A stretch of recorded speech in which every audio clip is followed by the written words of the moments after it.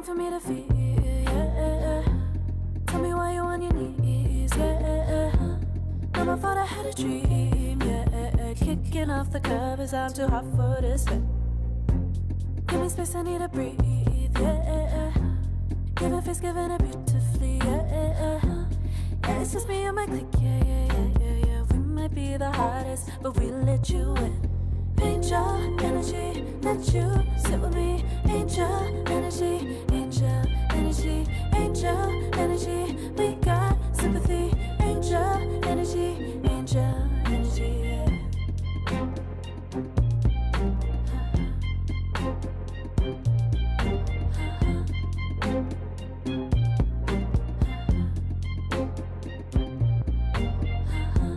Take the time to breathe and rest.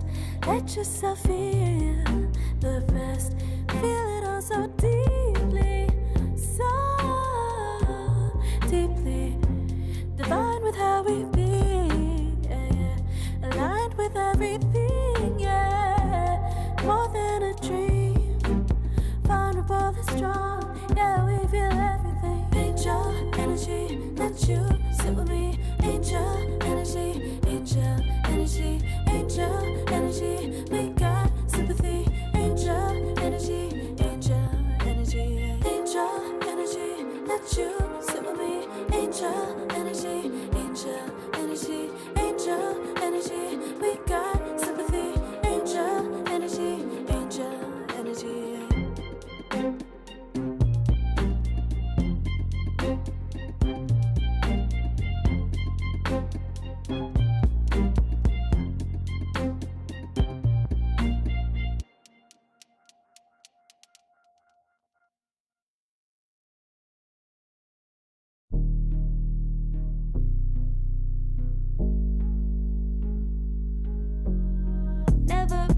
But I got the juice, taking the lead, that's just what I do. I make mountains move with one hand tied, and still this world ain't satisfied. Everywhere I go, they stop and stare. I tell the truth, I take it there. Call me vicious, persistent, overzealous, that's fine. Main character energy, I stay taking what's mine. You need a foot on the gas, or put my name on the line. Main character energy, I'm just taking what's mine. And it's written in the stars, I'm a king like my sign, yeah. Raising the bar, the jaws drop like a surprise. Don't be mad about it. Don't be mad about it. I don't play the game, nah, I make the rules. Cards close to the chest, and I don't play no fool. Don't be mad about it. Look, yeah, my name stay in the mouth. Legs got broke, they said cast her. I'm the 911 response in a disaster. I don't ask, I just take. Treat the world like a man, I just blow them away. Yeah, I'm a #1 fan. Don't need a bark, I'm a bite. Switch me on, dark need light. Don't need pity, don't need spite. I just plop, plop, plop on sight. Could take your girl in 2 seconds. I just flash her a smile. I make petty look pretty. They run an inch, I run 3 miles. You need a foot on the gas, I'll put my name on the line. Main character energy, I'm just taking what's mine. And it's written in the stars, I'm a king like my sign, yeah. Raising the bar, the jaws drop like a surprise. Don't be mad about it. Don't be mad about it. Don't be mad about it.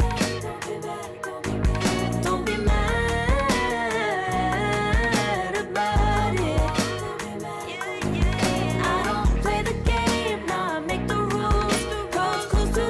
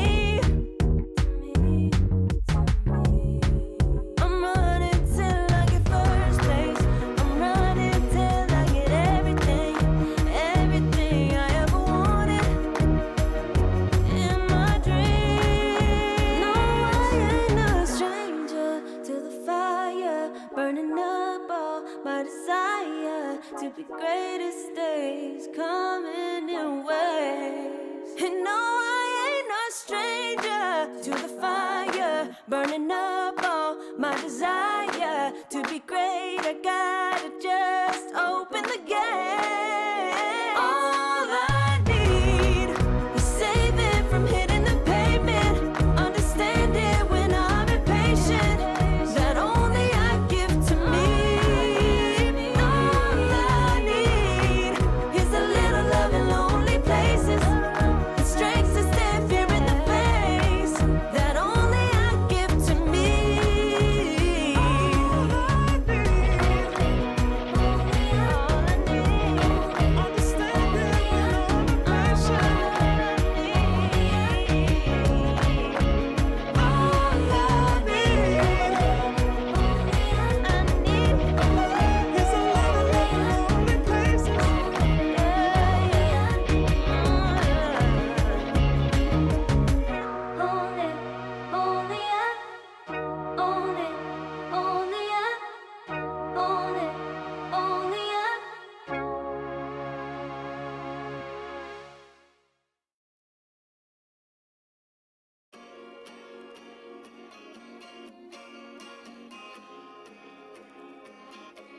Yeah.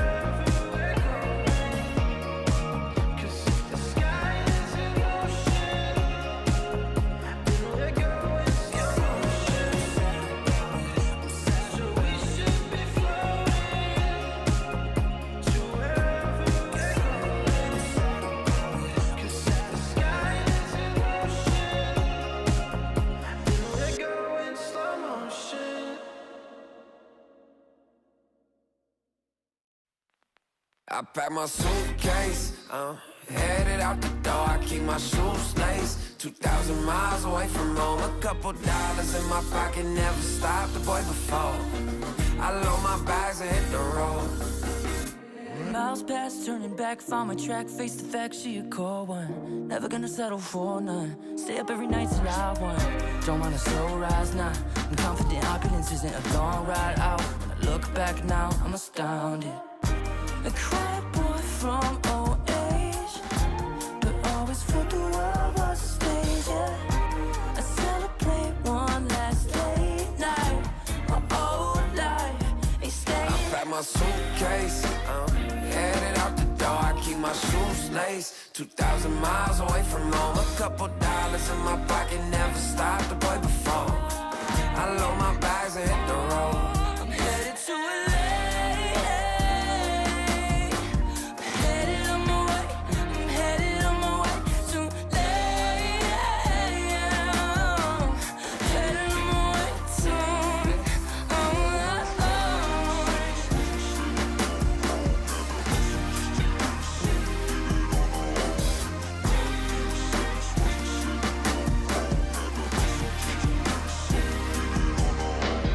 Couple thousand miles, throw it on the dash.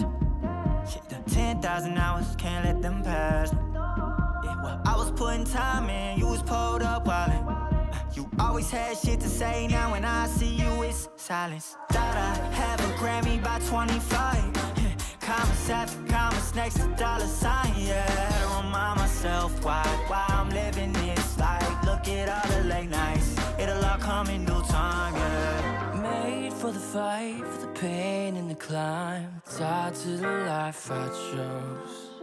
Stay through the night, another day, not a dime. Race against time. Yeah. I couldn't just lay by and wonder what I could have made mine. I'm closing on the moment, no one's gonna hold me down. I pack my suitcase, headed out the door. I keep my shoes laced. 2,000 miles away from home. A couple dollars in my pocket, never stopped the boy before. I load my bags and hit the road.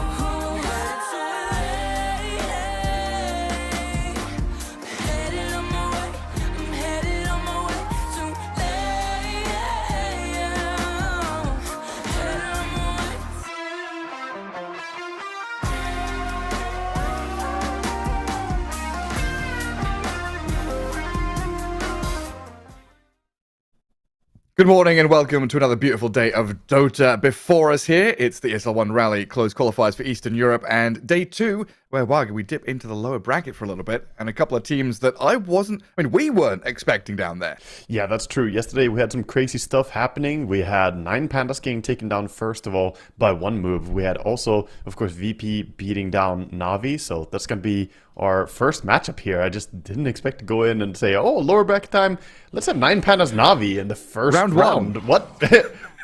Yeah. Yeah, crazy stuff. I mean, one of the big moving pieces there is One Move, who in previous qualifiers haven't done very well and are doing very well now and are kind of taking names, it seems. Oh, yeah. Getting through 9 Pandas and VP. But yeah, Navi dropping down here, 2-1 to Virtus Pro, and now facing off against 9 Pandas. It's elimination time. One slot for Eastern Europe. It's always going to be a bloodbath. But man, does that blood start spilling quickly. It really does. I mean, to take a small overarching comment, we could say that out of the 4 teams, right? 9 Pandas, One Move, Navi, and VP. One Move are the ones who advanced to fight up against Team Spirit in that upper bracket final that we're going to have later on. Yeah, it's, probably the last team that people would have expected, but they're just coming out strong, looking really good. I mean, it's been a bit shaky, It's been 2-1 series all around in day 1, so it's not been dominant performances, but they have been outplaying their opponents. And we'll see who out of these 2 teams that we have, 9 Pandas and Navi, are going to advance to fight against One Win, because they're waiting in the next match coming up after this. Yeah, I mean, it hasn't been, from the games we've been watching, it hasn't been like the cleanest play from all the teams involved, but there's been cool drafts, like kind of, VP brings some ingenuitive stuff as well, old school little picks here and there. Definitely some big sweeping moves that have won games. You can definitely look back for some cool highlights from some of these matches. But this is where you've got to really tighten up, right? Lower bracket, best of 3, your last chance in the squalls, is where you've got to bring everything together now. I mean, having watched 9 Pandas in previous qualifiers, I'm very surprised to see them down here so early. And Navi have shown that they've got some quirky little draft moves they can pull to upset their opponents. And we'll see if that upsets 9 Pandas at all with these big flex picks that Navi like to swap around. Exactly, yeah. Showing some heroes early that you can't really be too sure what position it's going to go. Similar in this game, we have the Bristleback, which of course can be carry, can be offlane. We even had some wild teams playing its support back in, a few months ago. It was popular with the green Team Zero, facets. yeah. Yeah, Team Zero, and a few other teams copied it as well afterwards. But it didn't really take off. Support Bristleback still suffers greatly from the whole, you don't have a stun, which is generally not that great. The classic. Just TP lol. Yeah, he could get kited quite easily. And also Bristle is one of those heroes that wants to be durable and survive everything. If you're a support, you don't have enough items to do that. Then you just get killed. Some core just looks at you like, you're not as tanky as I'm used to. Let's just kill you. One of those heroes in Dota that you can actually point at and say, he's a tank. Yep. The tank name doesn't really exist that much in Dota. Tank. Need tank. Yeah, pick Bristle. Yeah. That's the boy for you. So let's catch up a little bit with what's going on here. The Bristleback first pick responded with an Elder Titan from 9 Pandas. I like ET. I think he's an underutilized hero. Overall, provides a lot of control. Also prevents some agi carries from even being an option, just taking away all that armor. But overall, a pretty non-saying first pick for 9 Pandas. Some of the bans, it's very standard. We have the Alchemist and Dragonite. They've been banned every single series, I think. You've stolen my line. What's going on here, Waga? That's my script. Yeah, those heroes are just not leaving the ban phase. Yeah, I don't think I've cast an Alco DK game in several weeks now. It's been a long time. I don't really want to cast an Alco DK game. I know how they function. I'm over those heroes. Just a little taste to remember how bad they are. Or how good they are. True. But yeah, ET kind of fills that role where we've seen TA and Undying respond to Bristleback, right? Some kind of damage amplification that also ET brings, just to be able to nuke through the Bristlebacks. Yeah, innate tankiness. Very true. ST is also pretty good at that. You put the W on him. Disseminate. Also, the ulti is really nice. You can slow him down with the Shadow Demon ulti, and then he's not that hard to kill later on. Maybe you can even find yourself having Aghanim Scepter. Get some break involved. And then Shadow Shaman, a hero we've been seeing rising a lot in popularity. Lion Band, Shadow Shaman picked, and then paired up with an Enchantress now. So the makings of a really strong, old school death ball. Bristleback hits his timing, like minute 20. Then you've got Serpent Wards, Enchantress to go and push towers and stick together, be a strong unit. And of course, the preamble to that is Enchantress is already chipping away at objectives early on with creeps. Just sending, Hellbears into tier 1 tower mid, etc. to prepare for that 20-minute timing. That's very true. They have good heroes to take down the objectives now, and they're starting the makings of a nice rounded draft. They do need to add a bit more control, though, from both their mid and their final pick on Navi, because right now they're only looking at Shadow Shaman with those disables. Bristle and Enchantress. Ench can maybe have a Centaur, but it's very unreliable. Yes, we saw that last night with, was it Boom's Lycan? Indeed. His Centaur didn't quite get there. Yeah. The micro has to be there as well. But Lycan has been looking pretty good in the games that we saw. Lycan overall, strong hero that has not been banned in this game. It feels like it can be very hard to fight back against that Helm of the Overlord timing. And then he gets, like an Assault Cuirass. Just 2 big items, not caring about, boots or stats or braces or anything. He's just like, yes, I'm the big boy. We've seen good success from the offlaners who try to build those tanky items. We had a Night Stalker as well yesterday with the Assault Cuirass just absolutely slapping people down. Right, but it's tanky items, not auras, right? It's like a clear distinction that we've seen recently is that shift away from auras into the tanky items, then supports are picking up the pipes, the Solar Crests as usual, but very rarely now are we seeing Greaves or Crimson Guard even. That's true. AC is technically an aura, but it's, it doesn't really, it doesn't feel like it's what we think about when we say aura items. It's usually the more boring stuff, the lower tier stuff. It's like the defensive stuff as well. Like I think of AC as an offensive item usually, but I guess it obviously has the defensive double properties. Yeah. It works both ways. It's not bad.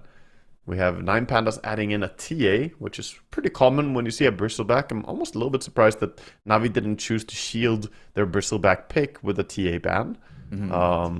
But yeah, the TA will come out and it should be pretty nice here. And there's that Night Stalker we were talking about a little bit. We saw it be very good yesterday. And here, against Enchantress, against Shadow Shaman, I think it's a good game for it. You can have the Shard to eat Ench creeps, which is really good. And, Clever, yeah. And the silence is amazing as Shadow Shaman. And even Bristleback, right? Bristle relying on spamming his spells non-stop. You've got, what is it, like 5-second AoE silence from Night Stalker? It gets pretty annoying. Yeah. Yeah, I think it even goes up to 6, right? Doesn't it? It's very nice. I'm bad with numbers. Yeah, I'll trust you. Yeah, it goes to 6 on nighttime. So 3-second daytime duration and 6 seconds on max nighttime. And then the strongest pick of the draft for Navi, this 18th pick, the 4th slot, is the Naga Siren. A hero I've seen a couple of times now. Watson's played it once. We had it also yesterday. It didn't look particularly good in either of those games.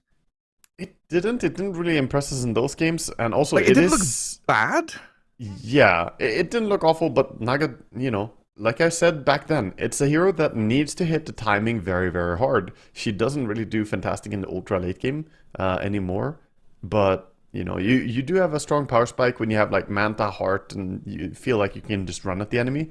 And in this game, you're playing against a TA, which is really nice for Naga. TA is generally not good against her. Illusion heroes can be very troublesome to deal with. Also very good at killing the refraction. Just run at the TA. She dies quite quickly. The problem is, there's that Elder Titan. I said the Elder Titan will prevent some agi carries from being picked, and Naga is exactly the type of hero who might suffer against him. That armor reduction is going to be very, very good here. What was it? It was violent in game 1 against 1 win. League of Team against 1 win. It was Naga dragged the game out to 52 minutes, but yeah, that game felt like it was over very early on. Yeah. Yeah, it can be tricky. This time though, Navi have a pretty good pushing strat along with Naga. Like you have Ench, you have Bristle, you have Rasta, all good at taking down towers. And Naga being so good at just pushing creep waves in and making sure you have the equilibrium benefit on your side. I think it's really nice. We have a very cat and mouse draft, right? Navi with this, open map pushing style, playing around these, cutting waves with Naga illusions, pushing towers with these other 3 heroes, and 9 pandas that go and catch him, hunt him. Night Stalker, TA, and, scout with traps, scout with nighttime, a lot of vision, a lot of ways to get on top of people. Yeah, 9 pandas definitely the cat in the cat and mouse game here with the draft that they have put together, or should be, but a lot of Dota comes down to how the laning stage goes, so you still need to get off to a good start, you need to have strong lanes, and Naga should lane quite well against the Night Stalker. Shouldn't be a very tough matchup, so that should be a good start. The big question mark for me is how is that Bristleback going to fare against the TA? TAET, right? Bristleback, and who do you put top with the Bristleback then? I would probably say it should be... Yeah... Probably Ench. I mean, you can send Shadow Shaman too. A lot of teams like playing Shadow Shaman +4. And Ench is a little bit better as a +5 to protect. But at the same time, that Night Stalker is not so threatening. So maybe you do put Ench up with the Bristleback instead. And bolster the lane. Yeah. I'm not entirely sure. Nah, it's a little fine nuance, like what they want to do there. To bring Pango, so they have 3 cores who can all bring some minus armor. No cooldowns for these heroes. Like, Song of the Siren is their big reset button cooldown. Serpent Ward, yeah, whatever. Everyone else ready to fight non-stop. Yeah, I like the physical damage that they're going to bring with their team. Looks to be a good amount of damage output, and Pango also having the potential here to go for that diffusal. Should be good for them, enabling a lot of early kills. Earthshaker last for 9 pandas, so even more catch and kill capability from them. So Navi with that minus armor, better chances of taking Roshan. A very scary lineup to kind of itemize and play into. Because that, minus armor can just surprise you out of nowhere, right? It's like, oh god. Yeah, and on top of that, they have Ench. Ench is a great hero for tanking Rosh, so she can hold the Rosh aggro and her team can kill it. Yeah, they definitely can take it easily if they get to control the area. 9 pandas, however, have that Rosh advantage of having TA, knowing when he's up. So on the later Rosh, they're going to be the ones with a bit of information advantage.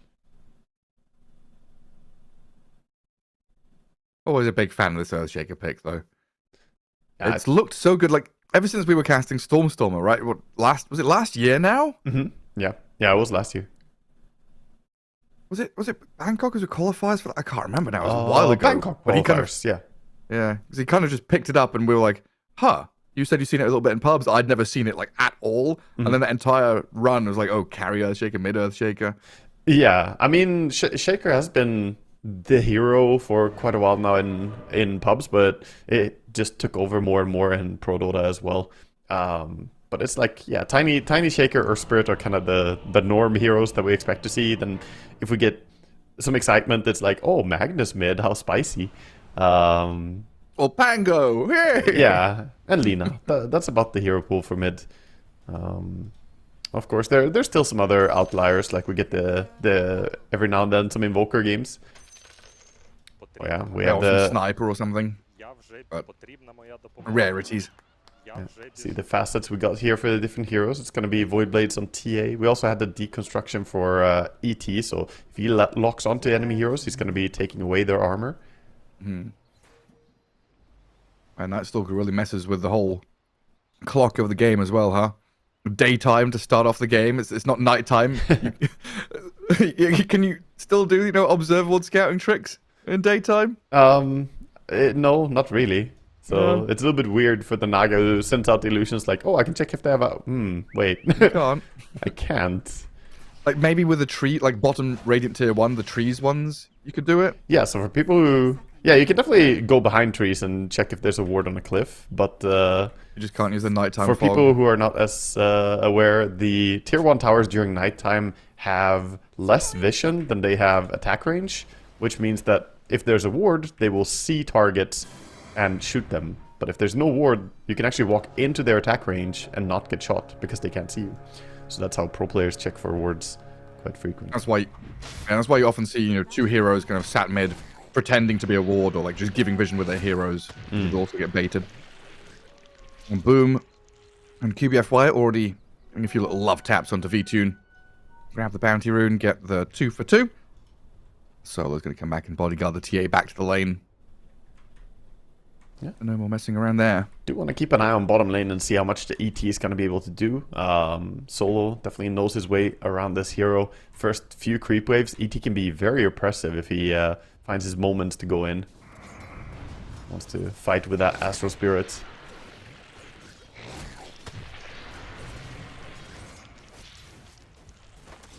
And there's the Shadow Shaman position 4 down here. And there's an Astral Titan buff. Sounds so strong and powerful. Man with a briefcase. It's going to be a valuable stick in this lane against the non-stop viscous goo spam. Has some pretty big value. QBFY does go and block up the small camp. Large camp is open, so Navi, slight advantage there if they want to reset the lane, drag it back closer to their tier 1 with a large camp pull. That's what Solo is doing right now, is making sure that none of that happens. He'll be on top of the Shadow Shaman, just whacking away at him, already dropping QBFY to half health. This is always going to be kind of a hard lane for Boom to get out of, right? The TA-ET picked to counteract this offlane Bristleback. QBFY's got a bit of work to do here to level the playing field. And Solo's just like, nah, I'm going to keep hitting you over and over again. Just going in and smacking, dealing that damage. And the lower the Bristle drops, the harder it is for him to go up and CS safely against the TA.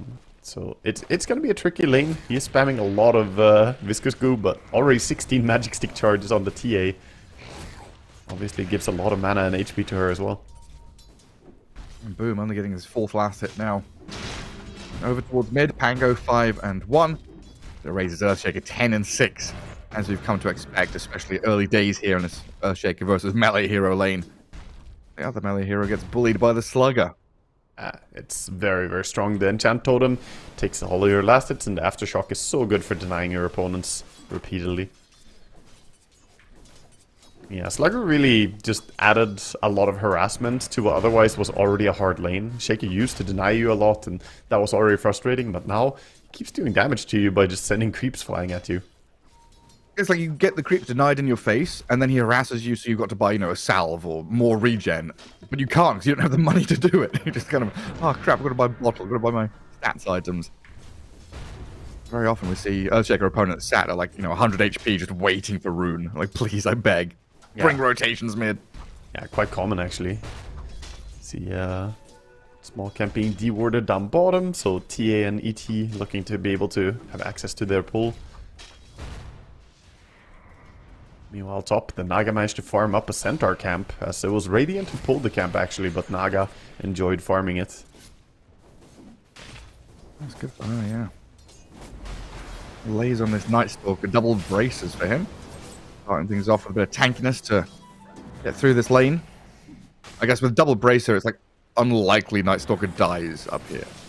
Yeah, he's pretty difficult to kill. He does have a lot of HP regen as well. Just sitting near his banner creep. Double bracer, 14 HP regen. Yeah. 6 armor, 1100 health. I mean, Night Stalker has the innate that buffs his HP regen during the nighttime. Feels really nice.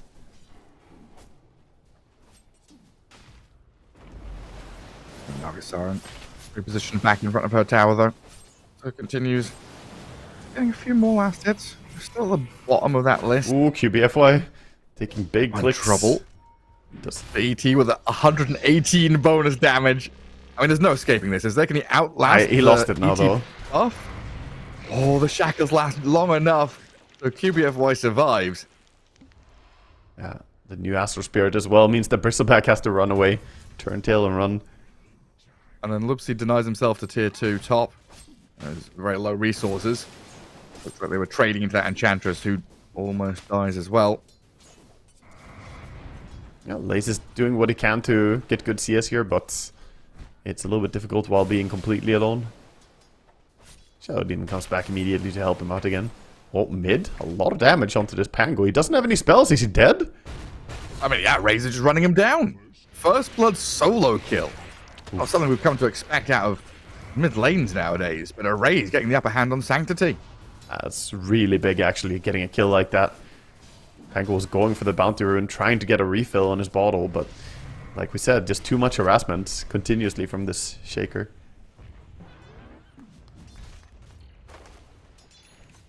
Yeah, I mean, Pango versus Shaker is not a great matchup, but it should not be going as poorly as getting solo kill like that.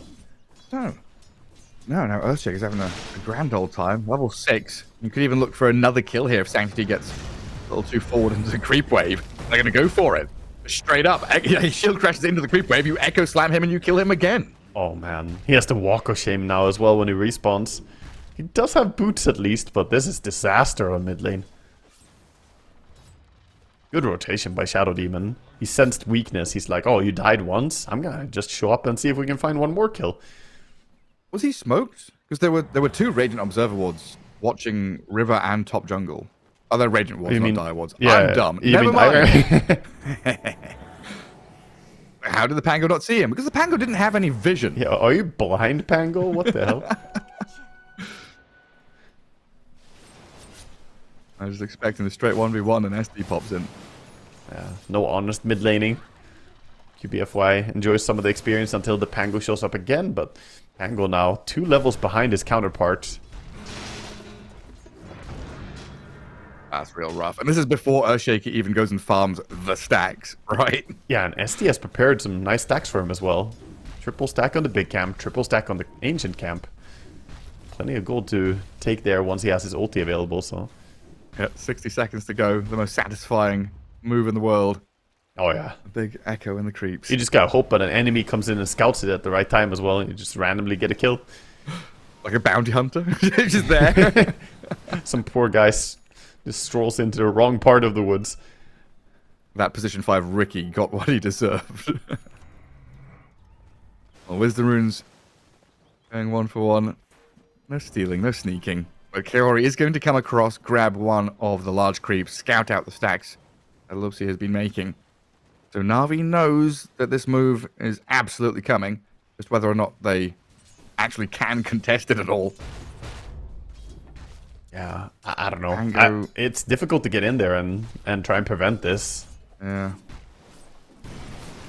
Night Stalker. Maybe if they, oh. It's slowed up a lot. He has TP, so gonna go for a TP home.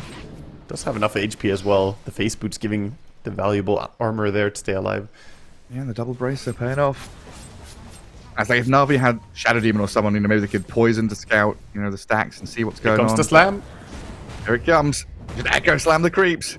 Big money for a raid. And that's basically Blink Dagger. Minute 8. Yeah. He's not got it, but he's super close. Incredible timing. Bottom rune does spawn. Oh, might be a nice little thing here for Pango. Is he going to be able to get the kill?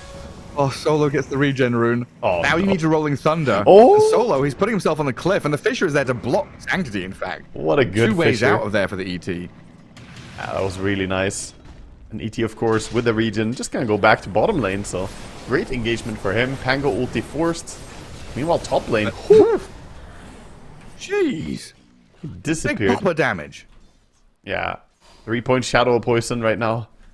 SD doing a ton of damage, and he has level 6 already, 6.5 even after that kill. Dear God. Yeah, you cannot underestimate the Shadow Poison. No, you can't. That's incredible. And Navi starting to get behind the curve now. 3k down.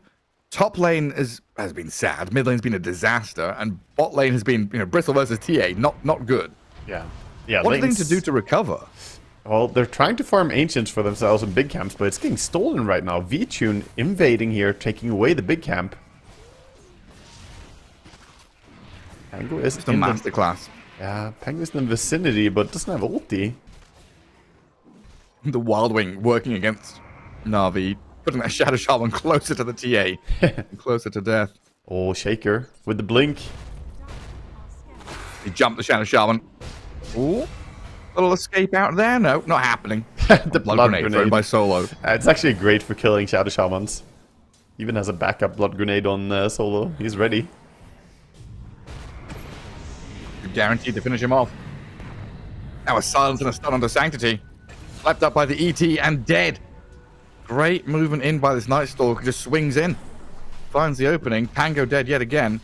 I mean, they're doing a great job at playing around their Shaker in this game, enabling him and making sure they utilize how strong he is. What was that? Bristleback had to TP out of bottom lane. And running back down to the lane.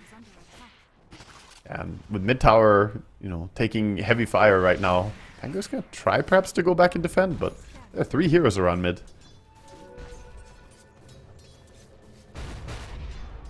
Now he's 3 levels behind the Shaker. Yeah.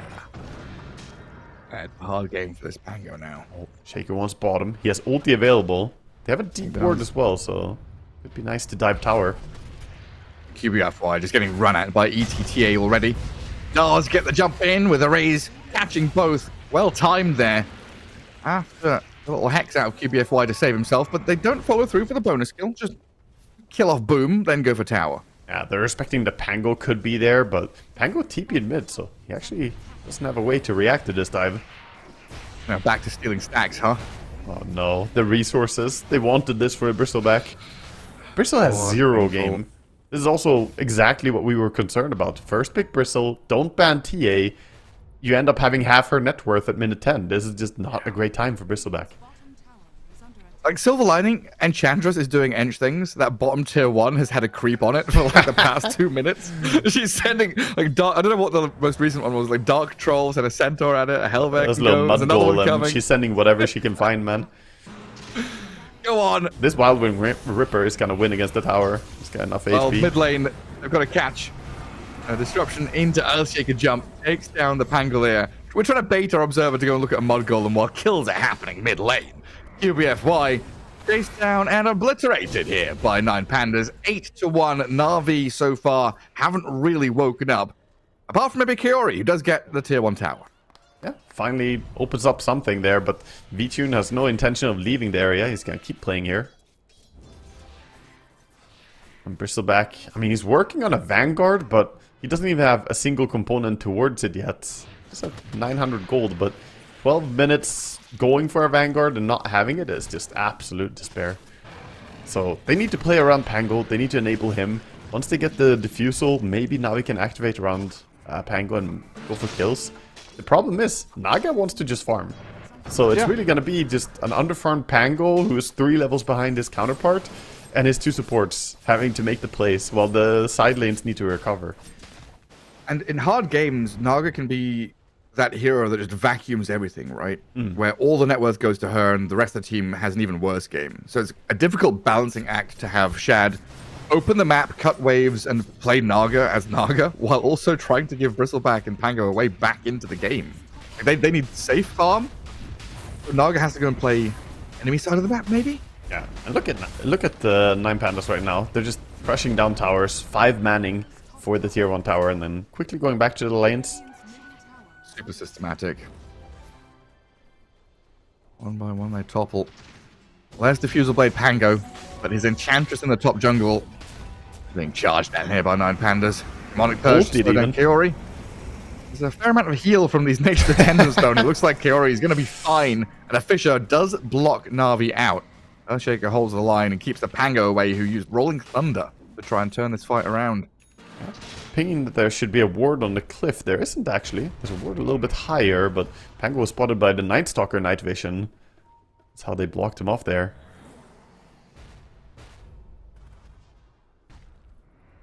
Now eyeing up that mid tower. No way to defend it without Pango roll. Stacks are being made on the Ancients again, but what are the odds that Navi even get to farm them? I feel like the invasion might come. Gonna be Pango instead, though. Brilliant question, isn't it? When did Navi get to do anything? Pangolier, dead out of lane, dead in his jungle, dead on our screens every time we see him. Sanctity's going to be real upset with the way this game's gone. And Pandas have had his number and pretty much everyone else. Oh wow, the ET ulti to go in and force the Bristle away. Hell yeah. Solo just leading out. Now the Night Stalker can follow up with a Raised Blink Echo. Boom, just pummeled. A mega kill streak for the Earthshaker. 10-1, 6k lead. Such a good ward. I don't know, man. This ward they had there, just spotting Bristle back. Easy for him to go over and punish. And again, everything is just going 9 Pandas' way. This game seems like it's destined to be theirs. Now we have Maelstrom on this TA. I'm assuming Maelstrom TA was kind of the build from Mickey maybe a year ago or more. Yep. Not seen it much recently, but this is for Naga Illusions, I assume. Yes, yeah. I mean, it was mainstream to go for the Mjolnir rush for quite a while. It was very strong. Then Maelstrom got nerfed, and it's not seen as often anymore. But against Illusion Heroes, it's still a good option for TA to go for this build. Okay.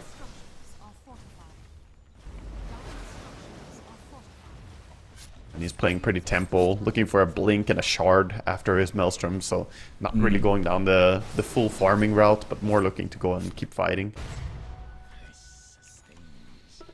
Now, Night Stalker Phylactery, is that a meme build or is this a legit good build? It's a legit build. It's pretty strong. Okay. It's one of the routes that you can go for. It's definitely not like the only way to play Night Stalker or anything like that, but I think it's really, really solid. It gives you a lot of HP as well, and later on having Countdown Night Stalker feels amazing. You get a ton of damage with the ulti, so it's not bad. I imagine looking at this Enchantress, another way to just kill her quickly. Oh yeah. Kill the Naga quickly as well there, they just pop. Shad down south. I mean, it's just adding more magic damage, which is great against the heroes that you're playing into. The Bristleback, the Enchantress, and the Naga Siren. They're gonna go into Roche, 16 minutes. No reason not to go for it. Navi will use this moment of respite to try and build some items. They're going for a Crimson Guard on Bristle. He's 400 gold away right now. In fairness, a good Bristleback or a good Crimson Guard game, it's gonna help block quite a bit of the damage, but they just need more. Yeah, and it is one of those making the best of a bad situation items, right? We talked about how offlaners rarely buy auras now. Oh. TA left Back to that is bottom. Navi. They bring numbers down here to get onto the Night Stalker with the Ensnare, and the Hex over there on the left of the Shadow Shaman, a Shadow Demon. Sorry, Navi getting a couple of kills. Oh, that is huge. They get so much gold for every single kill. Kill a Shadow Demon, get 800 gold. You know, like, this is a great, great move by Navi, realizing that, hey, Night Stalker ulti is on cooldown. Let's just go and take a fight. And fortunately for them, TA already left the area as well, so it was no way for Radiant to put up a fight. A little bit greedy from 9 Pandas to stick around with 2, and the other 3 separate and spread across the map. Well, I give up a couple of kills. in fairness, only one of them had died in 17 minutes, so easy to get a bit complacent when you're dominating that hard. QBFY looking for a Shackle bottom. He does grab Solo, but not under the full wards, and now the turnaround from a raise. Blink, enchant, damage, a splitter, and a final touch from the Earthshaker. Yeah, just patiently waiting, getting that kill even after the Rasta pops into chickens. Pango is getting very close to his Blink Dagger. Just a 100 more gold, and he's gonna have Blink and Diffu, so... Honestly, not doing too poorly despite the start. Sure, he's nowhere close to the Shaker in farm, but he's also not out of the game by any means. There's a little catch up here and there. Getting back into things. And Naga is closing in on Orchid. 9 Pandas are closing in on your jungle. Moving north. Yeah, I like the choice of the second item Orchid in this game for Naga. She needs to activate because the other heroes are just not having a good game. So maybe now he can surprise someone, play aggressively, run in, pretend to be an illusion, and get a kill. Well, Pango showed big blink from Sanctity. Oh, Stalker was nearly there. Oh, gets to safety. Still though, the tower can't be pushed yet as the backdoor protection is there. Well, TP's down bottom. Stalker's still leading. Earthshaker makes the jump on the 2-3 heroes hit by Fissure after that big Echo Slam. Shad disappeared. Now the Shadow Shaman and Boom's Bristleback to follow. Quick and easy for 9 Pandas. They force Pango out of that top jungle and then immediately TP down bottom to get 3 kills. Not wasting any time during the NS ulti. Really good use of it. Let me see them just pushing in as well to try and go for mid tower perhaps. Shaker with the Aegis in hand is feeling very confident. Even has... Oh my god. The Shaker is getting huge. He almost has a BKB as well. Yeah. Big damage out of Earthshaker there with a 2-man Echo to the big Fissure. That's very nicely done. Just a little brief moment of vision from the Night Stalker is all this Earthshaker could ever 9 Pandas already prepping to steal the Tormentor. We do have a bit of a reaction from Navi. They also want that Tormentor, of course. Looks like 9 Pandas might respect that. It's a bit of a deep move. Gonna back out. No Shaker ulti available, no NS ulti. Well, they did plant a couple of wards down here, 9 Pandas. The lane ward, both down here and up above the tower.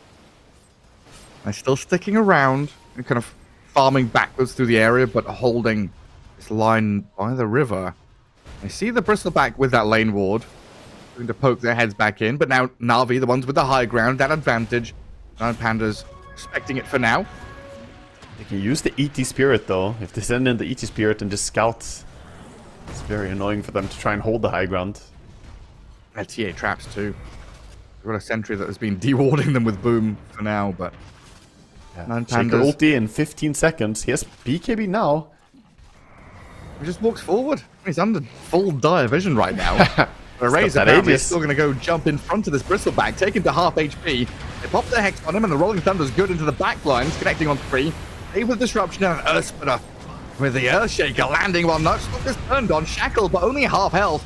Turned back with his crippling fear. Chad dead, and this Pangolier stuck under 3 heroes, obliterated in a 3-for-0, while the Enchantress is caught by a Raze and solo. Sanctity dies elsewhere, and a 5-man wipe with nothing given up by 9 Pandas. Not the Aegis, not the support life, just a few spells. It's an absolute fucking domination going on here, Gareth. I don't know. Navi just don't really look like they came to fight. I don't know. Faces need washing. They really do. This is a good morning to you from 9 Pandas. They obviously have warmed up, gotten ready. But yeah, this Shaker is dominating the game completely, and he's not alone. 3 of his team players have not died a single time. Solo, Erase, and VTune all at 0 deaths at 22 minutes. That's an incredible performance. It's not a Stalker. One of those moving pieces running the show. Back up in the top jungle, making things very, very scary up here. There's this Bristleback and Shadow Shaman up top. Stalker's calling in the cavalry like, hey, guys, there's 3 kills up here. Yeah, definitely. He's just hunting. They're scouting as well. I think the ET Spirit may have scouted the Pango a little bit, so moving towards mid. In fairness, Navi are doing the best they can right now, getting out on the map. We can see both the supports trying to cut the creep waves. Bristol getting over to enemy ancients. There's actually a Tormentor plus a Wisdom Rune to try and steal. They kind of need that, because last team fight, Erase jumped in and stole the Wisdom Rune in the middle of all the hectic fighting. No one's been here in 15 minutes, huh? The left side of the map has been untouched. Oh yeah. Like, good victory for Navi. Taking out Tormentor, getting that Wisdom Rune, little bonus for them, and Kaori gets the shard. Definitely an unexpected thing happening. Like, what? They took Torm? Now I see Night Stalker already swinging over. He's reacting to this. He's like, who's done this? And then Ench in the bottom jungle. Slapped by that Earthshaker. Night Stalker still coming in behind the Shadow Shaman now as well. Templar Assassin there with the damage. They'll focus QBFY. Did a couple of support kills. Night Stalker Crippling Fear has to be one of the most satisfying ways to kill Shadow Shaman. You just activate it and keep running next to the chickens. They auto-die. The damage over time. And you're way too fast for the chickens to run away from you. I can't escape. And don't need much damage, just reliable damage. Bit. Yeah. Played by Radiance on every hero. Indeed. Counter the Shadow Shaman support. Exactly. By the way, that's why Lifesteal is so popular now. Indeed. The Shadow Demon has Aghanims and Shard already at 24 minutes. 1,000 gold to boot. This is one happy Shadow Demon. Scepter and Shard. Yep. Good lord. Yeah, he got his 4 ultis ready for the next team fight. Navi have had like a solid passage of play these past 5 minutes, given the state of the game. His net worth lead hasn't gone to, 30k or whatever, which feels like it should be right now. They found a bit of space, found a bit of farm. Yeah. On the other hand, that's all they're able to do. During nighttime, they're just saying, we cannot fight during nighttime, let's just farm. It's probably true, but it's also very sad for them to not be able to make moves right now. Meanwhile, 9 Pandas are very disciplined in their approach, playing close together. Only Night Stalker really splitting up from the crew, but he's strong enough that he won't die. Yeah, and usually in a Nagasaran game, was it you that said it? It's one player having fun and the other 9 in misery. Is the Naga player having fun this game, though? Is it just 10 players in misery right now? She really isn't, but hey, she picked the Naga into ET. They picked Bristleback and didn't ban TA. I'm not one to say it's draft issues, but it's draft issues, man. It definitely looks that way. It feels that way. 23-3 definitely says it's going that way. Draft into lanes, into mid-game. Nothing has really gone right here for Navi. I mean, I could see this Naga dying in like a single hit almost from the Shaker. If ET walks next to her, Shaker jumps in, that's almost an insta-kill. Let's just look at the Shadow Shaman. The tale of that story. Yeah, I mean, tower went down at least, so QBFY has been doing what he can, trying to push out the side lanes. Top lane now, running down the Bristle. Pango is here with a Rolling Thunder to try and defend him.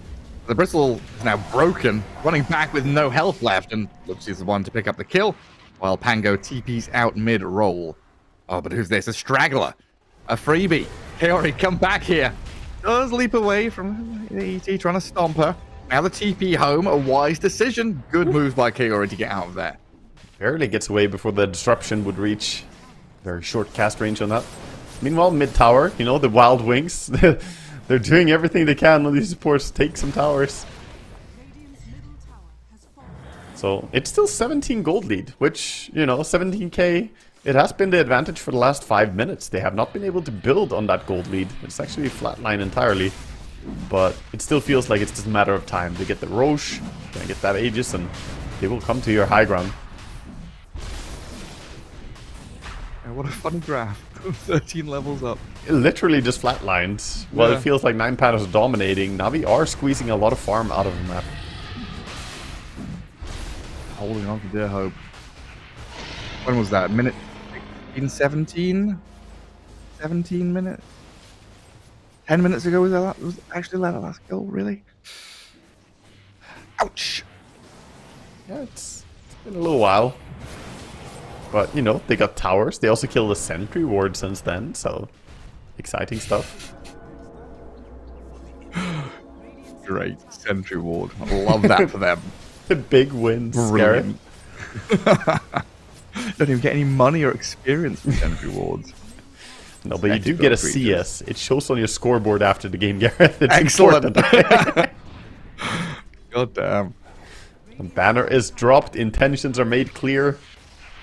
9 Pandas are pushing that high ground. Yeah, we're here to take your buildings. You've got to fight back at some point, Navi. And the demon, Shaker, and the TA just blow up the Enchantress, easy as you like. The Pango, though, rolling back in onto this Templar Assassin, will force a BKB. Navi turning quickly to run back to their fountains. The Nighttime's pop, though. This Night Stalker very fearsome, and I just have to watch their tier 3 and barracks die. Naga is showing no intentions of coming back, so just losing heroes in the base. Bristleback and Shadow Shaman are going to follow this Enchantress into the grave while the Pango has jumped in. Naga Siren is still split pushing and trying to do something on the map while the rest of her team are turned into sausage. Honestly, I don't really know what they're doing on Navi. Why are they going in and fighting if Naga is not going to TP home? Why even attempt to fight 4v5? It's like, yeah, they're trying to delay the push, but they're just bleeding, and now they're going to lose the towers and the team fights. Yeah, like it looked like two very different plans, right? Like Naga cutting and holding back waves so the push will stop eventually, and then the other 4 members kind of going in and dying. Like trying to save each other. I think if Naga doesn't TP, just don't even be close to that, because you're not slowing down the push. It's just base falling. And now they lost the team fights, they lost the bottom racks, and mid racks still gonna fall to the TA. Don't see any way to defend this. They've got creep wave in the base. This TA still has Aegis as well. So just turns and hits the bristleback, forces Boom away. Shad will show up now, and 9 Pandas are respecting Navi's potential hold of the high ground. And Lace goes and fixes bottom lane, makes sure that the creeps come in again. So even though all the creeps have been cut previously by Naga, bottom wave does find its way. Actually, mid creeps are here as well now. And waves arrive. Now the bristleback destroyed, broken and blown up, dead for 50 seconds while the Night Stalker jumps QBFY. Shadow Shaman under the crippling fear, going to get zapped down. And Pango, Naga on the high ground, fake pumping that ultimate. You know, not sure if this should go or stop or stay or what.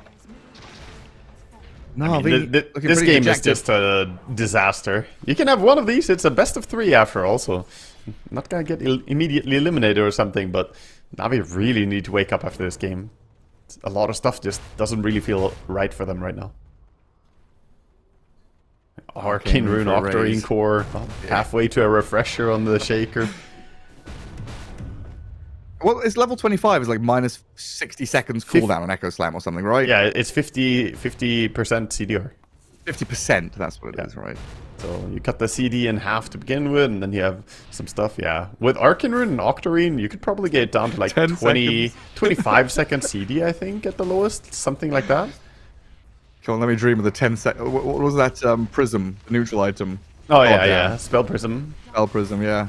I in there as well. I missed the 25% Spell Prism, man. Oh, that was so nice. Good. As a Warlock player, I want more golems. Here comes the wraparound. The one final hurrah.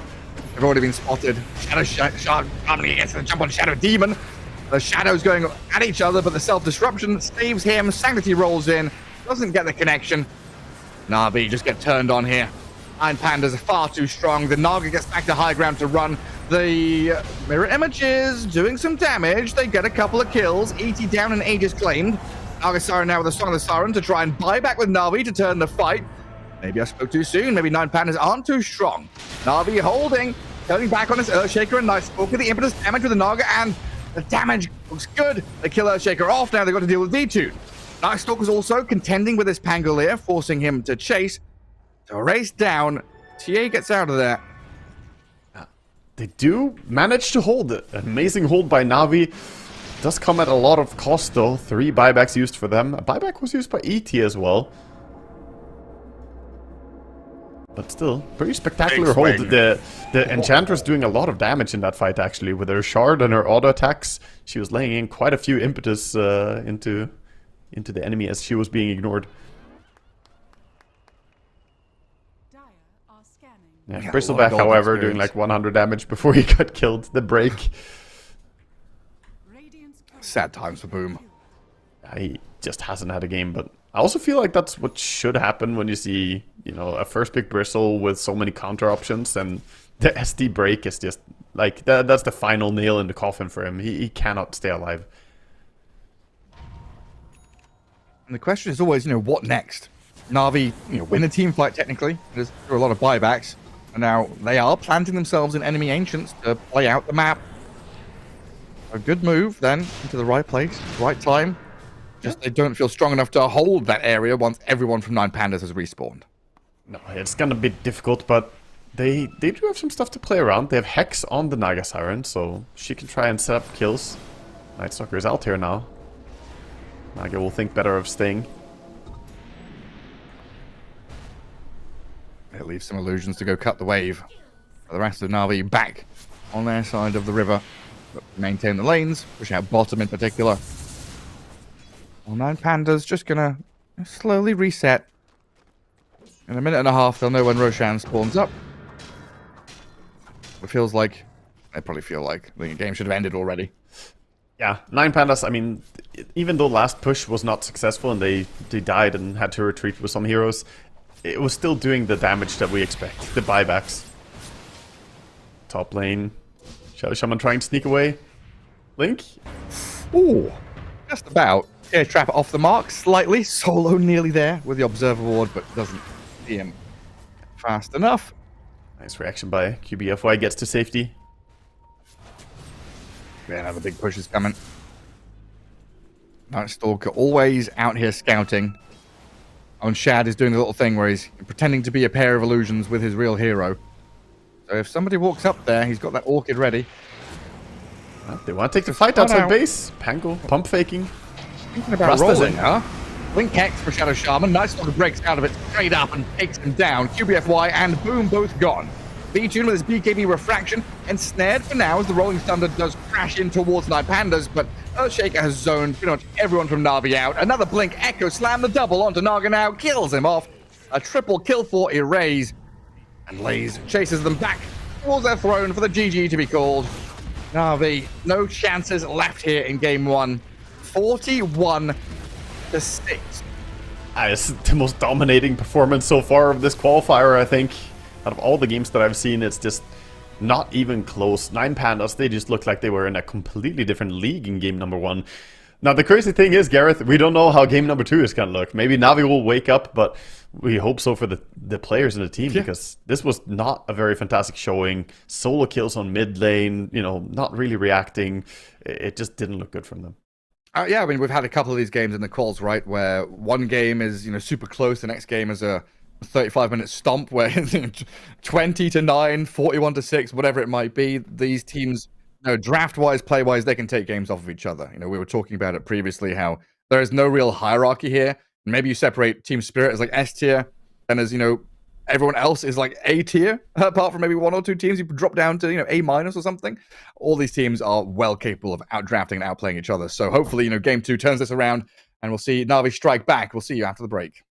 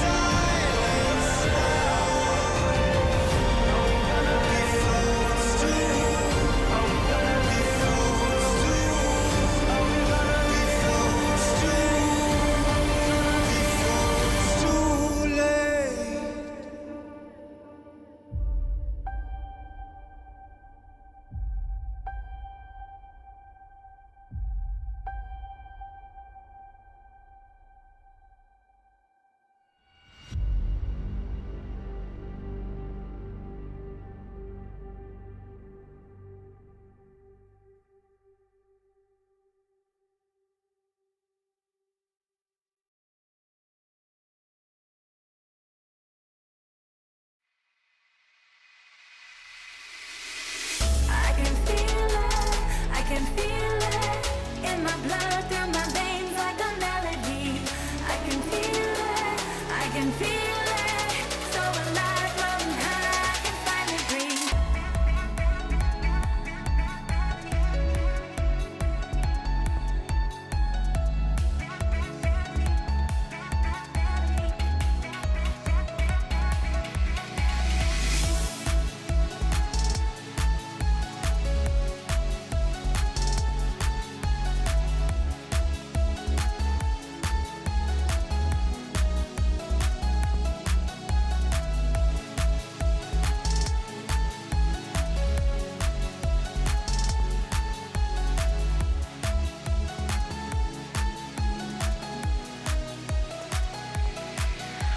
Lately, I've been feeling lonely. Want you to call me, promise me you'll always be there. I've been getting so high, I can feel it. I can feel the gravity is pulling me away, pulling me away.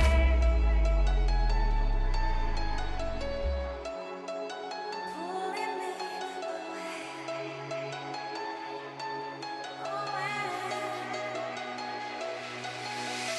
I can feel it, I can feel it in my blood, through my veins like a melody.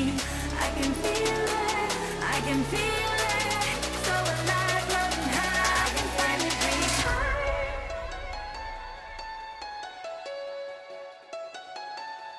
I can feel the gravity is pulling me away, pulling me away.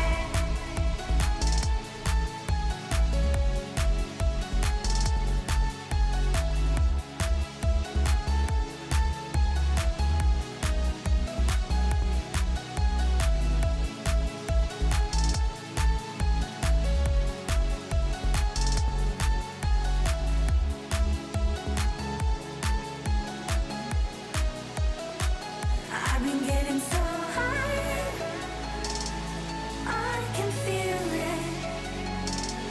I can feel the gravity is pulling me away, pulling me away.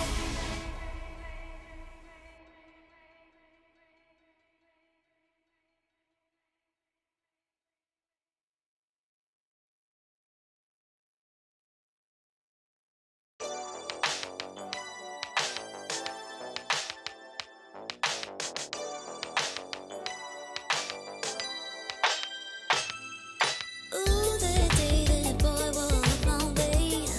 Won't forget his pretty face. It was like we both had something to say. Yeah, but as soon as I saw him, his fine ass was gone. Think I should have fallen at home. I'll put my number into his phone. A moment in time, so divine. Hope I see you again. Hope I see you again. A moment in time, so divine. Hope I see you again. Hope I see you again. You're looking so good, made me wanna know you. Feeling the groove, and I got to show you. Come back, better come back. Want you to know that you're looking so fly. I wanna get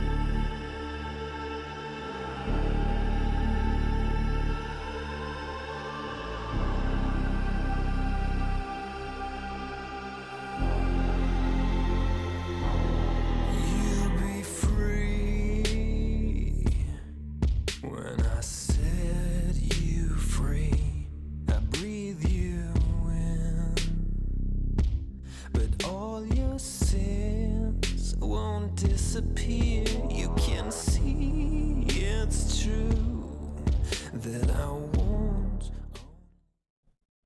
Welcome back, everyone. We return with Game 2 here between 9 Pandas and Navi. Game 1, Waga, was as straightforward as it can be, really, for Navi, right? For 9 Pandas, stomping Navi pretty much into the ground from minute 1. Yeah, that was just an absolute showing. Like, 9 Pandas were just destroying them. I don't have another word for it, but Navi, I think they shot themselves in the foot more than once during that draft, and ultimately the lineup just couldn't play because none of them got off to a good start. All their cores had a tough lane. Pango was getting sold killed in lane. Bristle had to lane into an ETTA lane, which is not easy. And then Naga, well, she was doing pretty fine. She's against the Night Stalker, but it's Naga. She wants to farm. She's not going to activate and save the game. So yeah, that game was just all 9 Pandas, and they made some crisp rotations, good moves across the map. I was pretty impressed with how Shadow Demon and ET were playing that game, really understanding how to hammer down on the weaknesses of Navi. Oh yeah, they're everywhere. The map closed in around Navi pretty quickly. And yeah, just thinking back to that draft, right? We had the Bristleback first pick, which was responded to by like an ET-SDTA. So Boom was like out of the game. The Bristleback also kind of loses his flex there in the draft. Another little detail to it, where it's like, okay, Bristleback's screwed, so we can't put him carry. He has to be off lane now. And then they picked this Naga in that 18th slot, which is meant to be the strongest hero in the match. And like, okay, yeah, you're explaining he has a decent lane, could be doing okay, but yeah, definitely. I said it yesterday, Gareth. I'll say it again. I'm not a believer in this carry Naga. No. I don't think carry Naga is that hot right now, even if it looks like a somewhat decent game. And this didn't. There was ET already picked. You know, like, I think that alone is a disqualifying factor for Naga. Yeah, I mean, we discussed this where the game I saw from Watson and then the game we cast yesterday, it felt like the one, I don't know, defining factor of the Naga pick was Song versus Egg, or Song to protect Egg, or some kind of Song versus BKB gimmick. Yeah, I think you need to rely on. I mean, there was also a game of the Song Darkseer, right? Vacuum, yes. But we didn't really see it used that much. But yeah, you almost need to have some weird gimmick if you're gonna play Naga. Like Song, have a Enigma and Darkseer. Let's go, full weird draft. But going to the next game. 9 Pandas now are going to be the ones to first pick the Bristleback. We're going to see the Snap TA pick from Navi then. And ET Undying both banned, kind of targeted towards solo, but also potentially then Navi trying to open the Bristleback pick for themselves. Mm-hmm. Not allowed by 9 Pandas. It's interesting to see the Bristleback pick into Naga counter pick, or TA counter pick. We'll see if 9 Pandas are just going to run this standard on the offlane, or if it's going to be a bait and switch where they put it carry instead. Definitely a possibility. Mm-hmm. Just to get him out of that poor lane. I mean, maybe they're faking them out. Like, oh, look, you can do the same thing that we did. So who's out there left in? Magnus was ignored last draft. Morphling has not been banned, which he was in the first phase previously. So he's left in as well. Oh. Navi has played Lion or Rasta in their last 10 games. It was almost picked in every single game. So with Lion now banned out from 9 Pandas, does that mean that Rasta has to be picked by Navi? Is that going to happen? It's just being forced. It's forcing move indeed. 5 seconds remaining. We also have some other possibilities, I guess, for support. Enchantress still in the pool. Medusa's down here. Bat Rider for now. There's also the Chen, which I could see Solo thinking about. Yeah, could definitely expect him to maybe pull that out. A possibility. But Batrider first here for Navi, definitely a hero that has been dominating so far. Looks very, very good.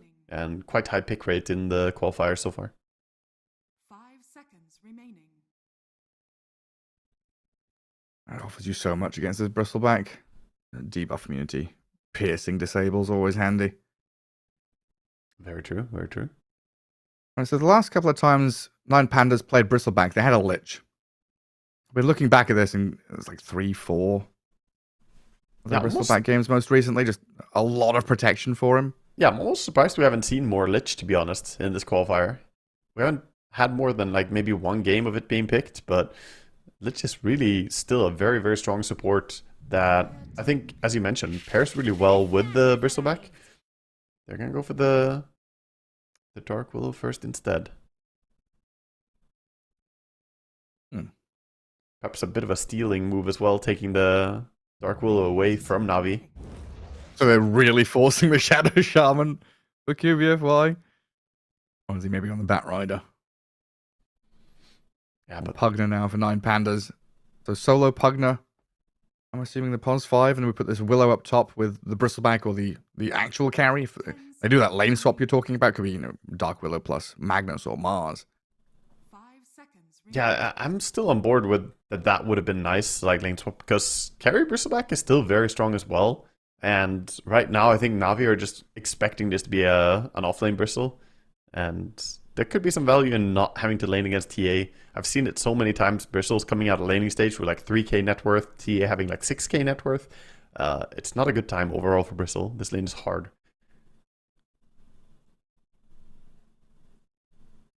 Navi having a good hard think about the double pick they've got to pull out now. It's definitely going to show one of the lanes. Need to see TA support. What do we usually get? Like a mid lane hero, like the Tiny or Earth Spirit come out as well? Yeah, So that's usually. the TA support, and then...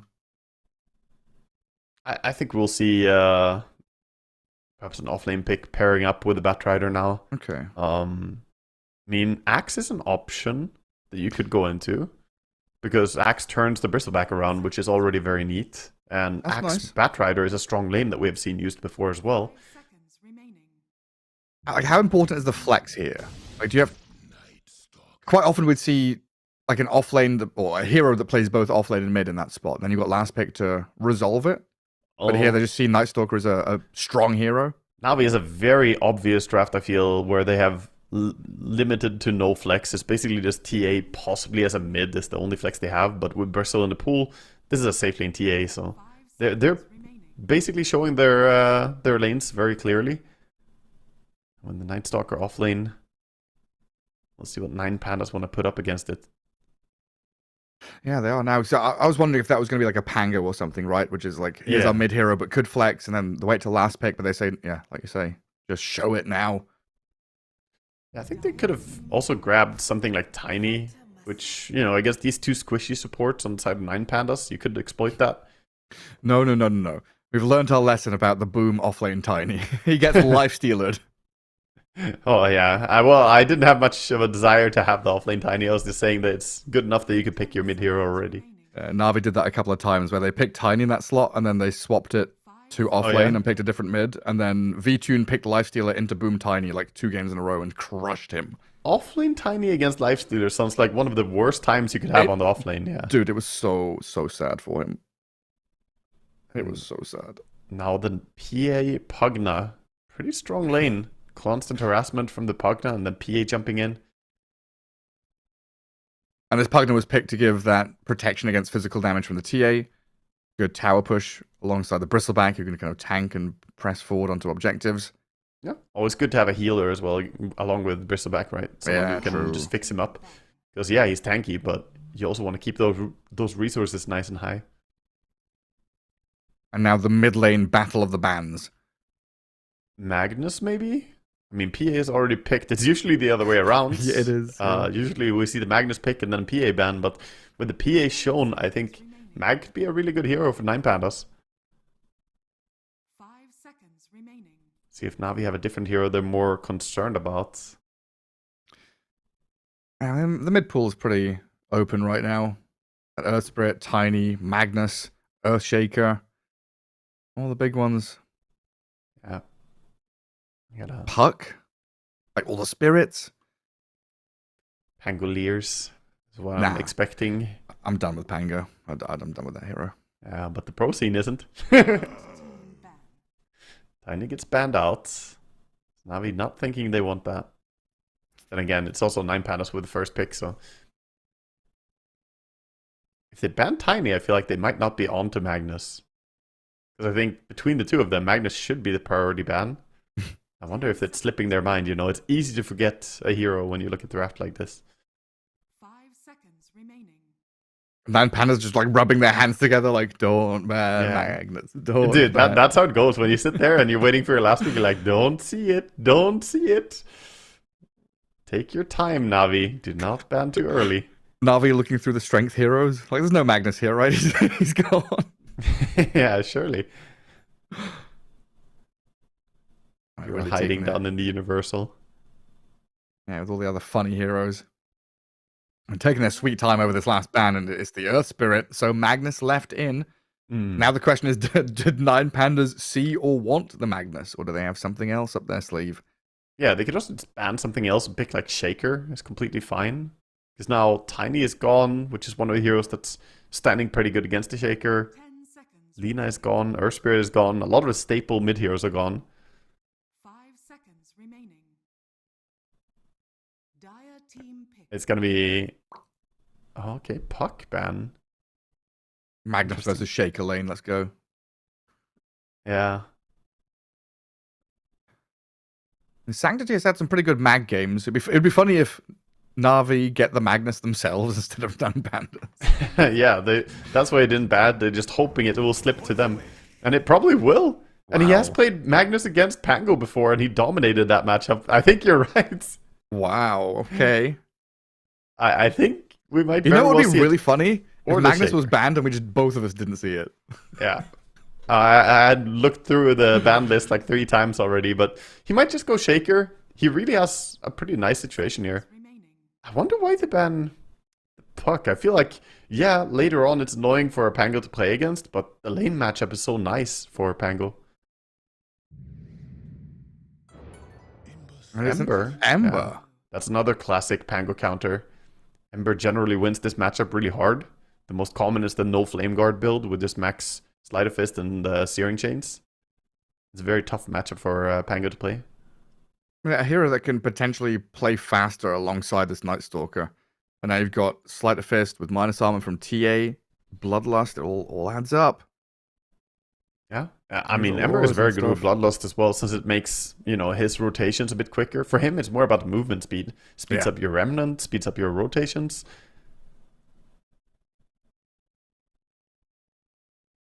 This lineup looks pretty good from Navi. I definitely think they came out way better in the draft than they did in game number 1. They have a good matchup on mid lane. It's favorable for them. And I even think the side lanes should be very good here. Yeah, I'm leaning that way as well. Like TA versus Bristleback, this Night Stalker. I'm looking at this TA and thinking there are no steroids for her, right? There's no Bloodlust, Empower. You're going to get a Solar Crest from Solo, I assume? You mean PA? Yeah, sorry. Did I say TA? Yeah, PA. Or I misheard. It's fine. Yeah, PA doesn't have any real farm steroid. Yeah. Yeah, so there's no... Like, I don't know, we've seen a lot of TA... Oh my god, again, TA and PA in the same game is cursed. going to mind screw me. I'm cursed. Yeah, I've seen a lot of these... Phantom Assassin games have looked very good when she's had that big buff up, whether from, you know, Bloodlust or Empower or whatever. And I've yet to see her played in a game where she doesn't have that, so I'm kind of curious if it's going to be, you know, up to par. We're going to have the same kind of item timings. Will she come out minute 20 with that, you know, Battle Fury and just cleave people? Yeah, we'll have to see if the hero can hold her own and do well even without some PEDs to help her get that extra farm rate. Performance enhancing drugs. I had to think about that one. I was like, what's a PED? Yeah, performance enhancing drugs in Dota. That's what Ogre is. He's just your local dealer. When I hear PED, I think of pedestrian from GTA. All the character models are called PEDs. They're all pedestrians. No. Ogre is the pedestrian. He's about to get run over. 5-man. Walking very slowly, isn't he? A very pedestrian pace from the Ogre. Poor Kaori. Well, on the bright side, Gareth, 8 stick charges. 8! So many stick charges. Really valuable first blood feed. Oh, so valuable. How much is a stick charge worth, do you think? Gold value? Yeah. I mean, depends on the situation, isn't it? It can be worth billions, Gareth. Billions? Billions. That's a little safety net, yeah. Depends how much you've invested into the hero that's holding it, I guess. I was thinking, you know, 15 health and mana. Compare that to a salve or, I guess, a fairy fire or a mango or more. At the opportune moment, it could win you a game, Gareth. Oh, right. That's where we're sitting. Okay. It's true, I guess. Yeah,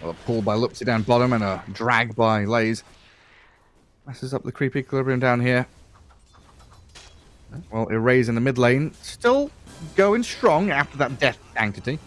27-8 against 16-3. What's the net worth difference between these two, actually? Yeah, looking at net worth, the Pango is ahead, and Ember is 400 gold behind. And a lot of it goes back as well to this Ember now not getting a bottle refill, so he has to play very cautiously still. A TP refill from a support or something would have been really nice for him, but no such luck for him. In daytime, Boom has double bracer 16-1, and he's turning and fighting V-Tune there. A 3v1 in which Boom is surviving, brambled up and blood grenaded though, and now the jump back in from the PA gets the kill. It looked like he might just slip away from their grasp, but 9 Pandas can make Boom pay. That has to be careful. A lot of heroes still here. Going in alone. He does have Ogre behind, but too far away. All these right clicks add up. The Willow and the Pugna offering a fair amount of damage, just chipping away at you for Solo to actually finish the job. Now Ogre is here, but just too late to the party. Can yeet an Ignite perhaps if he gets a bit closer, but no, they're gonna get away from him. Lost vision. Radiant Creeps are still chasing though, apparently. Where are they going? Wandering off. Back to lane though. Let's try to follow the Ogre. Does stack the creep wave a bit for the catapult, so maybe they can do a push together with it. Hey, maybe a push, a glyph, and a dive. Yeah. Pango, by the way, got the shield rune on mid, so he just continues to dominate the bottom refills, and Ember running low on resources. Jeez, this damage from range. Navi barely committed stuff, like a sticky napalm, a flame break, an ignite, pushing the PA around from range, and then Night Stalker comes in to finish it. Looks at Solo's Pugna as a tasty little meal, and a double kill there for Boom. Daytime Night Stalker. It's a level 3 ignite, it really hurts. It's so much damage from so far away. And now he's level 5 on Ogre, so he has his ulti. Learning curve kicking in. Can multicast that. How is this Ogre so large? Oh, he got killed bottom. His TA died. Ogre got the lane. Yeah, V-Tune is returned top. He is back, but QBFY very aggressive. Looking for any pressure he can put on the PA. Meanwhile, while this is happening, we haven't talked about it too much, but the Bristleback down bottom hasn't been having too good of a time. He's getting some farm, but TA sitting at 55 last hits is kind of flying ahead. Oh yeah, absolutely is. It looks like Navi really putting a lot of emphasis on this top lane now, though. Ember Spirit made a little move up there. It looks like double dire wards. See it coming. Yeah, this dire ward that they have on the lane is really nice. It's been showing a lot of rotations to top lane. That mid ward does get dewarded straight up. Mango still crashes into the middle of 3 of them. Dark Willow's here to help out Erase as he tries the Rolling Thunder, but he's rooted up by the Searing Chains. Over eager move by the Pangolier there, expecting more teammates to arrive on time, but now Dark Willow has to run away, and Pugna being eyed up by another Night Stalker move. The Dark Ascension, the chase over the top, and the magic damage from QBFY gets Navi their 7th kill of the game. Very aggressive play and nice moves towards the rune. Those power runes are going to be so important when you have an Ember and a Pango, so expect to see a lot more of that. And again, the moment that they're done with that rotation, it's like, okay, where's V-Tune? What is he doing? Chasing after him. Hello, PA. Uh-oh, the Ignite's going to come in from far. There it is, the multicast on him. V-Tune goes for the TP, Fire Blast from Kaori, another kill on the PA. Oh no. Wait, we've gone from disaster game 1 for Navi to disaster game 2 for 9 Pandas. It's just like we said, these teams, draft and play-wise, they can just switch on and take games off each other as if they're nothing. I have to say, I'm not sure about the build as well from PA. He's going for the Battlefield Rush with no power treads. Okay. It's, this is a very greedy build that is easily exploitable by putting pressure on him. He doesn't have movement speed from boots. He doesn't have stats. He's just really weak right now. And if you get shut down while trying to go for the Battlefield Rush, it can really slow down your progression. He's the lowest farmed core right now in terms of CS. He does have at least some gold ahead of the Ember and the Bristle, but not great times for him. Then what is the logic of just rushing Battle Fury then? I cleave, gonna I cleave fast. Yeah, I mean, the idea is that if you get to it early, then yeah, you're gonna be able to farm nicely. But it's a very greedy approach, and all this tension towards his lane has kind of punished this choice. This mid lane, a damage out of that Ember Spirit. Brings 2 heroes down to half, but now the Bat Rider's left alone as the Ember disappears. Dark Willow looks like she's going to be surviving barely, and yeah, I love how we can't Ember's click the looking for hero. it. We've got to click on the portrait as Ember comes back in for round 2. Another slight change, diving tier 2 tower. Nothing to stop him, but Lupsi does stay alive at 50 health. Sanctity had to jump out as the stun was about to trigger. Could maybe have gotten that kill. Doesn't want to risk it though. And like my question about PA, logic around Battle Fury, I guess context is required for my brain. I'm thinking about the old school anti-mage, right, where we had the Battle Fury rush in the old days where games were slow and people didn't really exploit stuff, and then everyone shifted to Treads first AM, then Battle Fury because it allowed them to fight, and it kind of let them farm the Battle Fury faster, right? Yeah. A lot of the times, going Power Treads first allows you to get a better Battle Fury timing anyway. We do see Solo going down to the dive.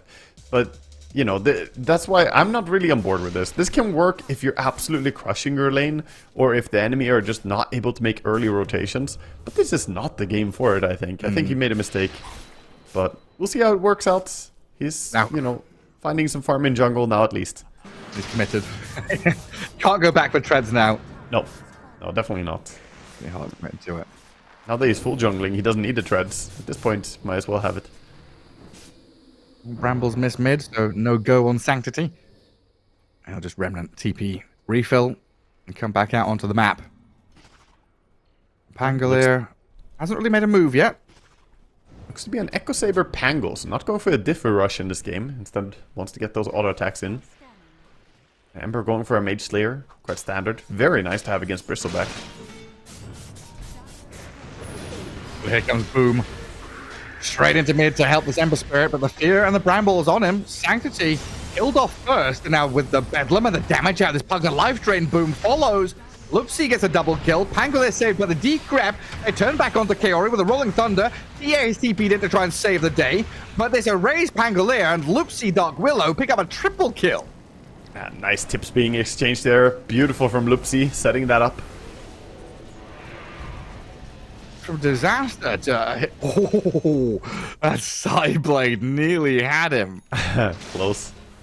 Nice but little from try. disaster to heroes in one team fight, 9 Pandas are balancing this game back out. Yeah, crazy stuff there. Catching the Ember was a really good recognition that, okay, we can actually grab him here. Didn't think that they had time to get the Bramble Mace into a Terrorize, but just enough chain stun duration.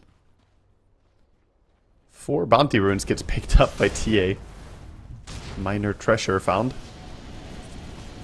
Batrider doesn't actually get away from this? Oh, it's gonna be fine.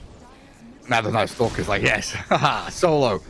Fatal flaw, trying to kill my Batrider. But a TP from Solo, cleverly back to Fountain. Yeah, a lot of space created by Solo's Pugna. Night Stalker looking towards mid. Nexus bottom, they're really close to tower. It's a Raze who gets the kill on Kaori, and the Bristleback stayed alive. Alive long enough to throw out some more Quill Sprays and Nasal Goos, but the TA is able to get away from the grasps of PA and Pango with a Blink Dagger Refraction. Yeah, barely having enough time there, Refraction blocking the damage. Gets the Blink to safety. So only lost the Ogre, not punished too much.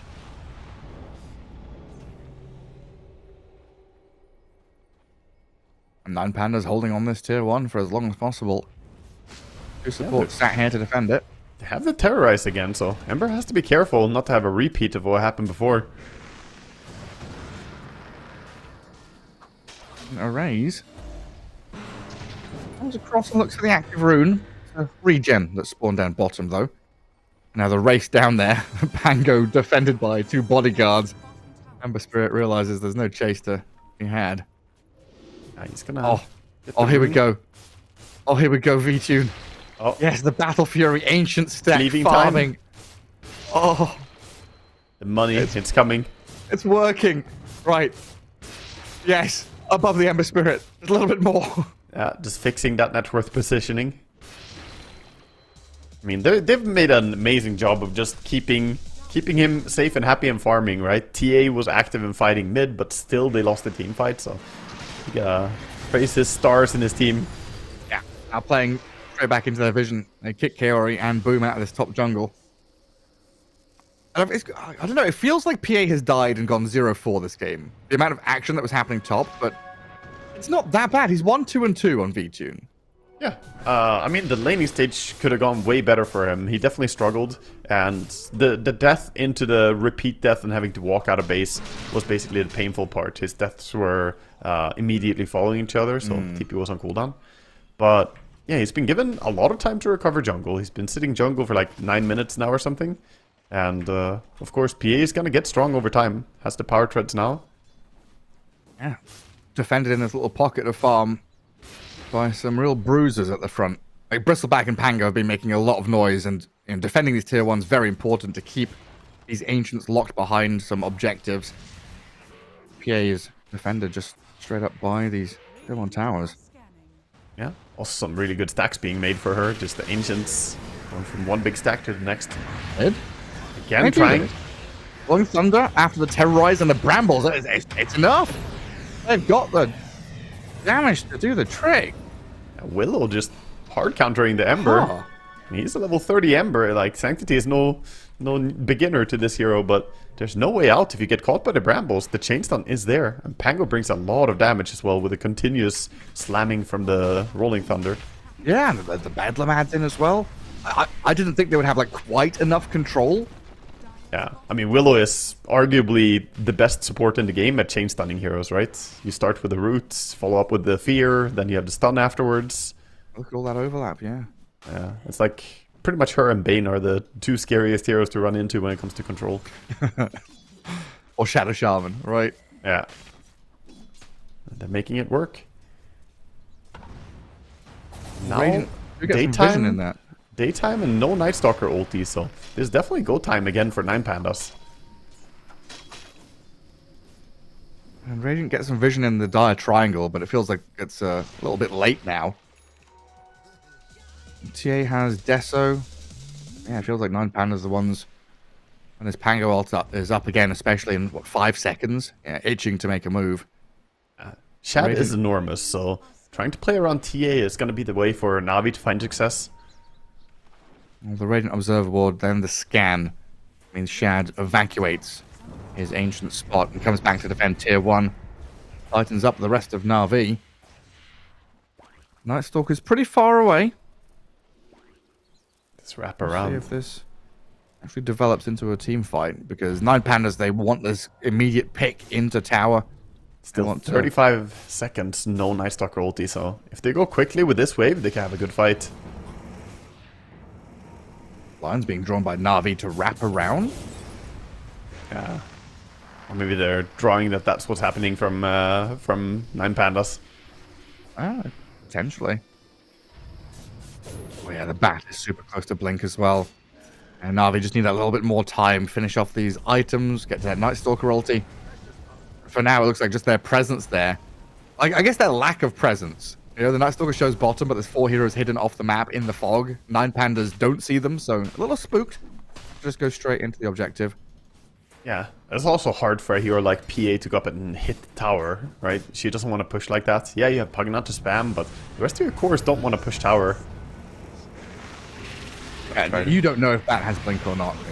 Could have had it by then, but the TA steps up and gets rolled on, killed Shad, really overstepping, and now the Batrider, who just got his Blink dagger, is being annihilated. UBFY, the dagger, thrown by VTune, picks up a double kill for the PA. PA looking for more? Could maybe go for Ogre. And Pango just goes straight in. Shield crashes at the top, Night Stalker diving into the back, trying to zone them out, but Erase able to kill off Kaori, while the Night Stalker is tagged up by the Brambles and the Cursed Crown. A triple kill for VTune as Night Stalker hits the ground, and 9 Pandas, they've come back big time. Yeah, dropping low on PA, but the heal is there from the Pugna as well. Fix her immediately. Huge wins for 9 Pandas. Navi looked like they were dominating in the game early on, especially with TA being so farmed, but she just overstepped way too far ahead. I think it happens sometimes when you have such a good game and the rest of your team is struggling a bit that you don't understand the balance of the game. I think Chad just got way too confident. I feel like you're the strongest hero. You're unkillable. You already refracted and blinked out of danger bottom a couple of times. Yeah, but it's hard to do so against the root. The Bramble Mace has to be respected. It's been the story of the game. Loopsy has been the MVP, I want to say. 5-1 and 9 on Dark Willow. Facilitating absolutely all these kills. That's been a spot on Oh, he performance. ran into everyone, but he got the Shadow Realm out. Oh, he did. Can't be touched. Yes, four can't staff. be targeted. Can't be hit. 4 staffs away. Oh my god, now Erase is in with a Rolling Thunder. Bramble's down. And there's low ground River. Whistleback comes in with the damage, and Kiori, Boom, both out. Dark Willow still alive as well. I mean, Decrapped and saved up. Loopsy is just gaming it this game, just owning them completely. Got the Shadow Realm out, and the entire initiation just looked, I don't know, completely lost. Navi not having a way to deal with her when she's in that Shadow Realm. That happens in like a frame, right? Like the blink of an eye. Yeah. Shadow Realm, you can't be targeted, and you can't Shadow Realm when you're lassoed, so they both happen at the same time. There's a fade time, right? So there's a little bit of a fade delay now. They added on the Willow. Ah. It used to be instantaneous, but I don't know what the fade time is. It doesn't really say on the ability. It's like 0.15 or something. Like there's a little bit of a fade. Little tick. A little server tick. Yeah. Am I stupid? No, it doesn't actually say it anywhere, I think. Interesting. Well, Roshan's taken by 9 Pandas. Navi in the vicinity trying to fight into this Aegis. They lose their Ogre. That's a nice snipe. TA takes out Solo, but Shad immediately turned on by the TA. And it looks like the TA is the worst of the assassins in this game. V-Tune just cleaving them in 2. Boom, run at by a raise now as this Pango opens up. Well, Alasso has caught out the bristleback on the right-hand side. UBFY, he's taken out though. V-Tune with Lupsy there. Not able to save the bristle, but they do get a 3rd kill. I mean, they get something at least this fight for Navi, you know? They get a kill on the Pugna, they bring down the bristle, they get some gold, but it's another one fight for 9 Pandas. Don't even lose the Aegis. The PA is looking so strong with the Manta style ready as well now. She can get rid of some of the nasty stuff, the Ignite, Searing Chain, and so on. Uh-oh, Ember? Oh dear. Oh dear.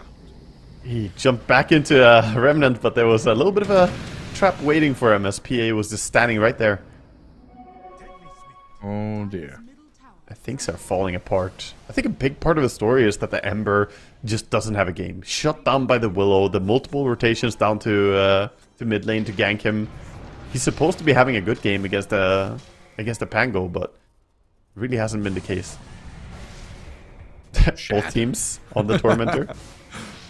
Oh, you melded it for us? Why, thank you. UBFY. He gets got the last though. I got it on the Radiant. Now V-Tune pretty low HP. Gonna get fire blasted and killed by Boom. So Aegis expended. But he did take out Kiori though in the meantime. Now it is saving Private V-Tune. Can they get him out of here? Apparently evading a lot of TA's hits. But Dark Willow dead to this nice Stalker. Sanctity comes in. UBFY on the right is being contended with by the Bristlebag. There's this main brunt of the action where the TA and the jump gets the kill on V-Tune. Solo now left stranded. Erase and Lays both got to get the hell out of here at this point. But it might be Navi catching up to them. The Blink gets him a bit of distance with a swashbuckle, but he has no TP. If they've seen that, they could keep chasing him. And they will. UBFY and Boom right on his head. Angle there. Tries to turn and fight with his shield crash, but that's his life done. I mean, 9 Pandas haven't even taken the tier 1 tower, by the way. They just went in for a Tormentor steal, and then they committed for it when they saw that Navi were there. To say that this is insolent behavior is like an understatement. They are absolutely just shameless. Navi do punish it correctly, and now Navi are the ones who are ahead in net worth. Win a fight against the Aegis. I mean, that was a pretty fresh Aegis too, so look at that net worth swing. They were massively ahead, feeling really good. Now, Yeah, I mean, we had a moment where TA felt invincible. Now it's PA's turn to... yeah. I don't know. A fight like that where TA is just sitting super far back and you can't dive her is very hard for 9 Pandas to win. They need to go on her, otherwise the fight is going to be very painful for several of their heroes. And you're also kind of filtering in one by one. You know, the PA and the Pugna start, and the Bristleback was late, the Pango wasn't quite there. Yeah. The Night Stalker has completed his SMY, gonna go for a the status resistance build that we've seen be popular. Probably gonna pick up that talent as well. Or extension damage also an option, but nah, there it is.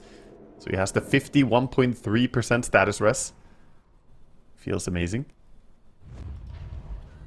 And who did they give the shard to? Okay, Tormentor was taken and went to PA. So he got the break for free. Not too bad. Navi starting to feel themselves, though. I mean, they popped up to like a 3k lead a moment ago while 9 Pandas were all dead. Oh, they don't quite get there in time. Pango blinks up north. Oh, maybe? Stalker doesn't want to go in for the vision. Gonna see Bristle. Got a They Lotus go on Orb. him. Meld. Got Lotus. So no lasso yet. They use it now. It's reflected on them, though. A lot of goo. Lasso as the bristleback spams the goo, but he is dead. Now, 9 Pandas, you want to try and turn this and fight with V-Tune moving forward. It looks like they do, but no more control. Terrorize not used. Sanctity just jumps away. Good pick off for Navi. Get in, get out cleanly. T with a full MKB now as well as bringing the damage. Lasso, even though he knew the Lotus was going to return the Lasso, that was a good choice by QBFY. Just hold the target in place for TA to kill him.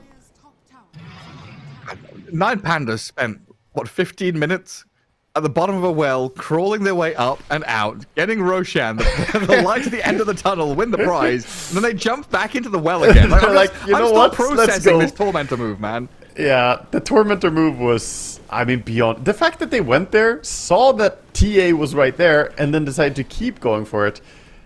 Definitely gonna come back to haunt them if they lose this game.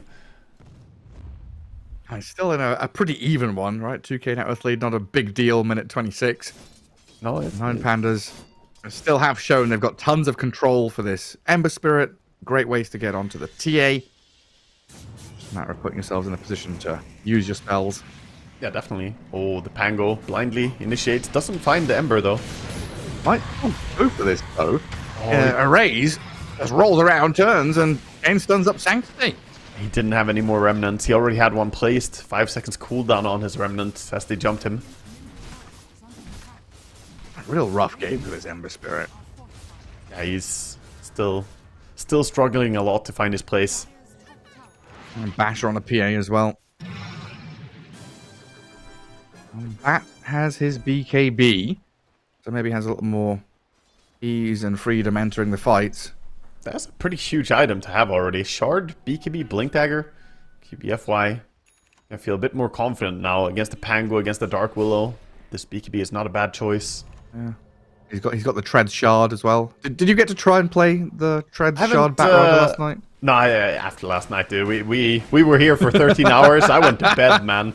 No, I haven't tried it yet, but the Tread Shard Bat Rider is definitely on my to-do list. It looks so much fun to play. We saw it yesterday as well, being played by Problems. Dominated a game, doing a similar build. He didn't go BKB, but, you know, that's situational build. But the Blink and the Shard Power Treads being the core part of the build is looking really nice.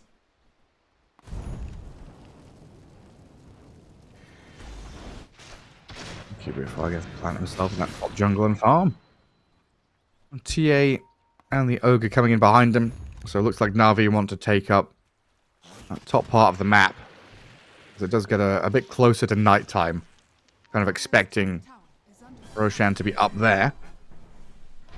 Yeah, see all the TA traps around the place. But they are backing up into some dire vision. They go across the lane. Ooh, yeah, the smoke saw them a little bit. Or the wood saw them a little bit. And they scan them as well. The dire. Right up to this high ground. Onto KRA's Ogre. Oh, good for Navi. They only lose their position 5. Night Stalker is looking for the return angle.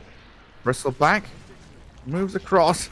Jump on the Pugnet in the back. Not going to be committed to by the Night Stalker. A Sanctity, Shiver's Guard, and a Remnant sent forward. Dark Willow moves in with a Shadow Realm Bedlam. And a Raise on top of this Bat Rider gets the catch on the initiation hero. How do they see him? There's V-Tune. That was a nice attempt. Nice attempt there with the Terrorize, but not quite catching him in time. And finally that Bat Rider straight up. Great from 9 Pandas. Yeah, I mean, they have a lot of random vision that they keep getting. The Stifling Daggers, you know, throw them onto a hero, get the vision. Back to a Navi. bit of farming. Yeah, Navi back to farming. They need a fight where TA isn't able to hit. And she was just not in the right cliff. Last fight, she was standing on the upper high ground, and all the other heroes were too far away for her to really reach them. But she doesn't want to walk into the low ground, so they ended up missing their damage. I mean, you're walking into brambles and quill sprays and hugna wards and stuff. Yeah, she just doesn't want to get too close. She knows that the damage is going to be absurd if PA jumps her, for instance. It feels like it should be gem time for 9 Pandas. Yes. PA traps are everywhere. Yeah, definitely would be useful. Nice Stalker. Right over the top of this bristleback. Turn fire from the Pangolier, who rolls up and crashes onto Boom. Nice Stalker's pretty speedy, though, so a bit of a gap there between him and the rest of 9 Pandas, evading the remaining seconds of that Rolling Thunder. That status resist, just walking off, you know. Normally Pango can lock you in place for a while, but not possible against this Night Stalker build. Shrugs it off. Got both teams looking at Roche. A lot of posturing for Roche. This 4 area minutes of nighttime left. Area is so important to play. Onto the Ember again. No dispels for him. Entity, Beard, Brambles. PA's in, trying to get the bashes and the damage onto this Ember, and they cleave 2 out at the same time. He is dropping though. UBFY and Sanctity die, but Shad does get the return onto V2, you're right. The PA dies, now Solo's on the run, Ember Spirit brought back to Remnant back in. Shad with a double kill, and 9 Pandas the ones that are sent retreating. A buyback from the Ember Spirit, a fearful situation for 9 Pandas after losing their PA, and the Pangolier, wait, what is this, just a Night Stalker? There's an Ember Spirit coming? They can't follow through anymore. They go for the push instead. TA is joining. Actually, they can get the bristle. They want the bristle back here. I mean, Array says no, we're turning this into a fight. Whoopsie buys back. TP's up to top. That little roll up, the damage from the TA nearly kills him off. The Pango escapes on a tiny amount of HP. Now the Willow who bought back dies immediately. And 9 Pandas, a dieback from the Willow. Array is back in Fountain. Navi 5 alive and pushing tower with Roshan alive. Every single fight, the one thing that you need to pay attention to really is TA getting jumped or is she allowed to hit? Every fight that she's been allowed to hit and is in position, they win. They win it very easily. She has MKB, she has tons of damage, and last fight, 9 Pandas, they commit for this Ember kill. He's quite tanky though. Mage Slayer, Defiant Shell, and Shivas took quite a while to kill him, and PA just ended up not having Phantom Strike or Stifling Dagger. Even though she had Satanic ready, she couldn't lifesteal because nobody was close to her. Yeah. Crazy.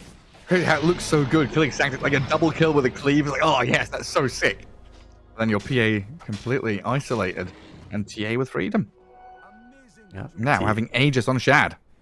And now the fact that she has Aegis makes it so that, oh, you know what went wrong last fight? We didn't go on the TA, now just go on TA next fight. Well, now that might not be true because Aegis kind of changes the dynamic as well. So I think they just have to dodge the fight for a bit, the 9 Pandas, or fight under their own buildings. They need to get some item advantage right now. Like the Abyssal and PA could not come soon enough. Some of these other items they're working on as well. The AC from Pango would be huge.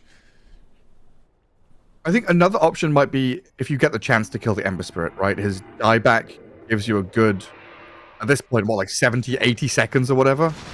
Yeah. To play the map and maybe, you know, Navi is scared then.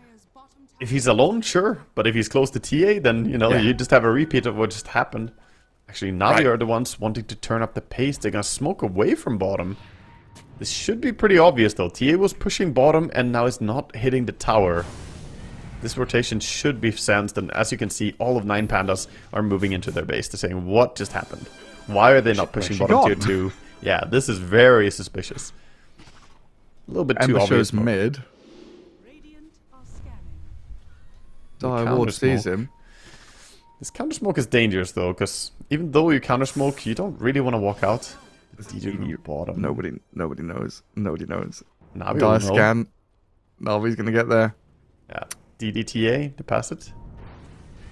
And that scan turned red. Do 9 Pandas get scared, or do they still step forward?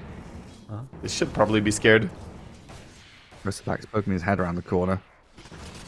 Nearly daytime. Night Stalker does have ulti, but that's something that 9 Pandas can maybe use to their advantage. bait out a Night Stalker ulti, then look for that secondary fight. The jump lasso, that immediate Lotus. Orb. QBFY disappears. And now the jump on the TA. He's kind of isolated here. Night Stalker's trying to get on the button in the back. Aegis is gone though. The TA just disappears. Now the Ember Spirit is going to keep them at bay. Rolling Thunder doesn't land. The Bashes though hit Shad down to half health, pushes them back and tries to hit into V-Tune. The TA time to run away now. It looks like Ogre and Night Stalker holding the retreat. QBFY did buy back here. Chance for Navi to maybe fight back, but I think Shad made that call after Aegis was claimed. Just get out. Yeah, definitely. He did not want to keep fighting and just bail out, run away. That was a really good reaction with Lotus Orb by Lace. The Lotus Orb killing the Batrider immediately, making sure Bristle didn't get pulled out of position as well. And then they take a good fight under their tower. That's exactly what I was saying that they needed. And now 9 Pandas again in a competitive spot. This game is really close. Double Wisdom Rune picked up by Navi. Fermenting a Wisdom Rune a little bit. And we see Tormentors.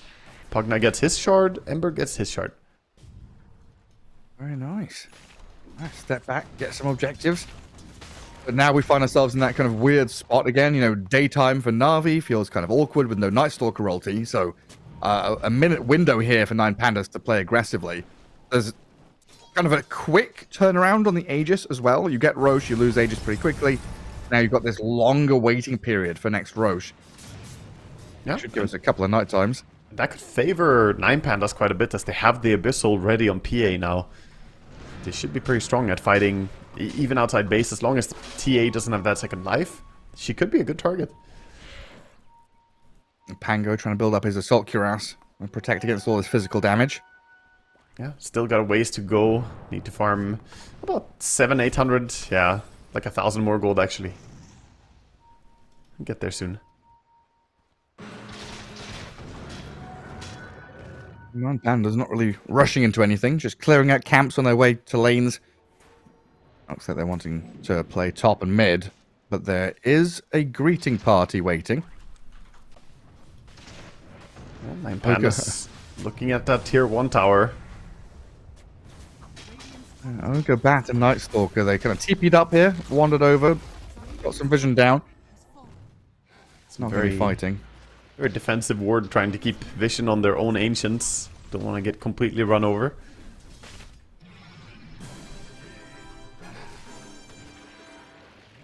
Nine Pandas giving the pings. They saw the TA bottom leaving that tier 2. They're going to roll up top straight towards this Night Stalker. A Batrider comes in and lassos the Pango, but Night Stalker's dead. Navi starting to bring heroes back here to try and defend. Flying back on Boom, in fact, looking to fight with Sanctity's move. He goes straight in with his slight that chains the catch on V-Tune. The PA dropping low to this TA damage, but there's a life drain heal. V-Tune, off their life steal, his Satanic's going to work, and the Pango's back into the Fender. PA still alive. Shad, a little closer to solo now. Gonna bring the Pugna down. V-Tune in the meanwhile, chased by Boom and Sanctity. Still looking for that control on the PA. She jumps forward aggressively, and the Pango with a swashbuckle causing issues. Manta dodge out of the melt strike, but the PA still dead. Templar Assassin stronger now. A double kill for Shad. Night Stalker poking at arrays. Boom and Sanctity have done a great job here. Back and forth, poking and prodding at the Pango to get him brought down, rooted up, controlled, and killed. Might get the final kill as well. He's stuck around. The meld, the bash. The damage is coming. He pops his Lotus and tries to run. Bristleback spamming goo area, just spewing green smoke on them. Tries to kill the Night Stalker. Oh, the ignite! Oh, he does. Oh my god, the Lotus ignite. Oh, the final tick of the ignite pretty much brings him down at the very end there. That was a really good fight for TA again. These fights right next to where the Tormentor used to be. TA is so happy to have this fantastic positioning so far back into their own base. And 9 Pandas, it's like they didn't learn their lesson, Gareth. That was not the place to be. Just so deep.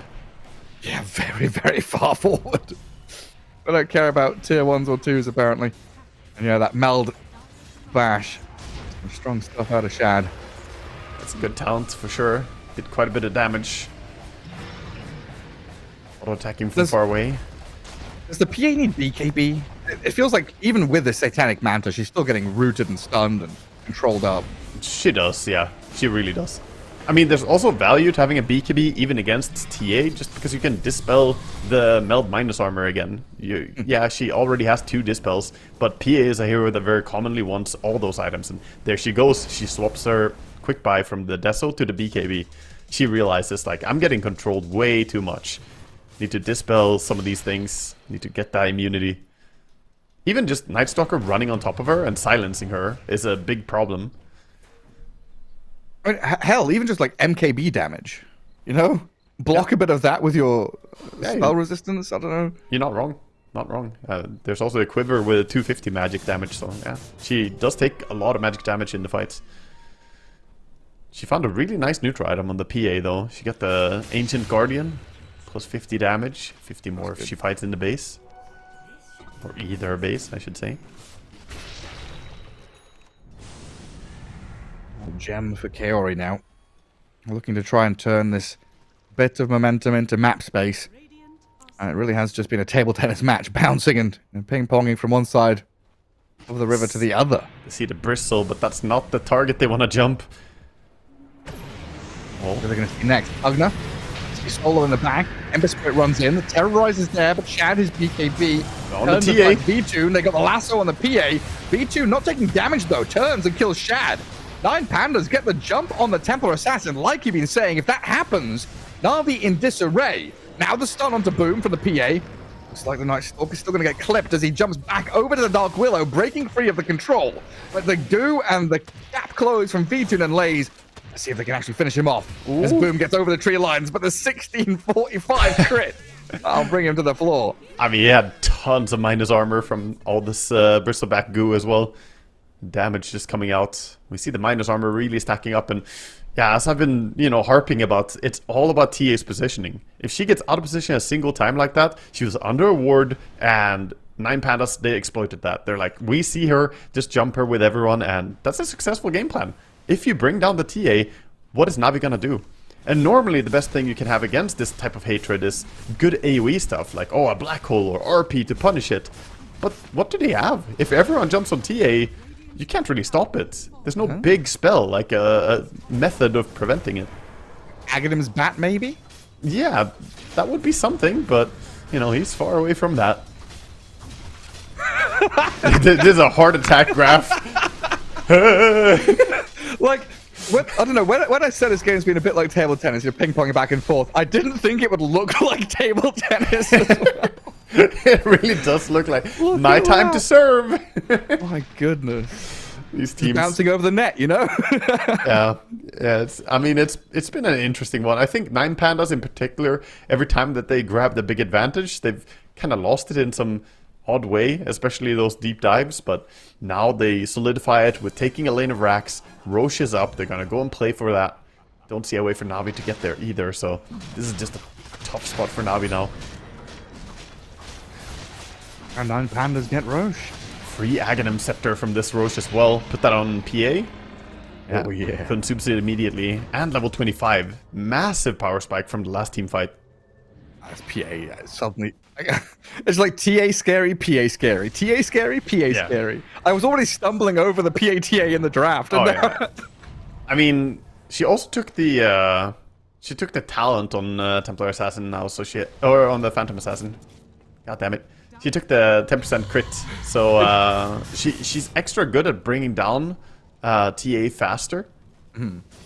Because normally, quite often you would see the triple Stifling Dagger. It's very common with the Aghanim Scepter. But in this game, there's really only one hero that matters. He needs to kill the enemy carry, the TA. Doesn't care about anybody else. Yeah. I don't know, it just feels like I'm in a permanent tongue twister, like red lorry, yellow lorry, red lorry, So the Radiant carry... Peter Piper picked a peck of pickled peppers. Damn. You practiced that one. I'll say Bang TAPA 100 times. TAPA, TAPA, TAPA. TAPA. Do you have any Swedish tongue twisters? Test me on one of them. Yeah, I can... let me think about... You got the sjungande sjömän på det sjunkande skeppet Shanghai. Nah, I give up. You want to say that? Straight up, I'm done. Nah, there's not a chance in hell. Anyway, back into game. Enough yapping. 9 Pandas with Aegis sitting on this tier 3 high ground mid lane. And Navi, the ones who've got to respond to V-Tune. BKB Night Stalker got an Ember spamming slight. But so far it feels like Navi a little afraid of making a big sweeping move. Yeah, this push is coming in strong. Banner down as well. Difficult to contest. TA has to be so careful with her positioning. She added a Daedalus from the previous fight, so the damage is definitely there. All about whether she can stay alive. What's Navi's signal to go? Like, would that, if they had like chipped PA to half HP, would they have gone and tried to pop the Aegis, or would they never have gone in that situation? I don't think they can go on her like that. Root? No. Silence, bash, stuns, Abyssal? Ember Spirit, he goes BKB off and he gets off the slide. Can dodge away, V2 nearly dies. The PA Still jumps alive. back away as Boom gets on top of the Dark Willow while QBFY is cleared out by a Raze, picks up a double kill. Back towards the Ember Spirit. Chad BKB's up, yeah, solo, dead. Phantom Assassin Navi coming back in. holding their high ground for now, but you're right, V-Tune's still around half HP. Ready to make another jump as everybody is alive again. A couple of buybacks come into play. Quick buybacks being spent. PA still having the Aegis, and TA used her BKB in the previous fight. So now she's extra vulnerable. Nice attempt with a meld bash there onto a trap, doing some damage. Yeah, PA still has that Aegis though, and with a life drain. She's in. Back up to full HP, the jump onto the TA. Hurricane Pike pushes V-Tune away. Shad keeps himself alive, at least for now, but V-Tune's looking for that reinitiation. No vision. The meld, He can't see him. invisibility, invulnerability, the heal from the life drains enough to keep V-Tune alive through a bit of damage, and now the cleaves onto Ogre and Ember Spirit. Sanctity in trouble. Flight to dodge and Remnant away to Fountain. Arrays rolling out of here, barely surviving with the decrep to keep him alive, as V-Tune respawns, watching the desolate landscape in front of him, destroying this PA with another jump back in and a triple kill for the Bristleback. TA dead for 100 seconds. PA still alive. Wagner, yes, is dead to this Ember Spirit, zip-zapping around, jumping to look for kills, but Sanctity's last dying move is to kill the position 5. No more lives left on Navi. GG called. 9 Pandas get the 2-0. Yeah. Finally, they do bring it down. It looked shaky there for a bit, Gareth. Back and forth. This graph really looked quite funny when we had it up earlier, but of course, in the end, it's going to be 9 Pandas with some good execution. They realized what went wrong in the previous fights, and they just went on the correct target, getting onto the TA. And after that, the damage just felt lacking from Navi. They didn't have anything if TA gets shut down. Yeah, I mean, they had a great time when Night Stalker and Ember Spirit were the ones, like, diving and catching, you know, killing supports early. TA was then protected through aggression. But once, 9 Pandas, they found these moments with Observer Wards and High Grounds, that top jungle fight, especially, to find the TA. They were able to just slay Shad. And then, it's kind of a one-trick pony draft from Navi once it gets to this point, where it is just the TA doing damage. Yeah, it was basically all your eggs in one basket, but it worked well until it didn't, unfortunately, for Navi, as they get taken down here. 9 Pandas are going to be the victors of the first series. That means that they're going to go up and fight against 1 win in the next series. We'll see what happens then. Yeah, it does mean we have a bit of an extended break. So 3 p.m. CET, that's 2 hours until our next series, because this was a pretty quick 2-0, and we're continuing the lower bracket as well, right? Lower bracket 2.2, so going to be 1 win against 9 Pandas here. Just making sure everything's right. And then, of course, plenty of other games and series. So during the 2-hour break, make sure, you get your lunch, get some exercise in, go and watch some of the other regions and series happening. But Wagga and I are going to go and chill, go and nap for a couple of hours. We'll see you later.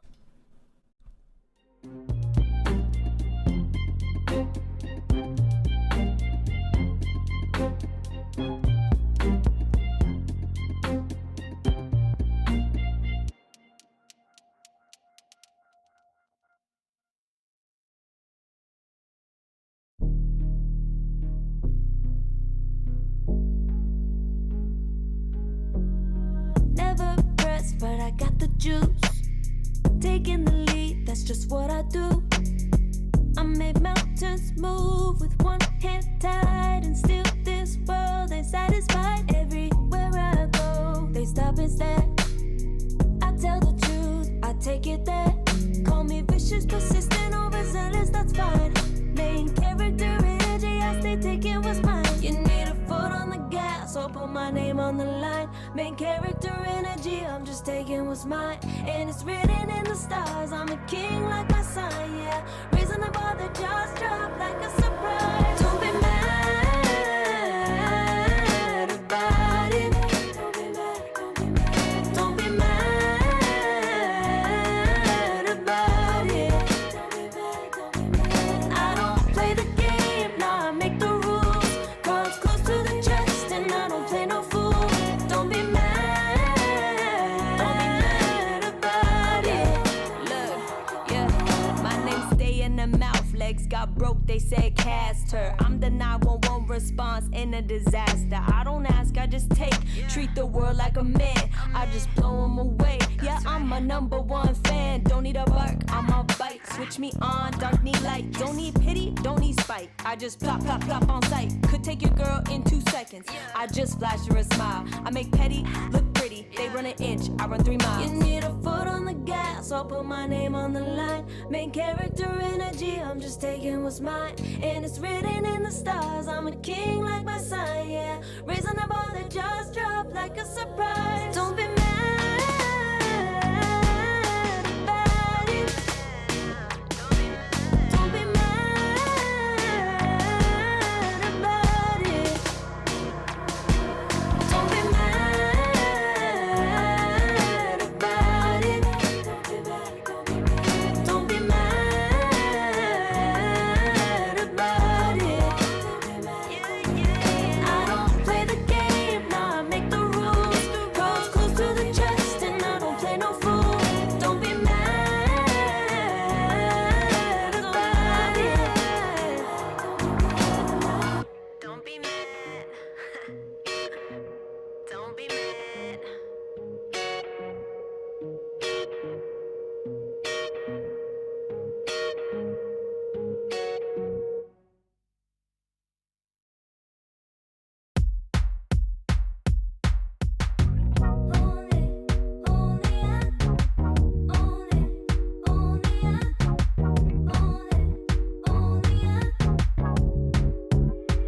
Like a moth to the flame, I'm attracted when the doubts start saying my name. I can go there easily, and it's hard to maintain, 'cause I know it's not the world I know, it's me. Believe in every little thing I hear, and no, I ain't no stranger to the fire, burning up all my desire to be great. It stays coming in waves, and no, I ain't no stranger to the fire, burning up all my desire to be great. I gotta just open the gate. All I need is saving from hitting the pavement, understanding when I'm impatient, that only I give to me. All I need is a little love in lonely places, the strength to stare fear in the face, that only I give to me.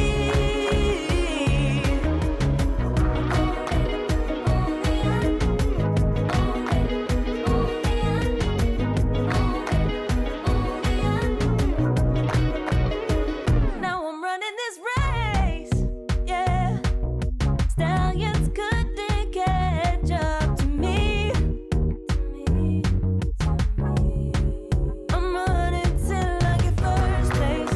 I'm running till I get everything, everything I ever wanted in my dream. No, I ain't no stranger to the fire, burning up all my desire to be greatest days coming in waves. And no, I ain't no stranger to the fire, burning up all my desire to be great. I gotta just open the gate. All I need is saving from hitting the pavement, understanding when I'm impatient, that only I give to me.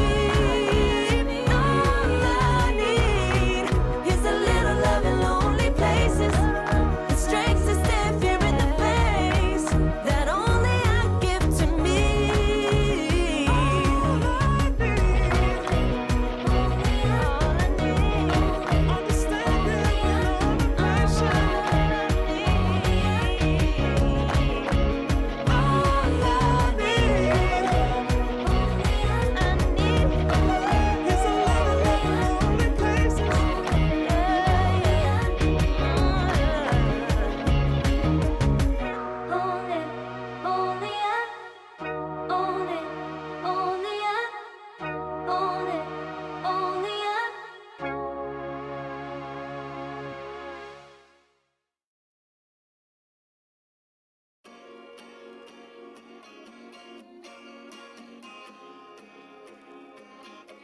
yeah.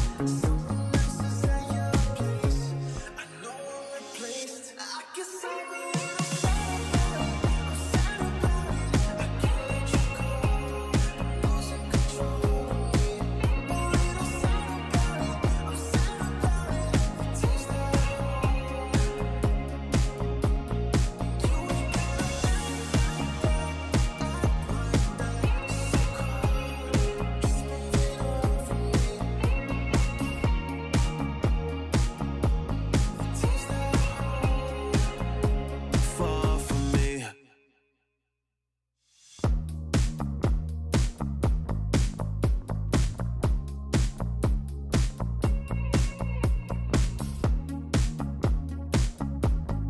Girl, what's this shit about?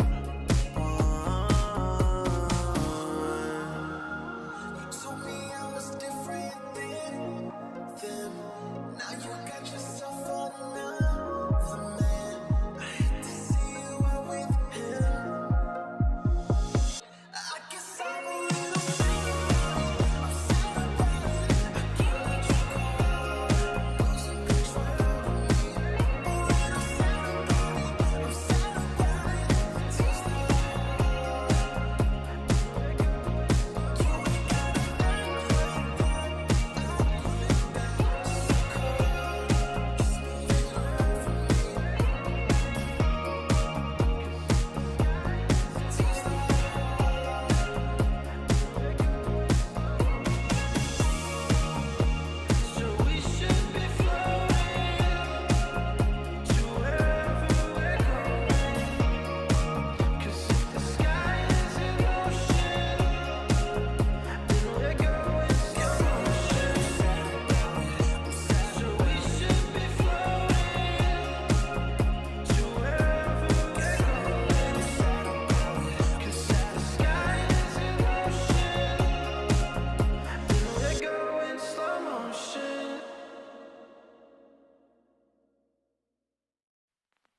I pack my suitcase, headed out the door. I keep my shoes laced. 2,000 miles away from home. A couple dollars in my pocket, never stopped the boy before. I load my bags and hit the road. Miles past, turning back, found my track, face the fact she a cold one. Never gonna settle for none. Stay up every night till I won. Don't want a slow rise now. I'm confident opulence isn't a long ride out. When I look back now, I'm astounded. A quiet boy from old age, but always felt the world was a stage, yeah. I celebrate one last late night. My old life ain't staying. I pack my suitcase, headed out the door. I keep my shoes laced. 2,000 miles away from home. A couple dollars in my pocket, never stopped the boy before. I load my bags and hit the road. I'm headed to LA.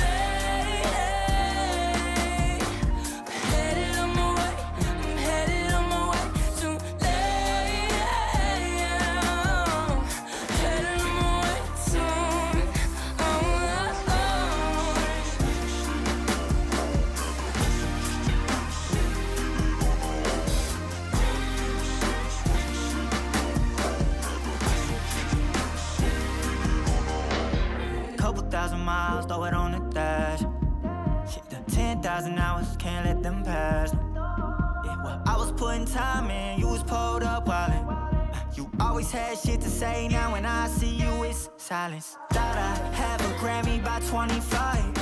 Commas after commas next to dollar sign, yeah. To remind myself why I'm living this life. Look at all the late nights, it'll all come in due time, yeah. Made for the fight, for the pain and the climb. Tied to the life I chose.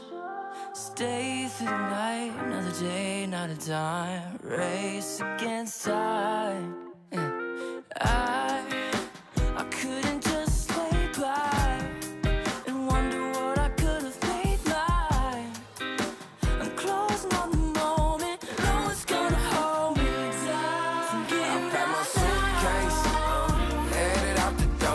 my shoes laced. 2,000 miles away from home. A couple dollars in my pocket, never stopped the boy before. I load my bags and hit the road.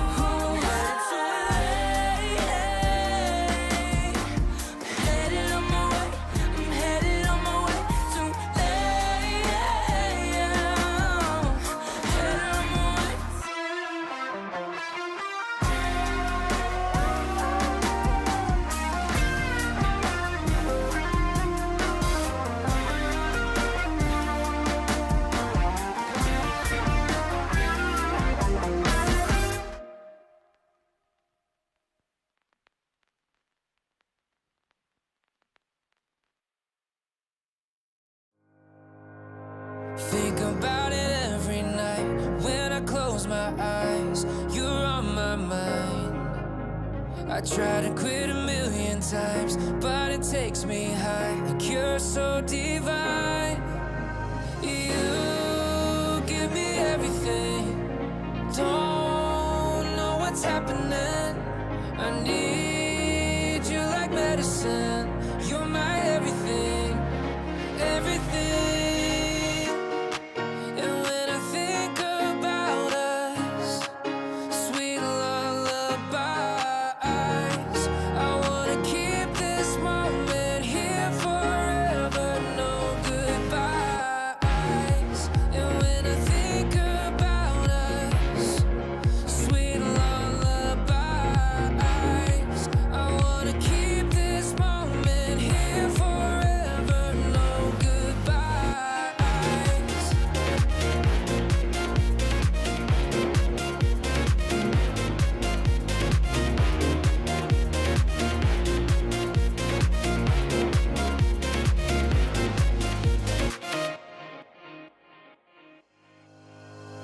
Think about it every night when I close my eyes. You're on my mind. I try to quit a million times, but it takes me high. Like you're so divine. You give me everything. Don't know what's happening. I need you like medicine. You're my everything, everything.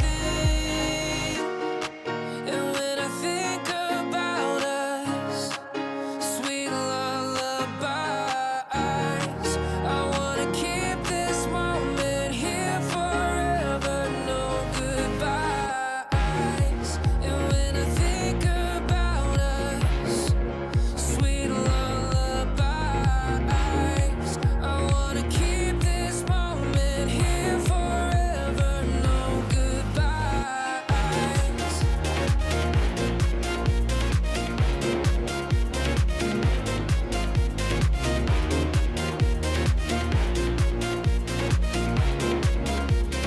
No goodbyes. And when I think about us, sweet lullabies, I wanna keep this moment here forever. No goodbyes.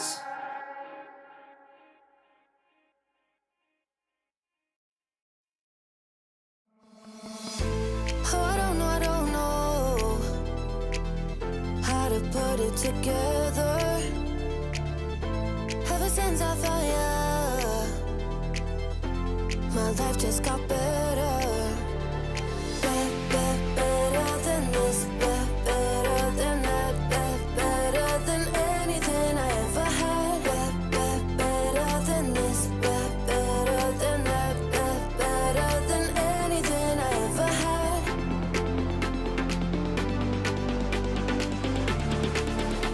Than anything I ever had.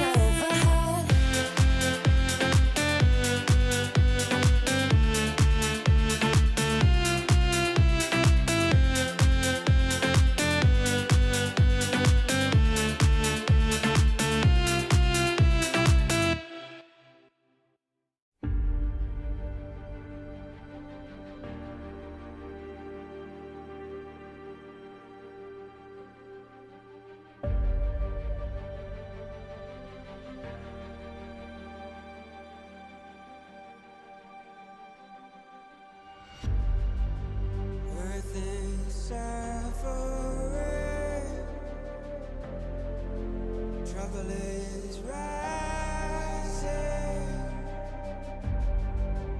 Mountains are melting.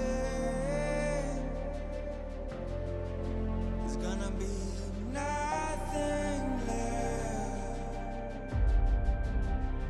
to breathe. Raise the sirens now.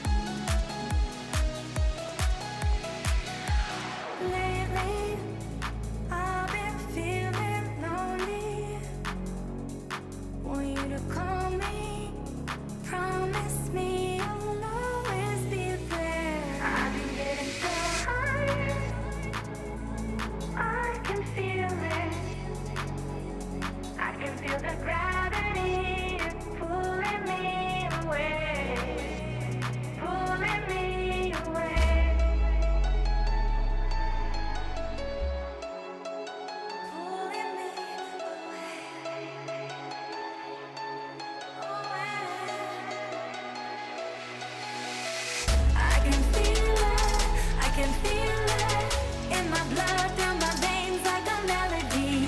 I can feel it, I can feel it. So alive, floating high, I can finally breathe high.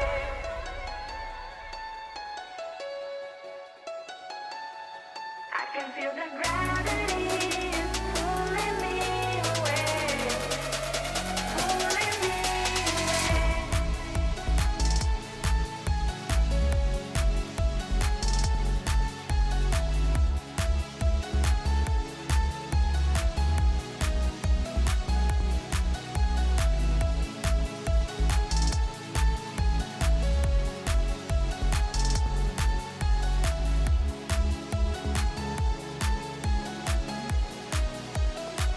I've been getting so high, I can feel it. I can feel the gravity is pulling me away, pulling me away.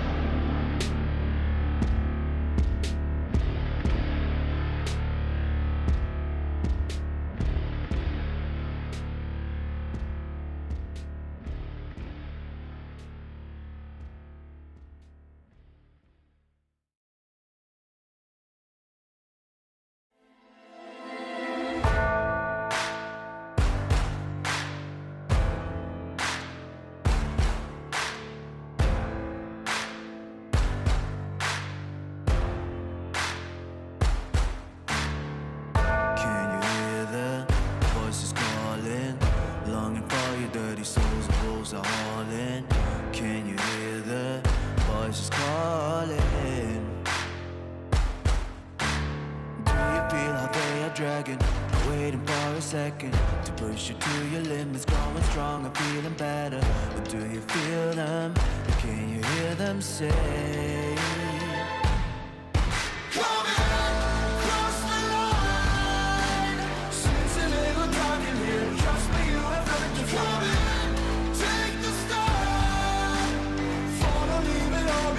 Welcome to the other side.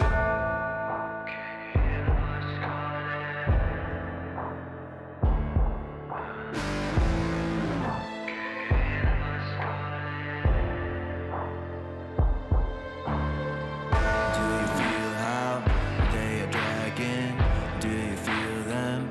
Can you hear them say? Do you feel how they are dragging? Can you hear them say?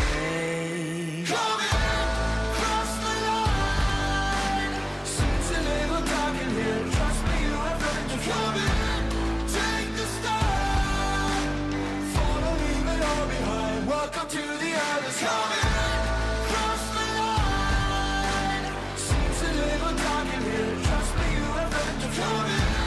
Take the start. Follow, leave it all behind. Welcome to the other side.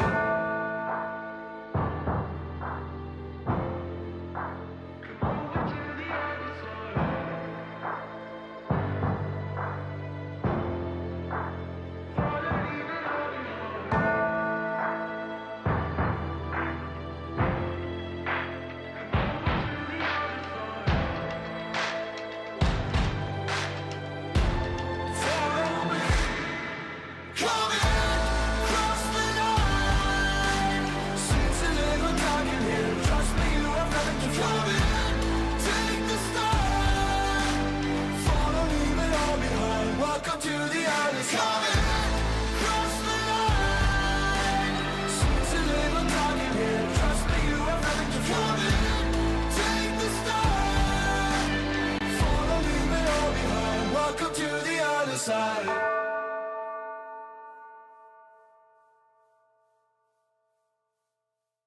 Serotonin slowly, sequin in the light,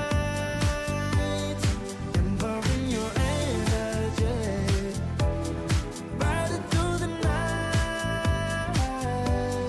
Serotonin slide on over here by my side, slides up in your eyes, desire, caught up in this chemical high. Angel, give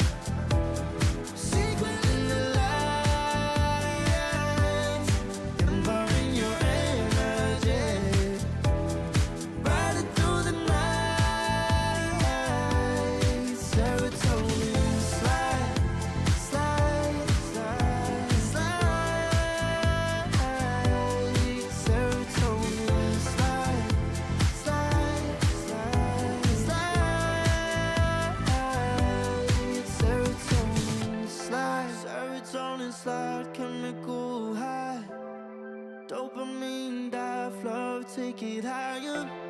Serotonin slide, chemical high. Dopamine dive, love, take it higher. Serotonin slide, chemical high. Dopamine dive, love, take it higher. Serotonin slide, chemical high. Dopamine dive, love, take it higher. Secret in the lights, empowering your energy. Riding through the night. Serotonin slide, slide, slide, slide. Serotonin slide, slide, slide, slide. Serotonin slide.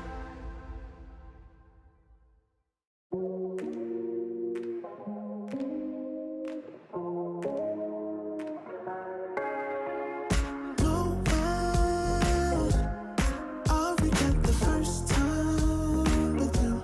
And baby, you make a moment every time I lay eyes on you. But do we care?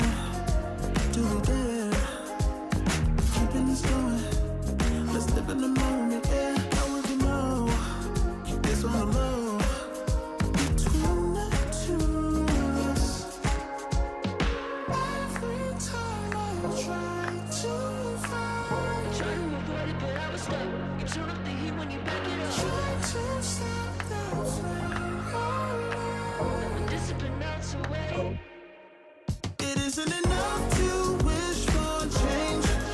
You either give in or pull away. We have the will to choose our fate. Whether it's wrong or right, I'm holding on for life. For the ride.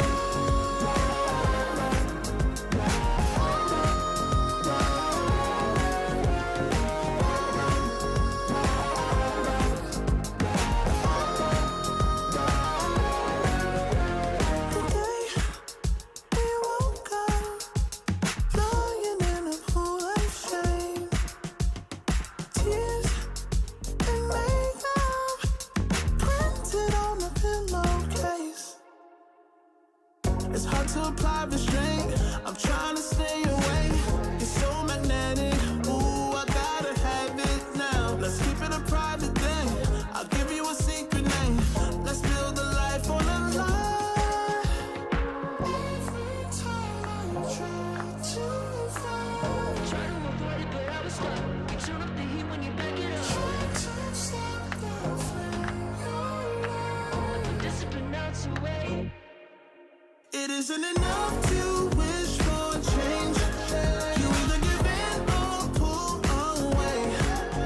We have the will to choose our fate. Whether it's wrong or right, I'm holding on for life. For the ride.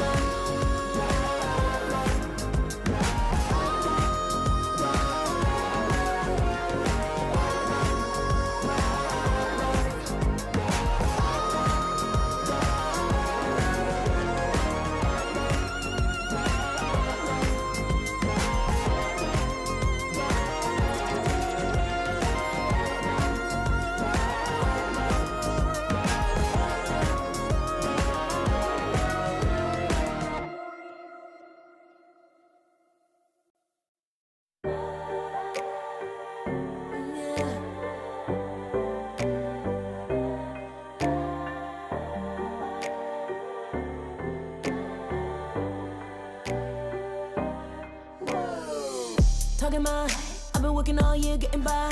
Looking for the high, taking all my time. Breathing in new life, feeling fine. Like I don't gotta be something society wants me to strive to be. Got my own energy. So magnetic in the spotlight. Shaping my own world with my own mind. Don't talk about me unless you alright. You gon' see I'm finna real free, protecting my energy. Gotta protect my mind. I'm breathing in new life. It's time that I realize what feels good ain't no ways around. just I got me a new strut. No more settling, I'm running out of good luck. Never chasing, I attract, I'm busy going up. If you see me come correct, then keep it on the book. Get it, how I live it, that's the motto, how it goes. No more riches, introducing, hit the lotto, I'm the one. Not denying myself anymore, I'm done with it. Sky is the limit, I'm living like widow. Energy, energy, energy, energy. Feeling free. Energy. Gotta protect my mind. I'm breathing in new life.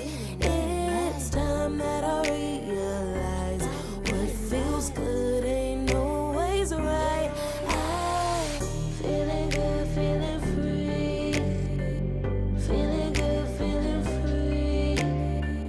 All I need is me and my new energy. Feeling good, feeling free. Feeling good, feeling free. All I need is me and my new energy. And my new energy. Feeling good, feeling free. Feeling good, feeling free. All I need is me and my new energy. And my new energy.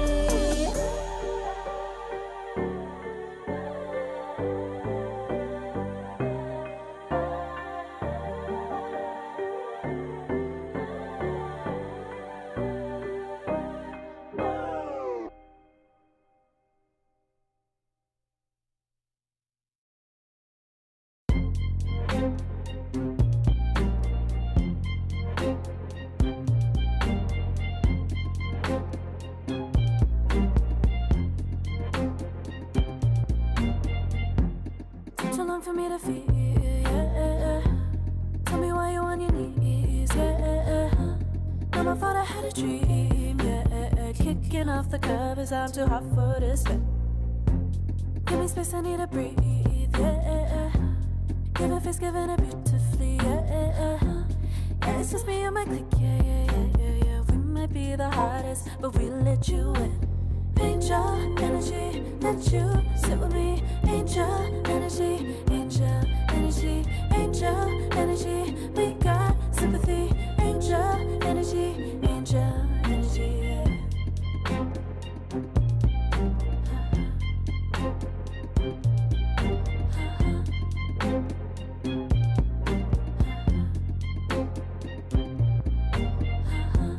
Take the time to breathe and rest.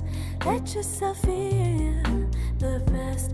Feel it all so deeply, so deeply. Divine with how we be, yeah. Aligned with everything, yeah. More than a dream. Vulnerable and strong, yeah. We feel everything. Angel energy, let you sit with me. Angel energy, angel energy, angel energy. We got sympathy. Angel energy, angel energy, angel energy. Let you sit with me. Angel energy, angel energy, angel energy. We got sympathy. Angel energy, angel energy.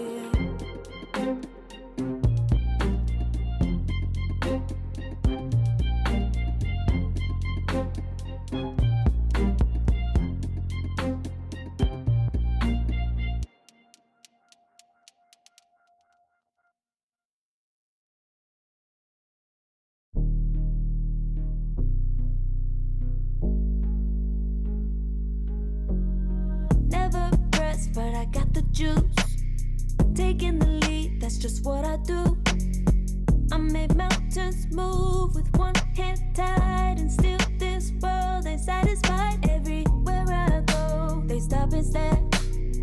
I tell the truth, I take it there. Call me vicious, persistent, overzealous, that's fine. Main character energy, I stay taking what's mine. You need a foot on the gas or put my name on the line. Main character energy, I'm just taking what's mine. And it's written in the stars, I'm a king like my sign, yeah. Reason about the jaws drop like a surprise. Don't be mad about it. Don't be mad, don't be mad. Don't be mad about it. Don't be mad, don't be mad. I don't play the game, nah, I make the rules. Cards close to the chest and I don't play no fool. Don't be mad about it. Look, yeah, my name stay in the mouth. Legs got broke, they said cast her. I'm the 911 response in a disaster. I don't ask, I just take. Treat the world like a man, I just blow him away. Yeah, I'm a #1 fan. Don't need a bark, I'm a bite. Switch me on, dark need light. Don't need pity, don't need spite. I just plop, plop, plop on sight. Could take your girl in 2 seconds. I just flash her a smile. I make petty look pretty. They run an inch, I run 3 miles. You need a foot on the gas, I'll put my name on the line. Main character energy, I'm just taking what's mine. And it's written in the stars, I'm a king like my sign, yeah. Raising the bar, the jaws drop like a surprise. Don't be mad about it. Don't be mad about it. Don't be mad about it. Don't be mad about it. I don't play the game, nah, I make the rules. Cards close to the chest and I don't play no fool. Don't be mad about it. Don't be mad.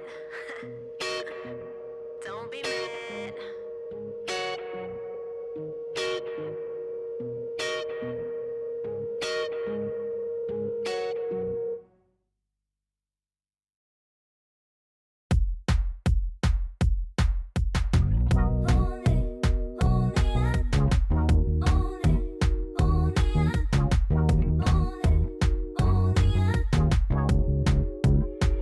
Like a moth to the flame, I'm attracted when the doubts start saying my name. I can go there easily, and it's hard to maintain, 'cause I know it's not the world I know, it's me. Believe in every little thing I hear, and no, I ain't no stranger to the fire, burning up all my desire to be great. It stays coming in waves, and no, I ain't no stranger to the fire, burning up all my desire to be great. I gotta just open the gate. All I need is saving from hitting the pavement, understanding when I'm impatient, that only I give to me. All I need is a little love in lonely places, and strength to stare fear in the face, that only I give to me.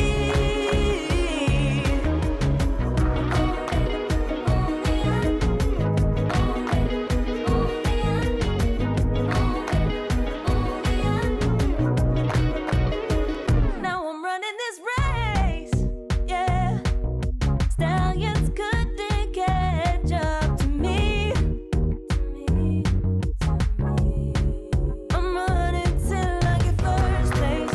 I'm running till I get everything, everything I ever wanted in my dream. No, I ain't no stranger to the fire, burning up all my desire to be greatest days coming in waves. And no, I ain't no stranger to the fire, burning up all my desire to be great. I gotta just open the gate. All I need is saving from hitting the pavement, understanding when I'm impatient, that only I give to me. All I need is a little love in lonely places, and strength to stand fear in the face,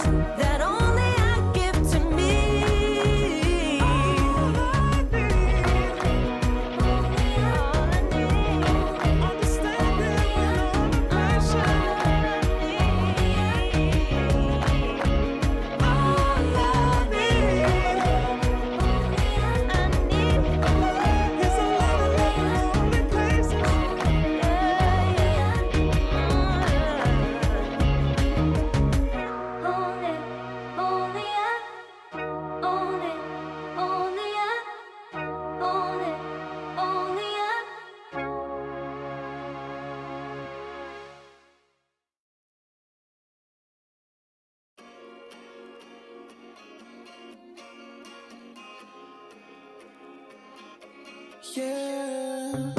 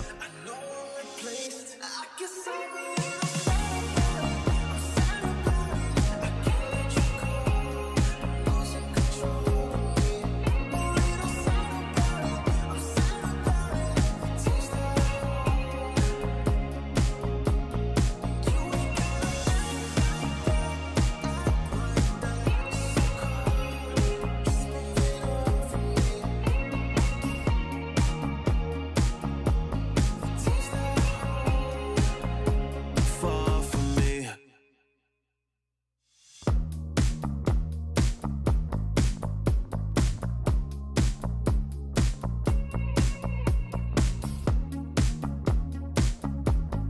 Girl, what's this shit about? You told me I was different then. Now you got yourself another man. I hate to see you out with him. I guess I'm a little sad about it. I can't let you go. Losing control of me. A little sad about it. I'm sad about it. Taste the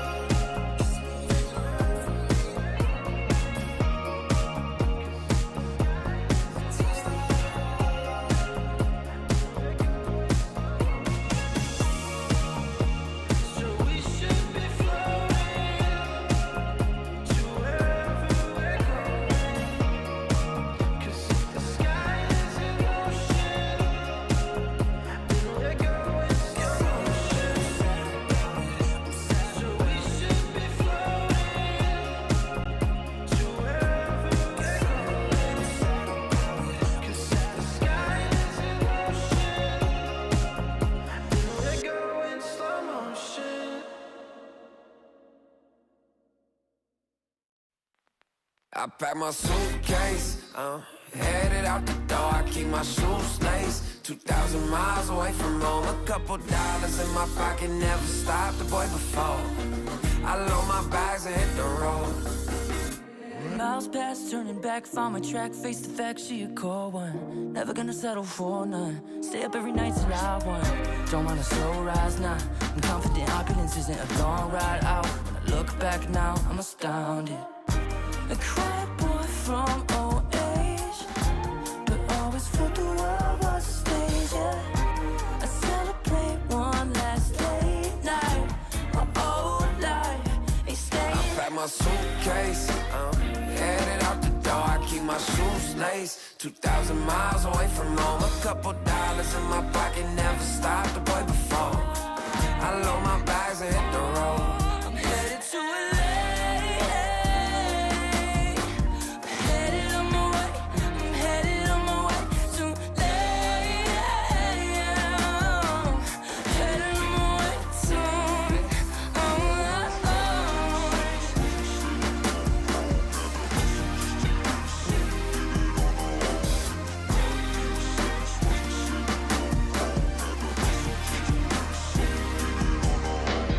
Couple thousand miles, throw it on the dash.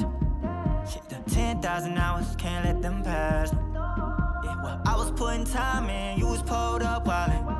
You always had shit to say, now when I see you, it's silence. Thought I'd have a Grammy by 25.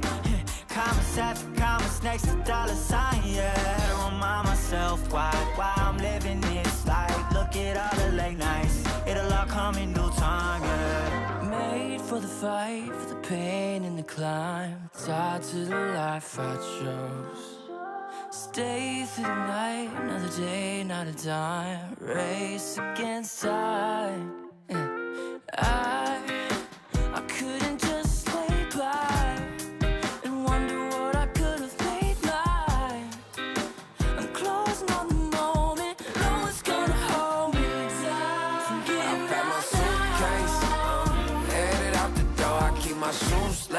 2,000 miles away from home. A couple dollars in my pocket, never stopped the boy before.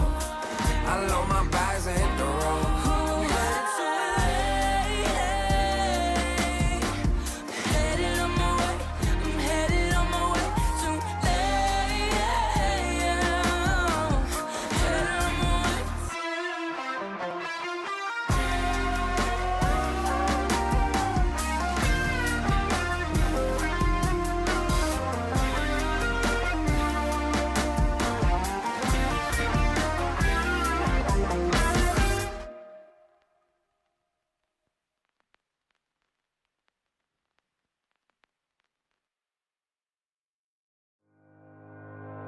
Think about it every night when I close my eyes. You're on my mind. I try to quit a million times, but it takes me high. Like you're so divine.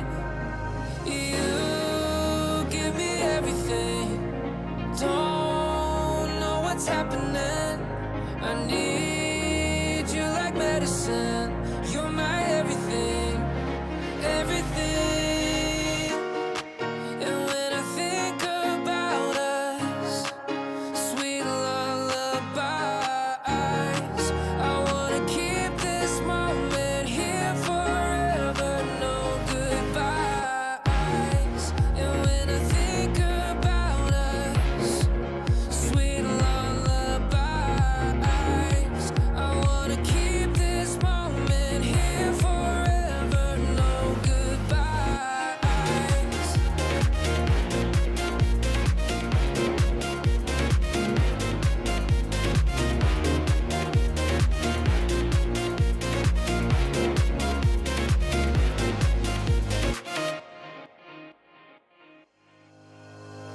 Think about it every night when I close my eyes. You're on my mind.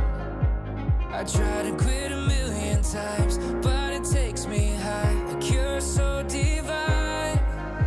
You give me everything. Don't know what's happening. I need you like medicine. You're my everything, everything. And when I think about us, sweet lullabies, I wanna keep this moment here forever, no goodbyes. And when I think about us, sweet lullabies, I wanna keep this moment here forever, no goodbyes.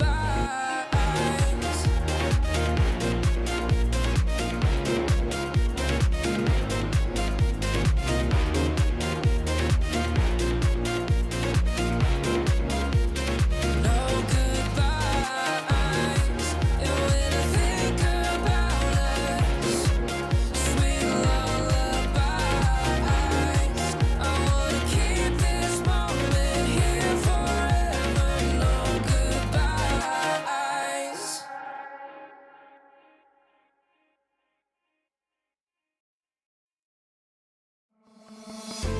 Oh, I don't know how to put it together.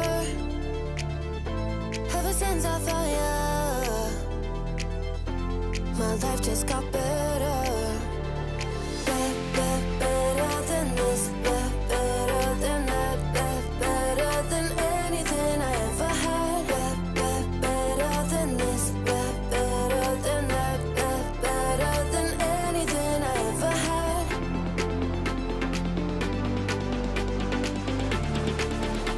Than anything I ever had.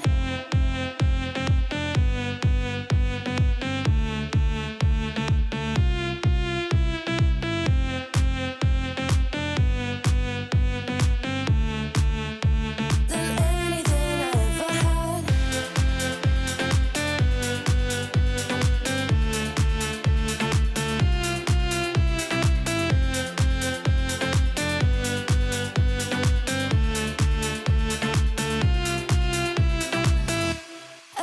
Every time I start to doubt if I'm good enough, looking strain your blue eyes makes me feel better. Better than this, better than that, better than anything I ever had.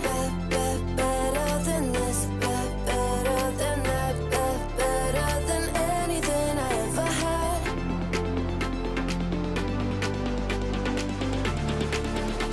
Than anything I ever had.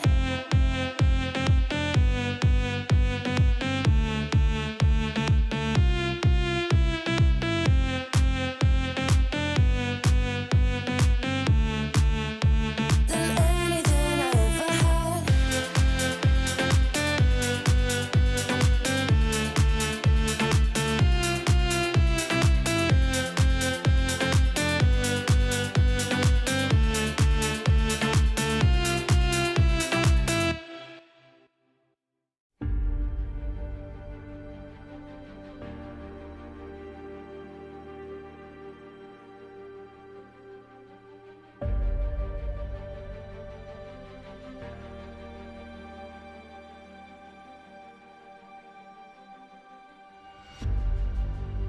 Earth is suffering, trouble is rising, mountains are melting, there's gonna be nothing left to breathe. Raise the sirens now.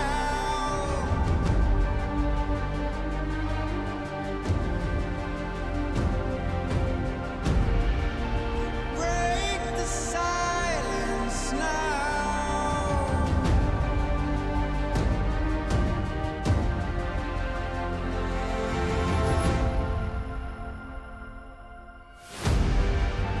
Our hearts are trembling. This can be the ending.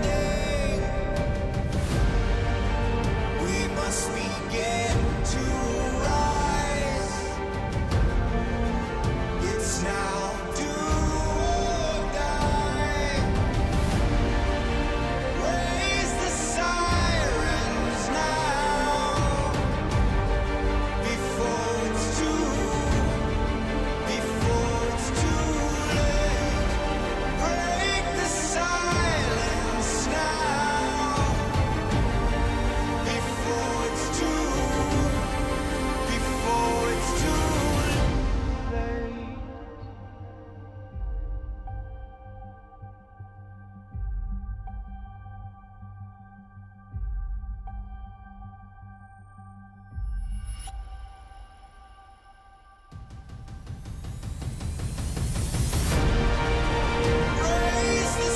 sirens now before it's too late. Break the silence now before it's too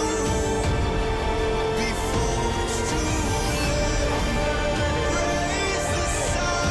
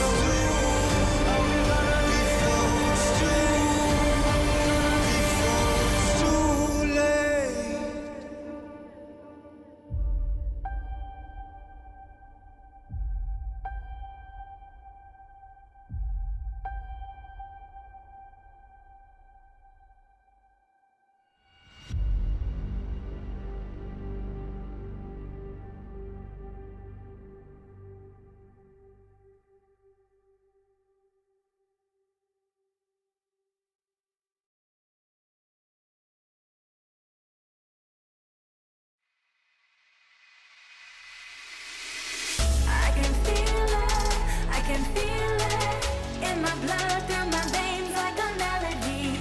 I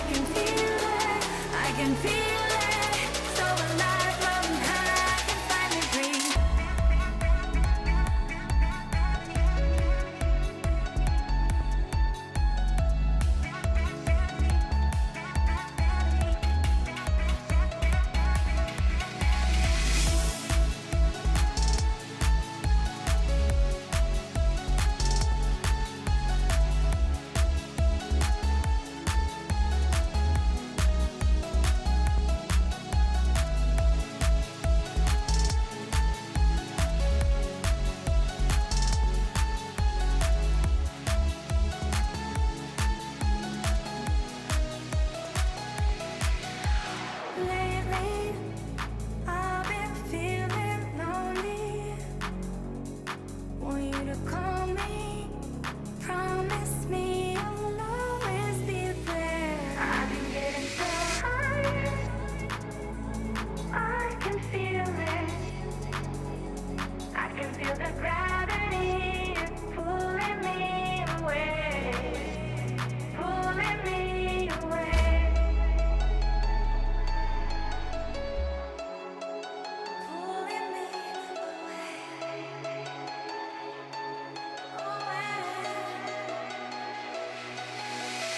I can feel it in my blood, down my veins like a melody. I can feel it, so alive, loving high. I can finally breathe high.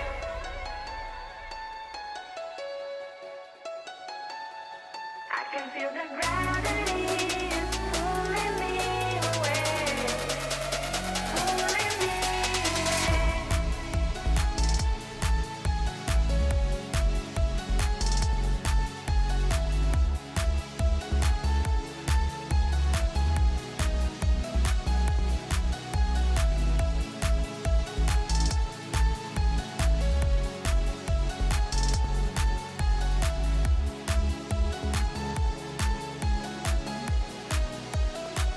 I've been getting so high, I can feel it.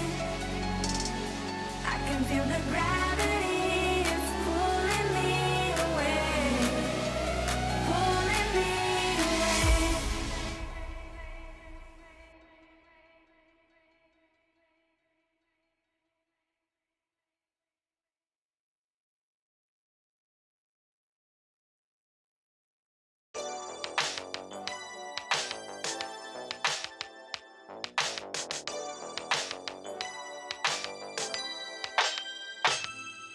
Ooh, the day that boy walked my way.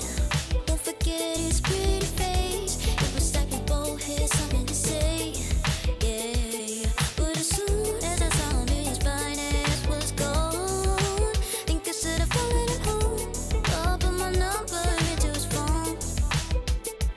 A moment in time, so divine. Hope I see you again. Hope I see you again.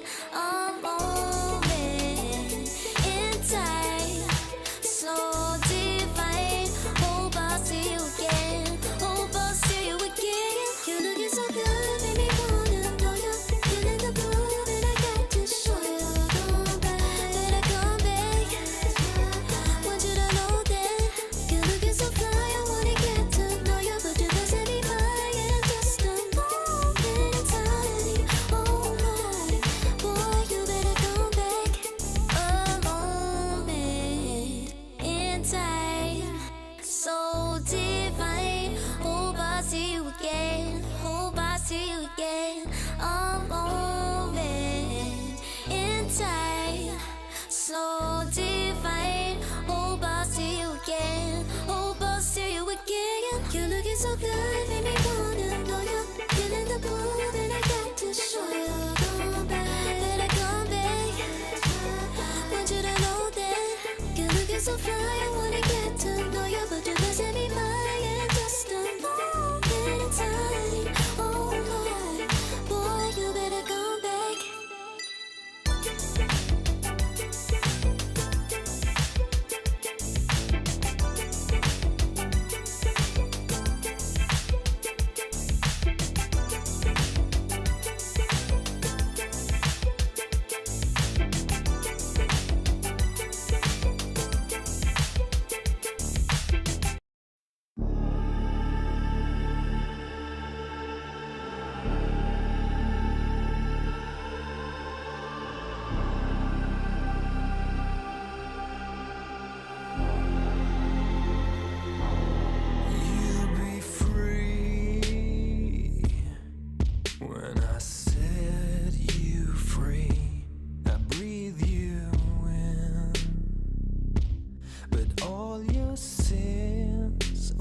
disappear. You can see it's true that I want only you when we'll break free. Together together, you and me. Take me in your arms and let us rise high up to the stars where we can fly. So come with me and pray. I want you to play my games and fulfill my black desires. So break my heart and leave me. I only need your body. So I'm saying I'm in love with you, but I don't care much about you. When you've gone, I would find someone new. I cannot lose.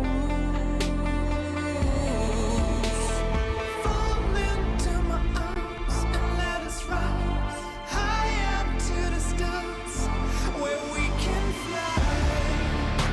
So come with me and pray. I want you to play my games and fulfill my black desires. I'm playing in a hidden world. Forbidden love will be observed by you to reveal my black desires.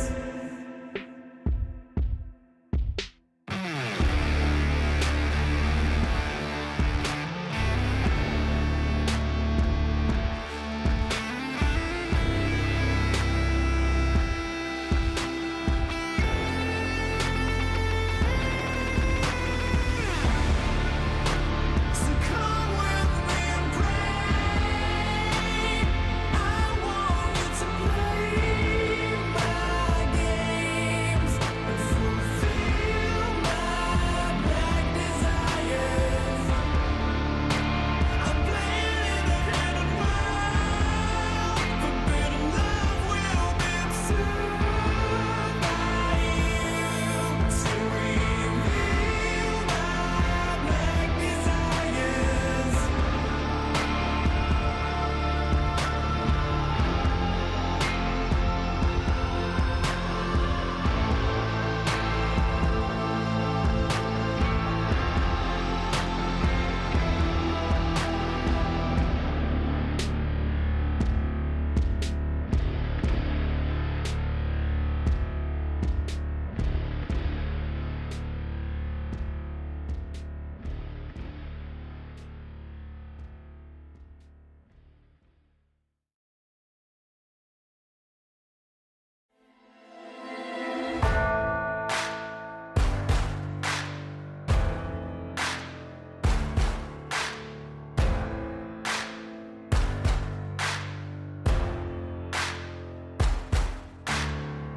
Can you hear the voices calling?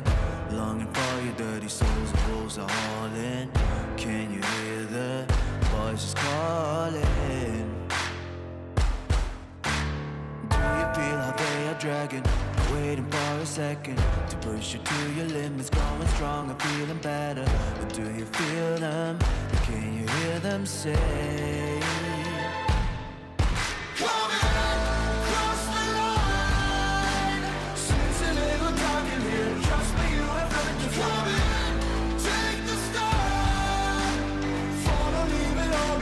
Welcome to the other side.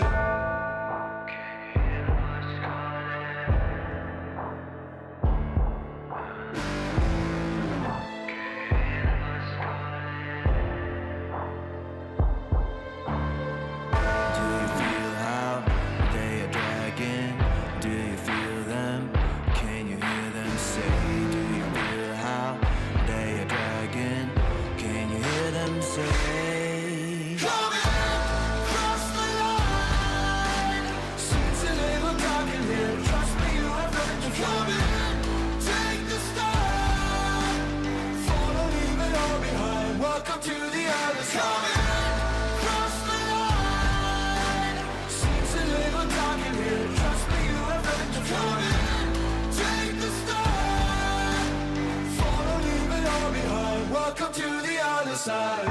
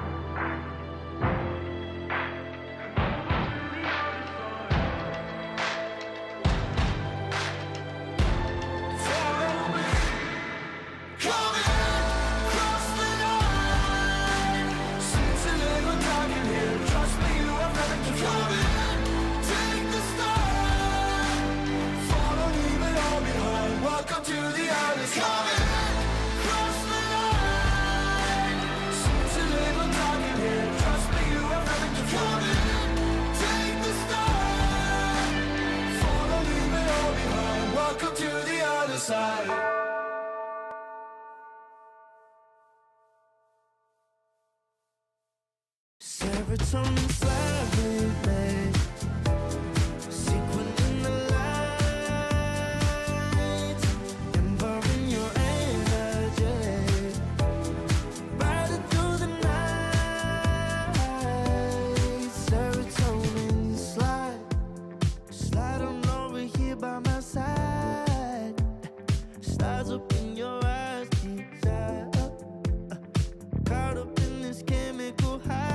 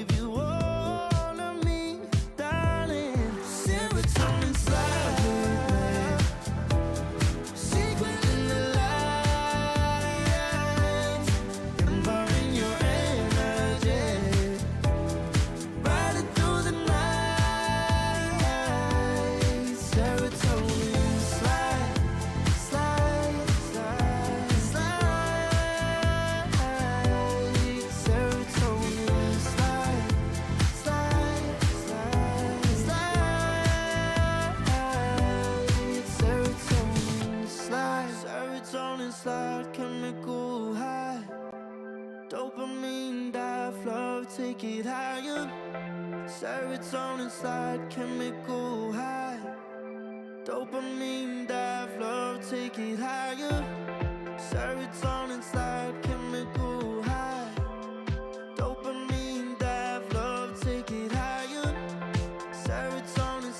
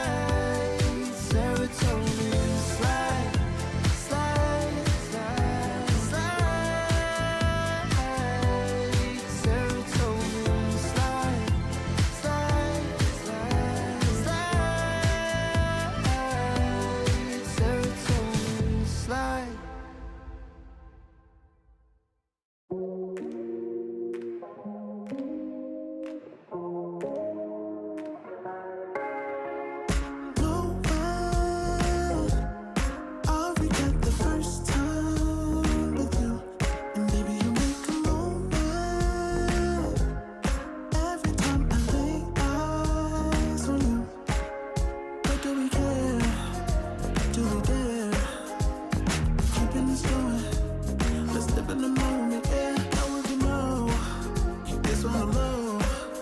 Between the two of us, every time I try to find, Try to avoid it, but I was stuck. You turn up the heat when you back it up. try to stop the flame. Oh, Discipline melts away. it isn't enough to wish for change. You either give in or pull away.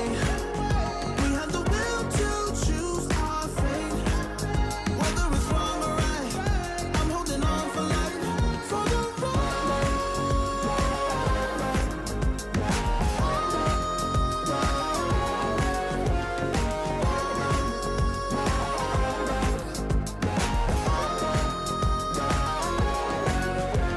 Today we woke up lying in a pool of shame.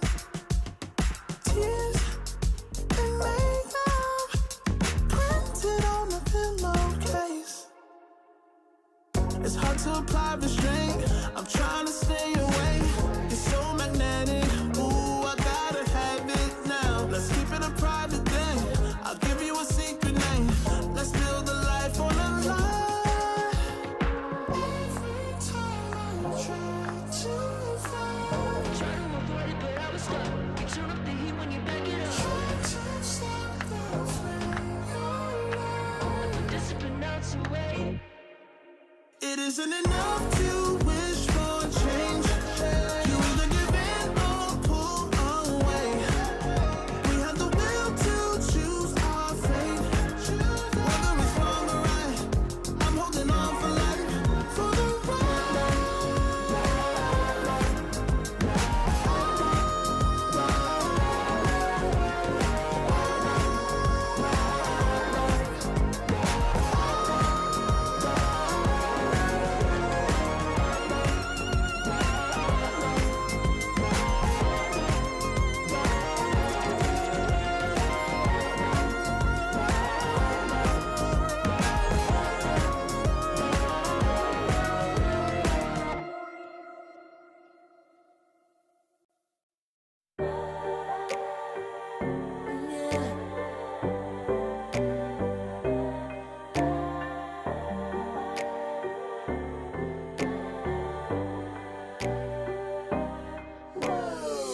Talking mine, I've been working all year getting by.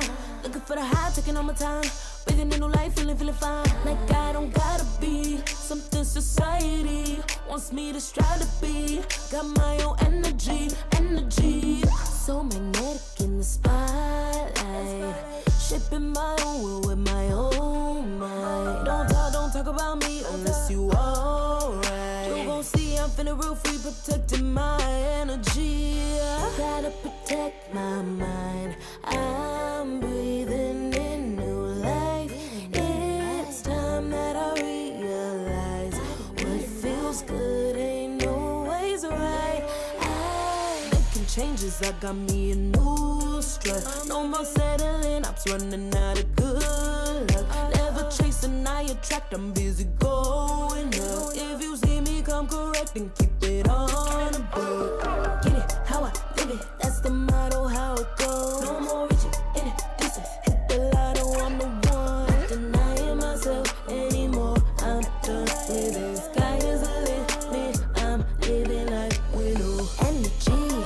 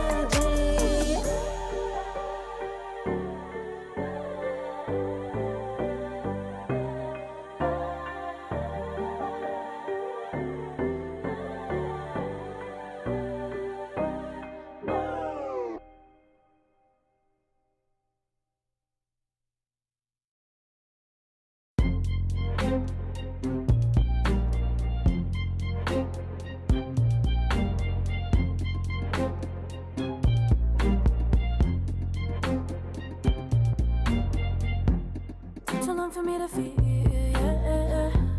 Tell me why you on your knees, yeah. Never thought I had a dream, yeah. Kicking off the covers, I'm too hot for this bed. Give me space, I need to breathe, yeah. Give a face, giving it beautifully, yeah. Yeah, it's just me and my clique, yeah. We might be the hottest, but we let you in. Angel energy, let you sit with me. Angel energy, angel energy, angel energy. We got sympathy. Angel energy, angel energy. Yeah.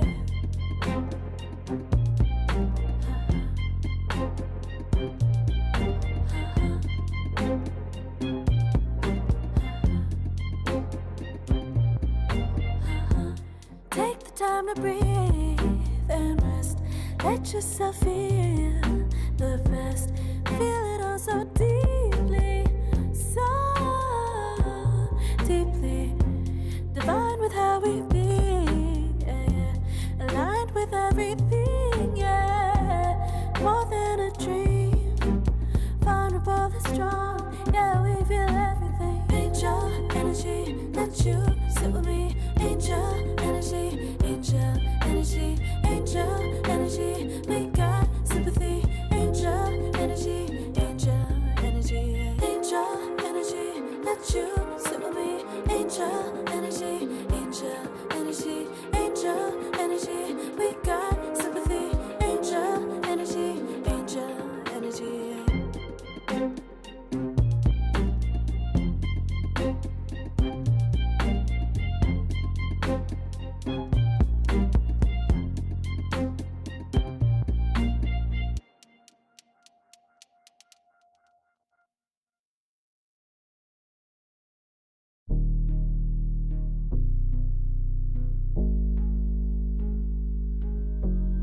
Never pressed, but I got the juice.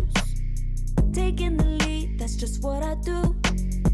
I make mountains move with one hand tied, and still this world ain't satisfied. Everywhere I go, they stop and stare. I tell the truth, I take it there. Call me vicious, persistent, overzealous, that's fine. Main character energy, I stay taking what's mine. You need a foot on the gas, or put my name on the line. Main character energy, I'm just taking what's mine. And it's written in the stars, I'm a king like my sign, yeah. Reason the bar, the jaws drop like a surprise. Don't be mad about it. Don't be mad, don't be mad. Don't be mad about it. Don't be mad, don't be mad. I don't play the game, now I make the rules. Cards close to the chest, and I don't play no fool. Don't be mad about it. Look, yeah, my name stay in the mouth. Legs got broke, they said cast her. I'm the 911 response in a disaster. I don't ask, I just take.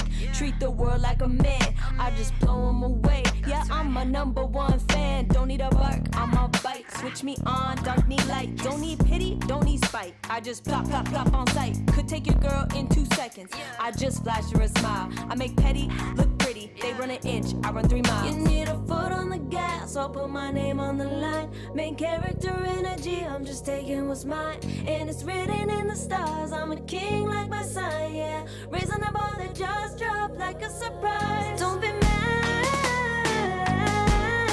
about it. Don't be mad about it. Don't be mad about it. Don't be mad about it. I don't play the game, now I make the rules. Cards close to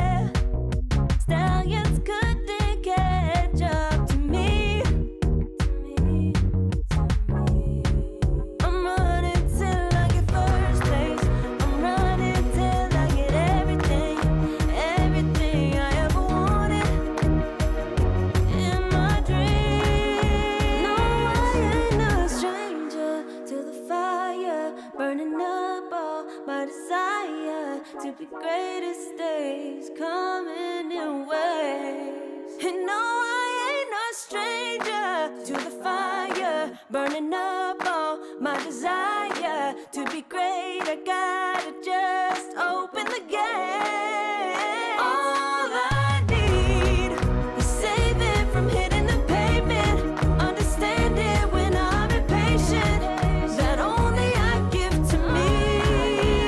All I need is a little love in lonely places, the strength to stand fear in the face, that only I give to me.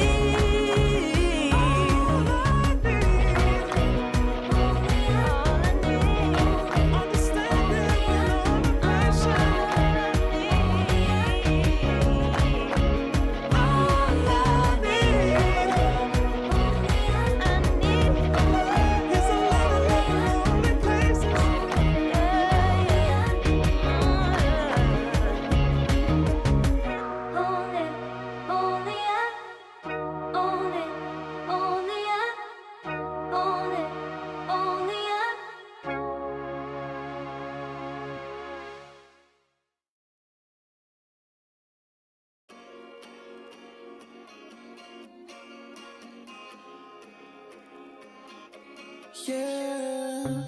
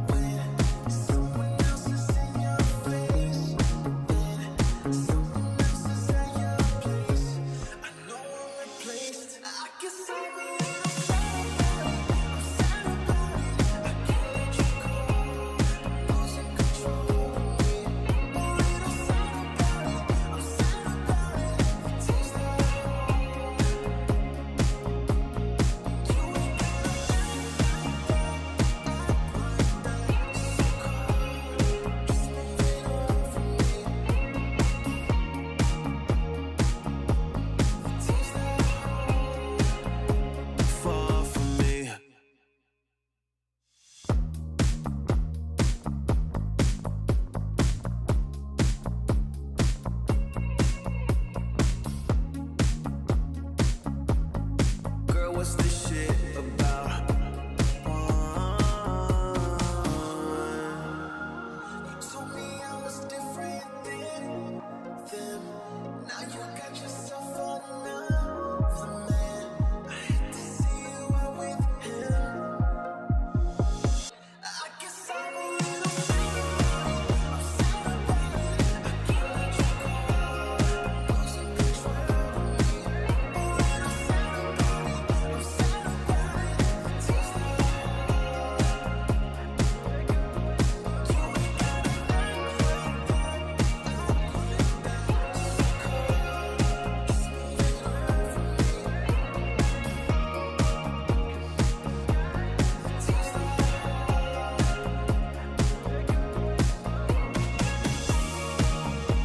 So we should be floating to wherever we're going. 'Cause if the sky is in motion, then we're going slow motion. So we should be floating to wherever we're going. 'Cause if the sky is in motion, then we're going slow motion.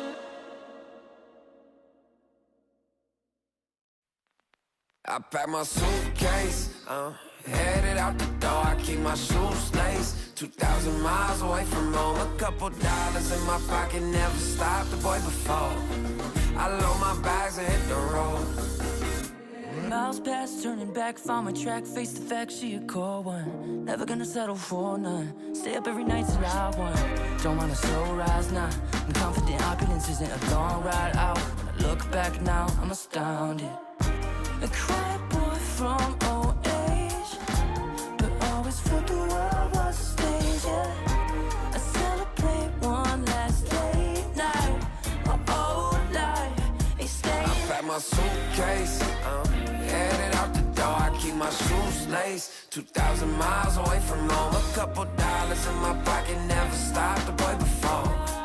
I load my bags and hit the road. I'm headed to LA. Headed on my way. I'm headed on my way to LA. Headed on my way soon.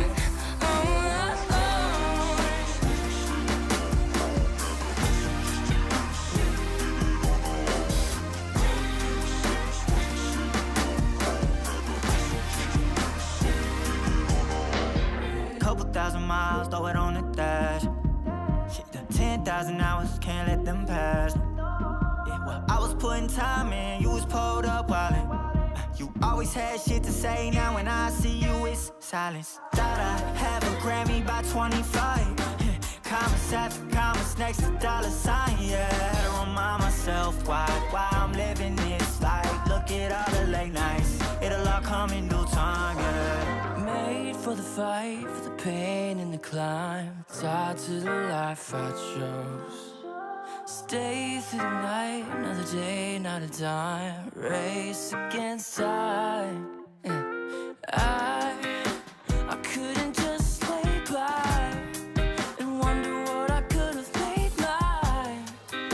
I'm closing on the moment, no one's gonna hold me down. I pack my suitcase, headed out the door, I keep my shoes laced. 2,000 miles away from home, a couple dollars in my pocket, never stopped the boy before.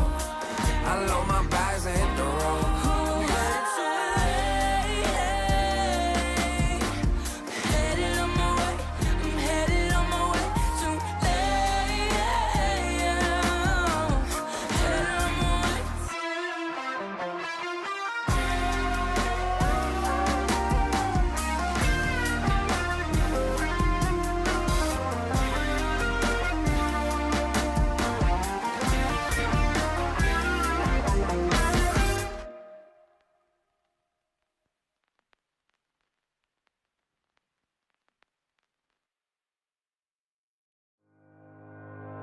Think about it every night when I close my eyes. You're on my mind. I try to quit a million times, but it takes me high. Like you're so divine. You give me everything. Don't know what's happening. I need you like medicine. You're my everything, everything.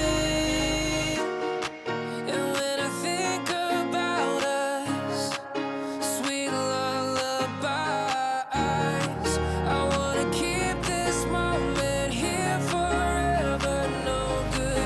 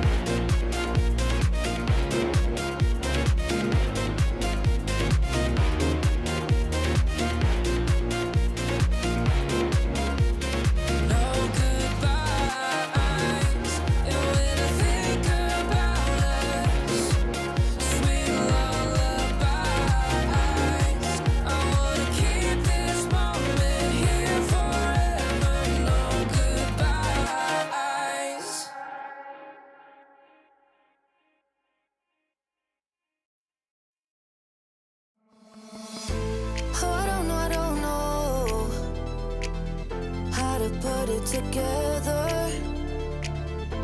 Ever since I found you, my life just got better. Better than this, better than that, better than anything I ever had.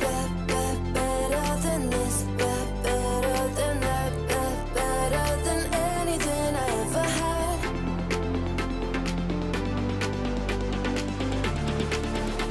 Than anything I ever had.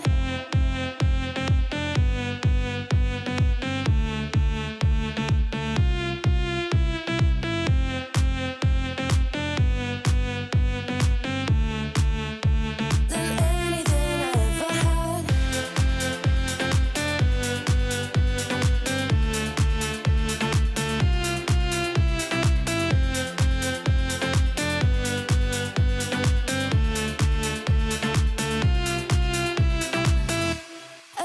Every time I start to doubt if I'm good enough, looking straight in your blue eyes makes me feel better. Better than this, better than that, better than anything I ever had. Better than this, better than that, better than anything I ever had.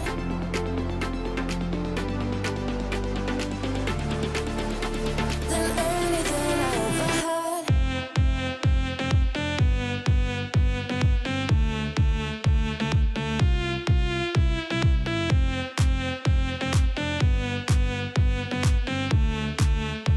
Than anything I ever had.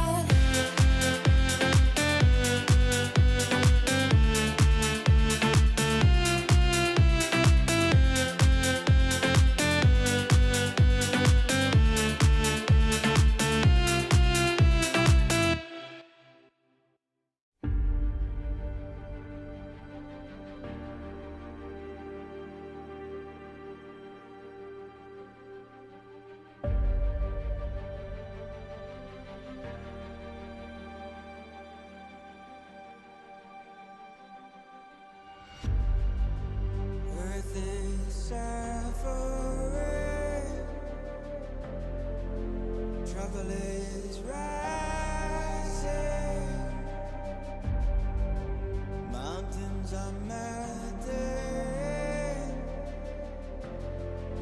there's gonna be nothing left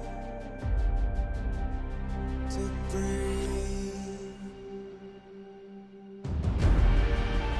Raise the sirens now.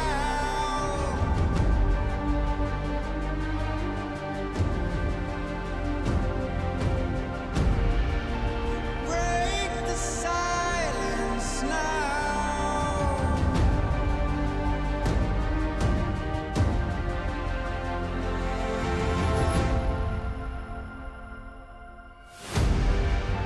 Our hearts are trembling. This can be the ending. We must begin to rise. It's now do or die. Raise the sirens now before it's too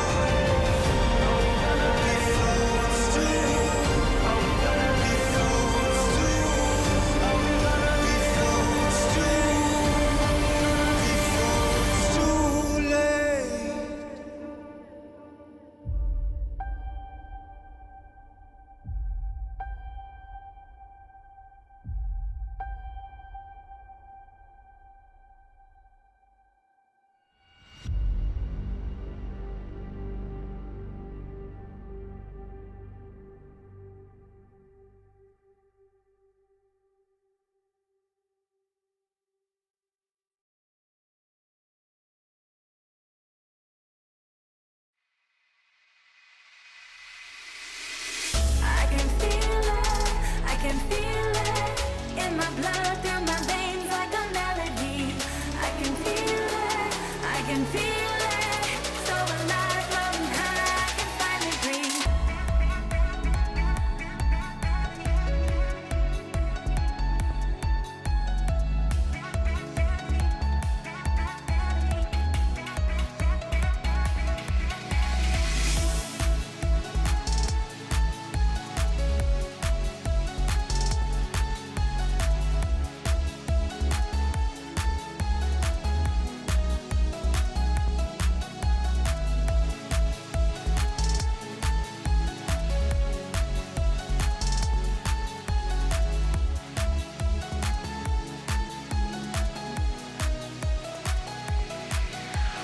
Lately, I've been feeling lonely. Want you to call me, promise me you'll always be there. I've been getting so high, I can feel it. I can feel the gravity pulling me away, pulling me away.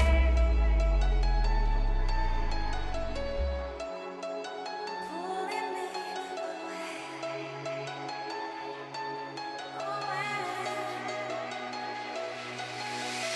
I can feel it in my blood, through my veins like a melody. I can feel it, so alive, floating high, I can finally breathe.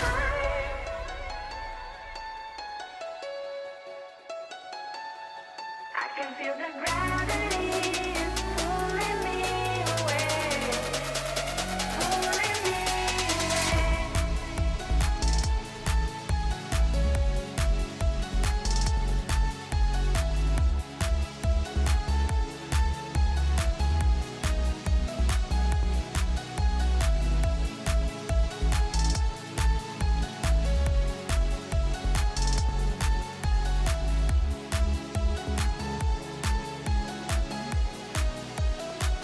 I've been getting so high, I can feel it.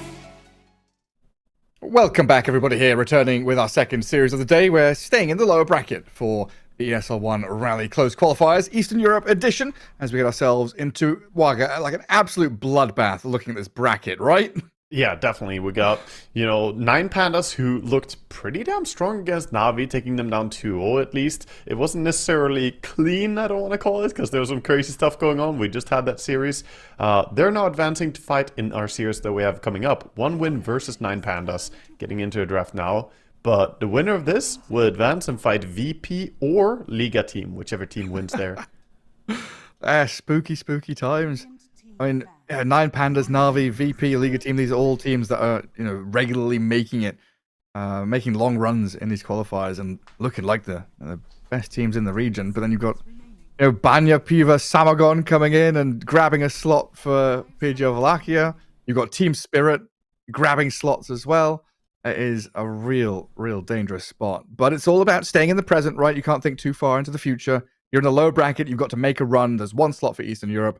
And your run started yesterday. Now you've got to make this kind of path through the lower bracket, through stern opponents in best of 3s.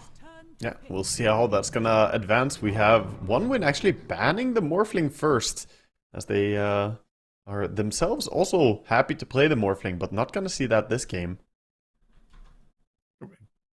And I like what I see from them. The Magnus coming out as a first pick. You heard me say it all the time, but this hero feels so good right now. He does, yeah. Morphling ban kind of protects the Magnus offlane if that comes to fruition, right? Magnus, that flexible hero. Overall, just, Morphling very strong against Magnus as well. So even if it's not laning against him, you have a mid-Magnus. Carrying Morphling is going to be happy against Magnus. It's very easy to get the shift off against the RP, and later on stealing Empower, stealing the Skewer is very strong in Morphling's hand. You could even waveform in, skewer people out. We saw some stuff like that.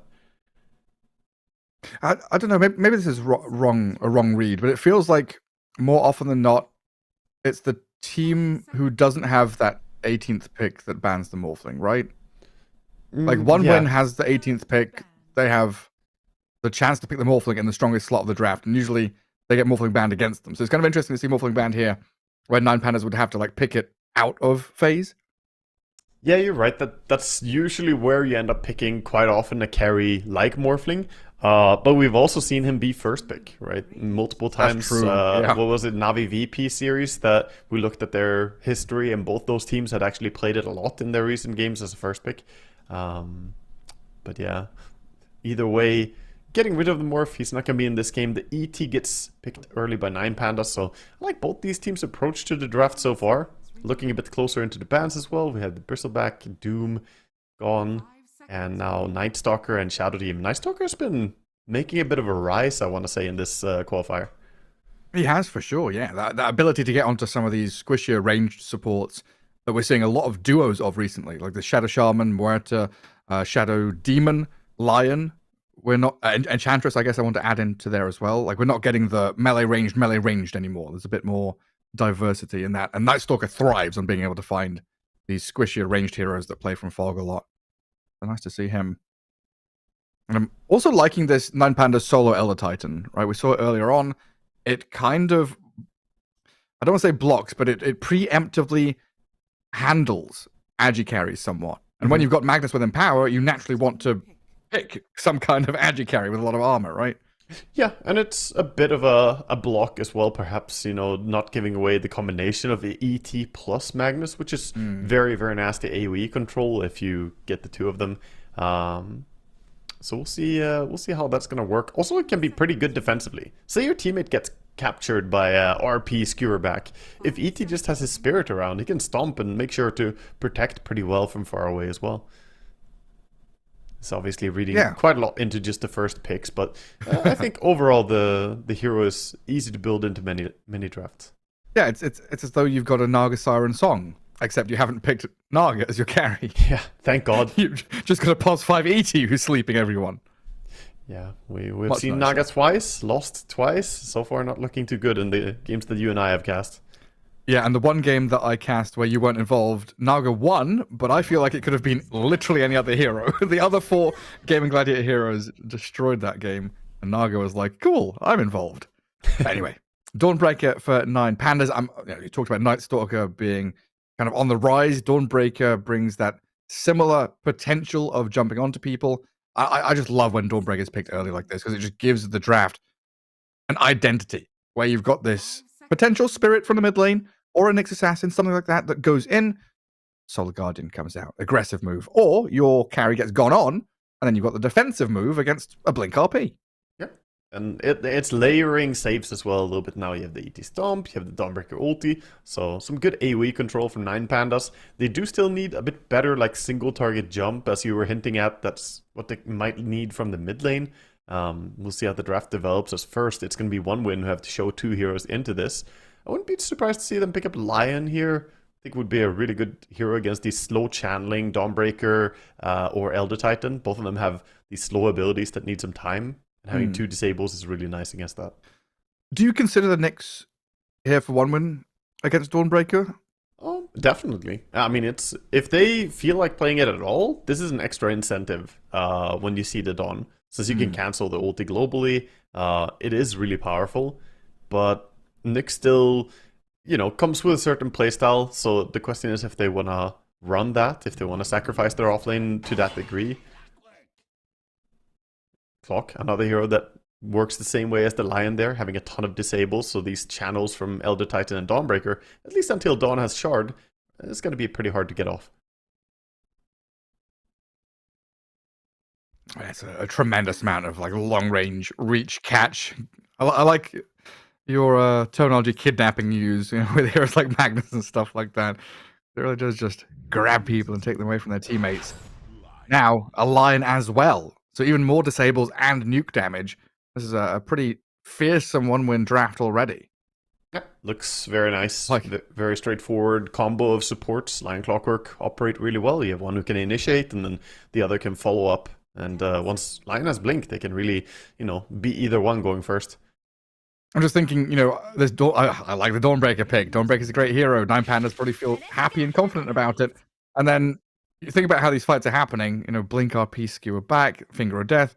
can you Solar Guardian fast enough to save someone from 1-win's burst damage? Exactly, and if you do it too quickly, then you might not end up where the fight should be, right? If you react super fast, then Magnus skewers away. It's like, oh, now I'm at the wrong place. So sometimes you have to actually be a bit slower even in reacting.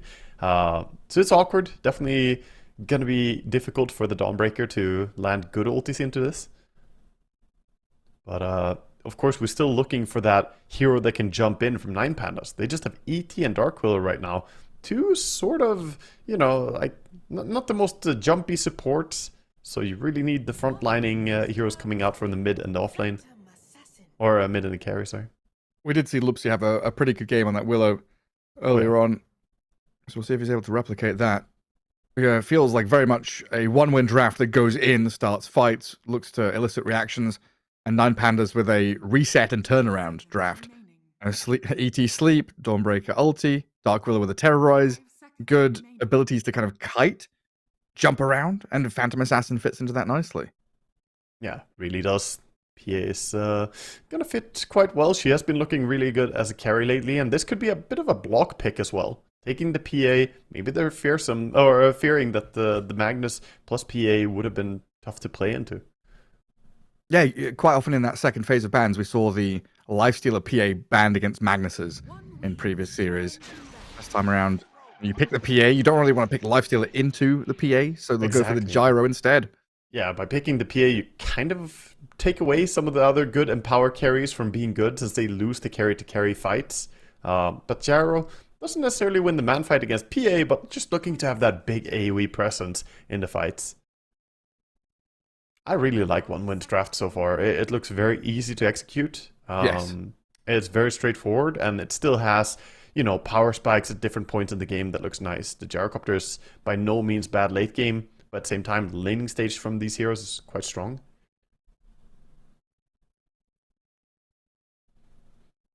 We still are looking for what's going to round out the drafts. And there's still flex potential for 1-win as well, having that Magnus. It could easily be a mid or off laner.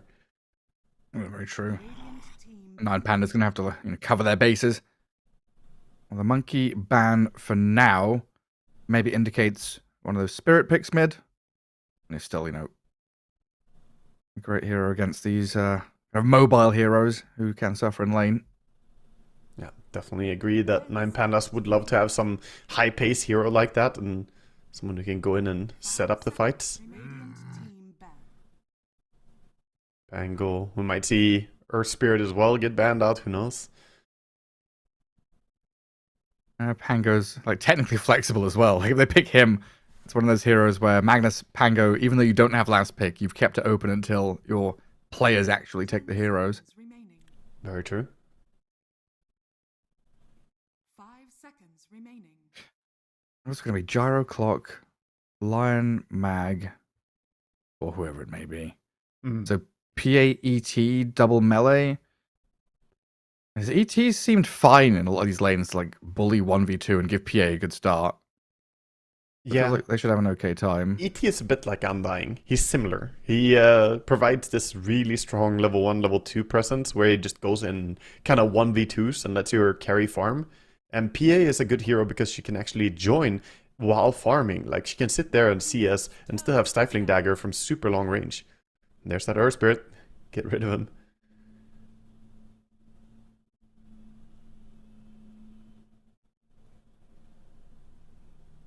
Yeah, I still rate Earth Spirit really highly as that hero who slots everything together nicely. Plays between the lanes, always plays super active, doesn't rely on big item timings. You just not reliant on blink or anything like that. Just hit level 6 and go. Yeah. And with a tempo draft like 1-win already have all the magic damage and chase, that would have been sick. Sitting here thinking that Tiny hasn't been banned as well as a hero that we might see come in. Yeah. Well, I was correct. Feels good, man. So it is probably going to be Magnus off lane then. Indeed, playing on that side lane. Should be doing quite well against the PA. And Tiny, of course, doesn't know what he's going against. And like you said before, these are two heroes that could flex a little bit, but Tiny generally wants to have levels. So he wants to be on mid lane quite badly. This 9 Pandas draft is... I don't know, very, very mobile. Very scary in terms of playing the wide open map. I do worry about them a little bit heading into these, I mean, it's similar to the last series, right? They have this kind of open draft where they can play little scraps and skirmishes, look for objectives, and the enemy team has big 5-man team fight wombo combo. And if you're able to like daintily dance around the objectives and dodge these fights, sneak a Roshan, play the map correctly, you can obviously beat these big team fight drafts. But Neanderthal monkey brain in me says, Magnus, Gyro, Lion Clock, Tiny, that slaps. They've got a lot of stuns. Yeah, they do. Close your eyes right now. How many ways does one win have to cancel a TP? Sort of how many stuns do they have? ET Stomp and Searing Chains? No. Oh, that's 9 pandas. One win, the one lion, lion, etc. Yeah. Oh, right. So they have Magnus. Mm-hmm. What are they? Magnus, Clock. Well, hang on. They've got multiple each. Oh my god. They've got like 12 or something. You're close. You're close. Okay, yeah, 10. I'll give you a pass for that. That's not a bad guess. Since battery assault just technically is multiple times, so yeah. Yeah. I was just like 2 each at least. Yeah, basically. Yeah, their stun per hero count is averaging 2. That's a good one. Sometimes we have drafts where it's 0. Yeah, I'm not a big fan of those drafts, and neither is one win, as we can see. They want to be able to lock the enemy in place, and I think the reason I wanted to highlight this is because you mentioned it as well. 9 pandas, they do have a very mobile draft. They have a lot of mobility in their team, and PA, Ember, they can run around quickly with ET, but once these stuns lock onto you, all that mobility is for nothing. So I do give a little bit of a draft advantage in my eyes to one win's approach here, but obviously you should never count out something that has PA in it. If she gets rolling, she can delete people. No, I mean 9 pandas have like 4 glass cannon heroes basically. Just a lot of raw damage, not much survivability. Let's see how they itemize and get away from some of these fights. Because yeah, like if you're started on by like a Blink Hex from Lion, can you actually... Like, are we going to see Eon Discs in this game? An item which has just been dead? Ooh, I would be excited to see that. Maybe on Ember. Maybe. If the game goes late enough, we could perhaps see it. But Eon Disc is not really... I mean, I can't remember last time I saw one, sadly. I guess we'll see Lincoln's before Eon Disc comes out, right? Actually, there was an Aeon Disc. I looked at a replay recently. Not a game that you and I cast. There was some other... Yeah, someone purchased like a 6th item Aeon Disc on, I think, a carry hero. It was some crazy game we had. Didn't we... Was it a Pango? I feel like I remember now. A Pango had a disassembled, or not yet assembled Aeon Disc. Right, this fight ends. Mankushi, Gyro, posturing and playing forward onto Lupsi. Shadow Realm level 1 gets Dark Willow a bit of distance, but the Blood Grenade and now follow through from Gyro and Tiny. Should get them first blood. Oh, with a Fairy Fire and the Juke through the trees, that doesn't. Lupsi survives it. Yeah, Mankushi could have suicided for it, but he wants to get to his lane as well. Ends up running away. If that was a support Gyro, you would probably see them keep going, but it's a carry Gyro, so he wants to get to the lane as well. Fishman just slapping a little bit onto Lace as the creeps ignore, of course, heading to each other. Has some good early damage towards that Dawnbreaker. And now Dark Willow has to get back to lane. Walks home and TP'd up top while the Dawnbreaker dying up top. Lace is just straight up gone. Yeah, that's what happens when you're alone. You don't have your support on the lane, so big impact from that first little move on the rune. Bounty rune play paying off. Yeah, not often we see level 1 kills.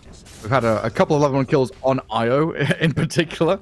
Kind of overestimating their strength, but against the Dawnbreaker there, yeah, just Dark Willow not being available. She also was low HP already from the trade before, so it was tough in multiple ways. He did the best he could, but hard to survive.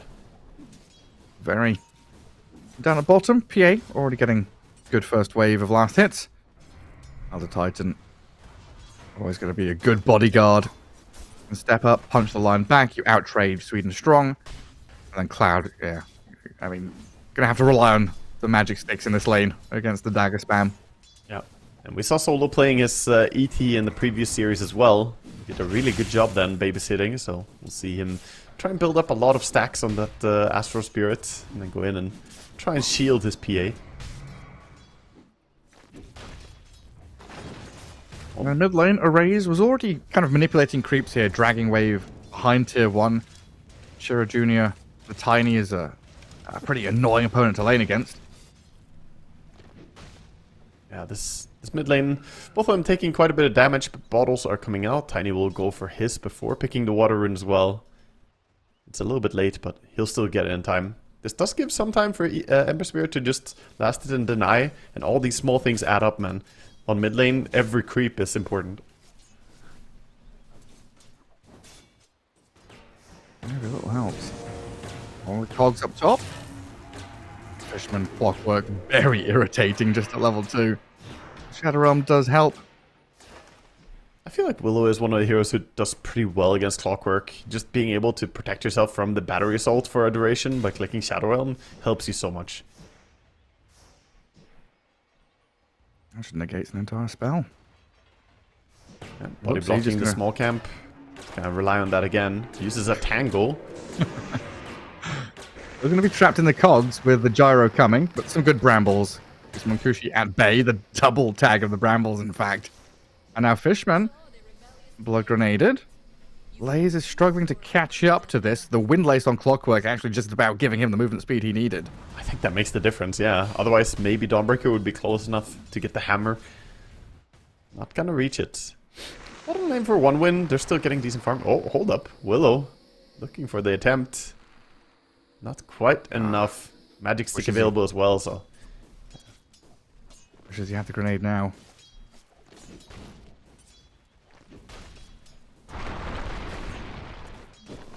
Toss back. Nicely done. Gets just some tower hits, but dodged by the Sleight of Fist. Very nice.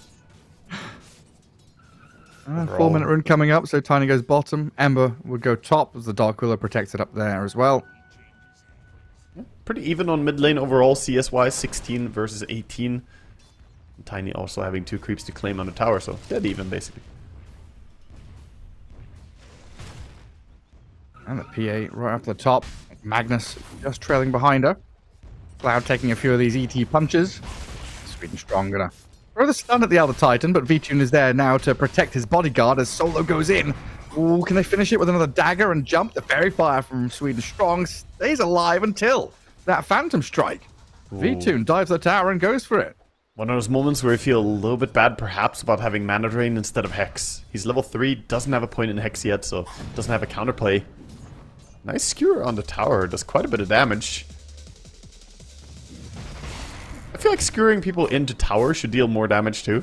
He does extra damage when he skewers into trees and cliffs, right? And tower should be a slam into a wall. The crystals as well. There's like crystals on the map that also do it. A bunch of little spots and give you that bonus damage. And now it's not about necessarily cliffing people, just hit them through the cliffs. Lion, oh, that dodge. Erase, slides out of that Earth Spike.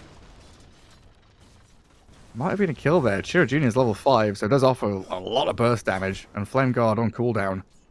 Either way, Erase happy. Now they've seen the Lion mid. And bottom lane very safe. Our top lane, Monkushi, 22 and 12. Tons of denies here. Had a very, very good start to the lane, but it looks like Laze has more than caught up due to the actions of Loopsy. Yeah, both of them have quite a few denies. 8 denies on the Dawnbreaker as well, so top lane being quite even so far. Bottom lane, though, is also dead even, so all the cores are doing quite similar impact so far.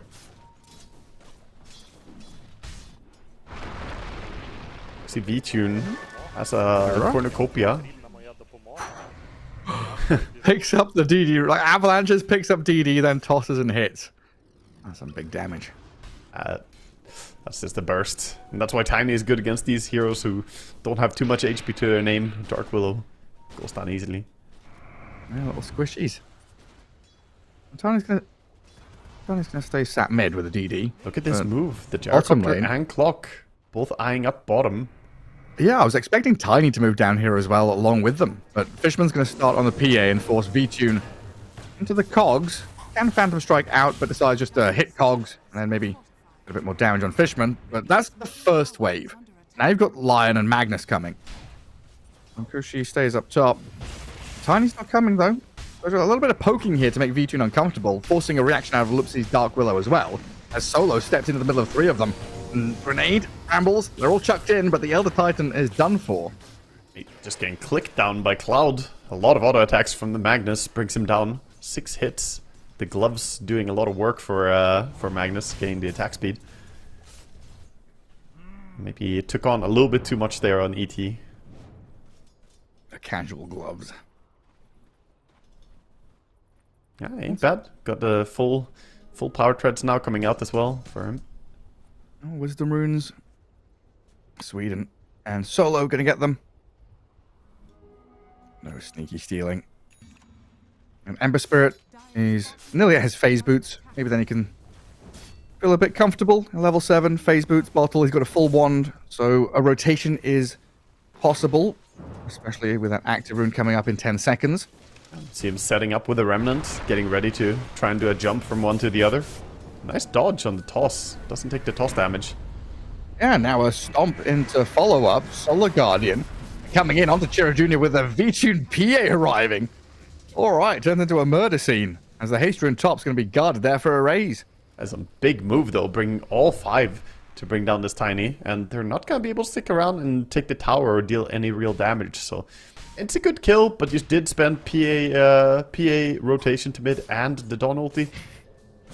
And yes, V-Tune went treads this game before the Battle Fury. So he did. I like this build a lot more. Like, Cornucopia is great. I don't mind seeing he went Cornucopia with brown boots and then back for power treads.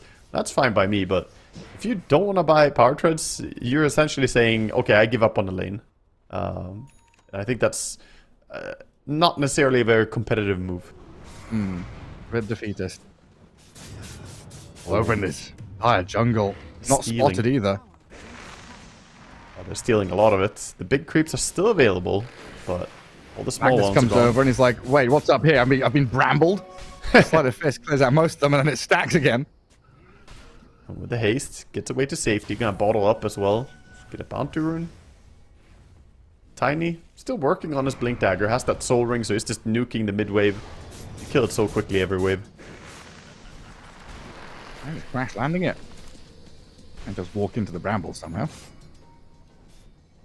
9 Pandas with a good couple of minutes here, protecting their PA, getting V-Tune involved and active early on. Using that Solar Guardian, all feels nice to put all the pieces together. But now, it's OneOne's turn. Up in the face of Lays, bring the numbers in, get the Gyrocopter, dish some damage out. The Hex with the Stomp. Hang on.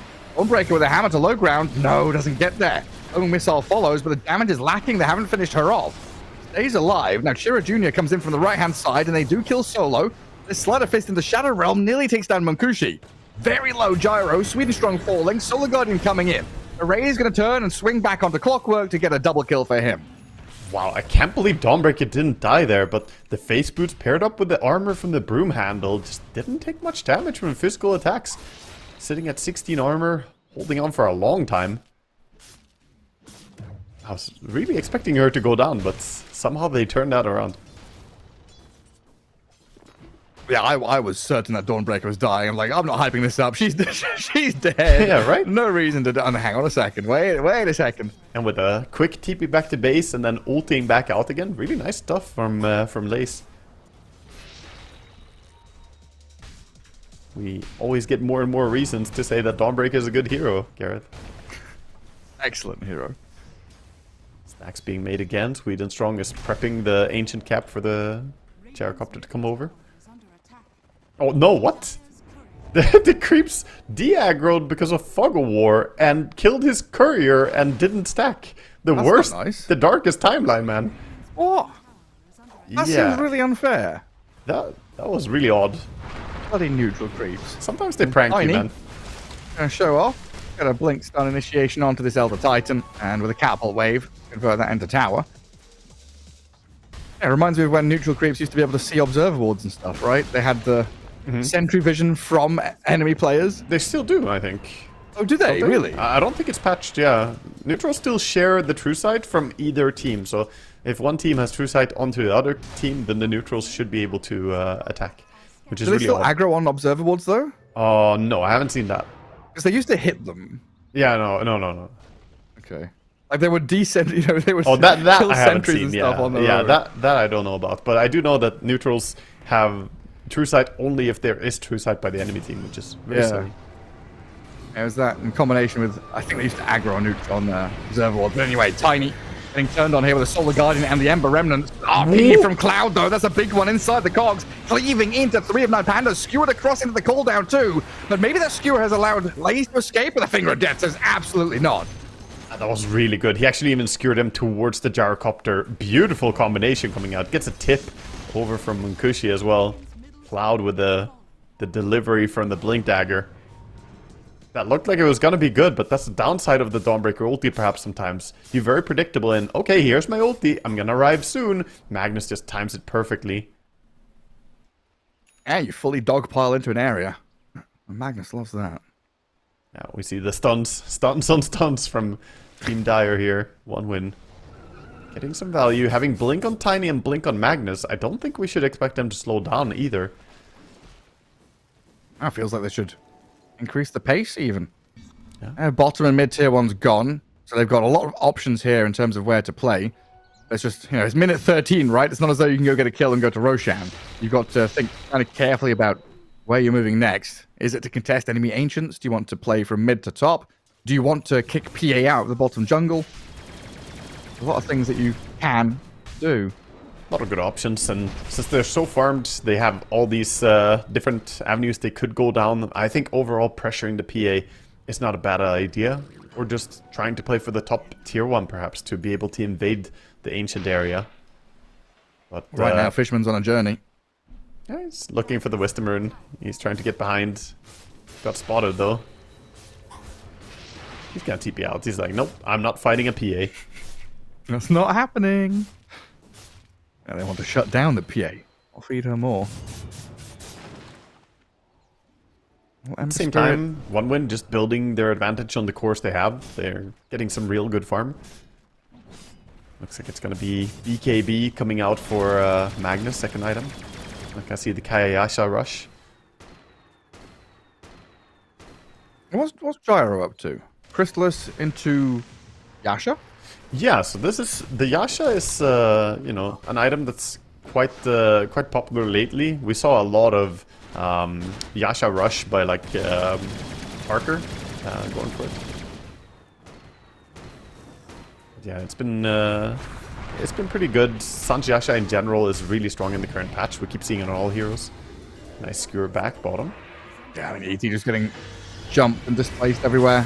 There is a comeback fight here. 9 Pandas. That's a big stun out of Lion. Chiro Jr. might be able to turn and get a bonus kill. The PA very low, but V-Tune pops the 1, survives. Cloud comes in with the RP.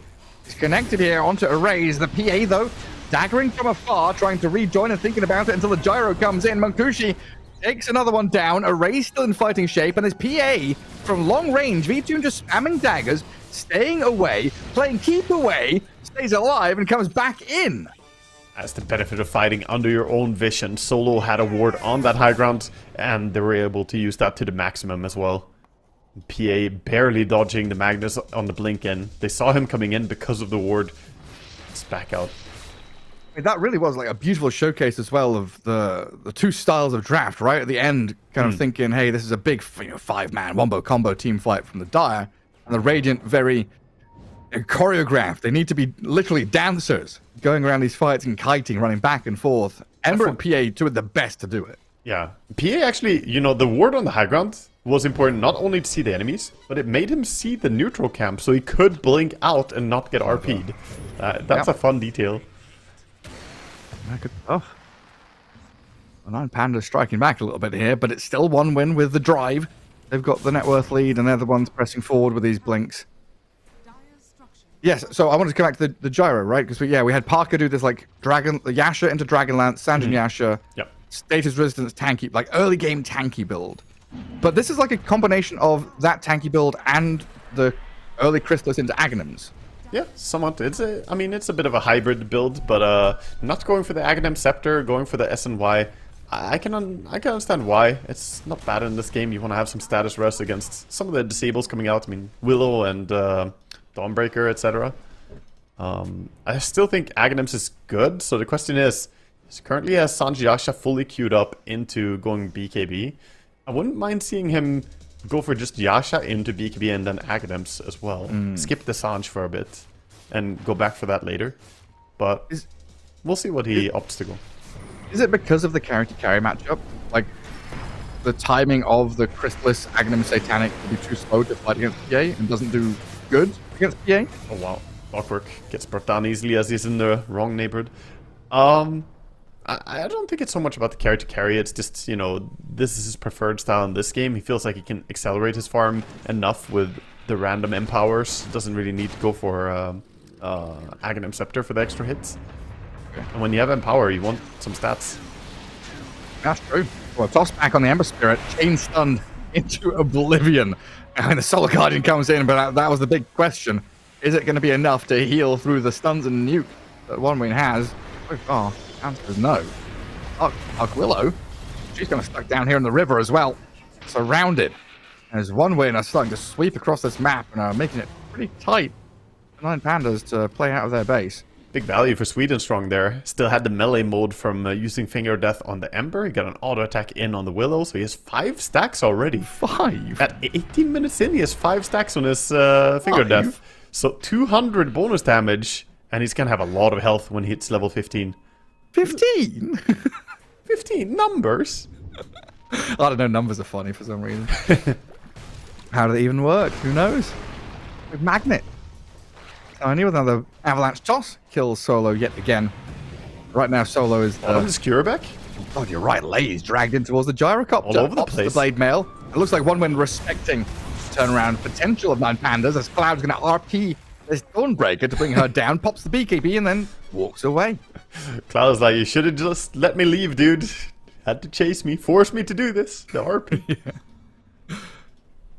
This is where the tempo picks up. High octane time from OneWin. Smoked up, walking past observer wards. I've got a pretty clear idea here with their own vision that Erase is farming jungle, but they also spotted the squishy target, the Dark Willow. Hero Jr. not able to finish her off immediately, so they need that second flurry of Fishman spells. Trapped inside the cogs, looks to break free with the ET Stomp helping, but Swedenstrong. The third wave of control and damage arrives. Yeah, so many stuns coming in. This aggressive vision as well by OneWin. Swedenstrong found time enough to plant a nice little observer ward down deep. So PA very limited on where she can farm. At least still has access to her ancient area, but we see OneWin just being hyper aggressive in this game. And they didn't even show all like a 3-man gank onto an individual hero. Usually like all 3 show and get the stuns out and the damage out. They kind of did it one by one. They didn't show too many heroes and were maybe baiting some kind of response from 9 Pandas, you know, seeing who shows up, waiting with a Lion until the last moment. Yeah, Lion also had to do a bit of running to get there. He was still over on that ward mission, but yeah. Indeed. See Vision coming out for Dawnbreaker at the 10-minute mark, so at least right now they know it's kind of safe to farm. Phantom Assassin does have the full BKB completed. And Vampire Fangs as well. She's quite ready to go take a fight. And she's got to be the scariest hero from the past 2 or 3 weeks, honestly. Yeah. Comes out of jungle with Battle Fury BKB and you're like, oh god. And then, you know, a bit of skill expression. The PA can single-handedly win fights with a bit of jumping back and forth. Yeah, definitely. She's a strong hero, scales very well as well. So happy to keep farming, doesn't necessarily have to go for the rotation. We saw an early Torment to take by Dire, getting the shard for Clockwork, so he can now fly around, provide a little bit of extra mobility to him. Yeah, spot the PA, run away from her. And Wisdom Rune and Torment on the other side for 9 Pandas. Ember Spirit tanking up a hell of a lot now. Mage Slayer, Sanjiasha. Kind of difficult to, even with all the stuns you've got, kind of difficult to keep tabs on Erase. That really tells the story of the game. Sanjiasha on the mid-Ember. Like, he also looked at the lineup like, how many stuns is that? You know, he feels like he has to go for this. And this is not... Dawnbreaker 2. Yeah, this is not really the item you want to go for as an Ember, but it's just the best item here. That's why we see Dawnbreaker going for it. PA has queued up Sanjiasha as well. So we're going triple Sanjiasha course. Yeah, I think it's the right way to go. Makes perfect sense. I'll try and make use of it. Erase. Hook shot kind of dodged there by the sleight of fist. Now Fishman stuck and PA make the jump. One win as quickly as they arrived in this bottom jungle, they evacuate. They do have a high ground war to play around. So they fall back to that and see if 9 Pandas come towards them. Yeah, still a shield rune on Tiny as well, so he's feeling strong and wants to fight. Waiting for support to come D-ward. Solo. He can't resist. He's going in. Solo. I mean, he knows what his job is, and he is doing his job. But my God, you're gonna have some kind of, you know, a good insurance. Yeah. God, my brain's lagging. What? There's a thing in, you know, nature and biology where you want to protect yourself, right? You want to self. It's not self-reliance. No, self-preservation. Preservation. Thank you. That's what I want. Yeah. That's not something that post 5 players generally have. No self-preservation, only D-ward. Quick He's Roche respawned. take. He's TP to outpost, scanned up, smokes now, but Roche is about Ember, to die. steal it. Ember Slide of Spirit. Fist. Hang on a second. Slide of Fist and Remnant in. Roshan dies, but Mokushi gets You missed it. Aegis, the hands of the gyro. But Erase. He's put one with his hearts in their mouths right now. A fight could still potentially break out. Fishman knows this, so he wants the hook shot out. Gets a bit of distance while Chira Jr. blinks away. Cogs placed down. 9 Pandas trying to chase. Just for the tags Fishman, but Solo wants to go, further. but his team is backing out. Don't want to dive that far. Clean getaway for 1 win. And as PA dips out to top, she's showing top right now. Could be a good time to take a fight bottom for 1 win. We'll see them step up. Yeah, this high ground observer. What do we? Elder Titan knows about it now, so it looks like 9 Pandas given the order to retreat. Get the hell out of there. This entire area belongs to 1 win now. The fact that 1 win have the triple BKB up on all their cores, you know, they have 1 each, makes it very hard for 9 Pandas to get a clean fight as well.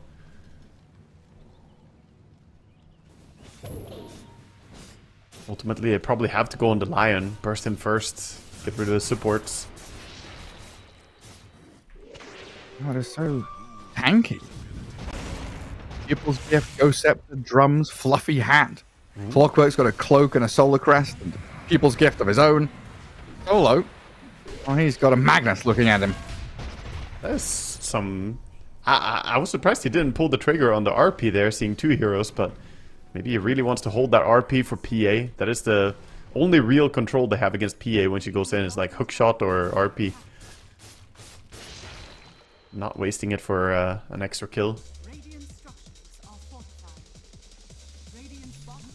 And the PA, back to the Ancients. V2 knows he can just keep on farming pretty safely on that left side of the map. Does have the SMY now? Meanwhile, much cooler is the Magnus with his Kaya Yasha. Oh, yes. Got that cast speed, got the shard. The blue one. Yeah, groups get nuked. Lupsi and Arrays kind of were playing on the enemy side of the river, cutting waves, taking a bit of jungle farm. They realize it's not safe anymore. Mokushi with his Aegis comes in, sweeps through the top jungle, clears out that top wave. It looks like 1 win wanting to play top tier 1 and maybe enemy Ancients, but Fishman's Clockwork kinda lost his way there. Didn't get the memo that the rest of the team were going further north before going west, and he just kind of tried to cut across, maybe on a bit of a warding mission. Yeah, he was wanting to put a ward in the enemy triangle to set up a future rotation, but they were there, punished him, and still they go for the push. 1 win. Feeling very confident fighting without the Clockwork now. Well, we've seen a lot of patience from Cloud. Going to wait out for a great RP, using Chira Jr.'s body and that blink initiation to set things up and force 9 Pandas to dogpile. Right now, looks like 9 Pandas just poking a little bit with the rays on the right-hand side. Daggers from the PA from the south. Stuck. And the Tiny's starting to drop lower and lower with no commitment until now from 9 Pandas. The PA does blink in, met with a few stern stuns out of the Lion and the Tiny again, while Dark Willow on the right-hand side going to get skewered away. PA still going to get forward with this Ember Spirit onto Sweden Strong. It's Fishman and Chira Jr. They get the stuns, but the Solar Guardian BKB turn is there. Beaton and Lays, they don't want any part of this anymore, though. They're TPing out, getting into the Roche pit and trying to evacuate. Lays has come in here to save the PA, but he's going to die for it. thank you for saving my life. I'm gonna BKB and TP out. Feels bad to be Dawnbreaker right there, but at least there was a buyback used on Lion. Still very good fight for 1 win. And they didn't even have to spend the RP. If he was closer, could maybe have caught them on the retreat. I still got it for next point. Scary signs there for 9 Pandas. Losing a bit of gold on the Dawnbreaker, but they do come back up top with their 2 hyper-mobile core heroes to kill off the clock, and Sweden Strong, Ghost Scepter, saves him and buys him a bit of time, while V2 is blown up by this Magnus Gyro. A big damage out of these two, but they're slept up and stomped for now, and this Ember Spirit clears them both out. The ET with the Spirit, amping up all this damage. And Makushi respawns, and it's time to go chasing the Elder Titan, it looks like. But Chira Jr.'s whiffed his stun. They don't get the catch on him.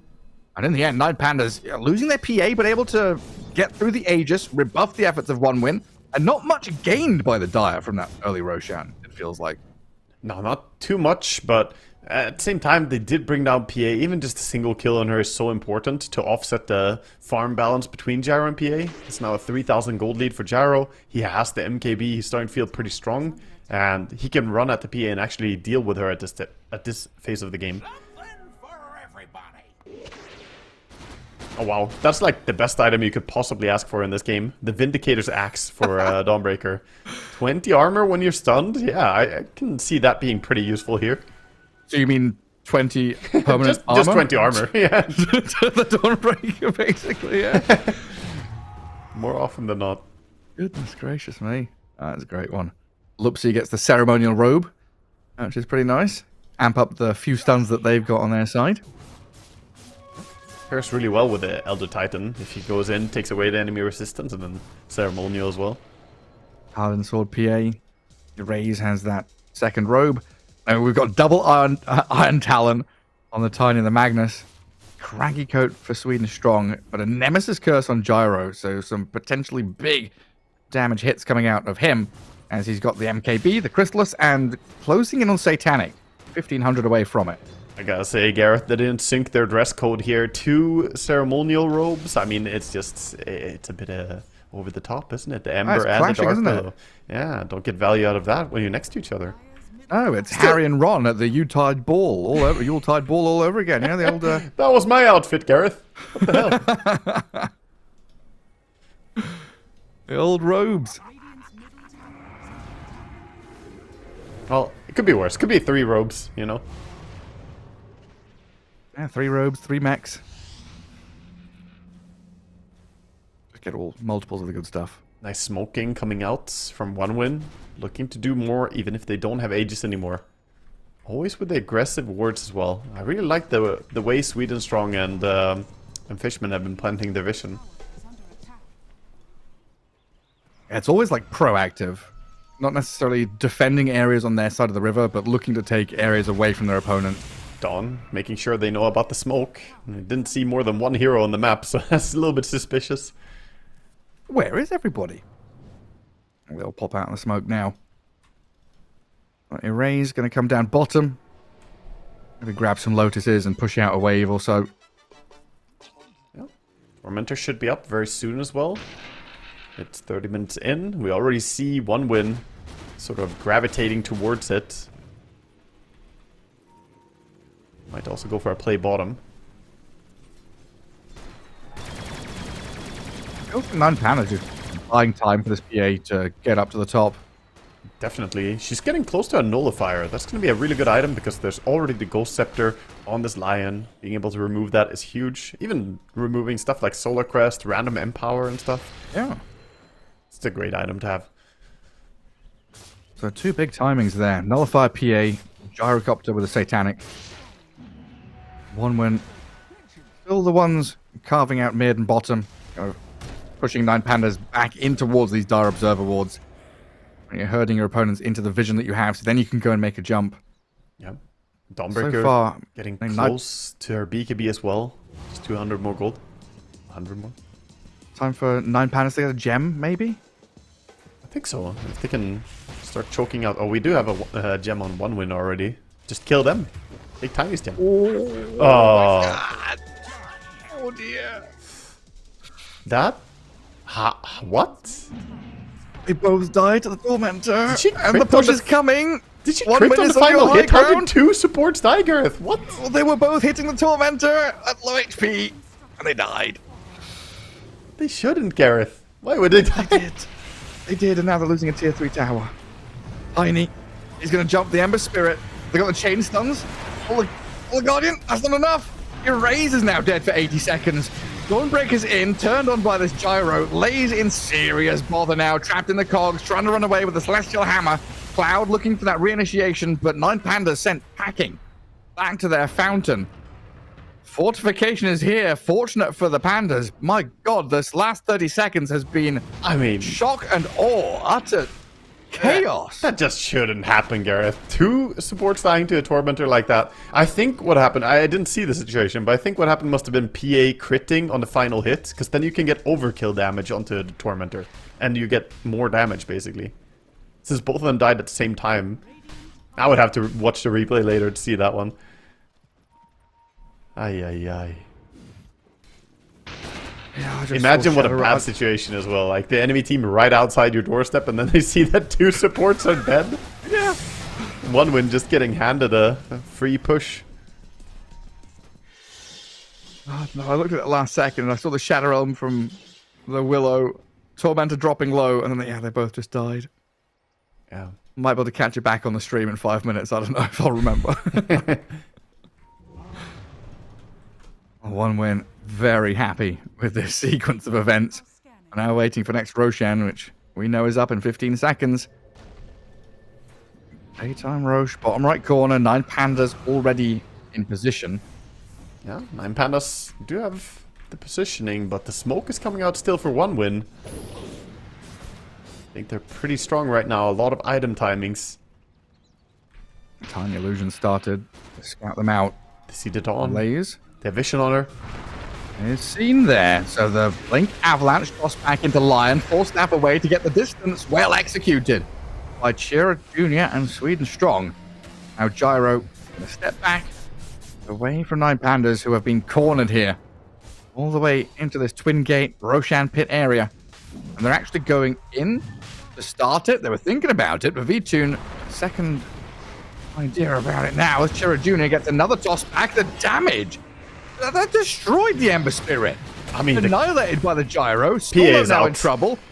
PA gets the hell out of there, and the Dark Willow follows. Roshan, it's 1 wins easily. that was a beautiful blind jump by Chia Jr. He didn't actually have vision up on the high ground, I think. Or did a rocket scout it? I didn't see it. I don't think there was a rocket, because, you know, then he would probably not stick around on the high ground as well. Just jumps, toss back. I didn't expect the damage, honestly. Yeah, they have quite a bit of bursts. And Ember, I mean, everyone just dies during the stun duration, right? That's the problem. Ember, even with the Sanchiasha build, trying to survive the stuns, it's not working out.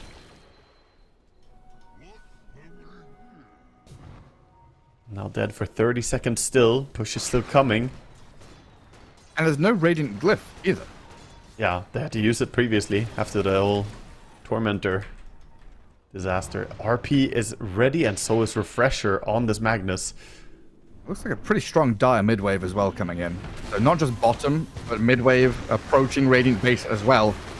Roshan's banner on the floor, and Munkushi just plants himself on the high ground. Knowing there's no glyph, just hit the tier 3. Now what do we go for? Melee racks? Range racks? Do we reset the glyph? He's looking for the melee racks and then run away. There's a raise. He's starting to get in behind, chipping away at the Magnus and slowing this push down a touch. Terrorized thought about. Yeah, once he holds back. PA, yeah, the dagger from long range, you know, poking and now fearing the gyrocopter. He's got Aegis, BKB Satanic, so Munkushi pops the Satanic to heal back up a touch. Not a massive amount of life stealing though. Kept at bay with all this poking and stunning. And Munkushi Satanic did pretty much nothing. Now relying on the Aegis, and that'll lead to the retreat. Yeah, kind of back out, play it safe. Still did a decent amount of damage, and the banner is still there, keeping the catapults alive. This Melirax dropping lower. They're camping the area, Tiny ready to grab anyone who comes close. It's very scary. Yeah, I mean, how do you stop? The catapults are just taking your racks, slowly but surely. Why can't I dagger this banner? You know, Tiny's going to come in and finish off the melee racks. Gonna reset the glyph. So mid lane, I mean, you can glyph these barracks, but do you want to hold glyph for like tier 4s or tier 3 or something? Yeah, I think you don't really waste glyph. They're gonna try. Still Aegis on the gyro. I don't see him backing. Yeah, just, glyphing there feels like they want to go and fight, right? They're backstabbing with Ember and PA. Glyphing there, delaying so they can make a move. But Shiro Jr., he spots the raise. Oh, jump. PA jumps Mankushi, looks for the kill, but doesn't quite get it. And he still has Aegis, so second life will bring him back. Got him once. Spam pinging.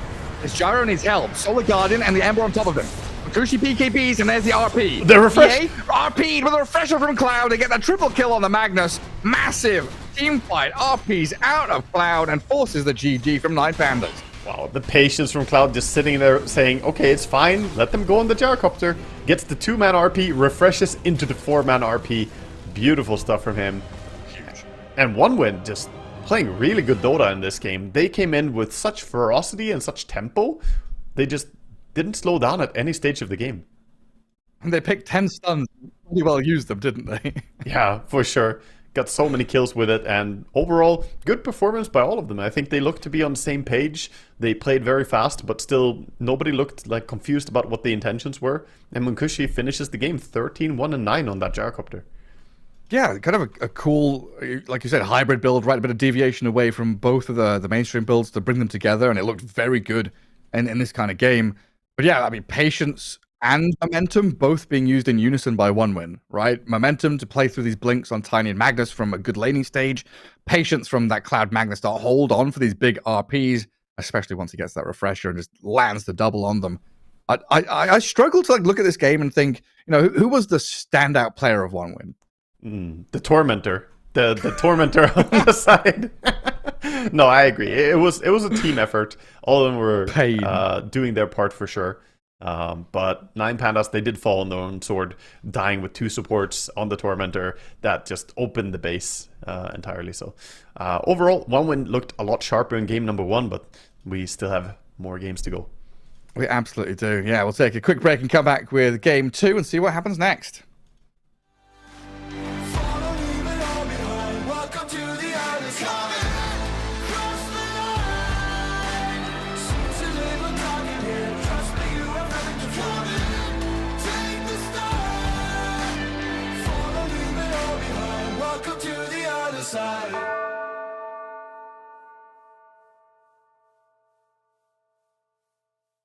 Serotonin slightly late, sequel in the light, embalming your energy, riding through the night.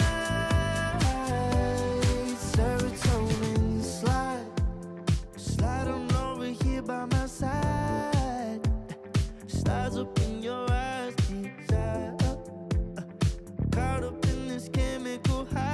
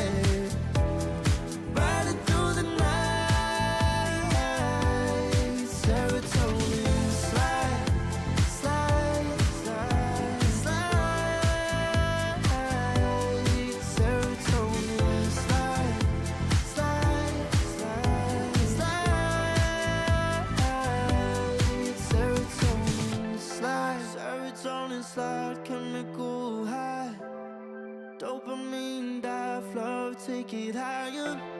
Serotonin slide, chemical high. Dopamine dive, love, take it higher. Serotonin slide, chemical high. Dopamine dive, love, take it higher. Serotonin slide, chemical high. Dopamine dive, love, take it higher. Secret in the lights, empowering your energy. Riding through the night. Serotonin slide, slide, slide, slide. Serotonin slide, slide, slide, slide. Serotonin slide.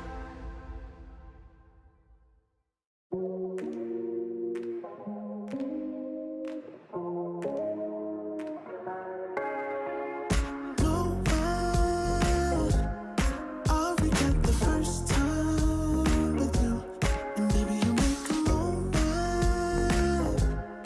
Every time I lay eyes on you, but do we care? Do we dare? Keeping this going, let's live in the moment. Yeah, now we can know it's all love between the two of us. Every time I try to find, Try to avoid it, but I was stuck. You turn up the heat when you back it up. try to stop the flame. But discipline melts away. It isn't enough to wish for change. You either give in or pull away. We have the will to choose our fate. Whether it's wrong or right, I'm holding on for life, for the ride.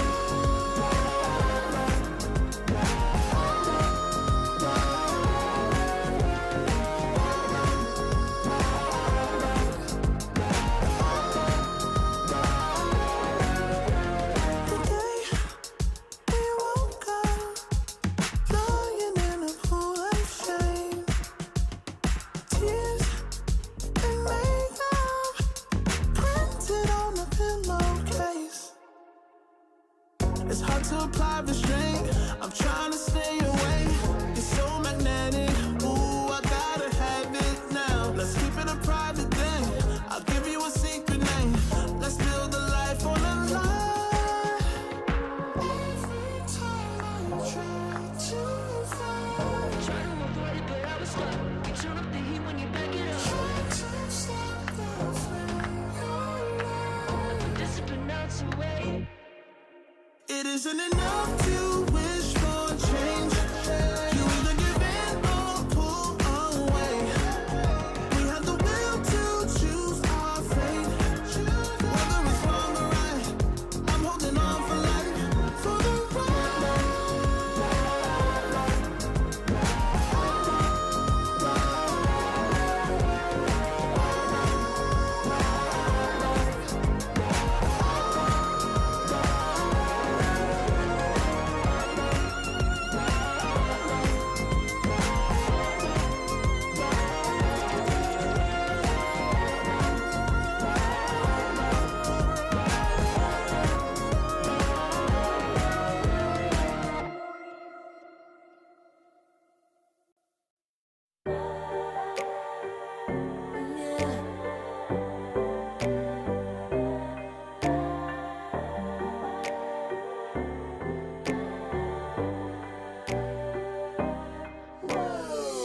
Talking mine, I've been working all year getting by. Looking for the high, taking all my time. Breathing in new life, feeling fine. Like I don't gotta be something society wants me to strive to be. Got my own energy. So magnetic in the spotlight. Shaping my own world with my own mind. Don't talk about me unless you alright. You gon' see I'm finna real free, protecting my energy. Gotta protect my mind. I'm breathing in new life. It's time that I realize what feels good ain't always right. cause I got me a new strut. No more settling, I'm running out of good luck. Never chasing, I attract, I'm busy going up. If you see me come correct, then keep it on the book. Get it, how I live it, that's the motto, how it goes. No more reaching, in it, distance, hit the lotto, I'm the one. Not denying myself anymore, I'm done with it. Sky is the limit, I'm living like widow. Energy, energy, energy. Feeling free. Energy. Gotta protect my mind. I'm breathing in new life. It's time that I realize what feels good ain't always right. I'm feeling good, feeling free. Feeling good, feeling free. All I need is me and my new energy. Feeling good, feeling free. Feeling good, feeling free. All I need is Welcome back, folks. Here, heading into game 2 between OneWin and 9 Pandas. 9 Pandas trying their classic kind of skirt the edges, kite and play draft with Ember and PA. OneWin just bang, caveman club, big stuns, big team fight, wombo combo, and some patience from Cloud to bring in a sprinkling of niceness there. Took game 1. Yeah, in a very convincing manner as well. OneWin just looked like they were a little bit sharper, played really fast Dota. We saw them ganking like multiple places at the same time, going with immediate smoke ganks after kills, and they just looked like a team that was hungry for that win. Whereas 9 Pandas, they were a little bit slower perhaps. They were looking for a lot of item components to try and solve the difficulties in that game. But no matter how many Sanjiashas you buy, Gareth, that's going to be a difficult game. You Sanjash your way out of 2 stuns, a third, a fourth, a fifth. Was it 2 stuns per person? Yep, on average, pretty yeah. nasty. 10 stuns in a 5-hero draft, that's not bad. Yeah, hard to contend with. So maybe we'll see a bit of a shift up there as we do get Gyro banned by 9 Pandas, Magnus removed by OneWin team. A little bit of a change up. See what the priority is going to be for 9 Pandas. Do you still go for that Elder Titan? Or is there some different approach they want to go for?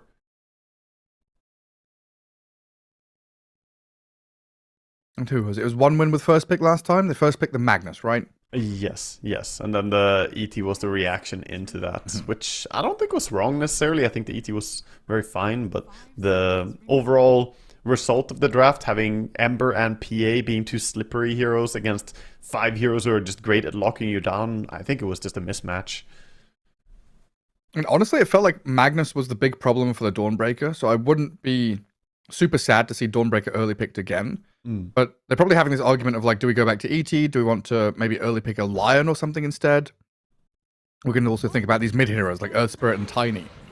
Yeah. Or Solo's like Undying. Yeah, I mean, Solo, he loves to really protect his lane. He is one of the more lane win oriented boss 5s that you can find in Pro Dota, who generally does provide good starts for his carry.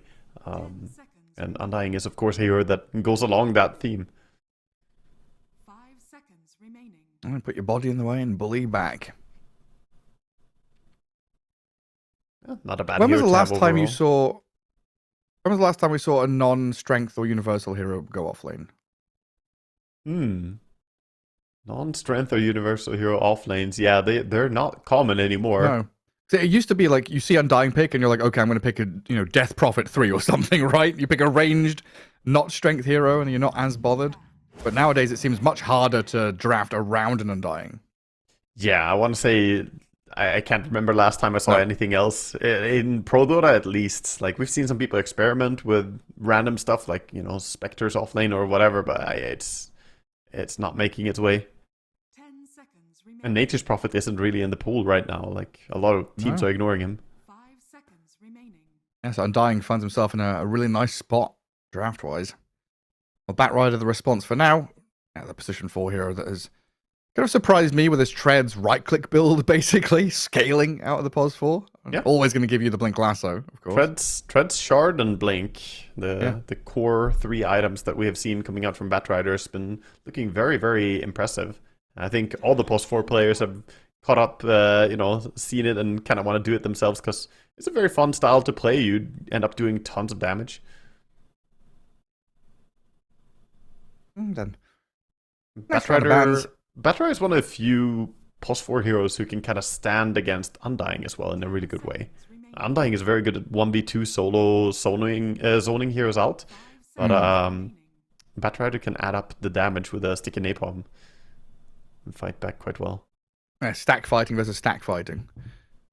Stack decay, stack napalm. Mm-hmm.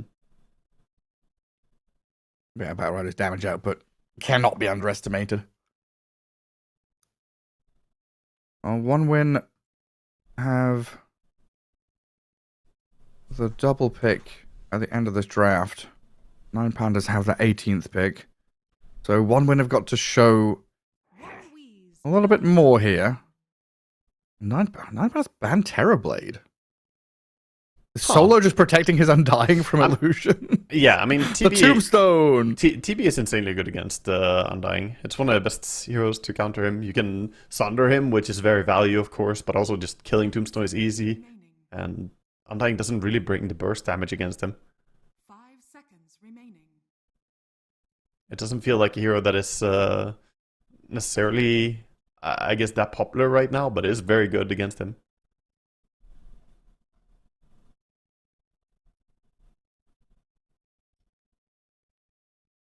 When was the last time one win played Bat? I'm scrolling and scrolling. Where is it? 4 days ago, 9 days ago. There were a couple. A win and a loss. Oh, those are some wild drafts. Holy moly. So they won against one move with Monkey Disruptor, Timber, Bat, Anti-Mage.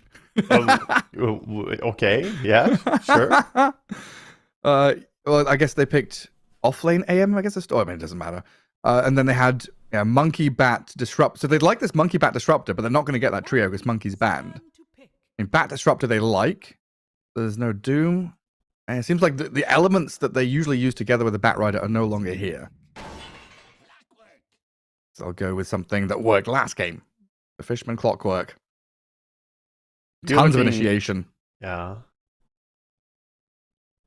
Yeah, we're looking for more fight and more ways to go in and kind of bring down the enemy. One win, again, looking for the aggressive sort of style that we saw from last game. 5 seconds remaining. 9 Pandas. I mean, Undying can be a good hero to react against it if you get to the point of having Shard. So if you can get a good start in lane, get a Shard at a reasonable timing on Undying, you can break the initiations. And I think that's what they should prioritize getting. Some combo breakers or, some, in this case, vision advantage with Night Stalker. Not bad things to play around. Lion keeps being a popular pick. We see him all the time. Already 9 Pandas have an easier to play draft, right? Play around Tombstone, play around Vision. Yeah. Night Stalker during nighttime with his Dark Ascension during day, and Lion just gives you this immediate catch and kill potential. Add in another hero and you can bring down cores even. I would totally agree right now that their draft looks pretty straightforward, but the last few heroes can change a lot. I mean, last game we had the PA and Ember picked towards the end, and that kind of changed the trajectory of their draft. So one win sees the offlane. So they could pick their Clockwork partner here. Yeah. Who would you want against Night Stalker Lion? I want Lifestealer, dude. I want Lifestealer. Yeah? Give me some Lifestealer, even though Magnus is banned. We have Batrider, we have Clockwork, fantastic vehicles for the Batrider ulti, and then you're laning against the Night Stalker, which is a nice lane for you as well. Are you laning? Are you playing Night Stalker? Oh my god, are you playing Lifestealer against VTune though? the master himself. Yeah, that's true. That's good. A chance to show him. They're gonna go for Morphling. Another special hero that one win they banned in the first series, or in the first game of the series. Munkushi is an expert at Morphling, so this time he's gonna pull it out. Yeah, in that funny spot just before 9 Pandas get that last pick of the phase. Because otherwise, could have been a 9 Pandas pick, that Morphling. Pretty confident pick to pick Morphling into Night Stalker and Lion. I mean, it's not like they don't have stuns and silences, which, Morphling generally struggles against, but If you have your own frontline team, like look at this.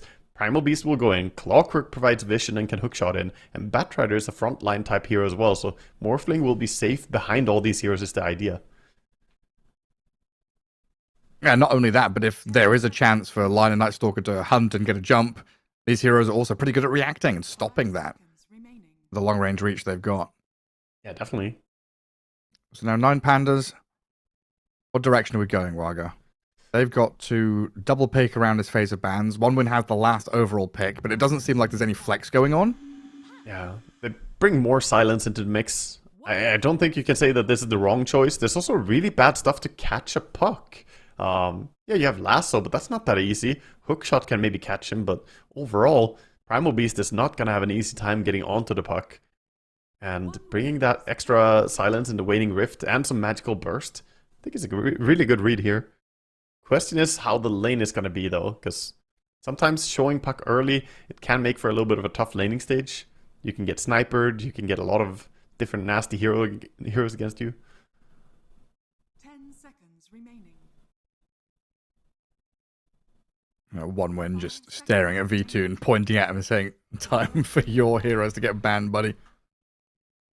Oh, they're expecting it to be a carry Night Stalker a bit. Okay, they ban one carry and then they ban Beastmaster, saying that this doesn't have to be an offlane Night Stalker. There's a chance for it anyway, right? Yeah, I mean, it's definitely true. Carry Night Stalker is playable, and a Beastmaster would have been pretty strong. I mean, it used to be carry Night Stalker with that Aghanim's Void build now, right? But that doesn't exist anymore, so this is just carry Night Stalker through his stats and his Hunter in the Night. Yeah, it would just be, like, not so much about Aghanim's farming, just build up and be a stronger version of the offlane, basically. Not going for that. They bring in the Luna. Haven't seen her in a while. V-Tuna. It's been a while. Yeah, Luna was everywhere until, she wasn't. We had the Kanda nerf and some other things that kind of made Luna fall out.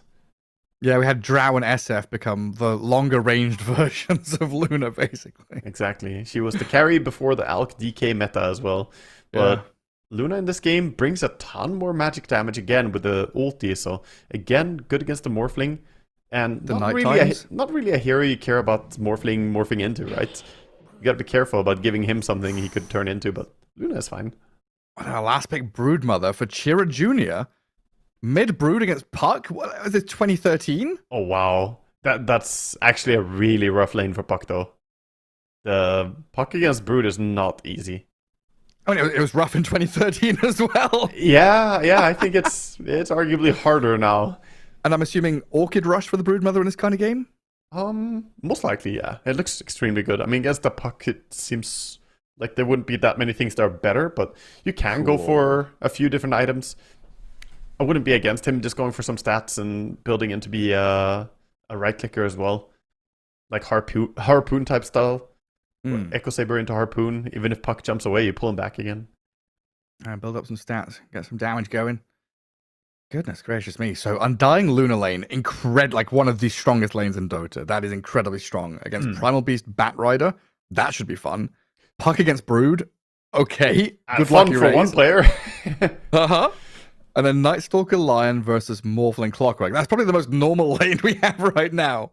Yeah, I think so. And that's also a pretty competitive lane. The side lanes are very evenly matched, I think. They can go either way. It really comes down to execution. So it's going to be interesting to keep an eye on Luna, see how well she gets off to a start in this game.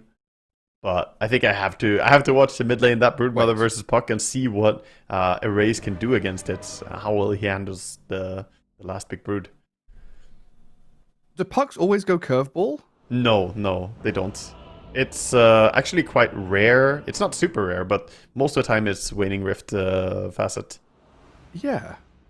I've played around with it. I've seen people try it as well. Curveball has some merit to it, because you can leave the Illusory Orb out longer than if you just have the regular Illusory Orb. So that can give you more time sometimes to get the jump. But it's also very gimmicky. Okay. They did buff it so you can see the trajectory of the Illusory Orb when you cast it, and that really buffed the facet. Before you could see it, it was just impossible to play, basically. Everyone else pretty much has a normal facets you'd expect. Yep, I'd say. Just a funny little one on the puck. Chiro Jr. already asserting dominance in that mid lane. Solo gives him a punch. Get out of here. And necrotic webs. I was gonna ask why one of Broodmother's legs is broken, but that's just a pumpkin piece hanging back. Looks like a broken leg. The tail. Yeah. Scraping the tail along the floor.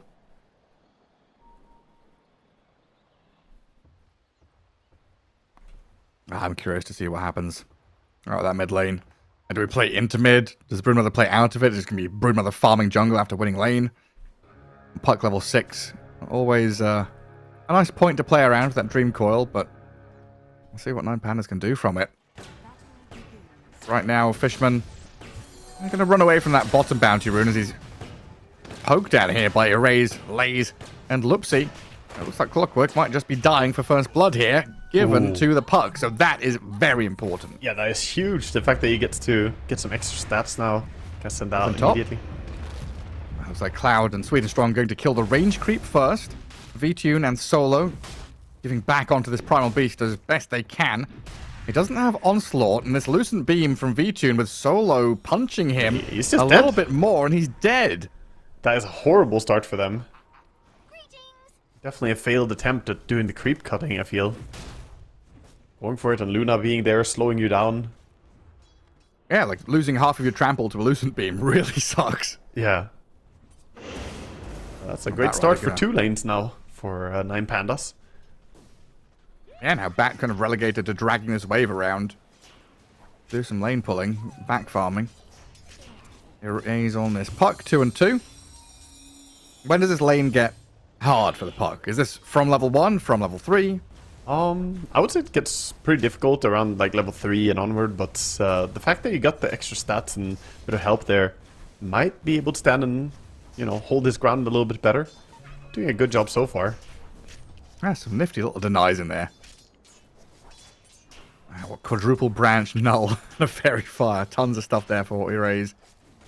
Chiro Jr. not going for a point in insatiable hunger immediately, instead going for that mischance. So you can trade. I'm curious. I thought it would have been insatiable hunger just to life still back up, but Yeah, slowly getting his HP back just by last hitting. Oh, pause coming fair out. enough. And Bat Rider's still doing funky stuff up top. And that death of the Primal Beast really hurt them. And now there's a double wave for the Luna.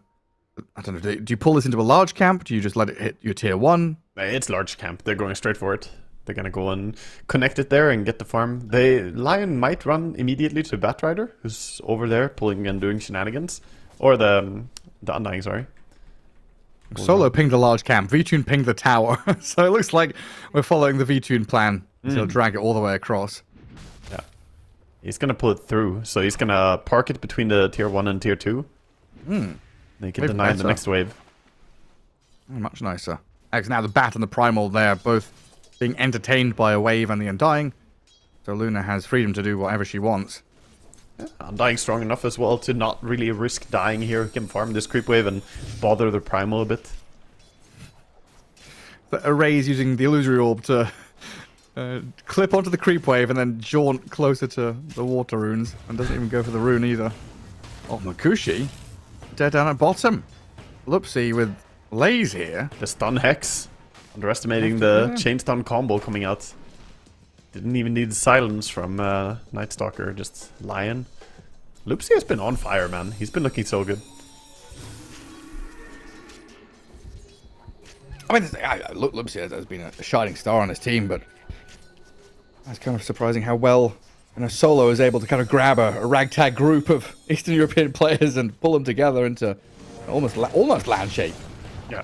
And they looked very good in these last qualifiers. As Lupsi, we praise him, gets a kill on the Morphling, of course. Well, A fickle beast, Dota 2 is. we talked about Morphling, he died once. We said it last time, he gets one of those. Last time, it was one of those as well. Munkushi died once in the early game, then never again. We'll see if he has the same story. I wasn't sure if it's one per game or series or day. Or tournament. One per tournament, yeah, you're right. That's probably the way they look at it. And Shira Jr. misses out on his flag bearer creep mid. A 1-2-1 build for him now, but so far so good for the puck. Pretty much even in last hits. As good as you could expect in a situation. Yeah, Puck has been doing amazing. I think it's always so nice when you get the the buff that he had there, getting the first blood before the creep, before the lane start. Extra bit of gold really can't be understated how helpful. I mean, a lesser player would have rushed bottle or something, but he's like, nah, stats. Yeah, get the null, get the branches. It's so important, especially for Puck, since every time you phase shift and dodge the range creep attack, you get more healing the more stats you have. So you really want to increase your stats. Oh, the protection from Fishman's enough. Kushi was kind of caught there, stunned in silence with no shift. Batrider's now arrived, though, as Fishman turns onto this Lupsy Lion and lays in trouble. He's got Tangos, the single bracer, but down he goes. As a cool attempt, right? You've got this Orb of Corrosion Night Stalker, you're playing aggressively into the Morphling, and you kill him once, nearly kill him twice, but now a bat rotation has undone that entire situation. Yeah, that was great. Good positioning there, pushing people back and getting the slow, building it up on Night Stalker, even though he's fast in the Hunter of the Night, not fast enough to get away. And then while you move bottom, Undying plants Tombstone past your top tier 1. They clear the wave, they push the tower. Now Batrider and Primal, a lot of work to do just to hold on to this objective. Primal off to such a rough start. 13 and 3 last hits. He's currently about 1,000 gold behind all of the cores on the side of 9 Panda, so just really falling behind. Very challenging for him. So much of it comes back to the first creep wave as well. Yeah. I guess at least the bright side is the Batrider, 7 and 2. His net worth doesn't look too poor. Radiant support's kind of ahead of the dire ones right now. The V-Tune being looked at by them. Fishman and Sweden Strong onto the V-Tune Luna. The onslaught trample, trapped inside the cogs. And down you go, V-Tune, even though you pop your wand and stay alive a little bit longer. But while that happened, we had Lion rotate mid into the Dream Coil of Arrays. Good timing as well. Big creep wave coming in, doing some tower damage. Broodmother not there to defend, and also getting the power rune now for Puck. Get the shield rune. And actually Puck is 1,200 gold ahead now with that, ahead of the Broodmother. Tower is falling. Yeah, it is. I mean, you got to kill his catapult somehow. It's not Clockwork's making his way over, but nice tower, very close to death. And a lane which, on paper, looked like it was going to be Brood all the way home. The Puck is now leading out. Yeah, I mean, they picked the Broodmother thinking that it was going to win, and I also was on the same page. It should be a really good matchup, but Puck has played it really well. And the little details here and there, good rotation by the Lion. I mean, if you ask me which tower is going to fall first between Pucks or Broodmothers, I didn't expect it to be Broods. Speaking as if it's down already, but it's 100 HP. It's within deny range. It will fall. And Solo up at top, trapped in the cage. A match between him, Clockwork, and Primal Beast, but now Erase is here with a coil. Leashing up the Primal, Cloud has no escape. And V-Tune will be glad to take that kill. Yeah, 9 Pandas off to a fantastic start in Game 2 after losing the first game in the series. Moves are on point. Actually, Brood did take the tower first, so I spoke too soon. You leave for 1 second and the Brood eats your tower. You look away and the Spiling army's there. Yeah. Spews out a bunch of babies and kills your tower. Pushing me? Never. Mother bites back. And then comes and farms your large camp, your ancients. And there's always going to be this looming problem of the Morphling as well. You do have Lion and Night Stalker to kind of contend with this Mankushi morph. But Shira Jr., cutting off this retreat path, looking to pressure objectives, getting more gold into the morph's pockets, is going to put him top of the net worth at the scary spot to play against the morph who is so farmed. Yeah. Tombstone drop just to try and defend against the spiders here. It's like the best thing they have against the spiders. They do not have great tools. But they're on the real hero. Coil in 3 seconds. Can coil it. We have webs. We've got a coil. There it is. Shira Jr. picked and found while Fishman TPing out from Erase and the boys. That Earth Spike looked like it might just be there, but Fishman's out. Okay, close. Very nice though from the side of 9 Pandas. Shoving the Broodmother into the grave and then Clockwork leaving the area as well. It's gonna keep their tower healthy down on bottom lane.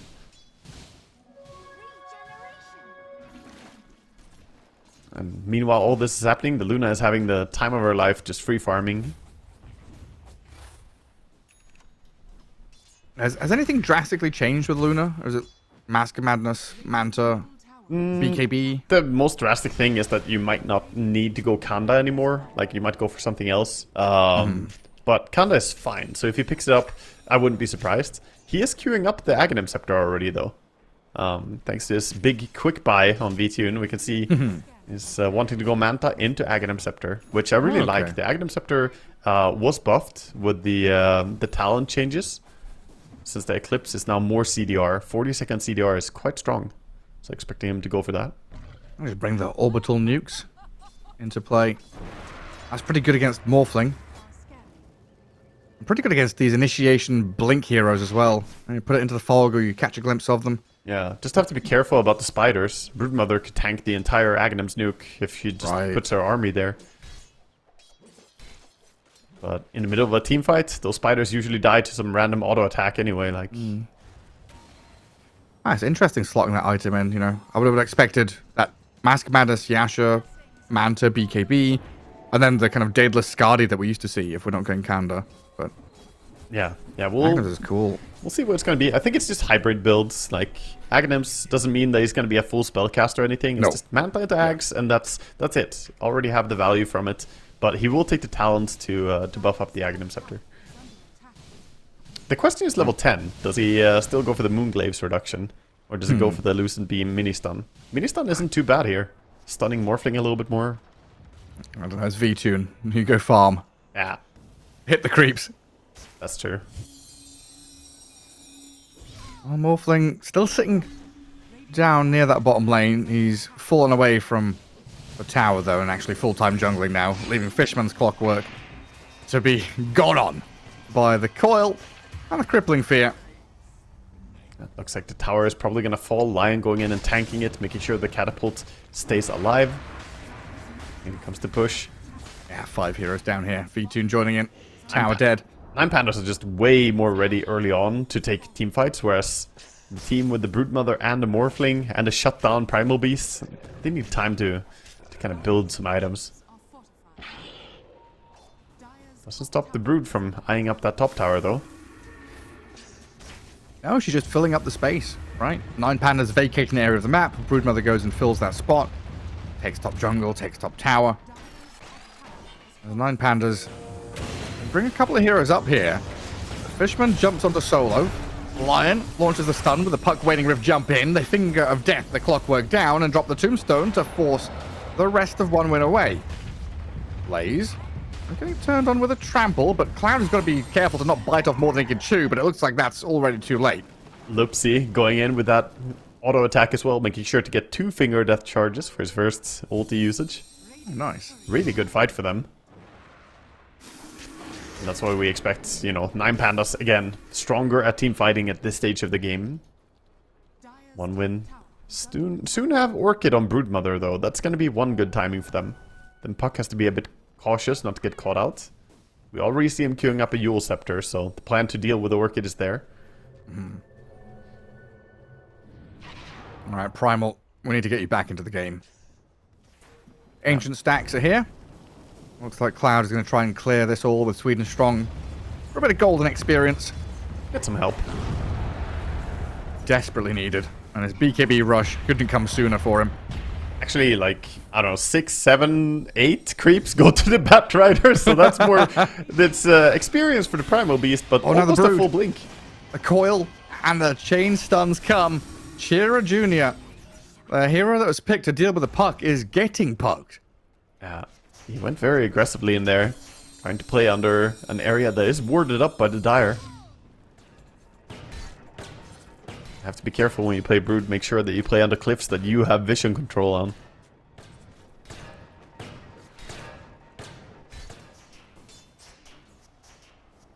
Night Stalker wrapping around, thinking about the Morphling, looking for him, but Morph has his own ward, so he's gonna stay safe. Walking back across each other's vision. The rest of the 9 Pandas and coming down here, but Clockwork planted himself in front of this Morphling. That's a good position 5 tank of the gank there from Fishman. He's just doing his job, trying to hold the area to some degree. And right now, as they're waiting for items to complete, they do have the Blink Dagger flying out for the Batrider. That's good. That's something they can look to go with. I think he wants to play with Broodmother, get something done with this Orchid. And Brood needs to build up her army. Get some use out of this Orchid, but the rune control now from 9 Pandas gets erase a double damage on top of the Yule's delivery. The puck is already protected. These wards are so good. They see the Broodmother all the time. They know exactly where he is. Already going for him. Lion in position. Start off with a stun. Hook shot misses. This Finger of Death into the damage from the puck. Is that enough? Morphling waveforms over with a lasso on the Lion. They've caught out Lupsi as the Primal Beast charges into the back on the puck. They've got the kill for Munkushi. A killing spree for the Morphling. Very nice by Munkushi, turning into the Lion, catching the puck. Great punishment. That was so important for one win. If they lost Broodmother again, her momentum would be slowed down too much, but now gets a chance to build up the army, as you said, build the farm speed. That was without V-Tune. He's over on the other side of the map, farming Ancients, scaling himself up, and very, very close to that Manta style being finished right now. Manta is mostly just going to be more farm accelerant. The Luna's power spike is probably going to be the Aghanim Scepter. See her join her team a bit with that. Just another way to deal with Orchid, right? Like, Brood buys Orchid, there's now Manta and Yules. Yep. That's true. What, we can kill Lion, Undying, and maybe the Night Stalker? Yeah, really didn't get much value from the Orchid timing primarily. Like, it was itemized to deal with mostly the puck. Still great against Lion, though.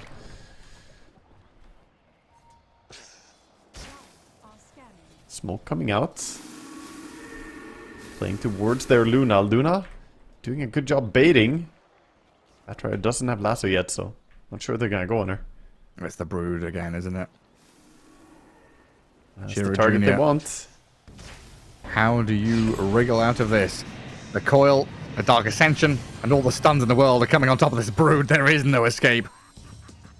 Yeah, that was a nice wraparound. They were off the map for a long time, so Brood playing a bit risky, shoving that mid lane. But at least that gives time and space. BKB completed on the Primal Beast now. He's feeling a bit ready. They really need to start getting some value out of the Primal Beast pick. He's got level 12, got the BKB. No time like right now. Yeah, I mean, all he really wants to do is go in on a target, right? Give a bit of vision for the Bat to find the correct Bat lasso is grabbing play. puck. And the puck who just walks down this bottom lane is going to get lassoed, hook-shotted, onslaughted, killed off. Tombstone dropped, but it's going to get focused down by Fishman and Cloud. Inside the cogs, so the Eclipse will come. V-Tune turns with the Finger of Death help, and they've blown them up. Munkushi's gone. A triple kill for the Luna. And Oh straight towards Roche, even. Not gonna go for it, gonna push instead. What an amazing stun coming in. Again, Lupsi on point. Good positioning. Good punishment. Looked like it was gonna be a good fight for one win there for a while, but stacking up that much, they just absolutely blown apart by some of the AoE. The glaives, the Luna ulti. That tip from V-Tune makes me think it was a bait from Erase. I'm going to run down bottom. They're going to lasso me. I sure did. I mean, fantastic reaction either way from his team. That puts V-Tune right at the top of the net worth there. Closing in on 12k now. That's a great... As if he wasn't happy already. He gets the Grove Bow as well. The perfect drop. Even more magic damage now. Perfect. Yeah, I mean, you were saying we've not really seen the value from a lot of things on one win, right? We haven't seen the Primal Beast, the Orchid Brood, Brood in general against the puck. And now it's left to Batrider and Morphling to kind of pick up the pieces here. Yeah, they have a lot of work to do. I see a Batrider with smoke looking for a deep ward. Nice Talker already evacuating the area though. Oh, just spot him. Could grab him to his team. And he will do so. I like the fact that Munkushi is up here. You know, the pressure is definitely on this Morphling to get involved and play actively. Get kills like this with the rest of the team, but there is a reaction from 9 Pandas. They bring Solo up here with Lupsi to turn on the clockwork. Tombstone zones the rest of one win away. And Puck with an orb, just going to scout forward. This time not sticking around to try and kill the Tombstone. Don't want to have a repeat of what happened last time. The Broodmother is trying to take over the bottom part of the map. The Luna almost has the entire Aghanim Scepter now. It's 200 gold. Ulti is ready, and he has the 15 talent as well for the CDR. 70 seconds sounds like such a short cooldown for the ulti. Yeah. Interesting to see what you can do with it. One win eventually going to have this, I guess, triple BKB timing, but I'm really looking at the Broodmother and the Morphling Yeah, as BKB buys, but it's not synchronized at all. Like, quite often we see, a double or triple BKB timing hit at, like, minute 20 or minute 25. This was a BKB rush from Primal, then a BKB after Orchid from Brood, then a BKB a bit later from Morphling. I think in this game, the Primal Beast decided to go BKB first, just because he's having such a bad game. Like, if it was a better game, he might go Blade Mail, like, build something more normal. But he was worried he would just not get his BKB in time if he didn't go for it immediately.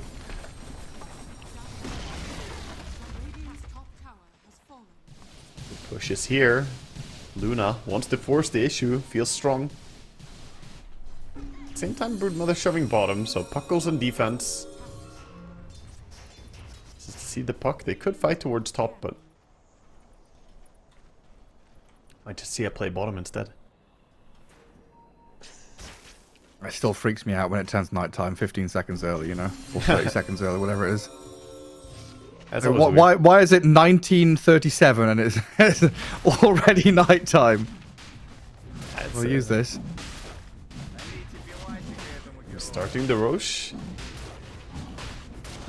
Doesn't look like it's possible for him to defend that at all. Nah. Gonna have to concede it. Rocket Flare sees it and they're like, yeah, they're roaching. So correct. They are. Yeah. An astute statement. Just Time to push waves.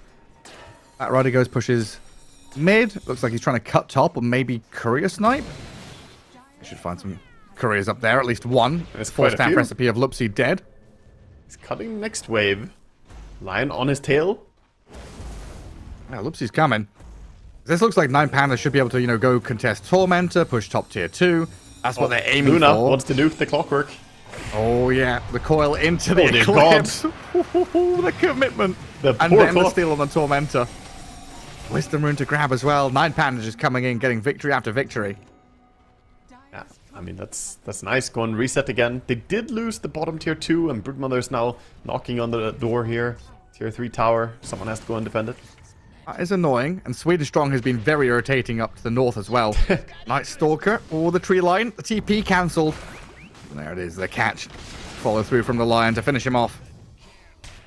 That was nice by Night Stalker. Could see that he was trying to path in there. His hero turned around, but he realized what was going on.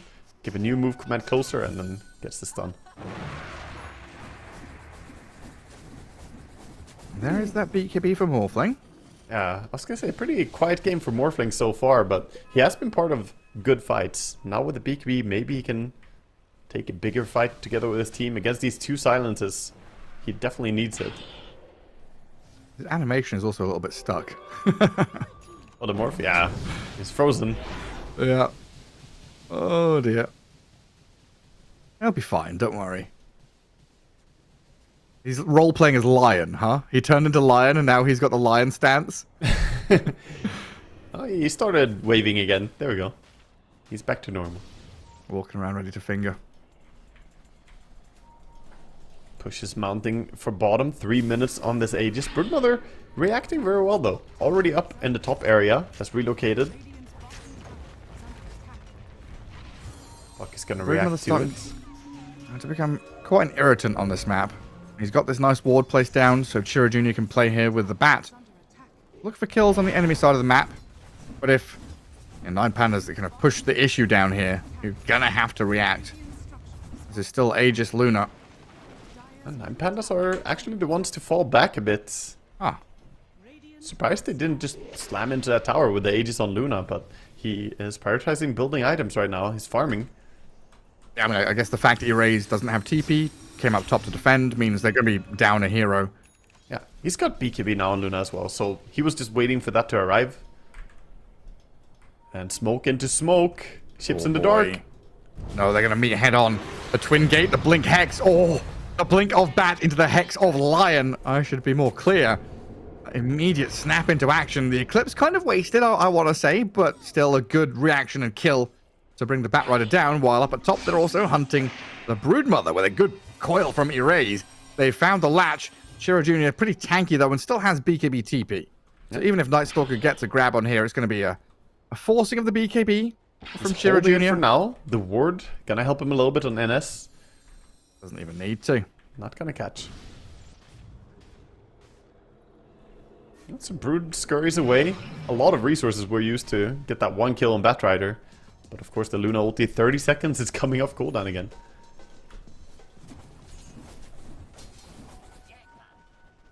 Pushes back on. Doesn't look like they want to defend this time. Yeah, that tower gets obliterated. I wonder what V2. one win feel like their power spike is gonna be. Like when they want to go for fights. They got the Sunshasha now on Primal. I think they have to fight no matter what, because high ground push is here. Yeah, you can't let this tier 3 fall to a Luna, right? That is a lesson every Dota player learns at some point in their career. Yeah. You gotta be Tier so 3. careful though. This Agadem's ulti could just rip you apart. Yes, vision of you. You don't have Glyph anymore either. So Tombstone down and V2 just plants himself next to it. Ready to get placed inside if need be. Morphling does turn into Luna there for some Luna illusions. They're not committing to anything, trying to wrap around with a Batrider as Puck pokes at them with the orbs, and now the tier 3 dead means the Claves are bouncing. And One Win struggling really to deal with this Aegis Luna on the high ground. They'll start with a Blink Lasso, but that's turned on its head quickly. Initiation failed, and the Eclipse damage onto this Clockwork nearly kills him. Primal Beast gonna turn, try and deal with Puck. Erase gets a bit of distance now though as Monkuchi comes in, a chaotic scrap. Night Stalker drops low, this Luna's still alive. Aegis reclaimed though, and Fishman comes back in with a hook shot to take him down. They lose the lane of barracks, but they do punch back. What a fantastic take on that fight. BKB mitigating all the Luna ulti damage.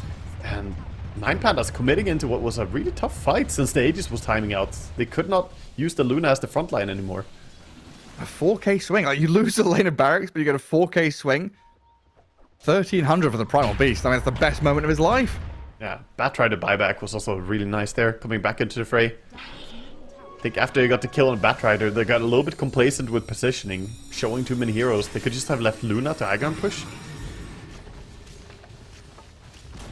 One Win, you know, seeing this Luna dead for 30 seconds, they feel like they can go out, get some objectives, push out every single wave they possibly can.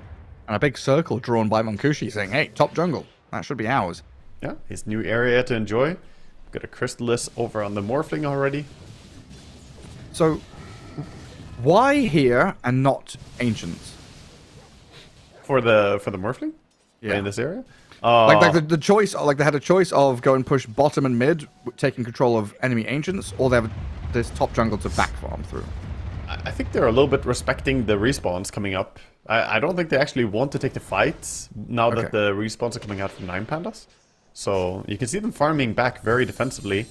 And I think it's correct. 9 Pandas is still very strong with the respawn. Batrider gonna get caught. Yeah, quick coil, full staff. Gets a bit of a gap from the Puck, but that chase is too strong. No So like positioning yourself in enemy Ancients is too much posturing. You're not strong enough. You don't know if there's any wards there, I guess, as well, which we can see.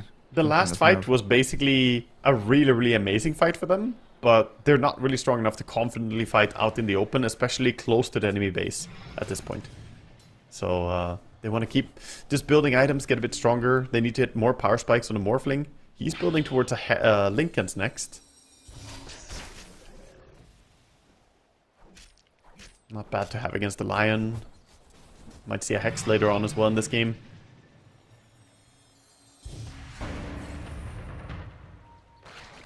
Morphling illusions. At the same time, 9 Pandas here. Despite the fact that they lost the fight previously, they're not feeling scared. They know Batrider cannot be up yet. They take the tier 2 tower at least. Might even go for more. Rosh could spawn in 20 seconds though, so more likely gonna play towards Rosh control. Your ranged Rax is dying up top. Shiro Jr. gets the tier 3 kill. Range Rax to, what, a third of its health? A quarter, maybe? Dropping low. Cheeky little play from the Brood. The rat. She did TP out though, so at least she has conceded the top area now. There's a short time where Roche is gonna stay bottom. Controlling the bottom part of the map right now is important, even though it would move.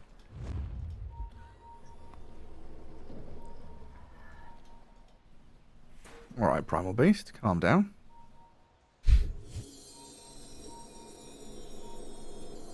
Erase and Lays, they're going to sit down here with Lupsi.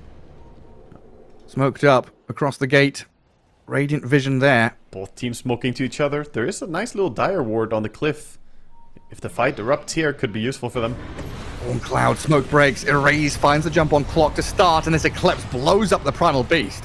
Chira Jr. walks back in. I mean, you're not immune to magic damage, Chira Jr., and this physical damage also stacks up. Trying to lifesteal back, but dead on our screens. V-Tune gets a double kill, and the Morphling about to follow into the grave.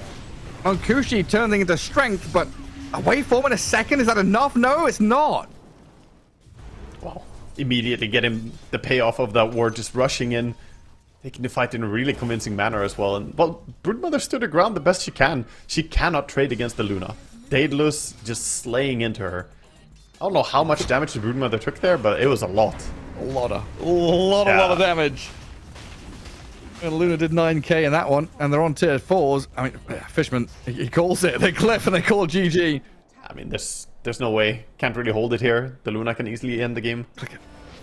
Patrick, click. No, death summary. Click death. I looked at it. She took 23 auto attacks from the Luna.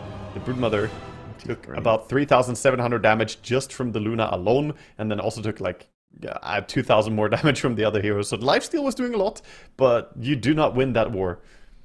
Holy moly. And yeah, tying things up. 9 Pandas, you know, not falling down without a fight. I mean, this is elimination time, right?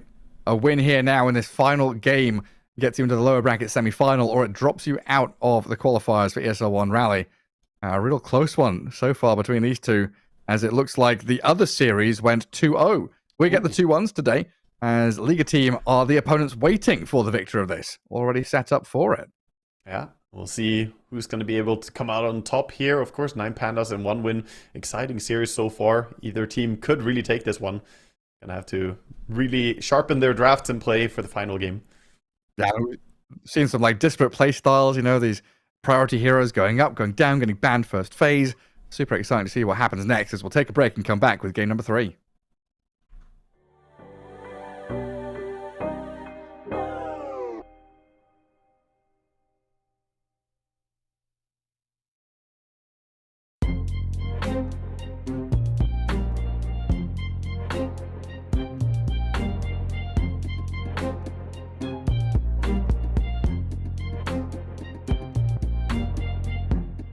Too long for me to feel, yeah. Tell me why you on your knees, yeah. Mama thought I had a dream, yeah. Kicking off the covers, I'm too hot for this bed. Give me space, I need to breathe, yeah. Give a face, giving it beautifully, yeah. Yeah, it's just me and my clique, yeah. We might be the hottest, but we let you in. Angel energy, let you sit with me. Angel energy, angel energy, angel energy. We got sympathy. Angel energy, angel energy.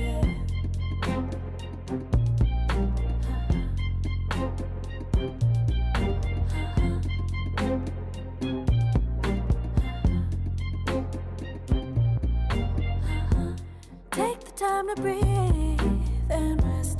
Let yourself feel the best. Feel it all so deeply, so deeply. Divine with how we be, yeah.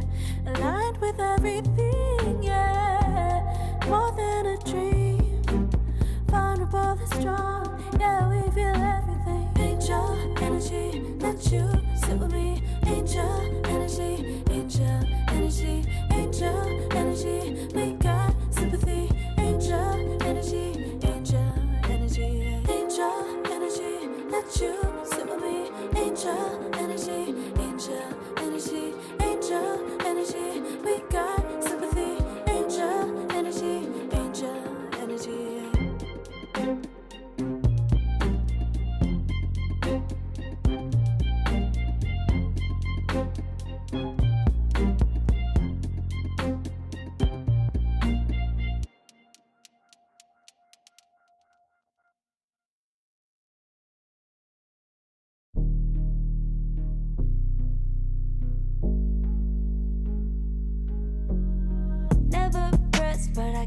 juice.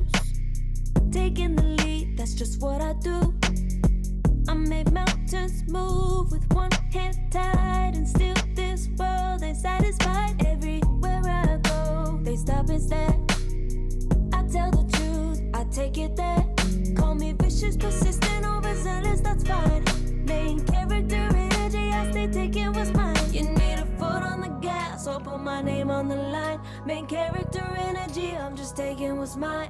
And it's written in the stars, I'm a king like my sign, yeah. Raising the bar, the jaws drop like a surprise. Don't be mad about it. Don't be mad about it. I don't play the game, nah, I make the rules. Cards close to the chest, and I don't play no fool. Don't be mad about it. Look, yeah, my name stay in the mouth. Legs got broke, they said cast her. I'm the 911 response in a disaster. I don't ask, I just take.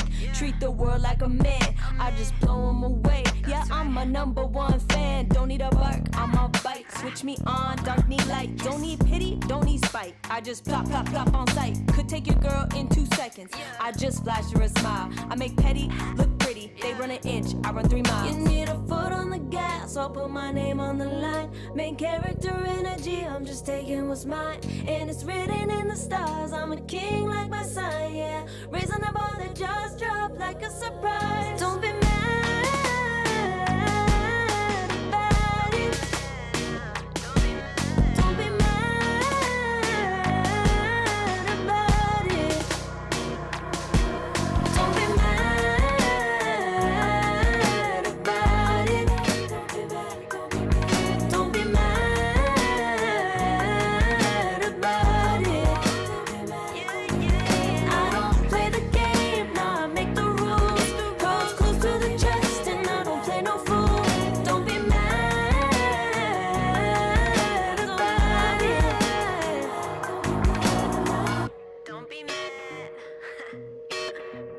Don't be mad.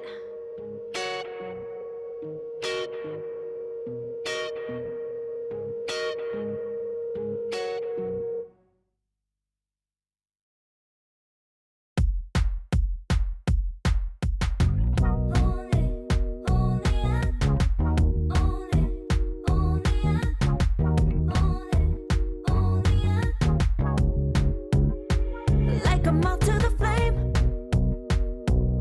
I'm attracted when the doubts start saying my name. I can go there easily, and it's hard to maintain, 'cause I know it's not the world I know, it's me. Believe in every little thing I hear, and no, I ain't no stranger to the fire, burning up all my desire to be great. It stays coming in waves, and no, I ain't no stranger to the fire, burning up all my desire to be great. I gotta just open the gate. All I need is saving from hitting the pavement, understanding when I'm impatient, that only I give to me. All I need is a little love in lonely places, the strength to stare fear in the face, that only I give to me.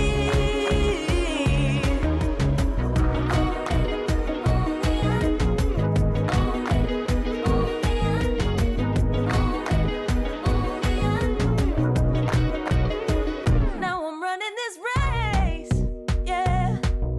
Stallions couldn't catch up to me.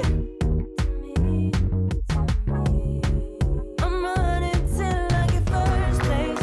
I'm running till I get everything, everything I ever wanted in my dream. No, I ain't a stranger to the fire, burning up all my desire to be greatest days coming in waves. And no, I ain't no stranger to the fire, burning up all my desire To be great, I gotta just open the gate. All I need is saving from hitting the pavement. Understand it when I'm impatient. That only I give to me. All I need is a little love in lonely places. The strength to stand fear in the face. That only I give to me.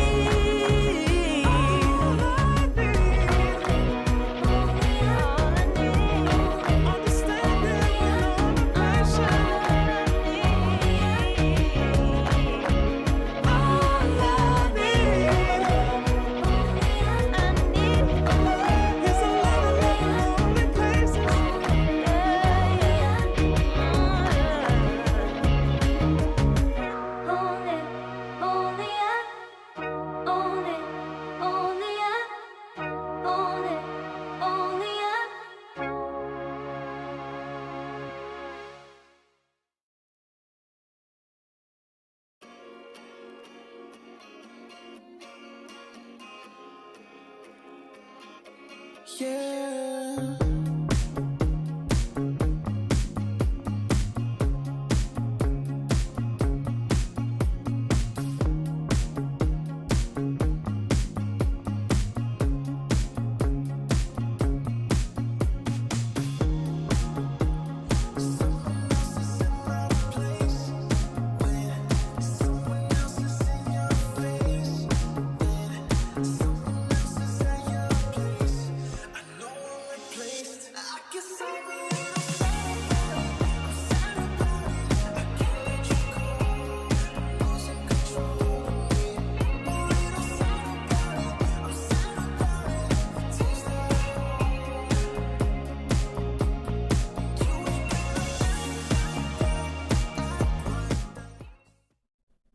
Welcome back, folks. Coming back here with game number 3 between One Win and 9 Pandas, all tied up, one apiece, on the verge of elimination from the ESL One Raleigh close qualifiers, or that step forward, Waga.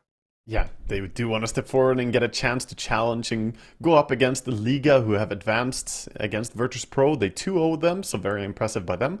We're, of course, in the final game of the series between One Win and 9 Pandas, and it's been a hard-fought series so far. I really liked what we got to see in the previous game with the Luna coming out, show some creativity from teams still playing some stuff that is perhaps not meta right now, but a good adaptation. Yeah, bringing a player like V-Tune into these qualifiers, showing kind of some older school, drafts and heroes. He's brought back the Lifestealer, the Wraith King, now the Luna. Kind of cool to have these come back, especially as a drafting element, right? Now these are threats that you can pose to teams saying, hey, we've won with these heroes, they look good and strong, and we can build around them. We'll see if they're able to do that in game 3 here. 9 Pandas and 1 Win all tied up as we head into this final draft. It looks like 9 Pandas with the first pick. Yeah, see what it's going to be this time. Did they have the first pick? What was game the 2, I think. Oh yeah, 9 Pandas had the first pick in game 2. In the first game, 1 Win had the first pick. Yeah. The game 1 was a 1 Win Magnus first pick. Game 2 was the Undying for 9 Pandas. The Doom, Gyro, Lycan, Dragon Knight, Alchemist, Bristle, Magnus were the bans from game 2. It looks like similar, if not identical here. Yeah, indeed. The exact same set of bans coming out. 1 Win. They know what they don't want to play against. 10 seconds remaining. And 9 Pandas, is that Lycan still on the list? Or is there something else like the Morphling, for example? Or maybe you want to remove... It is still the Lycan. Just the Lycan. I think that's a good read because Lycan, is not only a good hero in the current patch, but also it's very good against Undying. Like, yeah, it might not be the easiest lane, but later on, Undying doesn't do anything to a Lycan. He just runs you down and shreds you. As you waddle away slowly. Yeah. Slug-like crawler. But 1 Win do snap back with a Monkey King. So this is a hero that is very often in the first phase of bans, and if not there, he is then always in the second phase of bans, it feels like. Yeah, for sure. This hero is super high priority as well. Overall, a nice hero that brings a bit of flex, can be played support, but quite likely it's going to be Munkusha playing it as a carry. That does also threaten a lot of these mid lane heroes as well. a lot of the spirits and stuff like that do not like playing against Monkey King. Yeah, you get the flex value if the enemy team picks something that doesn't lane well against you, just swap it and pick a different carry. See what they end up with, but first, 9 Pandas get a chance to ban some stuff. Can get rid of Disruptor. Perhaps hinting at what they want to play next. Disruptor very good at catching stuff. Right, that's what grape in my mouth, excuse me. Having a little snack. That's what I was looking at with the game where they first picked Batrider, right? They had this Monkey King Disruptor Batrider to have vision, catch, initiation, and displacement to keep people inside Wukongs and playing around the Monkey King. Like once Monkey plants Wukongs, you want to fight in that big golden ring, right? So if there's disengage or force stabs from the enemy team, you want to have some way to drag them back in. Yeah, that's very true. It's generally really nice to be able to force where the team fight's going to happen. And yeah, makes sense to ban that. Also, silence isn't bad to have in any lineup, really. We've seen a lot of elusive heroes being played lately. Even preemptively. And again, 9 Pandas, they do not want to play against Terrorblade. Even seeing the Monkey King, they say, nope, no Terrorblades. Solo is adamant about that one, it looks like. Yeah. Just a priority hero to get rid of. I do agree with them, though. That matchup is just really awful. I feel like this ban is the hard one. You know, there's still a couple of these like meta supports out there, but you can't ban all of them. Like maybe just ban the Batrider or something if you don't want it yourselves. But outside of that, it's kind of hard to pinpoint, you know, the Beastmaster, PA, Pango, whatever it might be. Yeah, I think they go for the PA. It makes sense. Even with the Magnus Band, is one of those heroes that seems to be doing quite well lately. A friend of mine recently reached 13k MMR, and he was using PA quite heavily to get there. So overall, not a bad hero in the current patch at all. Yeah, we're gonna see Lion. Makes a lot of sense. If they don't ban Lion, I feel like it was guaranteed that we were going to see it come out. Since you have Undying, you need another support with good disable, and Lion, bringing 2 of them, definitely worth it. And then Night Stalker coming back in. Night Stalker has really proven to be, I don't know, the flavor of the tournament for the offlaners. Yeah, it seems fun to play, right? You're tanky, you break free of all the stuns. You know, stuns are the most annoying thing to play into in Dota, right? Because you're no longer playing your hero. You are stunned. You're disabled. You can't do anything. So having this status resist, Sand and Yasha build seems pretty cool. But yeah, identical triple pick from 9 Pandas. And then the shift happens. Visage Marcy for 1 win.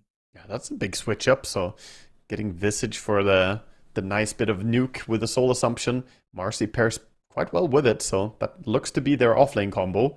Lich Monkey King is also a very, very nice safe lane. I like the draft coming out from 1 win. It's pretty skirmish oriented. And even against something like Night Stalker, they will have the damage to bring him down. Marcy and Visage also really good at killing the Tombstone. A good point, yeah. Good ways of getting through that. It's like you ban the Lycan. You're not too fearful of the Beastmaster, and the Visage comes out. It's like, oh shit, there's another Zoo hero we've got to contend with. Now we've got to deal with familiars. We've got to deal with this hero pressuring lanes and buying drums. This Invoker pick is good because it sort of locks the Monkey King towards carry. Now, he probably would go carry no matter what, but it's very unlikely that 1 win have any idea of playing Monkey mid against Invoker is a horrible lane. 5 seconds remaining. 9 Pandas now, even though they have to pick first, it does protect the matchups a little bit. 1 week's turn to ban.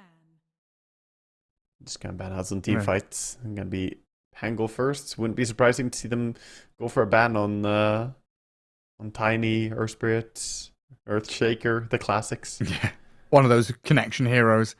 The guys that go in, start fights, and do big damage. You want someone to be that first point of contact. You know, Marcy's good at kind of following through, Monkey King as well. They don't necessarily want to be the initiators. They can be the second wave. Yeah, definitely looks like it. 9 Pandas have a good mix between team fight and skirmishing themselves, though. Gonna ban out Morphling and TA. I'm curious what they want to play together with their Undying. In the past, they have played some Drow Ranger, played some TA with it, of course, but just got rid of that. 10 seconds. Undying generally wants to give free farm to some hero that can really pop off. 5 seconds remaining. Yeah, that's usually where VTune thrives. I don't know, it feels kind of hard finding this hero, the Monkey King in the game, the Visage of the Marcy in the lane. I'm looking at, I don't know, a Spectre or something for VTune to play that wide open map and be protected by Undying, but... Yeah, Spectre could definitely be an aggressive option. We haven't seen her much, even though I think she's been, an option for a few other teams. I'm still leaning towards them maybe adding a ranged core along with this, with the Undying. Wouldn't be surprised to see even like Shadow Fiend or Drow coming out, either of those heroes. Well, they've not got that much time to think about it and pick. What, 20 seconds remaining, only 7 in the reserve time bank. Yeah, hopefully they already have a pretty good idea. One wouldn't have been much faster with the draft. Still have 2 minutes on their reserve. Yeah, plenty of time to see this lifestealer for VTune. Okay. Of course it had to be. Yeah. If he gets Aghanim Scepter later on, then he actually does quite well even against Monkey King. You just infest him. That's been the great thing with his resurgence. A lot of ways to get around a lot of those old counters to him. 5 seconds. Yeah, heroes. So now what for one win? Are we still going Tiny down that route? Yeah, I think Tiny looks probably best. It depends a little bit on the comfort of Jared Jr. as well. Generally, he likes to play a lot of those elusive heroes, but against Lion and Night Stalker, I don't think that he will. So it's really just which hero fits best from his hero pool. I can see nasty, isn't it? Like playing Puck or Qualp or anything like that into this feels hard. Yeah, like the general Jared Jr. hero pool just, I don't know, doesn't fit greatly in here. Yeah, then there's the Huskars, which I could see suffer here as well. I could see Ember be okay still, even against the Night Stalker Silence. Can you get away with Lina? I mean, Lina works, but it's a little bit weird game for Lina still, I think. Like that's same reasons Night Stalker Lion. Yeah, they have good heroes to get on the backline, and they have great vision with Night Stalker. Lina relies a lot on being in the fog of war with her Aghanims, and every single team fight, Night Stalker is going to pop that ulti, so she can't really play the way that she wants to. They bloody needed this reserve time, huh? We're struggling here to find this hero. They really did. End up with a sniper or something?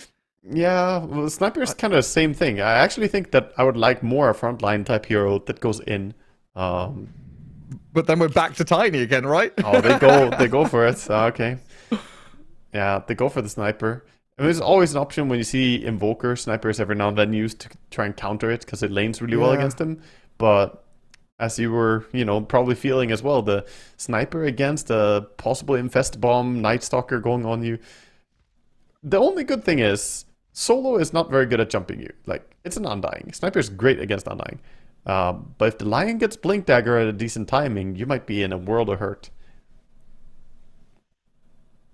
Yeah, we've seen these snipers go from situations where they get the range of positioning, they get a double kill, defend a tower, look really good, but a couple of wraparound smokes, from a knowledgeable team executing correctly, sniper's positioning can be scouted, found, and then get the kill on him. The good thing is one wouldn't have a ton of damage from a lot of different sources, right? Marcy ulti, you got the Visage that you have to deal with, and then there's the sniper and the Monkey King, and of course the Lich ulti. So every single hero brings a big damage threat in their lineup. So if they all in the sniper, maybe they will forget some other heroes and just die.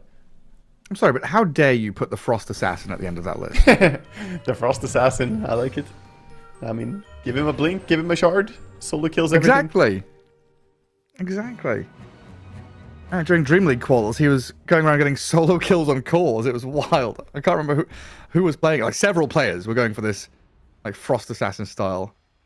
It was pretty cool. Yeah, I was watching some game the other day. I think it was just one of the top ranked pub games. Was a Lich chasing PA the entire game, just getting so many solo kills on him before BKB basically winning the game. I think Amar was in the game and he said, rank 1000, Lich too strong, what can you do? Oh, what can you do? Just get chased around over and over again. The rotting myth's Undying returns. Undying protecting a life stealer. Both of them wanting to munch on some souls and build up some zombies. Yeah, definitely the spooky, scary lane. Both teams have a bit of undead. Get the Lich. I guess Visage counts. Is it undead? It's a gargoyle. Yeah. Not alive, at least. An early ward down bottom as well from 9 Pandas. A sentry blocking small camp too. It's a good setup from them already. While the mid wards face off against each other. One win smoke. A late one here, moving down to the bottom bounties. Yeah, they saw the Invoker. I'm not gonna go on him though. He's in a pretty safe position. Or are they gonna try? Maybe expecting him to come down for this rune. He might just go and block instead though. Oh. Invoker's heading down, but Lich has left the area. Oh, we're going for it. I mean, Fishman, he tries, but gets stunned and caught. Looks like the Invoker's able to slip away, but Fishman saved by the Monkey King. Not for long, as the Blood Grenade rains down on him. And during this nighttime, Lay's very speedy on the Night Stalker to get out of danger, while Solo is left here to his own devices. Space Try time. and run and buy some time. Just don't die to this soul assumption from Cloud if you can. Sometimes it's a lot of time. Got the decay their again. lanes and their waves. And this is 2 cores that are chasing him down, and Solo's not dead this yet. this feels awful. He's still Oh my not God. dying. Come on. I mean, you're out of mana on Visage. You can't even TP to the lane. You gotta run Fountain first. Meanwhile, Lifesteal's just like, yep, I'll take that deny. I take that last hit. Yeah, it's like, cool, you've got Visage Death Toll, right? So you get this bit of bonus gold, but... Yeah, not much. Not worth it. It's Yeah, also a Solo bonus returns to gold lane. per charge per kill. I think he only had 1 charge when he last hit him with that Soul Assumption. So that was bonus 30 gold for that kill. Pathetic. Yeah. A tiny, tiny amount. On Solo, getting disposed back into a bit more damage, though. That's what we're talking about from Cloud. Now, Visage Marcy was a strong lane back when we had, like, the old sidekick before Facets, I want to say. Is it still the same kind of deal here, with the Familiars being very strong alongside the Marcy? It's more so that they're strong until the level 6. After level 6, it's more like Visage function on his own. But in the lane, it's a nice combo. You have the bodyguard. He's gonna protect his Visage the best he can. Mid lane, we already see what we expected. The Invoker struggling to last it against Sniper. 9 and 5, doing a great job so far. Laning stage is always the best part of Sniper's game, though, it feels. Oh yeah. Yeah, it gets harder. Laning stage until your enemy gets blink. And then life gets a bit more challenging. But you will have ways to play around. Wukong's command, good zoning tool. Lich can save. With a little sinister gaze. And then you're going to have concussive grenade and force staff, hurricane pike, things like that on the Sniper potentially. Yeah. Lich going for small camp pull while the monkey sticks around, securing last hits as best he can. Unfortunately, again, it's just the Kobold family down bottom, so it doesn't really do too much, that pull. Top lane, though, toss back in on the Undying. Yeah, these Soul Assumptions, pretty big damage, but this Tombstone focused and killed by Cloud as they turn back onto Solo. Nice Undying having a difficult time now, bullying them back. But he has kept V-Tune in laning shape. Still up there, 9 last hits for him. But not a comfortable lane for 9 Pandas. They're having to fight and battle for every last hit, every inch of space. And Sweet and Strong with Cloud there going to punish the Undying. And even look at V-Tune as this Lifestealer drops very low. V-Tune back behind the trees does survive. It's not easy at all. He lives, but so little HP. Immediately you see the Visage buying Mangles and Clarities, wants to get more mana. Lotus coming in as well. Grabbed by Marcy. Dire's middle tower is under attack. We see why this lane is so strong. The combination of Marcy and the Visage. You can't really fight the Visage because then the sidekick, the bodyguard, is gonna come in. Solo just can't step up to this lane at all. It shows his face. Like 30% HP remaining. Has to go back and tango. He does have access to his small camp though. Yeah, Bottom Down lane. bottom. Honestly, I think I'm impressed by how well the lane is going for Night Stalker and Lion. The Monkey plus Lich lane is really fearsome, but they haven't done too poorly. No deaths so far. No, sitting pretty. And Lich is one of those heroes where he kind of needs to get kills, since he has no mana regen innately. If he doesn't get hero kills, he doesn't get the mana back. Well, I mean, he gets it from creeps, but you get significantly more from a hero kill. Yeah, it's not just like whittling people down. You want to actually go for the finish. Or just buy, 7 mangoes or something. Yeah. Bring that Buy what mangoes he can, but I mean, limited in store, and Visage also purchasing. I need them in all these lanes. Mid lane, Sniper taking a bit of damage from the Invoker. Yeah, erase. Combo. Able to turn around a bit there, but still 11 last hits behind. 3 denies for Chira Jr. Extra as well, but the Lion's rotation is going to come in here and kill the Sniper. So pressure relieved off of the Invoker. Double water runes there for 9 Pandas if they want them. Yeah, gotta take both. One for the Lion, and Invoker might go for the other one as soon as he clears out the last hits.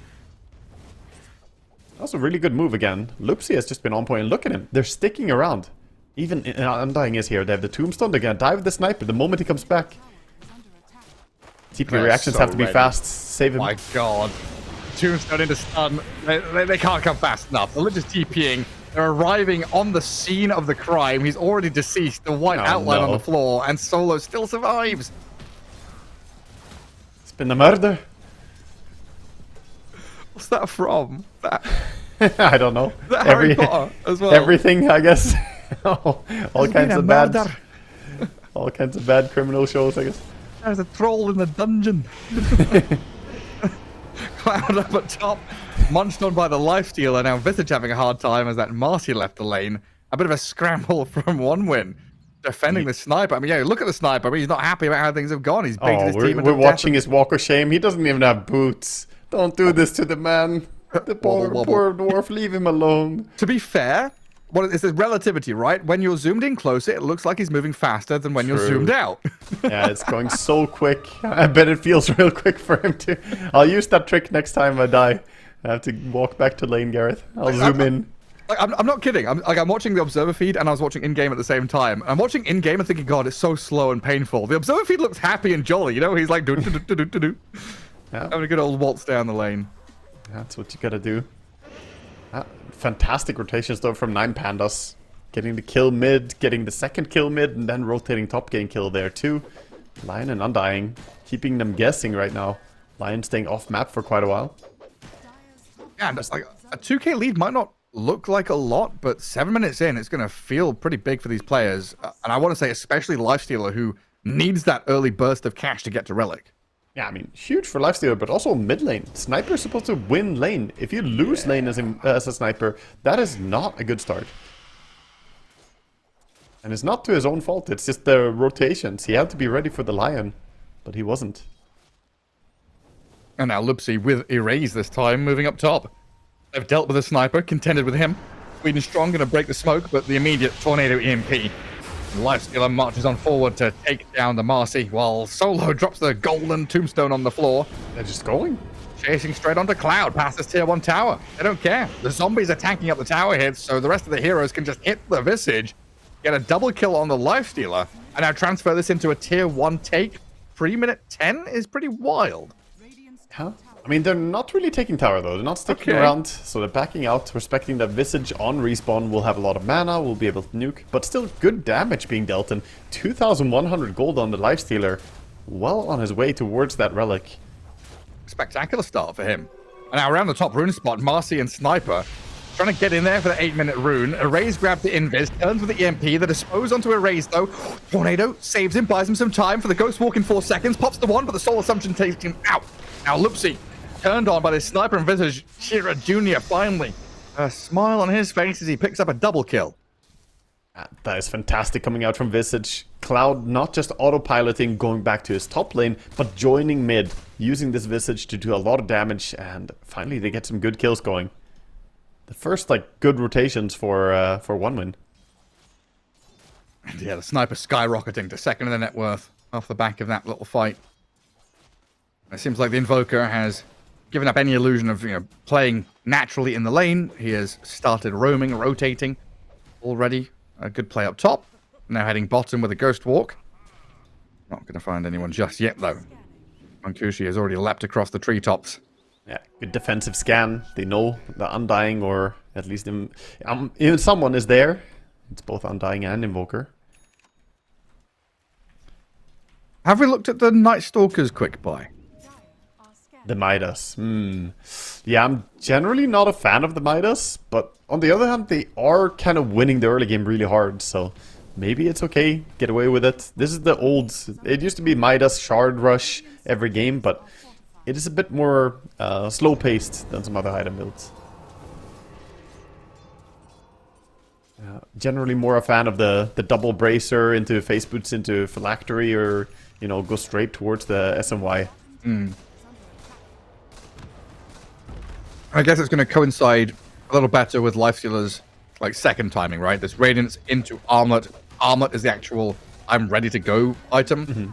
So this Night Stalker will be like Midas plus, you know, maybe half a BKB or a Blink or Phylactery, whatever he's going to be aiming for after that. Yeah. Also, perhaps he feels like he needs to recover a little bit, because the rotations were great towards mid, but that meant that he was left alone bottom, so he doesn't really have the start that he would have wished for. It gives him a chance to recover a bit. Mancusi off lane, back into jungle. Relic being delivered to the Lifestealer, while this Monkey King is a good, 3 grand away from his. Yeah, the timing difference. So he's going for the Radiance build on the Monkey King. Interesting. We've seen a lot of different builds on Monkey King, but Radiance is not that common. It's usually Maelstroms, Gleipnir Rushes, or even Battle Furies. What a funny little guy. Look at that smile. Little mushroom.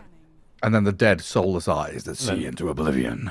And Super Mario comes out of nowhere, stomps him. I'm going to eat your soul. Oh, that's how I imagine him talking. It's always the cheeriest ones that have the deepest personalities, you know?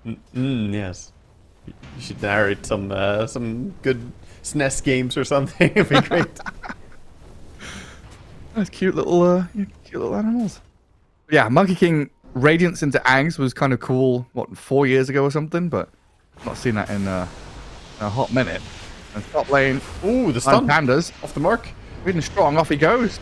Rebounds out of the kind of failed initiation. And they're going to kill on Lion, while the Lifestealer, next to the Tombstone, still being eyed up here by Mancusi. Will kill the Tomb. Chain Frost on the Undying, going to bounce back to him. And onto the Night Stalker. That's where it'll stop, as Solo takes the focus. A double kill for Chira Jr. as One Win bring all 5 up top. That's painful, but all that really falls back to that Sweet and Strong didn't die. If they got the kill cleanly with the stun, they would be happy to take the fight, but the moment they failed to kill Marcy, they had to just scramble and get out. Lupsi with a unusual mistake. Normally has been really on point. We've been praising him.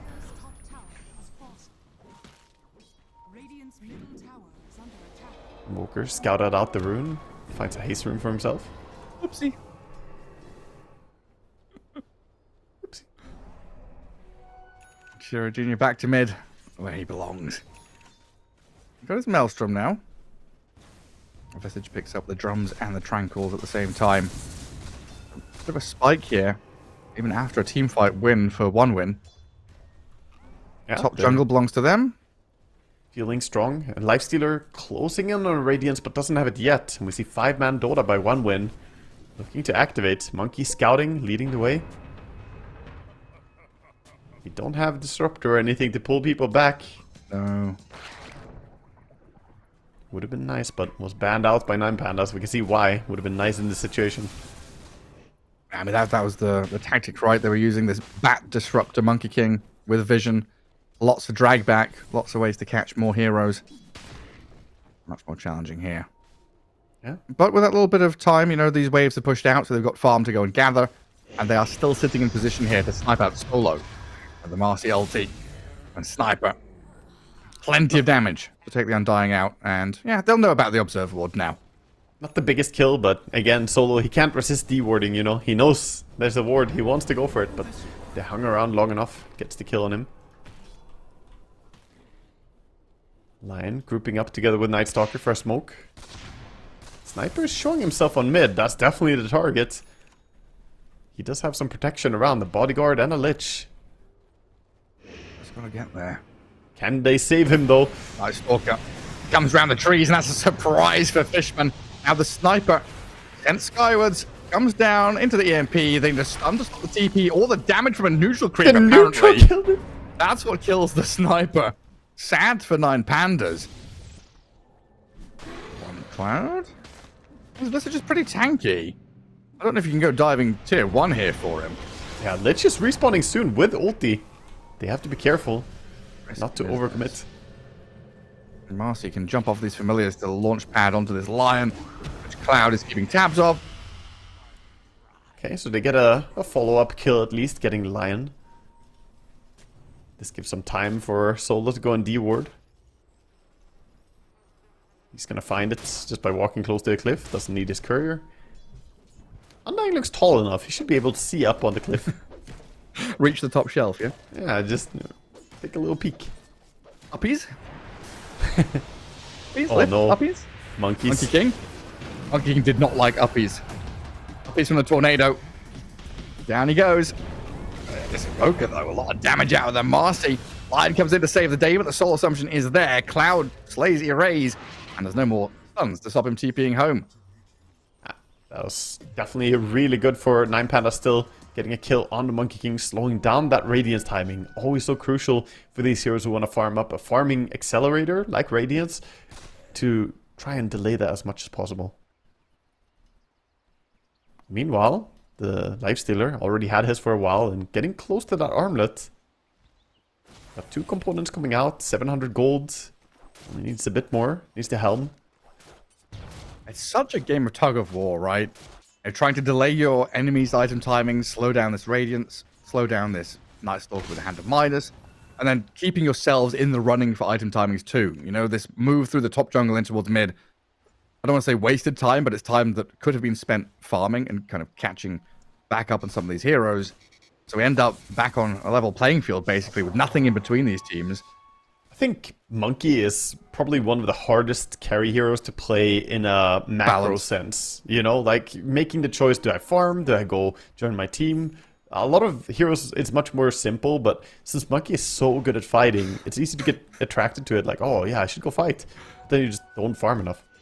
Yeah, I mean, it was us casting, right? Liquid against Avilus. Yes. Monkey King against the Zibe Underlord, right? And it was 7-0, minute 7 or something, and then started rotating. But then you feel that rotation loses, or not necessarily does, but can very often lose momentum.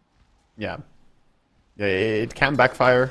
In that game, he absolutely just shredded people apart. But we also had it earlier in this qualifier. Can't remember which team it was, but they were going for a lot of rotations.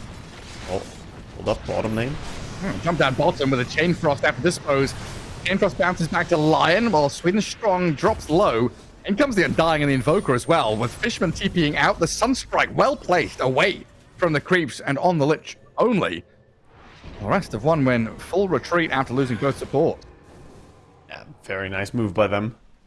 You see them quickly scout for more as well. Night Stalker has his ulti for a little while longer. Has revealed the visage, but doesn't really have friends nearby. Alone. Alone? Alone. Sad and alone. Sad, alone. Lonely. Monkey closing up on the full Radiance, but gets jumped top by Lion Blink. Sunstrike, is it there? I mean, he's going to pop the Wukongs. Sunstrike's coming. Makushi's dead, you're right. And we're watching Solo get run at by One Win, but a meaningless death from the Undying, whereas Monkey dying top is a big deal, because V-Tune gets a nice pick off with the help of his Lion, and then a tier 1 for the effort. Yeah, it's again the matchup difference right now. The Lifestealer already flying towards his 3rd item, whereas Monkey has yet to finish his 1st. Not finding good space in this game. Yeah, now 3,000 net worth behind as well. Yeah, V-Tune is, you know, gonna start itemizing towards those counter items. Get the S and Y, and then already has the Aghanim Scepter queued up. This will be a tall order. I think right now Sniper needs to get some good rotations going with his team. This isn't your house, V-Tune. Get your hands out of the fridge. He wants the cookie jar.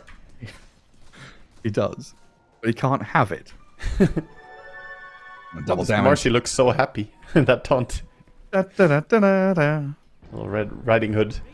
Are scanning. So cheerful. And it's kind of wild how Dota has so many different kind of The online art styles and... sniper? They got him? Oh my god. Where Just did that an come infest. from? Infest into the lion and they blink up and gank. That was just a scan. They didn't even have a ward down. They scanned it, infested, jumped in. Even though Marcy was there, she couldn't do anything. Powerless to help her friend. I was busy thinking about happy things. Well, if that was your last thoughts, you know, it's good. Lifestealer jumping out of a lion. Ugh. Sniper dead for 20 means tons of map space here for 9 Pandas. Invoker, who was bottom of the net worth of the cause, has now got himself up and above the Visage and the Monkey King, so Erase starts to feel a little more comfortable now with the 4 staff, especially having that maneuverability to get out with the Wukongs, away from the Marcy Dispose. I like the choice that they have started like farming Invoker a bit, let him just hit creeps, and they're activating around Lifestealer. Realizing that he's the strongest hero on the field, we should play around him. The Lion has just made moves together with him, and this is given time for Erase to get some farm going. 4-staff Witchblade, as you said, catching up a bit. Solo. Your poor raindrops, man. Roshan, the raindrop claimer. Smoke coming in. They know about this rush. 1 win, quick on the move. They will be there in time to contest it. Question is if they can take the fight, though. Marcy Illusion started to scout them. Crimson Guard is up on Visage, so might be able to block a lot of the damage from this Lifestealer next fight. I definitely could. But Monkey King is just nowhere close right now, farming down bottom. Roshan hasn't really started yet. Yeah. And Marcy just popped the ulti to farm creeps. Yeah. I think she popped ulti to... Was it really just to farm? Just to TP out? Yeah, she ultied, killed a creep camp, and then TP'd the Tormentor. Okay. So, they're not fighting for the Rosh either way. Rosh is gonna fall, they go back, get their Wisdom Rune. Quick call by 9 Pandas, they want the Tormentor as well. You can see Solo pinging this, 3 pings already. He's like, guys... Shard. I need Shard. Shard? It's like every Phoenix and Undying player. Shard? Yeah. I mean, if you have Undying in your team, it's incredibly value to get the Shard for free. Grab ally? So good. Yeah. I mean, before the nerf, it was meta-defining. Don't die. He was about to die, but Lifestealer, being a good guy carry. Very nice. We talked before about how Morphlings or Ricky, they might kill your supports, but Lifestealer helps them. What a nice guy. Yeah, lovely. Lifestealer already sitting at plus 315 HP from his innate. Sweet and strong dead from the Lion Night Stalker. Trying to push out waves, right? A bit of desperation from 1 win at this moment. Currently, in its best of 3, looking at the bigger picture, they're a game away from moving forward, or a game away from being eliminated from this qualifier. So quite a tense moment now when you're facing against a Lifestealer so stacked up on items with Aegis in hand. 9 Pandas, the one fully in the driving seat, going to be dictating the pace of play now as they take control of multiple waves. Look at that mid-tier 1, and they want to play aggressively into enemy Ancients. So the Night Stalker charges forward. He's met with some resistance here. Lich and Sniper offering a lot of damage. Lay's thankful to get himself out of there, honestly, as 9 Pandas are sent all the way back to their side of the river, nearly losing their Light Stalker to the Assassinate from Sniper. Night Stalker with that slow resistance and status resistance, the SMY doing a lot, and this is even before he has level 15. You can see why this hero is doing so well right now. The immediate smoke with the Lifestealer Infest, can he get on the Sniper? Now, this is where you have to really that's done. Get out of here. 9 Pandas, they've got the cat on Sniper and Lich. Tombstone dropped, Visage caught, Cold Snap's there, the high ground vision placed earlier on gives them the intel that Cloud was nearby. And this period of play, you know, I was just saying, important for 1 win to kind of hold on to things. Bleeding out like that hurts so much. 9 Pandas. I mean, we're just seeing a huge difference in how much they can activate around their carry. Monkey King is still just catching up and building items. He wants BKB, but we have yet to see anything really from this hero. Monkey who? Monkey Peasant. Yeah, he's a minor lord, if anything. Turns off his radiance to jump over the trees and find another space to be in. Look at the flurry of pings and the TP. Who's that? It was the Lifestealer. All right. Never mind. He's I out got of here. excited. Simeon Stride is going. Although He has caught into the lion. Oh no. Oh, the 2-man stuns the Marcy as well. A little Stops bit the low jump on from the core rebound. heroes. Just 2 supports. Leicester does connect. Nightstalker coming as well through the gate. Thinking about joining his team. That bottom jungle has a Dire Ward and a Radiant Ward in it. I was like trying to figure out who has Vision of Home, and it's like both of them. Yep. The answer is yes. You all see it. So the big thing they're holding out for is the BKB on Monkey King. Right now, Radiant do not want to take a team fight. It's so clear. Meanwhile, Sniper also trying to get his BKB. Opted not to go for Dragonlance or Hurricane Pike in this game.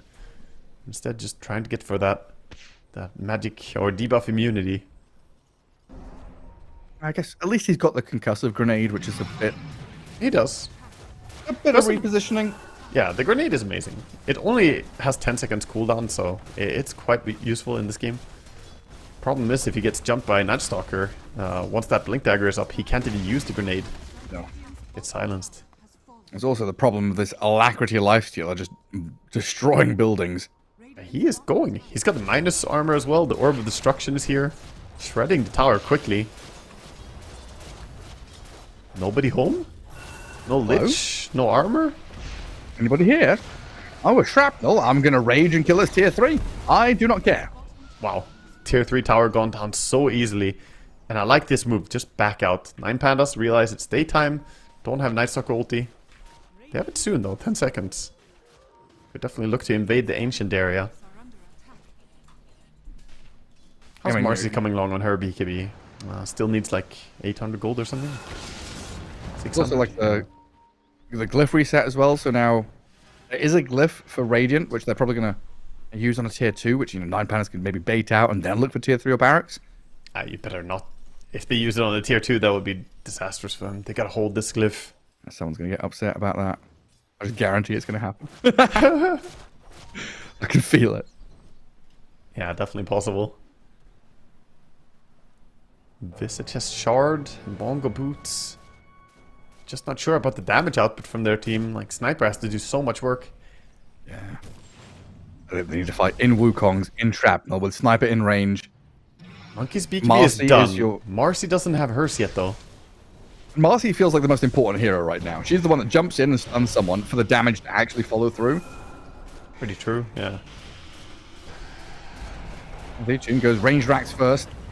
No glyph reset. They're still holding on to it for now. Backing up, just taking it easy. Intrax is all they need for now. Yeah, no need to go rushing into anything. In the meantime, One Win have started playing out of their base. Mid and top, a bit of lane pushing coming out from Sweden Strong to finish that BKB. And Monkey King came out to sit on a tree here, scouting over on the high ground. Sees the Night Stalker and the Lion. And Lays could get gone on here. Yeah. God, they were thinking about Question is, though, if you go on him, do you really kill him? Pops the ulti, gets that status resistance. The smoke has got to land. So important. Oh, Sniper's not big here. wraparound. If they can go Sniper's on in the Lion, lane. it would be huge, but the smoke protects the Lion as well. If they can get on a Sniper, One Win would be very upset. They ping him, they see him. Sniper concussive grenade jumps away. He felt it coming, and V-Tune he's going to show can sense the on smoke. the backstab. They know it's coming. V-Tune, he inverts, turns into the front line, but the Lion's still the contact. They blow up. Loopsy, there's the Tombstone protecting Invoker. Not for long. Erase comes out, dies. Solo's in trouble now, and the Monkey King finally able to get involved properly. Some sniper shooting as well, but fantastic wraparound. The reaction was good from 9 Pandas, but not good enough. They couldn't really break the smoke and tank it with their front line. Lion and Invoker ends up getting jumped. And Marcy, of course. The power spike when you get BKB on Marcy. Basically, the strongest core on the map, despite having 7,000 net worth instead of, 15,000 or something. You have become a core hero with one item. Yeah, that is your go hero as One Win. Very important that Sweden Strong was able to get in there. For sure. Yeah, it kind of looked good for 9 Pandas when V-Tune flipped position from being on the left to the right. Then he kind of went north and didn't expect the big wraparound from the south, right? Usually you come from the staircase from that bottom jungle. Instead, it was the even deeper move from OneWin. They had time to really go down below there and get in a good position. So they do take a good fight, and we see them holding on. Interesting build coming out from Munkushi. Is this actually the build? I haven't seen a lot of this, but looks like he's going for a Witchblade next on Monkey King. Interesting. Okay. I can't say that I'm fully on board with it, but it does give him a bit of True Strike into the Radiance, I guess. But then why not MKB? Yeah. I guess the argument would be that Witchblade is a cheaper, more early power spike that also gives you a bit of armor. So he wants the attack speed, he wants the True Strike, he wants the armor as well. But it's a little bit weird. Does the magic damage factor into this at all? Like magic damage against Night Stalker and... Isn't it pretty bad though if you're against Lifestealer? I feel like magic damage is not what you want. You want to be able to do physical damage. I don't know. I'm trying to find reasoning for it. Yeah, it's a curious item. He does buff up the rest of the team's damage, I guess, if he gets it. Interesting. He can now apply a, Parasma later on when he gets it. I don't know. Guess. This is definitely wild. I have not seen it so much, so I'm just gonna watch and see. He is the Master Tier monkey. This is not quite the build that I've gotten used to. Oh, and in the olden days, this would have been an Aghanim Scepter after the Radiance BKB. Get the statues, have that additional bit of farming and team fighting capability, but now it looks like go time again for OneWin. 4-man smoke. Leading out with Sweden Strong and the familiars of the Visage. Ice Stalker, they've spotted him. Lays immediately tombstone. They dive inside, dodging away from the Ice Spire. Disengage from 9 Pandas while Lifestealer jumps in and Wukong's command is out. Sweden Strong in trouble, being munched on by V-Tune. They get the kill and they evade the Wukong's and the Chain Frost. Super important for 9 Pandas to disengage now, but whoopsie, he's missed his stun. Monkey King going to jump over the top while the sniper has been found in the back. V-Tune and Lays, they snap into action on the primary target. Fishman TP's out now, and full evacuation for OneWin. Cloud is going to be left here alone while the Monkey King tries to dip. Can Night Sucker catch him? Get the blink? Cuts the tree with the Quelling Blade? Oh, he's found him! I mean, Visage is dead to rights. There's no chance of escaping there. The Monkey King, who turns and fights Lays, but he's bought so much time. The rest of the squad can now come back in and help while Booker fighting and baiting.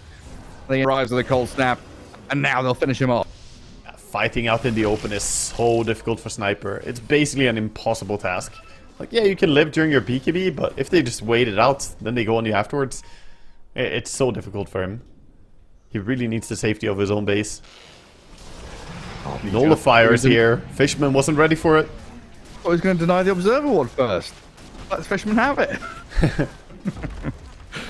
Could have been plus 1 HP. The value you lost. Oh, plus 230 gold going Fishman's way. Could have been denied. Oh, that's a full set of barracks and a tier 3 mid. Monkey King is dead for 30 seconds, so it looks like another set. Glyphs available for OneWin, and Sniper are starting to peep away at V-Tune. Shiro Jr. just doesn't have the damage really here without the rest of his team to follow up. They don't have a need to go high ground right now. 9 Pandas though, they can happily just control the map, and they know the situation that OneWin are in. Just stuck in their base. They didn't get what they wanted out of the draft. The Sniper didn't dominate the laning stage, and now they're in this despair moment where it feels like leaving your base is a death sentence. So much pressure on the Marcy and the Monkey King in the team fights. Meanwhile, we saw the value of the Aghanim Scepter Lifestealer, countering not just the Monkey King, but in fact the Marcy just doesn't do anything.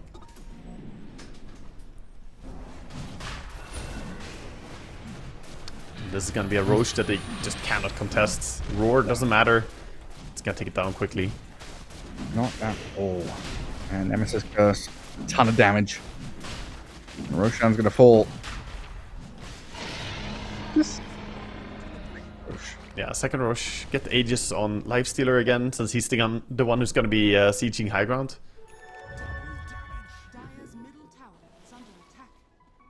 And that's something for OneWin.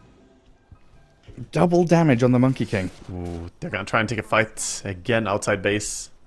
with this last-ditch effort. Sniper went for Crystallis, so all-inning damage. Look at Solo. Solo is ready to break that smoke. They're aware of what's going on right now. They don't see any hero. Counter smoke. Undying doesn't have his passive for 2 minutes, as though he's got a free life. He is going to die. Finger of Death and a stun thrown at the Marcy. Jump back in. Lion trying to finish really strong off as V-Tune walks straight through the Wukong's command. Blows up the Marcy now and will dip. Escape out as the Sniper launches some shrapnels in. Night Stalker looking to try and get on this Monkey King and zone him away. Lupsi's going to buy back. Those shrapnels hurt. They took him down in the end. It looks like the double damage rune from Monkey King not going to get them any big payoffs. So buyback used. A little bit of a win for one win, but retreating back to their own base. See if they can actually defend as well. Strength and lifesteal, just walk up, rage, hit building, and then walk away. Yeah, he has enough armor now as well. With the alacrity, he can do a lot of damage during the duration of his rage. The extra armor from the nullifier really helping him survive the sniper attacks.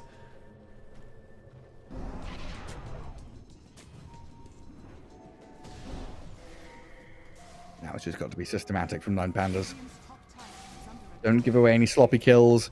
Don't go and, die to Tormentor or anything like that. Play through V-Tune with the Aegis. Yeah, and they're only showing the lifesteal. Good choice to just let him be the frontliner. It is daytime now, and you don't have Dark Ascension. But with the Aegis in hand, I think it's hard for one win to say, let's go and take a fight during daytime.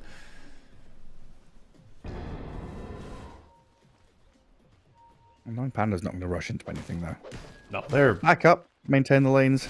Very happy to just keep scaling. Lifesteal has 4,000 gold again. This man, he's so far at 10,000 gold ahead of the second place in farm. Jeez. That is crazy.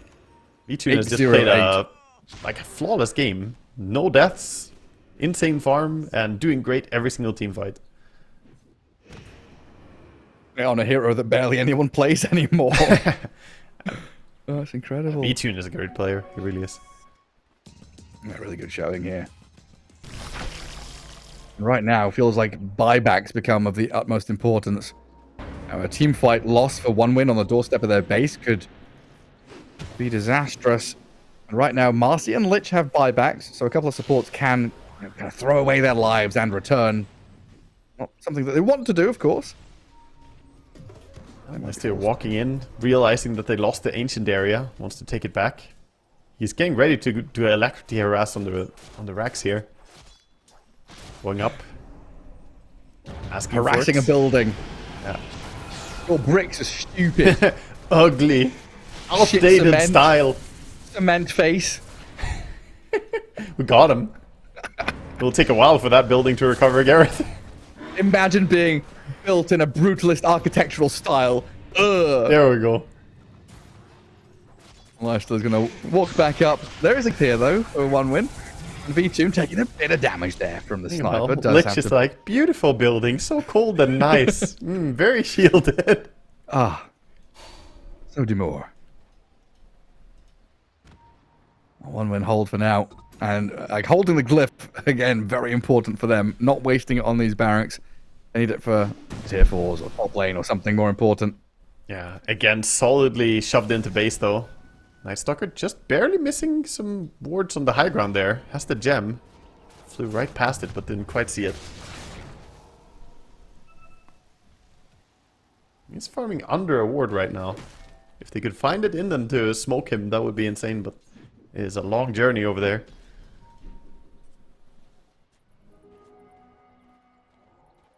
Has the Witchblade 20. Has the Witchblade done anything? I mean, it does stuff all the time. It does pierce BKB, the slow from the Witchblade.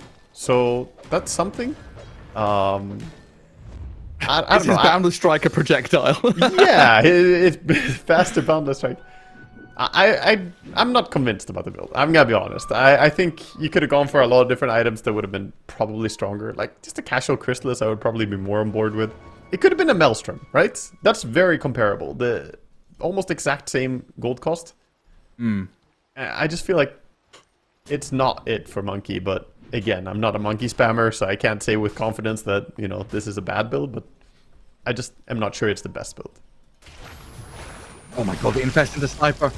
They've just walked straight into him. That dire ward on the corner spotted a sniper moving across, and now he's dead for 70. That came out of nowhere. Yeah, sniper. But also, why is the sniper going out of his base like that? I mean, that's what happens. You leave base on sniper, and now 60 seconds, the enemy are gonna enjoy tearing apart your melee axe. It's like a giraffe on the savannah, right? You're spotted miles away. Radiant's middle barracks has fallen. Down goes mid, and they swing up the top. No sniper for 45. Night Stalker's got to jump on the Visage here. Silence and the stuns take him down. He's got buyback, and he's probably going to have to use it, as will the Lich. Big expenses coming out for Radiant. Tombstone being protected as well. He hops in, undying. Hops in, hops out. Soul rips it, heals it back up. Full HP Tombstone. That Boundless Strike, yeah, doesn't even touch V2 and doesn't care. All this on the back of Sniper just going out of base. This is why you can't leave base when you're this far behind as a Sniper. This is rough. Crimson Guard slows it down, but... Sweden Strong even trying to jump in there. They see Solo. It's a mad scramble now. They're wanting to chase out of base and find something. Play some vision down out here as well, but unable to connect. And now Sweden Strong, he's the one being run at. Lays on the right-hand side as Night Stalker. Keep eyes on him for the jump on the sniper. Yeah. Two Ninja Gear heroes almost ran into each other there. The Monkey and the Night Stalker, but they kind of go separate ways. I still can't get over how good the Lifestealer innate is. 669 HP extra just from the kills he got. Very nice. Almost has a full Abyssal. Could buy it out, but he's holding buyback for now. Very disciplined. Considering they have the tier 2 towers, wouldn't blame him if he just bought out his items right now.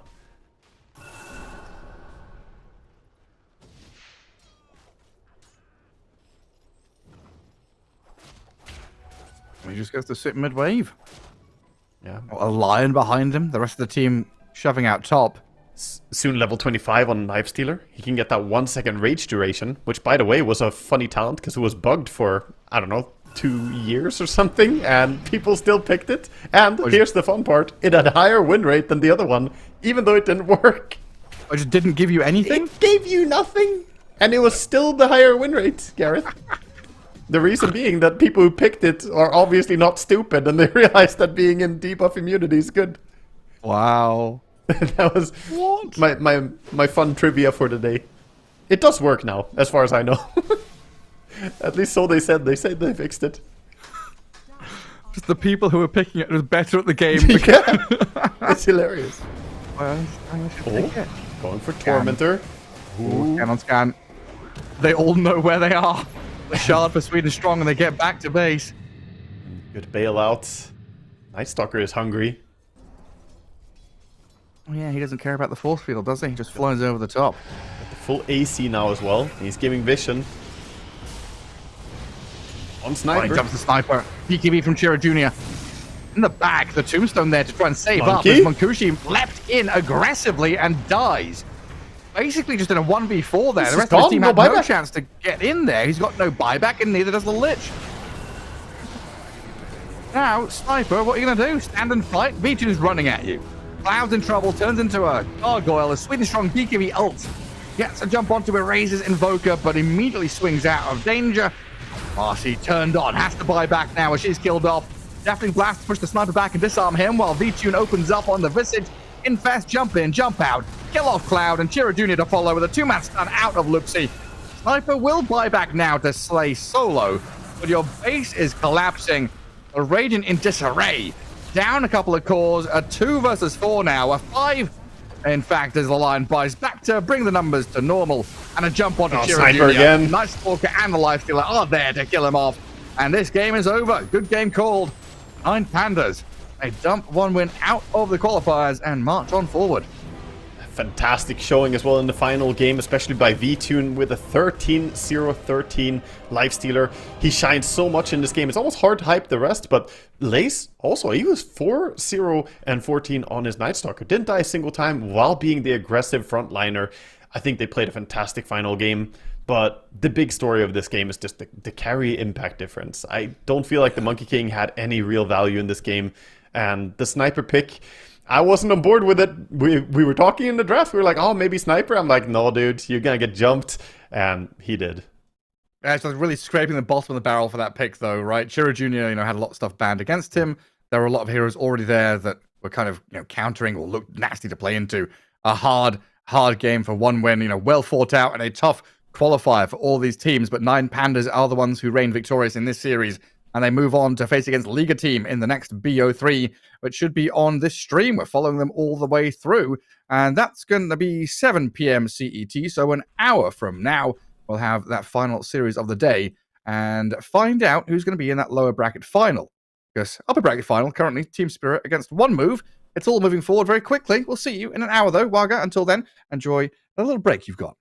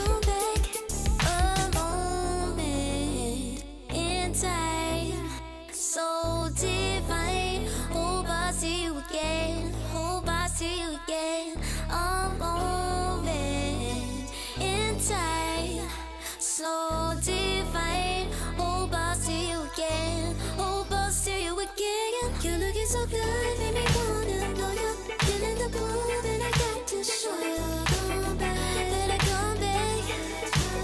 Want you to know that you're looking so fly. I wanna get to know you, but you're missing me by in just a moment in time. Oh my, boy, you better come back.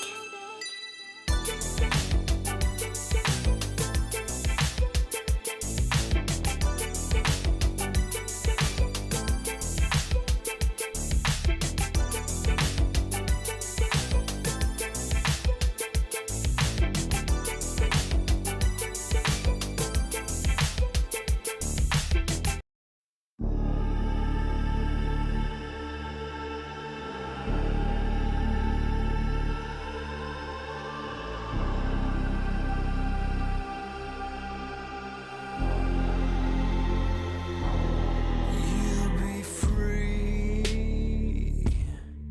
when I set you free.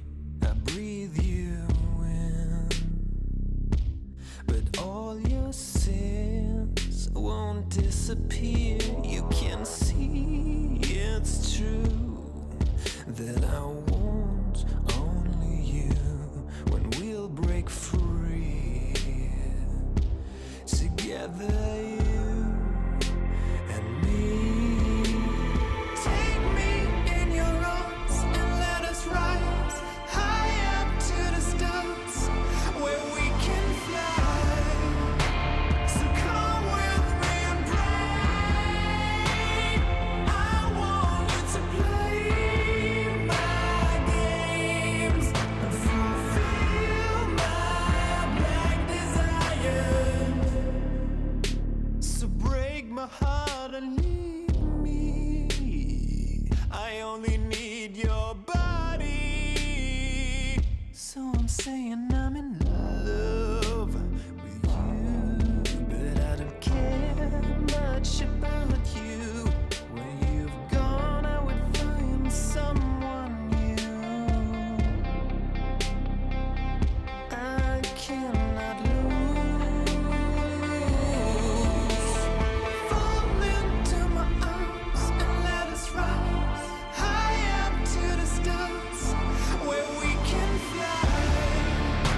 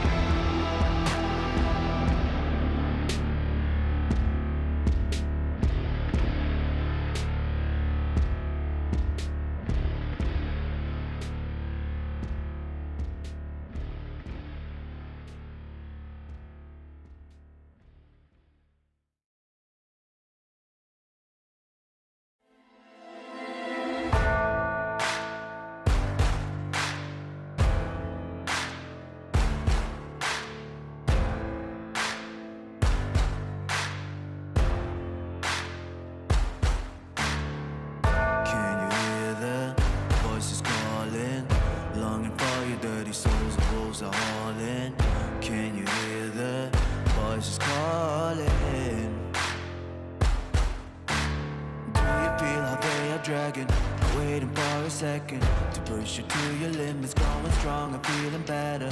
But do you feel them? Can you hear them say?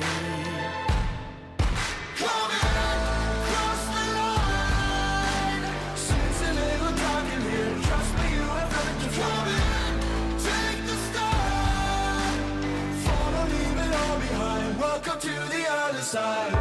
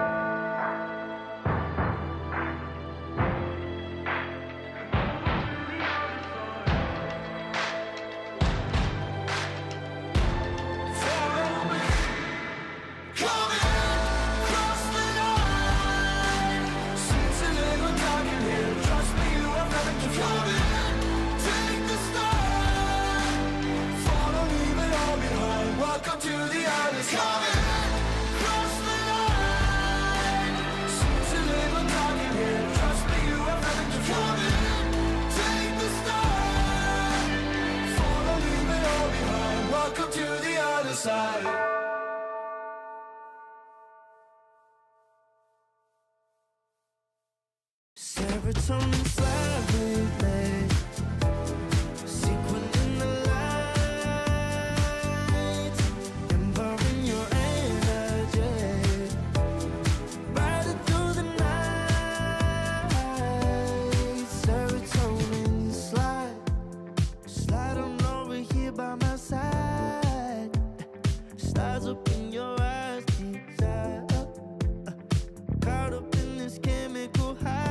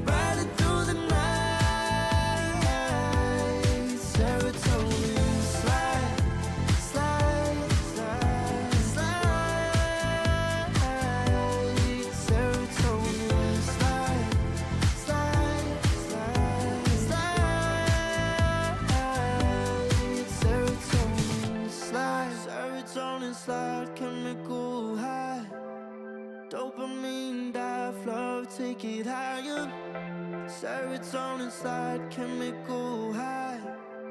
Dopamine dive, love, take it higher. Serotonin slide, chemical high.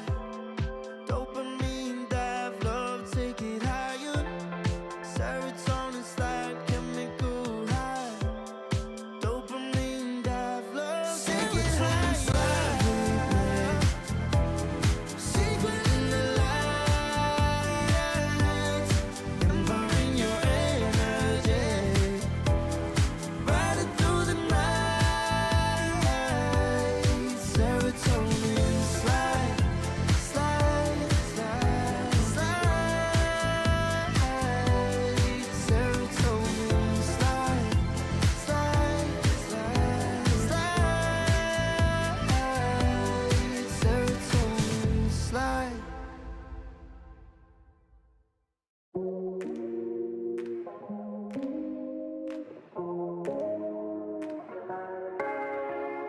No way, I'll regret the first time with you. And baby, you make a moment every time I lay eyes on you. But do we care? Do we dare? Keeping this going, let's live in the moment. Yeah, I want you know, keep this on the low. Between the two of us, every time I try to find, Try to avoid it, but I was stuck. You turn up the heat when you back it up. try to stop the flame. The discipline melts away. It isn't enough to wish for change. You either give in or pull away. We have the will to choose our fate. Whether it's wrong or right, I'm holding on for life. For the ride.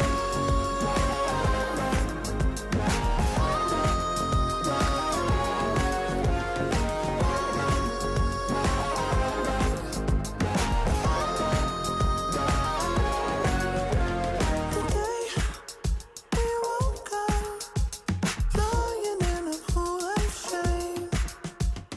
Tears and makeup printed on the pillowcase. It's hard to apply restraint. I'm trying to stay away. It's so magnetic. Ooh, I gotta have it now. Let's keep it a private thing. I'll give you a secret name. Let's build a life on a lie. Every time I try to find, Try to avoid it, but I was stuck. You turn up the heat when you back it up. try to stop the flame. The discipline melts away. It isn't enough to wish for change. You either give in or pull away. We have the will to choose our fate. Whether it's wrong or right, I'm holding on for life. For the ride.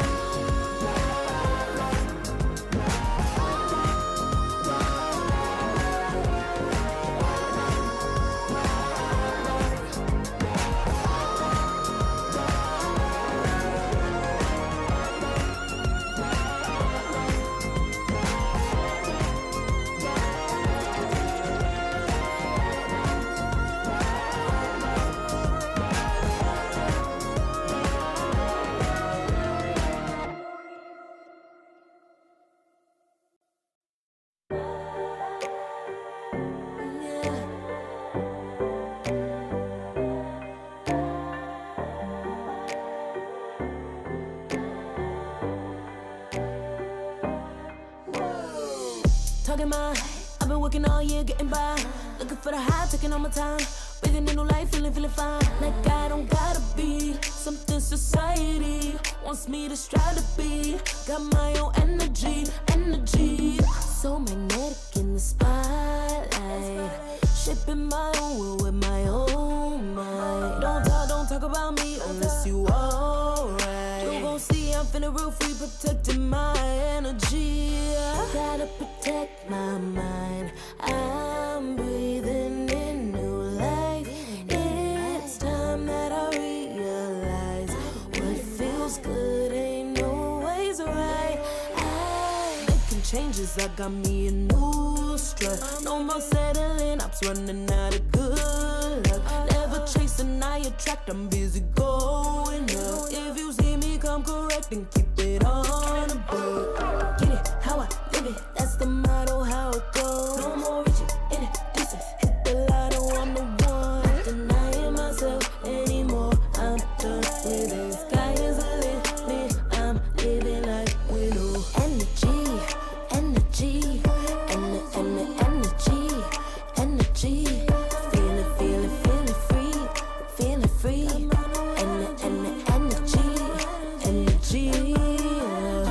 Gotta protect my mind. I'm breathing in new life.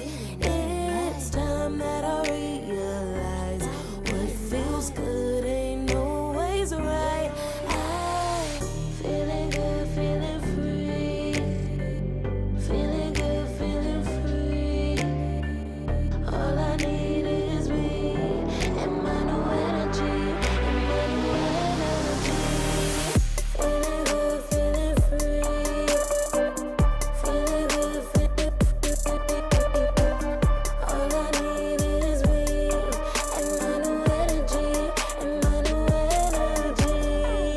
Feeling good, feeling free. Feeling good, feeling free. All I need is me and my new energy. And my new energy.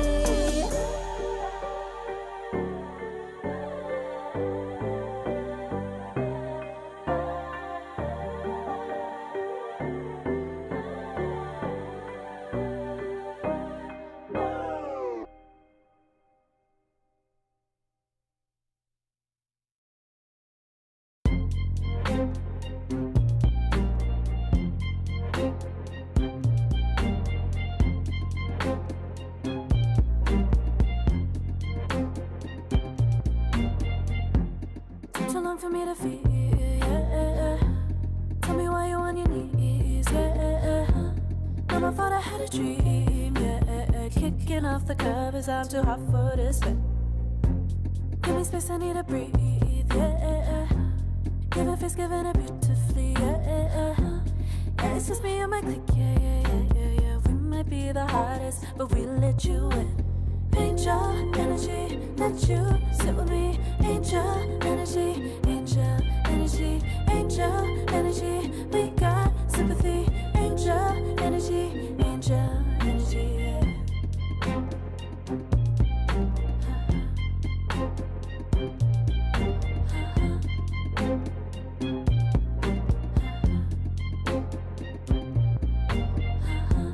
Take the time to breathe and rest. Let yourself feel the best. Feel it all so deeply, so deeply. Divine with how we be, yeah. Aligned with everything, yeah. More than a dream. Vulnerable and strong, yeah. We feel everything. Angel energy, let you sit with me. Angel energy, angel energy, angel energy. We got sympathy. Angel energy, angel energy, angel energy. Let you sit with me.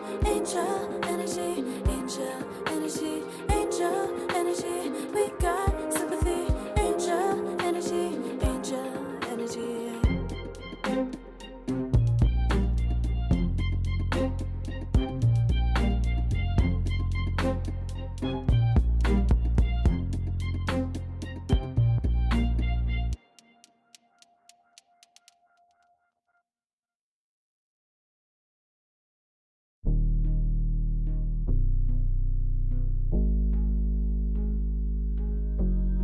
Never pressed, but I got the juice. Taking the lead, that's just what I do. I made mountains move with one hand tied, and still this world ain't satisfied. Everywhere I go, they stop and stare. I tell the truth, I take it there. Call me vicious, persistent, overzealous, that's fine. Main character energy, I stay taking what's mine. You need a foot on the gas, or put my name on the line. Main character energy, I'm just taking what's mine. And it's written in the stars, I'm a king like my sign, yeah. Raising the bar, the jaws drop like a surprise. Don't be mad about it. Don't be mad about it. I don't play the game, nah, I make the rules. Cards close to the chest and I don't play no fool. Don't be mad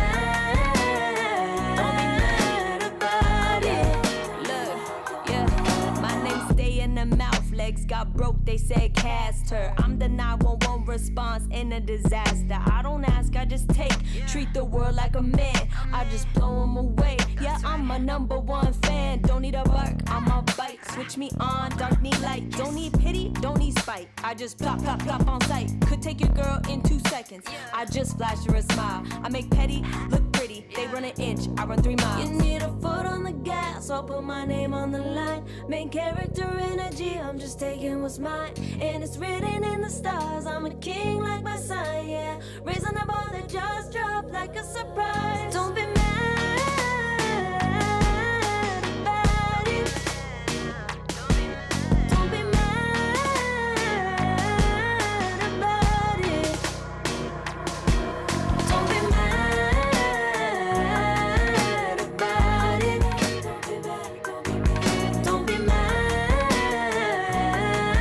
about it. I don't play the game, nah, I make the rules. Cards close to the chest and I don't play no fool. Don't be mad about it. Don't be mad. Don't be mad.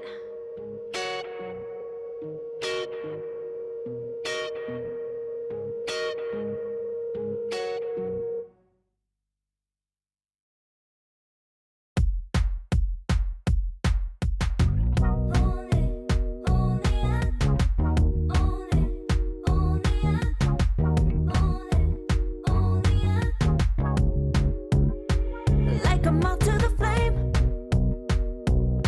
I'm attracted when the doubts start saying my name.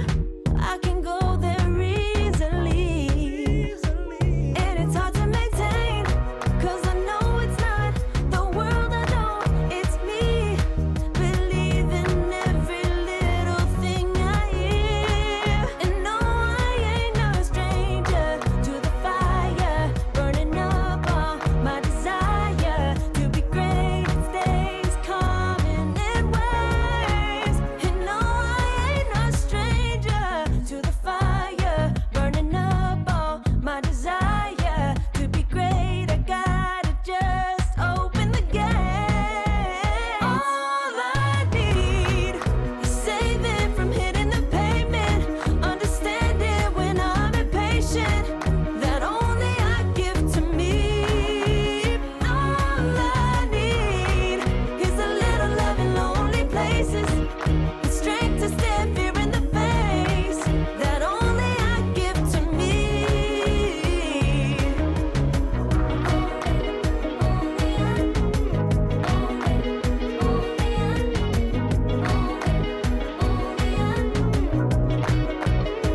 Now I'm running this race, yeah. Stallions couldn't catch up to me.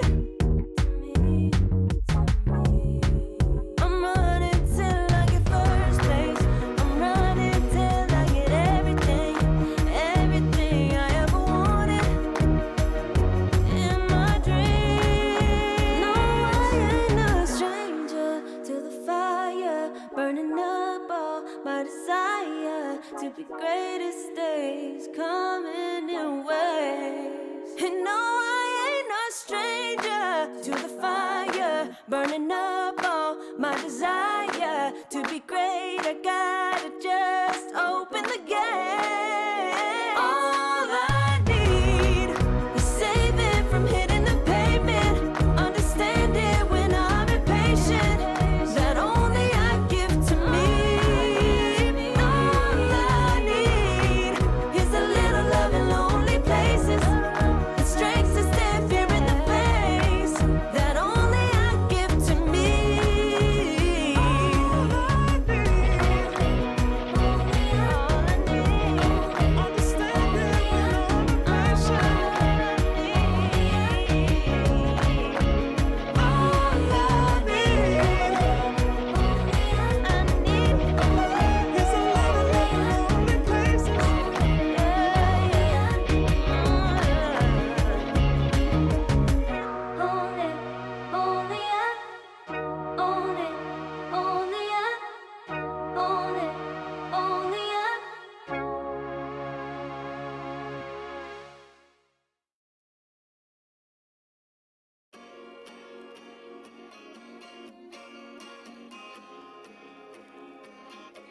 yeah.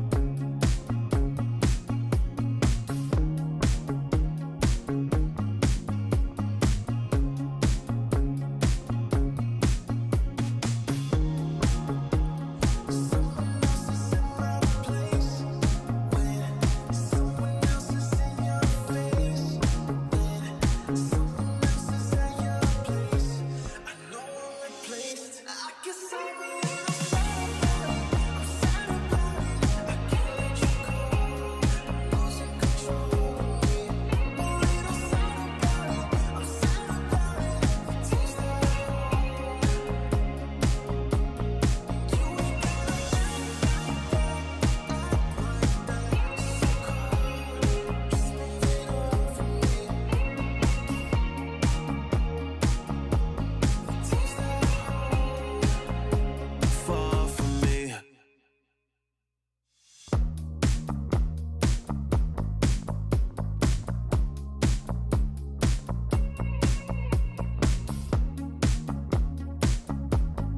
Girl, what's this shit about? You told me I was different than them. Now you got yourself another man. I hate to see you out with him. I guess I'm a little sad about it. I'm sad about it. I can't let you go. Losing control of me. A little sad about it. I'm sad about it. Taste the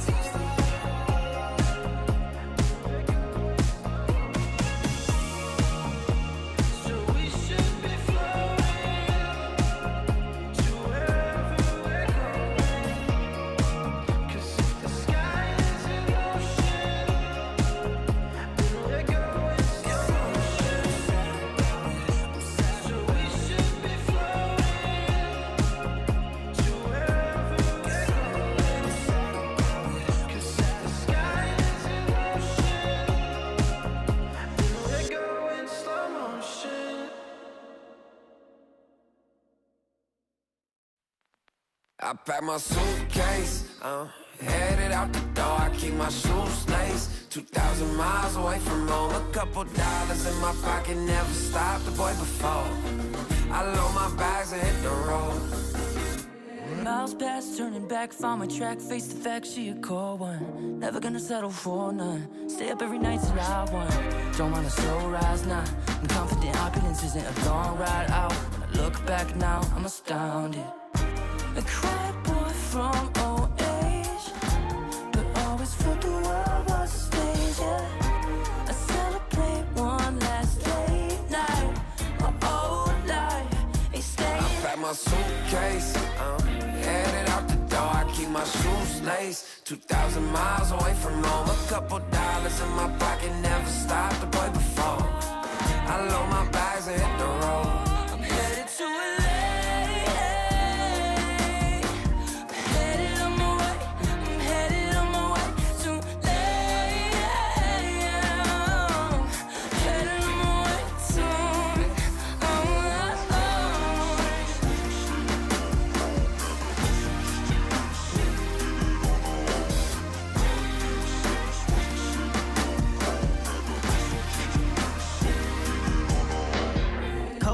Miles, throw it on the dash.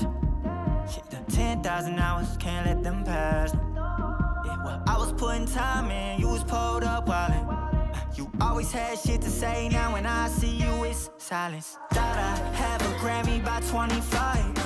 Commas after commas next to dollar sign, yeah. Remind myself why I'm living this life. Look at all the late nights, it'll all come in due time, yeah. Made for the fight, for the pain and the climb. Tied to the life I chose. Stay through the night, another day, not a dime. Race against time. I couldn't just lay by and wonder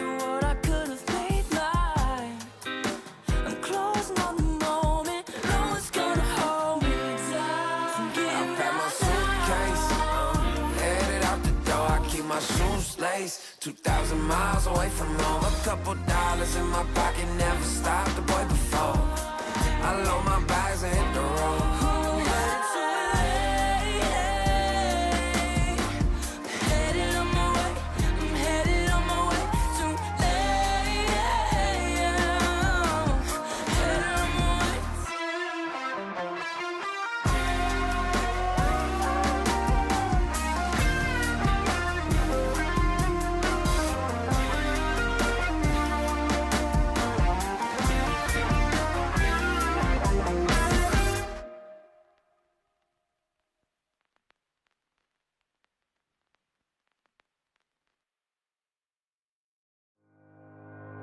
Think about it every night when I close my eyes. You're on my mind. I try to quit a million times, but it takes me high. Like you're so divine. You give me everything. Don't know what's happening. I need you like medicine. You're my everything, everything.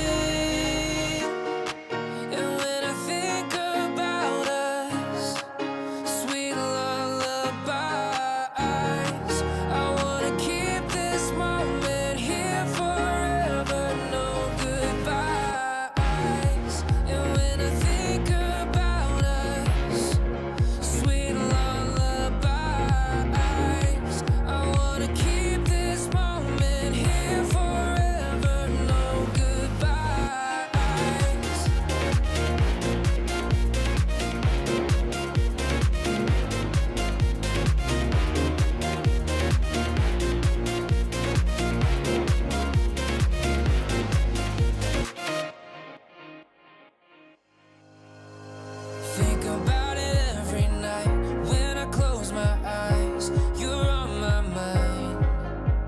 I try to quit a million times, but it takes me high. Like you're so divine. You give me everything. Don't know what's happening. I need you like medicine. You're my everything, everything. And when I think about us, sweet lullabies,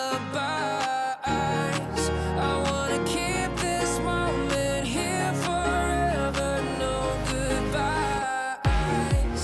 And when I think about us, sweet lullabies, I wanna keep this moment here forever, no goodbyes.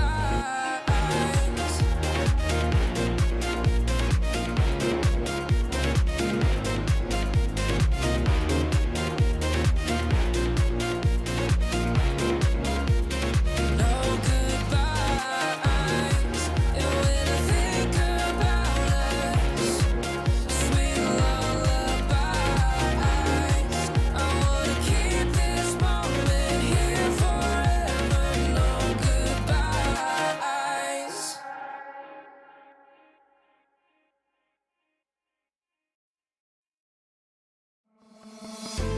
Oh, I don't know how to put it together.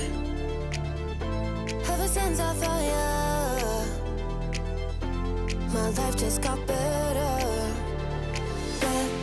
Better than this, better than that, better than anything I ever had. Better than this, better than that, better than anything I ever had.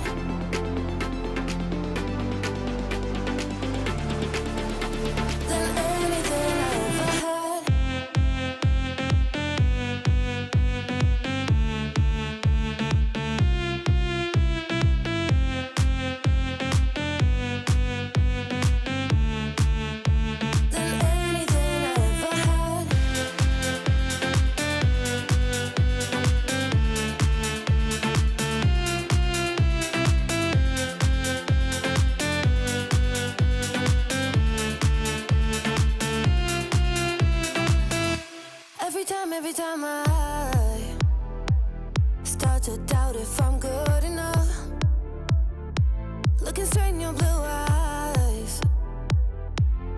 makes me feel better.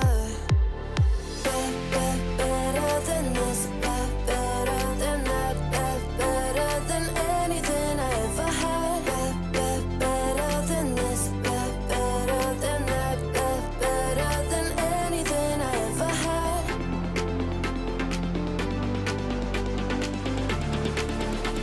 Than anything I ever had.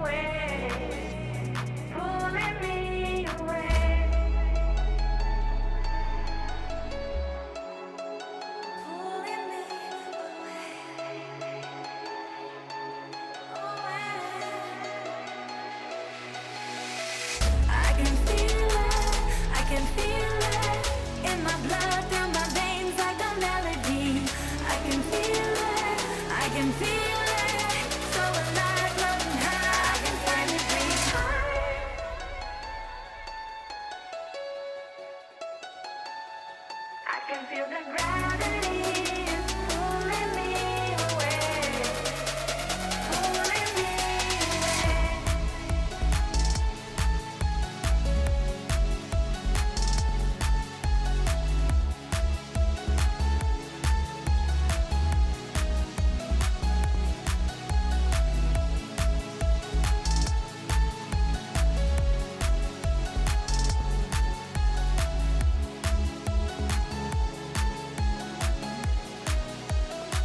I've been getting so high, I can feel it. I can feel the gravity is pulling me away, pulling me away.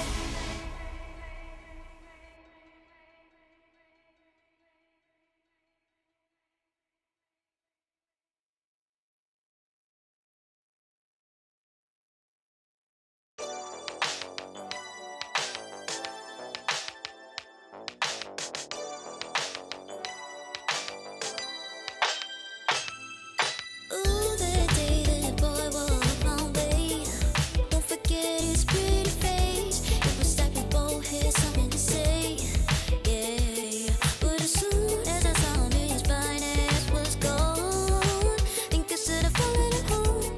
I'll put my number into his phone.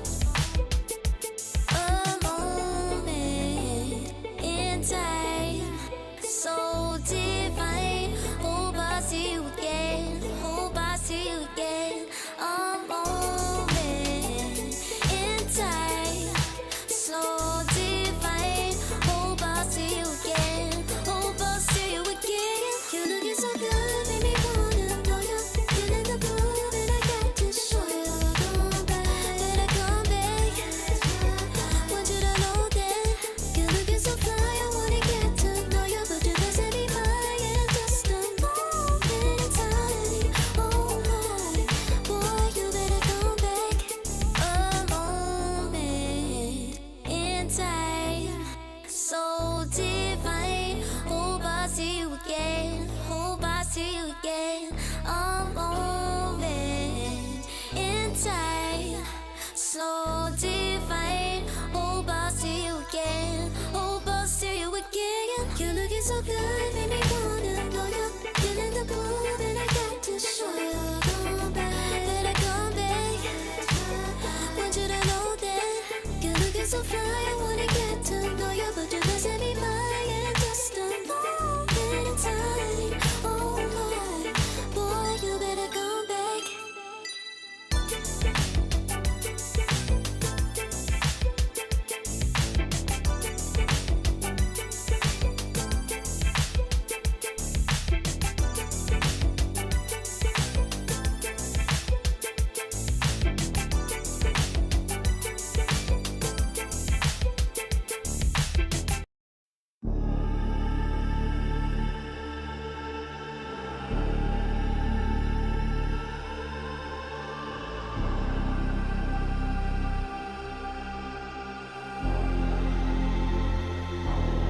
You'll be free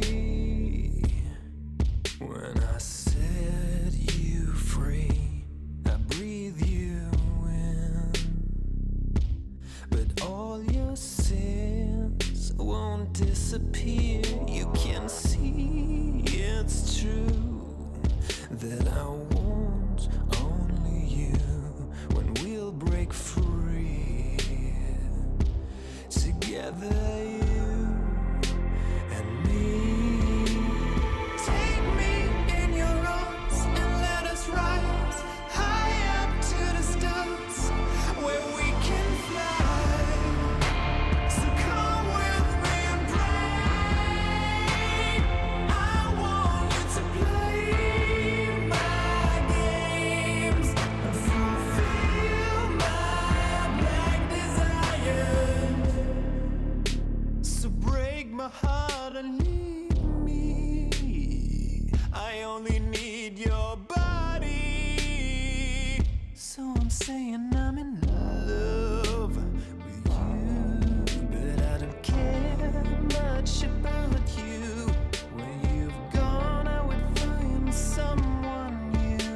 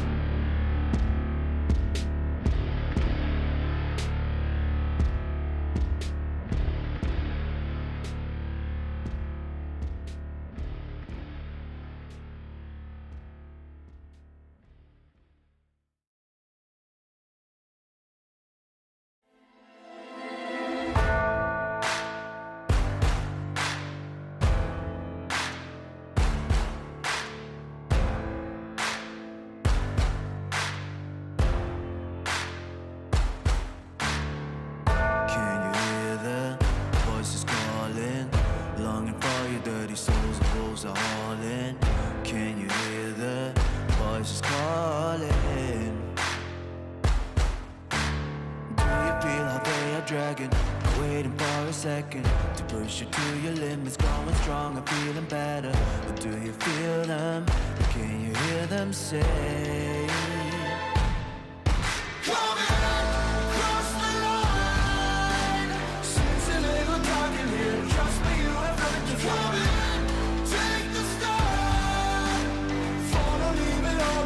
Welcome to the other side.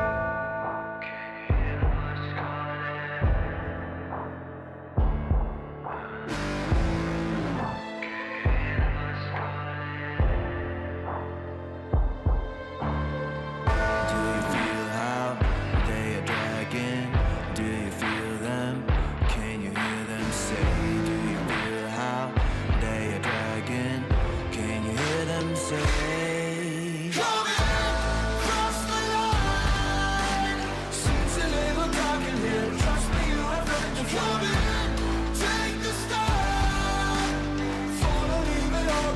Welcome to the other side. Cross the line. Seems a little dark in here. Trust me, you have nothing to fear. Take the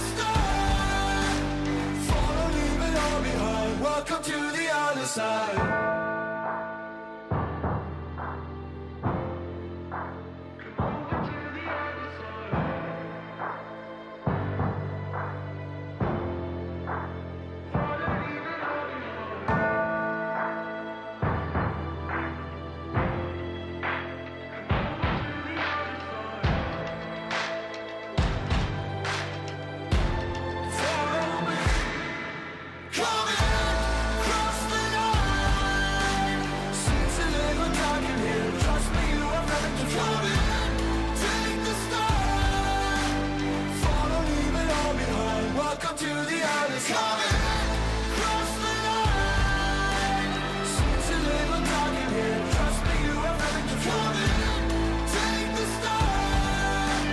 Follow, leave it all behind. Welcome to the other side.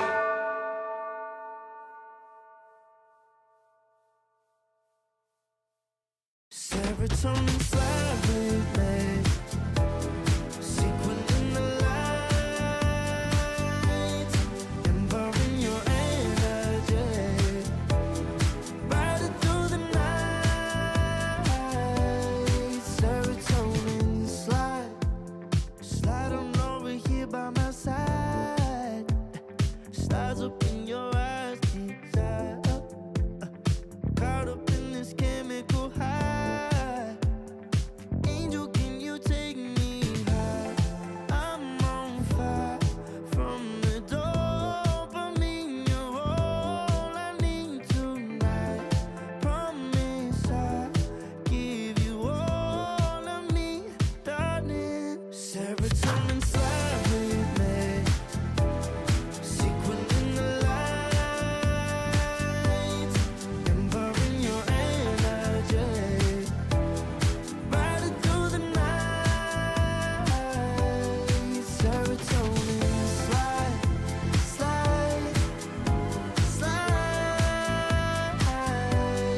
Serotonin slide.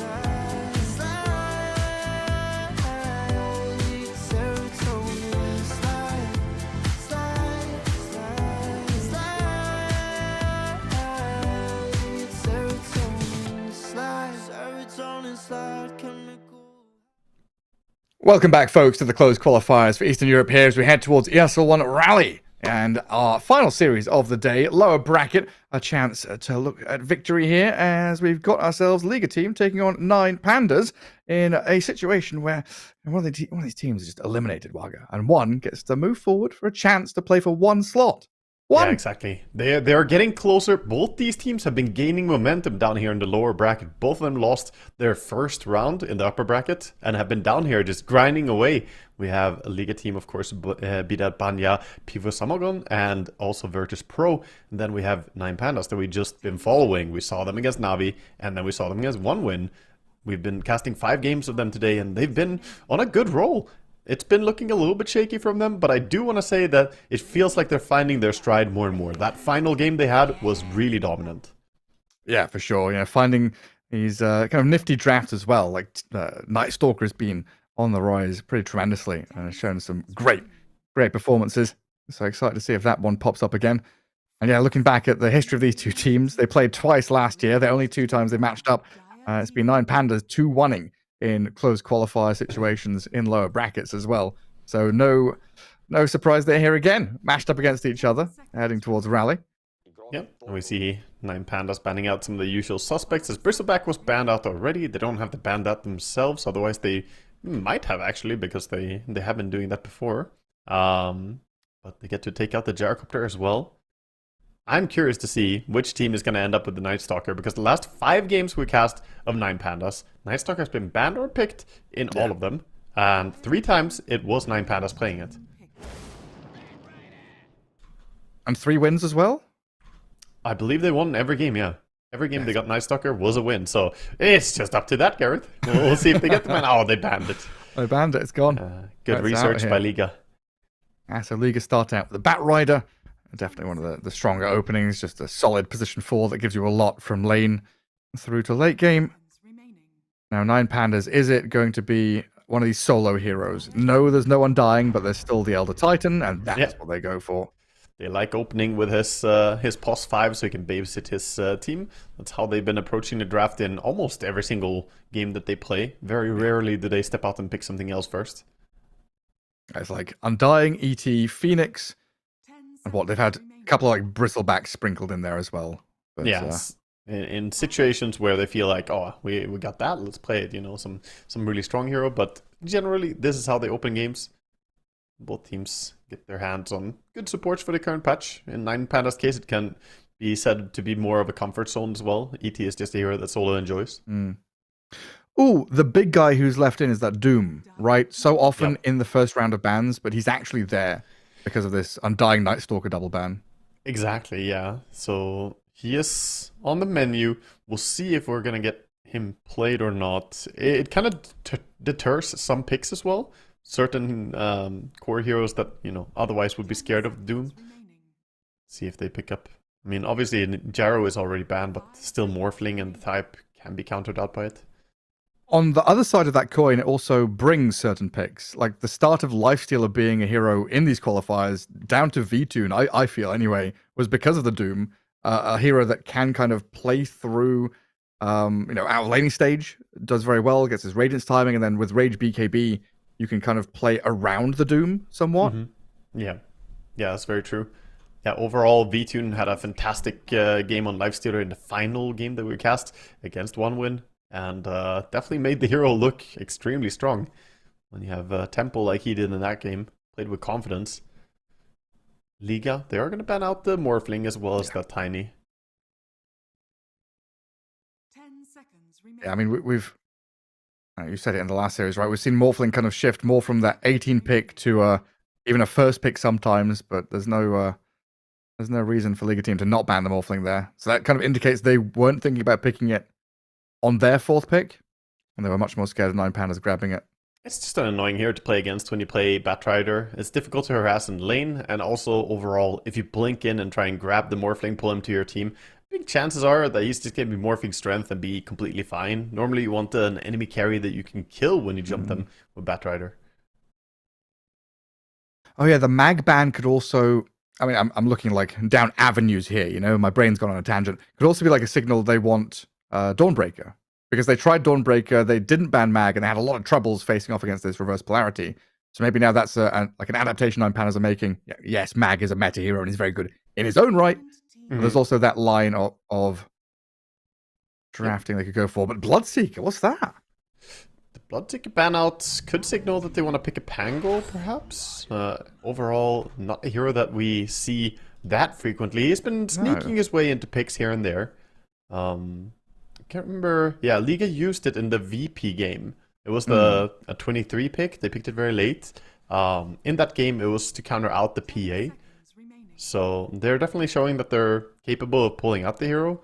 Okay. But looking back at their games before then, no Bloodseeker anywhere. So it was just one game where they pulled it out.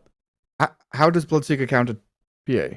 Yeah, so Bloodseeker against PA, this is actually an old counter. You remember Miracle's prime era when he was like the player everyone looked towards? Like I was matching against him. Or something. Yeah, exactly. In the good old days. I was matching against him in pubs and he played a lot of PA. So I started picking Bloodseeker against him because I get tired of him. And you just click Rupture. Click Rupture on PA and they can't move. You can't Phantom Strike. If you Phantom Strike, you die. You know, like you lose all your HP. So it's a very effective counter. And then you just put the Blood Rights. PA doesn't have the biggest HP pool. So it's a very tough matchup. That's pretty cool. I didn't think about that. So that's VTune then saying, hey, if I want to play PA here in our draft, you've got to ban this Bloodseeker because they found it. Yeah, at least, a little bit of a heads up ban. I don't think that you pick PA or Bloodseeker without motivation, but it is a good hero against certain mobility-based cores. Monkey King, one of the others left in here. So carry mid flex also kind of deters people from picking these Embers and Storms because it just gets such a nasty, messy lane against Jingu. Yeah. Nine Pandas did play against the Monkey King earlier against Munkushi, but he did not have a very good time against them. Nope. Though, to be fair, we also felt like that was a little bit of a strange item build going for. Was not sure that he was going to be able to keep pace with the Lifestealer both going for Radiance. And there's that PA. So the Bloodseeker ban makes sense now. If they wanted to pick the PA here, Bloodseeker could have picked on the 18. Like, the next pick for Liga could have been Blood. So now they show their safe lane. Do we get the Laze hero now and leave mid till last? I suspect as much. Because they want last pick to see where Monkey's going, right? Yeah. I feel like is it just Dawnbreaker then? Yeah, it might be. I mean, Dawn can get away from Monkey somewhat. Maybe even fight back with a lion. Yeah, she can. She can also deal with him when he gets on a tree. Just throw a hammer, chase after him. Oh, right, yeah. He's got to be careful of the bat. And if the Dawnbreaker comes, he has to break the trees. If your own teammate cuts you down a tree, that's a report moment right there. Seeing Bat Riders and Timber Saws together with Monkey Kings, like, let's initiate, guys. Get HR on the phone. Yeah. Unacceptable. We'll see what Nine Pandas are going to go for, because we've seen Lace so much on Night Stalker that I'm not really sure what we're going to expect from him. Like, this is usually where, like, a Pango would be picked, and you flex the Pango mid and off lane, but they do just go with Dawnbreaker, which we've been loving quite a lot. We've been watching a lot of Nine Pandas, and it shows. We called both those heroes from their second phase. True, yeah. I see a Magnus ban. You called the first one as well, actually. We called 75% of their draft so far. I think the only reason we didn't call Lion is because we didn't have time to talk about him. True. Well, that's what happens in these calls. You follow one team, just intimately know their drafts. Oh, yeah. Yeah, we know what Nine Pandas are going to do, but how is Liga going to respond to seeing this Stormbreaker as well as PA now?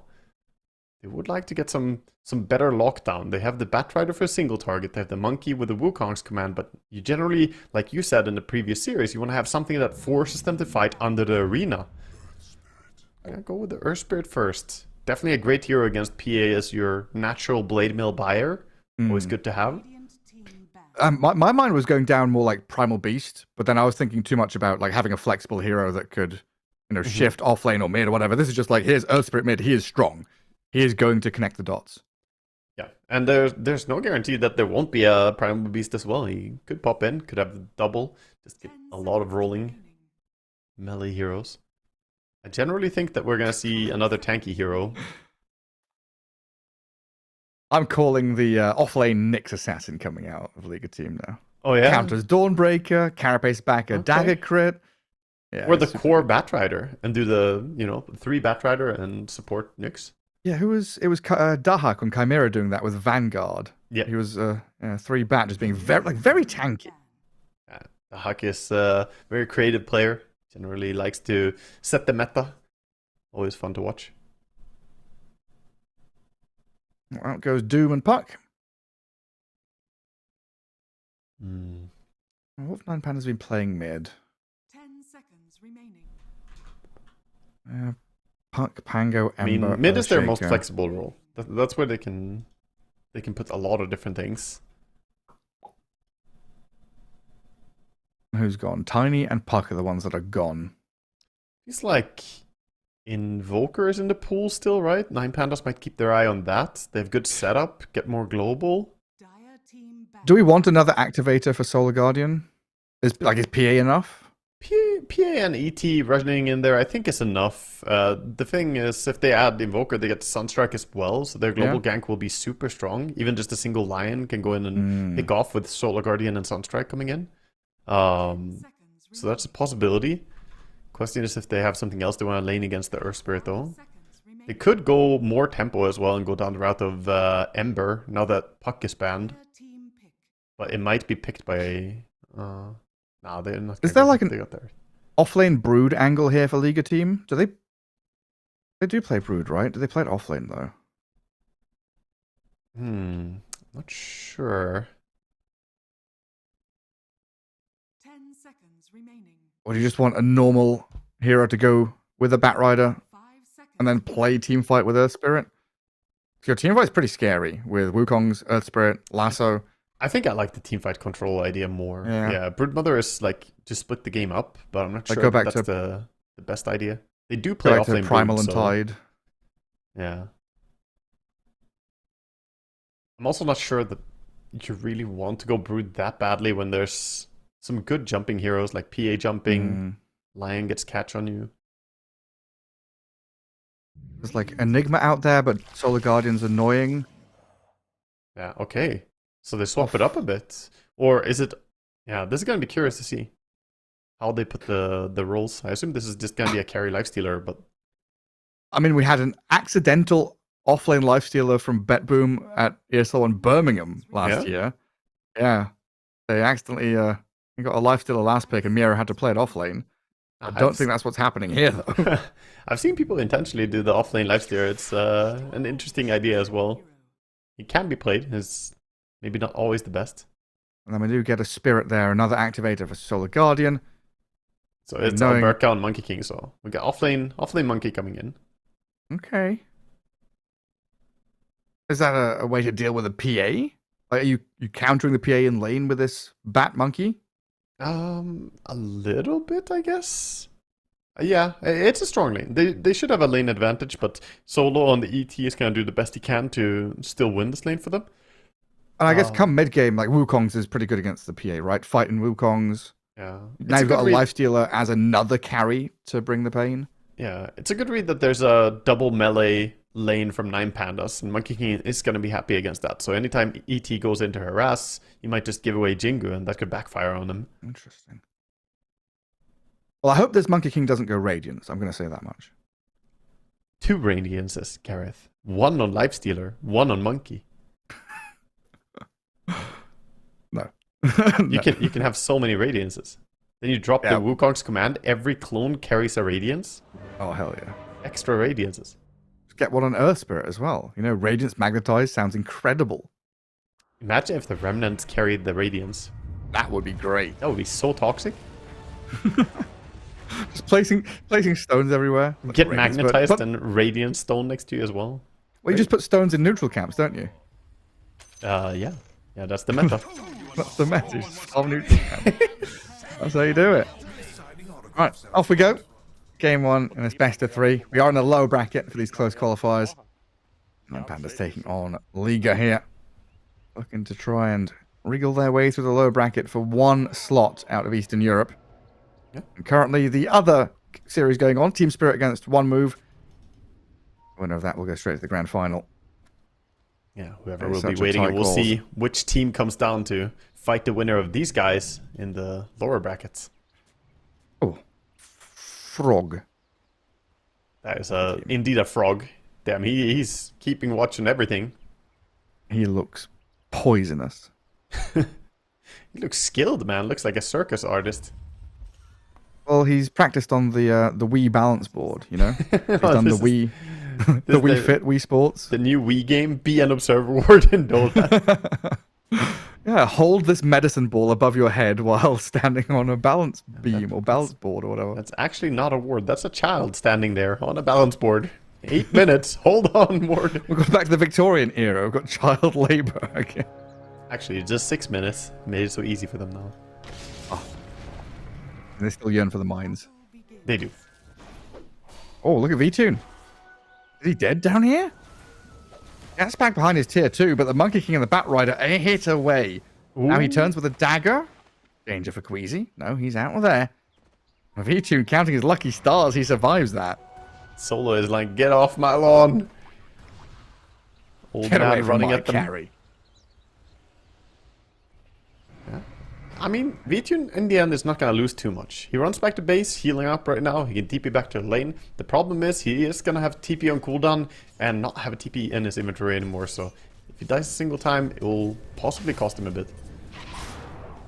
Let's get to buy a salve, though. At the very least. Yeah, shouldn't miss out on too many last hits or anything. Comes back to lane. And there's Solo just pressing forward. Getting a bit of harassment back on his Bat Rider monkey lane. Yeah, Alberca already has a couple of items queued up. The boots, the Orb of Corrosion. Looks like a normal monkey can build. Now, Going on the monkey now. He doesn't have creep. Jingu. Through the creep wave as well, just running straight through. Squeezy went off on a bit of a wander. See Solo doing what he often does. Let the enemy have the big camp. Doesn't really matter. You're an ET. You want to get more buffs up. More creeps. More power for the Titan. Yeah, so even though that early harassment came in onto V2 and it was a good attempt from Liga, but it ultimately doesn't come to anything. Yeah, Monkey has magic stick charges, but he is pretty low HP. Hard for them to fight. They desperately need level 2 on the Bat Rider. It does go for the Jingu. And you get 3-4 hits though.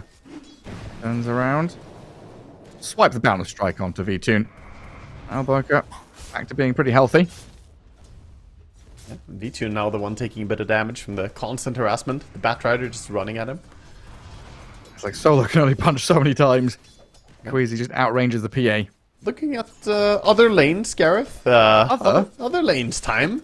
We have the Spirit Brothers in the mid lane. 15-4 for the Storm. Fantastic start versus the 8-0. So far, Storm favored. It should be Storm favored as Static Slide Facet makes him insanely good against melee heroes. It's hard for them. And then up at top, a stun from Lupsi gets this lays Dawnbreaker onto Violence Lifestealer. They've been slowed down to a crawl though. Respect is going to hold the line there, maybe even get a bit of damage back or a kill attempt onto the Lion. A Blood Grenade, the turnaround. He's got level 2 on Lion though, so Earthspike into Hex. Fairy Fire to stay alive while Respect needs a couple more hits. In comes this Dawnbreaker though with a turnaround from Lion to get first blood. Well kited. Lupsi looks like he might have made a mistake, but clutch play for the first blood. And then we immediately look mid where Earth Spirit is being punched several times over one last hit. It's so hard. You go up for a single last hit, you get slowed attack speed so much. Like, whoever thought that was a fun idea to give 80 attack speed slow to Overload? It's not fun, man. Trying to get a last hit here. They got that one. Nice kick. And back up top, Lifestealer and Enchantress back onto Lupsi, but pops a Lotus there. Still getting munched on by the raged up Violent who needs another little love tap to the back of the head. Oh no, we needed 2 hits. I thought that was going to be enough. Lupsi's still alive. Is he tangoing? How's he heal? He's still going. He's running for the hills, gets back into the ancient camp, and he can deny himself. No chance for Respect. Lupsi, man. He's become one of my favorite players to watch in this tournament so far. Today especially, right?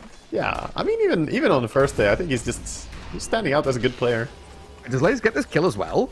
No way. Okay, the lifesteal out of Lifestealer. Does get him back into fighting shape with the help of the Wisps of Enchantress. That looked pretty close though as Lays goes back in for round 2. And now he's booted this Lifestealer away from wave. A double wave, in fact. Tricky for Lifestealer. Even just all the creeps still alive. Dawnbreaker wants to keep diving. He's doing the best she can to zone him. And how we're doing back down to bottom. ET turns on his Monkey King. Oh, who's the better puncher? Your stick versus my big briefcase, and the Boundless Strike misses. So I don't know if Solo sidestepped that, or it was just a big miss from the Monkey King. No, that was a good Queensy's sidestep. being dived as well. Yeah. Give up on it. He wants to hit the creeps and the ET, otherwise he doesn't get enough HP. So ET running away from the creeps, making sure that he doesn't get the double lifesteal. Well, Burka just getting played down there. And the glyph beforehand, he did wait. He didn't get baited by the glyph at least. The glyph also prevents the lifesteal from the monkey. But he waited to not stun into the glyph. And a raise mid. Putting Mirage down very low. They also lost respect up at top. Enchantress fell to this Dawnbreaker and Lion, who go back in again on the Lifestealer. 4-0. 9 Pandas seem way crisper in this laning stage already. This is what I expected, to be honest. We've been following them, so it's easy to feel like they're our favorite team now, right? We've been catching them 2 series in a row, but... Our Pandas. Yeah, the Pandas have been looking good. Solo? It's alright. Doesn't even give him the Jingu stacks. Very nice. Just backs out, tangles up. Gonna stick around as well. 11 denies on Storm, 8 on PA, 10 on Dawnbreaker. When you start to see these numbers rack up, you know that, 6 minutes in this laning stage is going well and they're feeling themselves. Yeah, they have a 22 deny advantage right now total across the team. That's a lot of denies. I'm going to be faster to level 6. Much faster in some of these lanes. You see a move, Enchantress behind them. Solo stepping up and punching back into the Bat and Monkey. And Enchantress trying to get here in time with the enchant. We'll slow Solo down. First kill up on the board for Liga. They'll find a little bit of gold as well as the bounty runes are right there. Good stuff going on for Liga. And now, not done. They want to try and chase V-Tune, but as the creep times out, not going to be able to dive Fountain or Tower. Or Fountain, for that matter.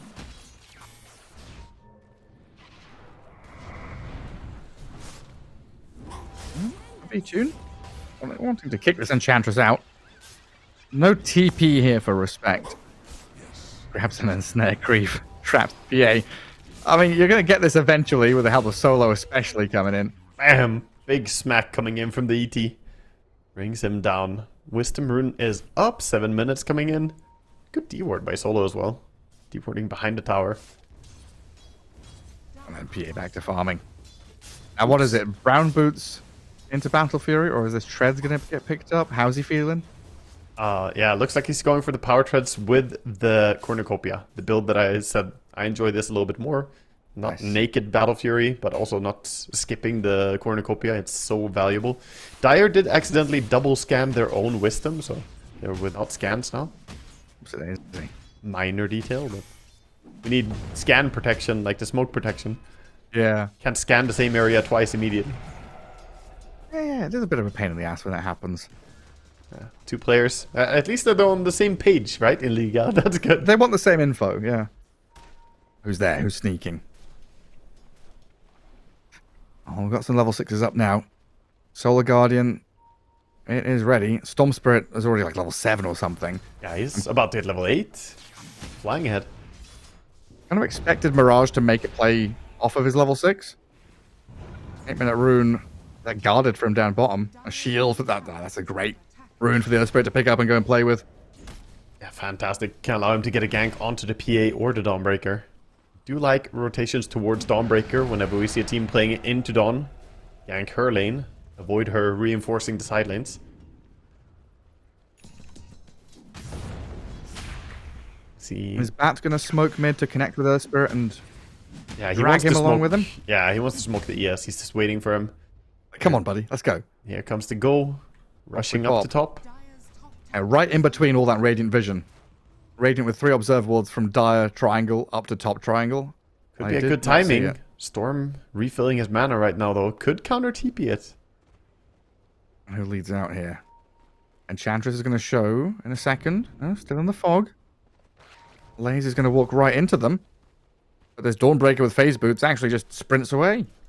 She's completely fine. Good read.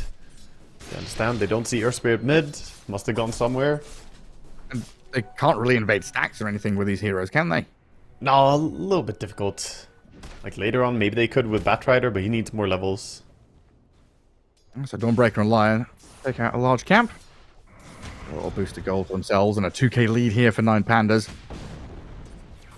Stormspirit's been loving this. Just gets to sit in lane for a full 10 minutes of laning stage against the melee hero, right? Hasn't had to move, hasn't been ganked.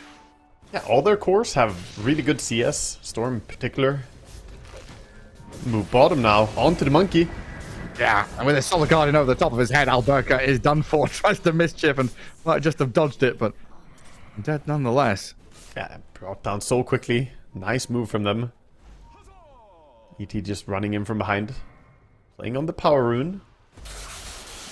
Spirit walked right up to it, zips over. A haste rune for Erase as he goes right onto this Bat Rider to take him down. A magnetize from Mirage, looking to turn around onto Solo. Lupsy is here though, and with a TP out from the ET, he'll be fine. So the follow through from Mirage has to go towards the Lion now, but he's been protected by a PA and a Storm. They get respect, take out the Ench. Now Mirage, who's gone pretty deep here for Lupsy, is getting kited and juked around the trees. Storm and PA back in again with a Vortex into chain stuns. They should have the damage here. Mirage is looking for a kill as he dies, but now the monkey... The haste. What's that, a Boundless Strike coming back in? But they can't escape. Erase and V-Tune, too good at gap closing and chasing. Yeah, that was enormous for them, getting all these kills. Storm very happy building up some Overload or Galvanized stacks as well. And good disciplined play by him at first. Just waiting, evaluating the situation, and then going target to target. Almost has the entire Kaya now. He also did get vision on the enemy stacks, so we see ET playing around the stacks. He's not great at stealing them, but when there are a lot of creeps, the ET is really strong, so they're bringing some reinforcements, making sure ET doesn't kill their monkey or something. Yeah, no invasion. Try and get a D-ward as well. High ground obs up there. Respect just has to walk up to the corner of the cliff, and then you see up it. Gets the vision. Lion given mid for a little bit, try and get level 6. Not too far away. Will he have it off this wave, or not quite? Just Not barely, I quite. think, with the catapult, yeah. He will have it. Will? Alright, that's good. Yeah, he will have it before, actually, even. The melee creep is enough. Oh, wow, yeah. So he got his ulti ready. Meanwhile, Storm is down bottom. Oh, Ulti immediate. again. It's just straight away.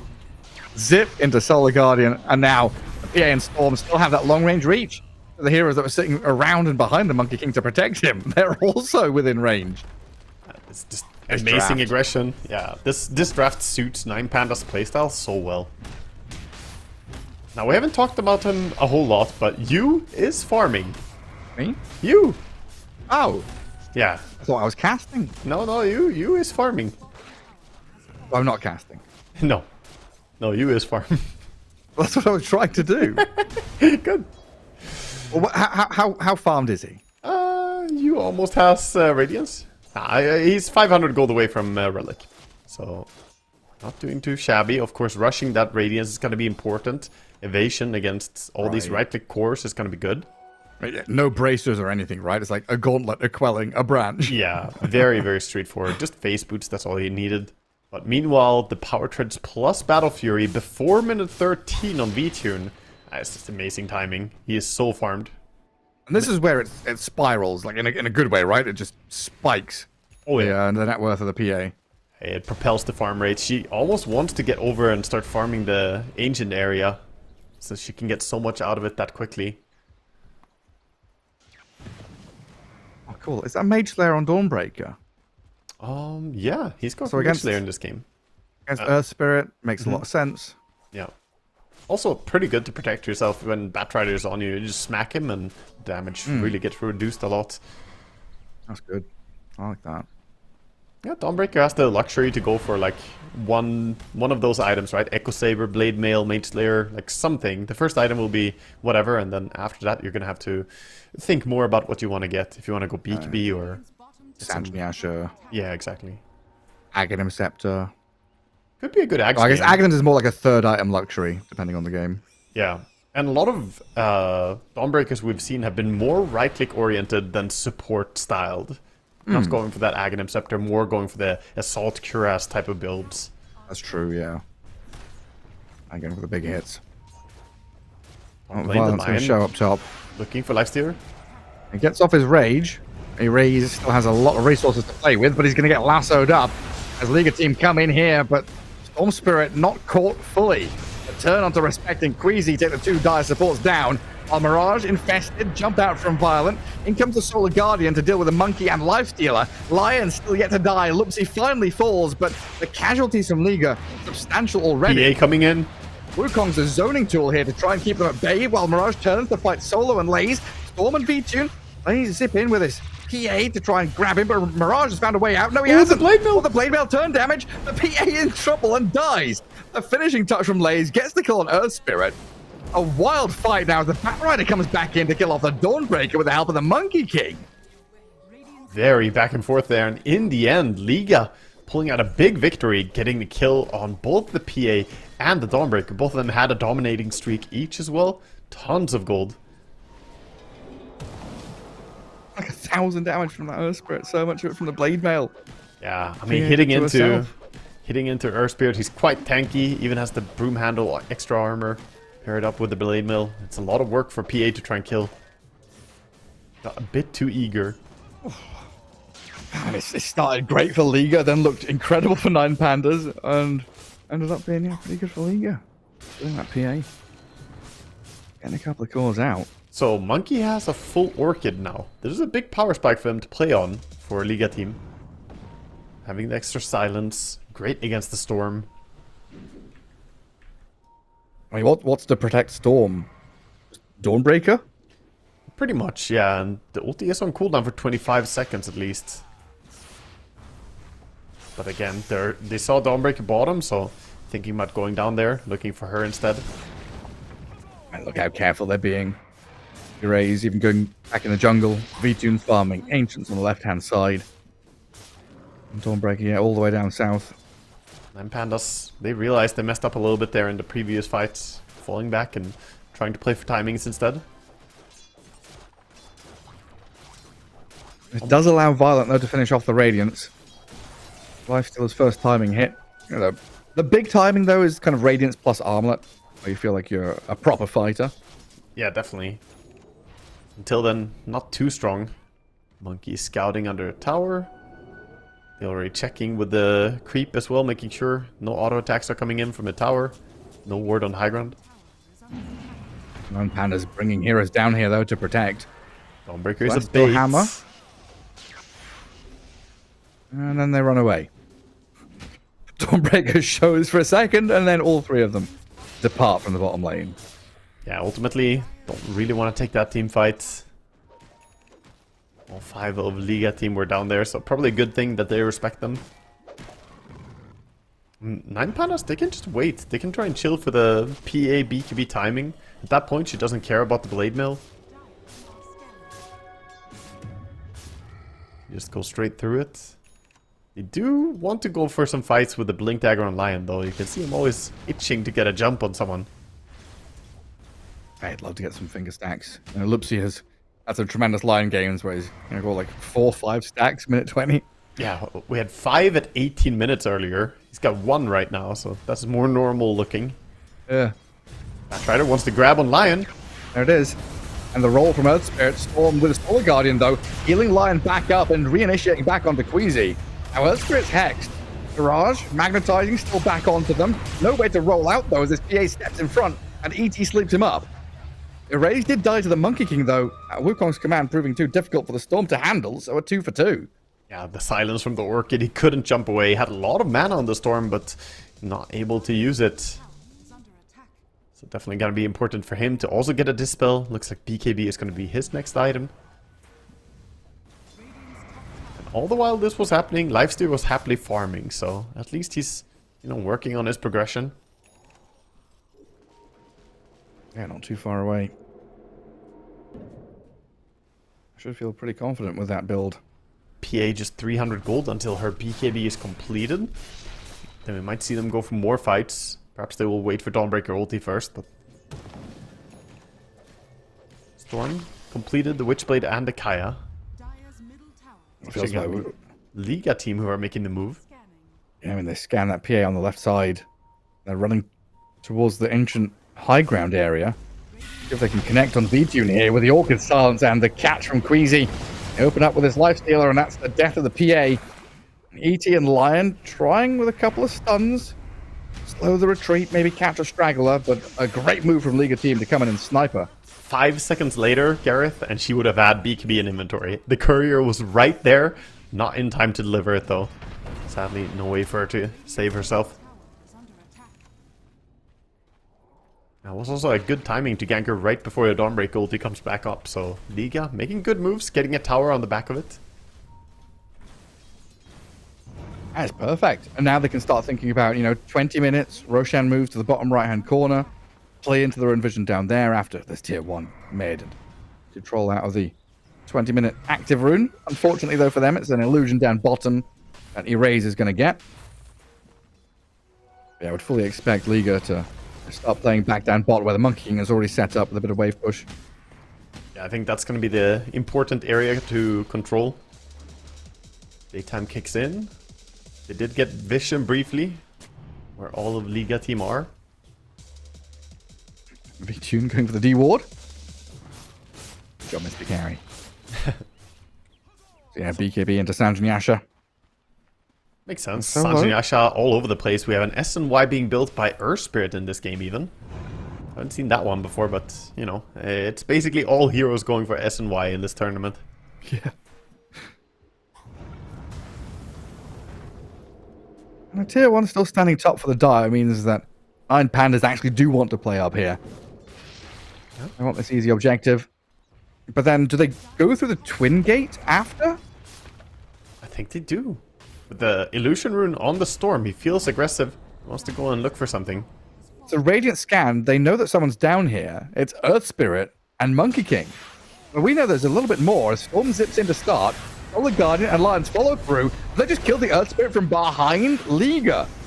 They didn't know what was coming. They're respecting trouble. They've got a Wukong's command and the Monkey King with a bit of control, but not enough on the Storm. He pops that Illusion Rune and gets away from danger now.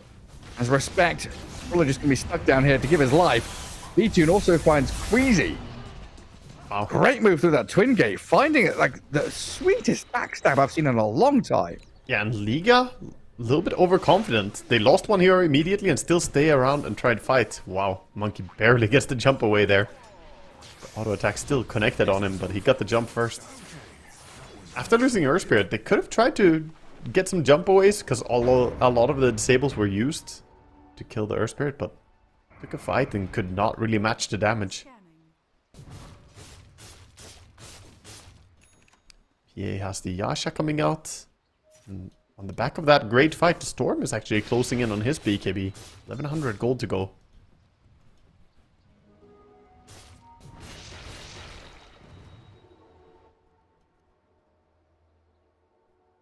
Pause right before the Tormentor dies.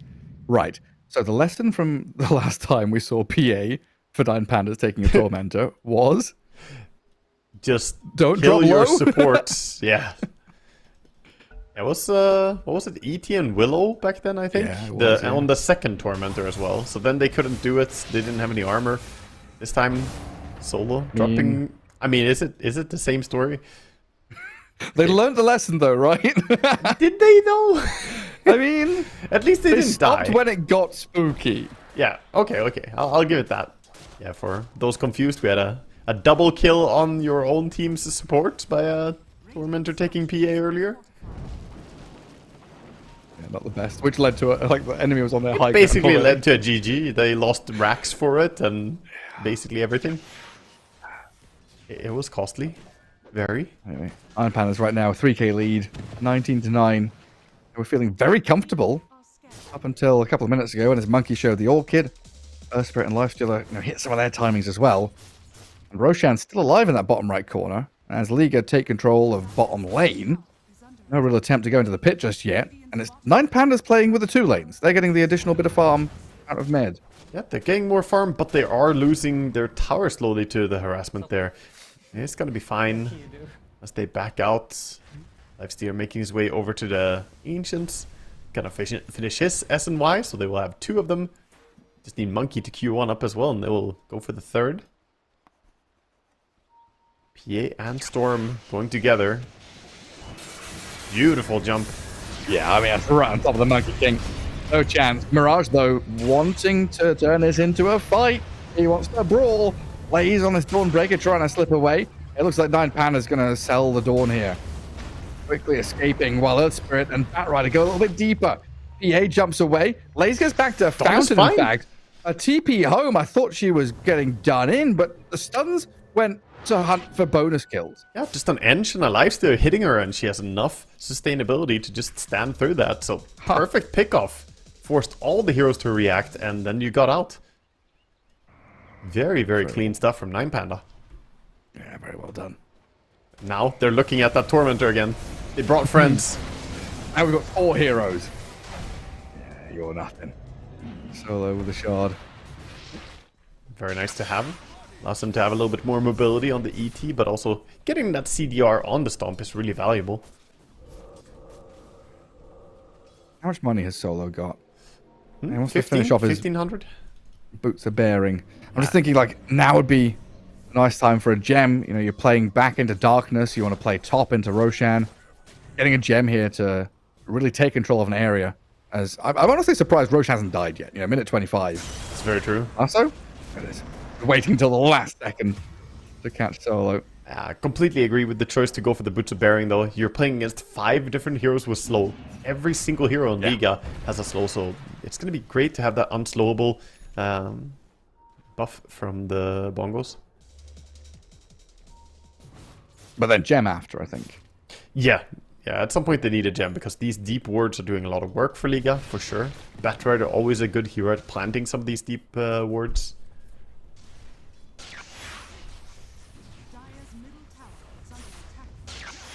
At least this observer was spotted by the wards dropped by Solo earlier.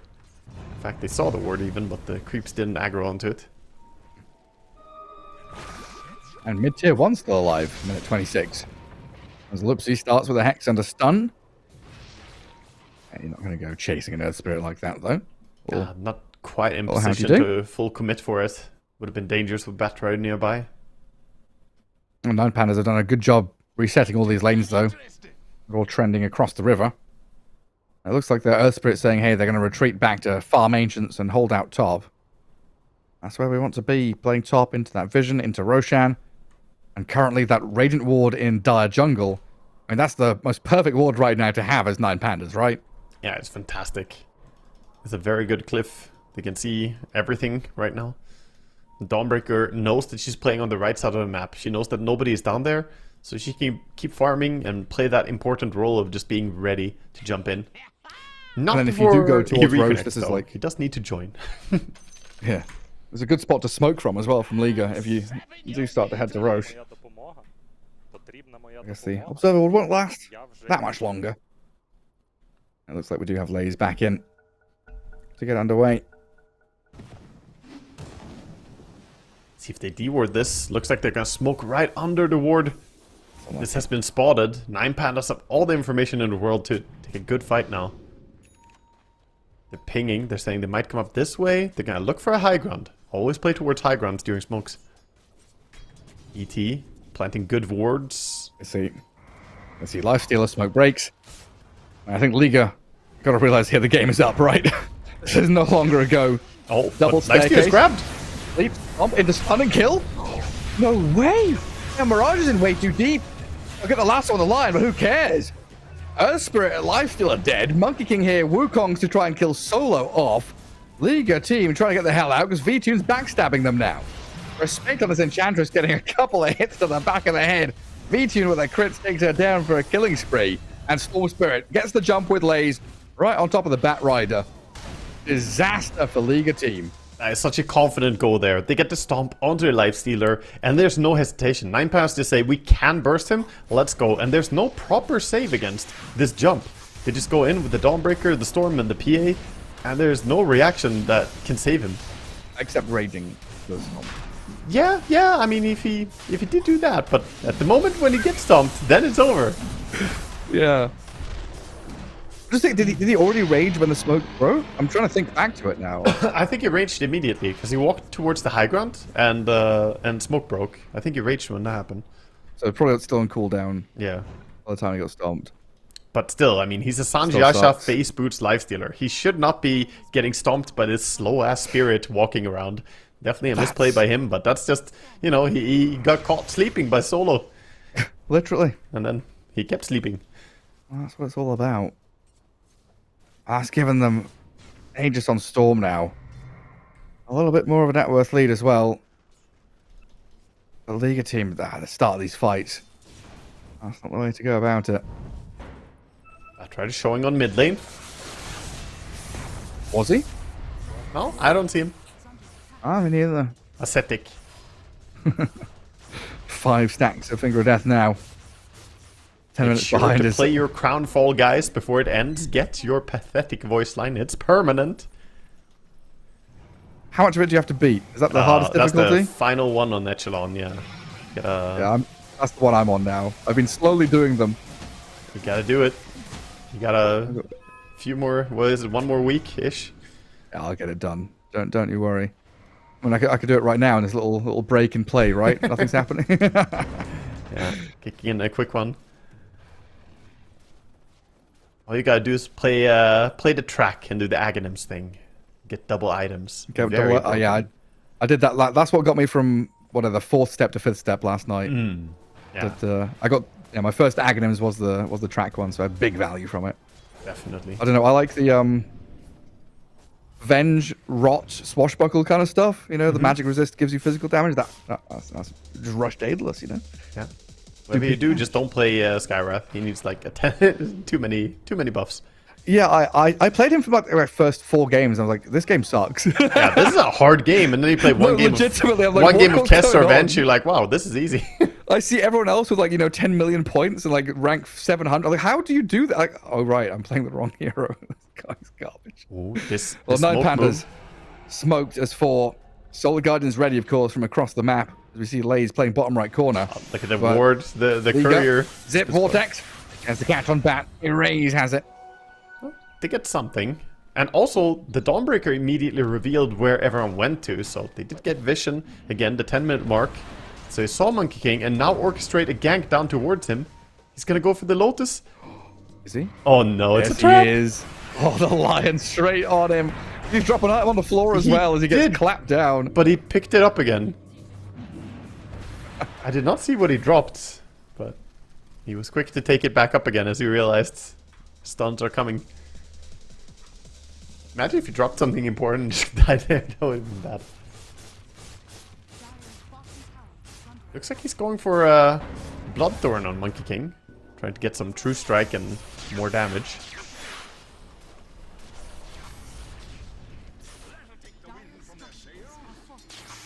Lifesteal and Storm having a bit of a standoff. I just a little wave across the river.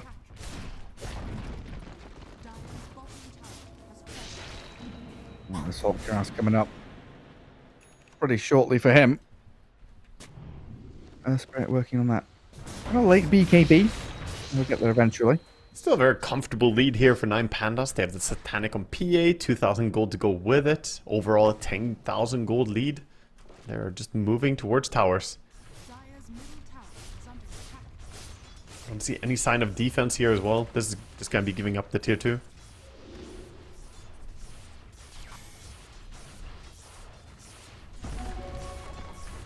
Yeah, there's no stopping them here. I think You just got to get other stuff done. Yeah, I think they can't really fight until they have the next big round of items coming in. The Lifesteer gets his Assault Crest coming out on Courier. That's gonna give him some survivability, but he will still struggle to fight the PA. PA is sitting at 55% evasion right now. No True Strike on him yet. The Bloodthorn is like some True Strike, but that's unreliable. And they don't have it yet.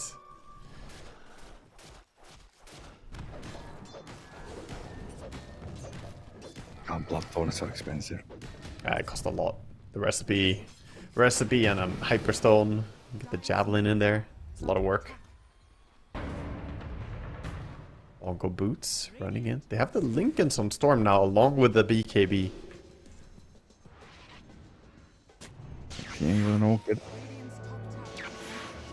And he just reclaimed. Yeah. The Ray's going to use that regen, just zip a little bit further across the map. Just to jump 9 around. Pandas. 4 of them all smoked up. Liga are coming out of their base, and Solo, his smoke's gonna break on the Lifestealer. A bunch of radiant pings, and Solo's like, guys, I found them over here. They've actually left their base. They're not in the fountain.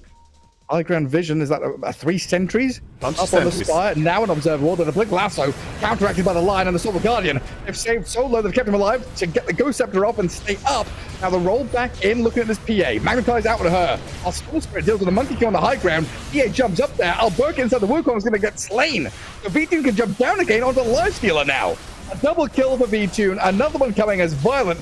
Life stealing a ton, but there's no way he can stand here and fight against 3, is there? He's trying, Maybe he he's can. trying. He's trying his hardest. Life stealing off a laze, but he will get brought down eventually. That was huge for 9 Pandas. The Dawnbreaker ulti came in and immediately stopped the Monkey King from leaving the high ground. He got stuck on that cliff, and he never left it. Not alive, anyway. Damage. Yeah, dear God. Lifestealer was 9,000 health. Yeah, apparently. Didn't know he stole that much life with his innate. Obviously, he sits at quite a lot of armor. 41 armor. Healing himself for a lot throughout the fight. Yeah, 3,000 health Dawnbreaker. Goodness, yeah, look at that. Half of the damage comes from this guy. Yeah. V-Tune. Careful, hey, with the blade mail. Feeling strong, just pushing. Got the quiver as well, so those hits coming out from the stifling dagger really hurts. And an awkward glyph. Yeah, again, Dawnbreaker is ready to counter-initiate. A weird Wukong's. And a blink on that. Queasy doesn't get the initiation he wanted. Loopsy fingers him down as Mirage rolls in. They get the kill on Lion. Earth Spirit, though, being zoned out, forced to BKB defensively, while V-Tune kills Respect to the north side. Now they'll just take down the barracks. The coordination for the initiation wasn't really there, trying to ulti so that Batrari can pull them in, but of course Loopsy was on point again. And then look at how confident V-Tune feels, just walks right over to this tier 3. Sit down. Not too afraid of Liga here. About to get level 25. Kill a few creeps and he gets it. Violent steps up with his rage. As soon as that's over, yeah, dodges this ET stomp. Storm was zipping in. That's Infest gone. Bloodthorn PA. Erasmus Storm now. Will glyph this bottom lane of barracks. 9 Pandas looks like they're going to respect the respawn timers of Liga. Just backing out. Play towards Lion's respawn. It might jump back in though. Yeah, they see this Lifestealer, an opening here for Storm and PA. 4 snap away, but Lifestealer's still dead. Gone for 80 seconds. No buyback on him. That's all their damage. How do they fight without him? I don't think you can. He's 900 gold away from it. No way, bounty runes or anything is getting him that. Oh, the 4 staff. Oh, they're trying. 4 staff over the trees. Monkey King still brought down, turns into a fish while the PA looks for the crits. BKB Wukong's out of Alberca here as Queasy dies, and it looks like 9 Pandas so strong and tanky. They sustain through everything. GG called. And Liga with this attempted Monkey King off lane switcheroo in the draft. Not working out. 9 Pandas just brought it in game 1. Yeah, 9 Pandas with a dominating start. Absolutely just crushed it. There was a moment where they threw a little bit perhaps on the tier 1 tower top. That fight went really well for Liga, getting both the dominating streaks. But in the end, they just bring it back, take full control again, and Dawnbreaker, man. Dawnbreaker looking so good. All these initiations or counter initiations, it really plays the double effect. Both the safety and the ganks. Yeah, because it was that like laning phase breaking down, not yet into, mid-game properly yet. That period where PA was still kind of fragile and farming. Lifestealer was getting towards Radiance. And you had, the 2 jumps bottom, which really just like demolished the Monkey King, put him out of the game for a little bit, delayed all of his timings, and just made 9 Pandas look so good, feel so comfortable. Then PA's like, cool, nice, I go farm. I get Battle Fury, I look good. And that is game 1 for you. 9 Pandas taking the first one over Liga here in this best of 3, as we'll take a break and come back with game number 2.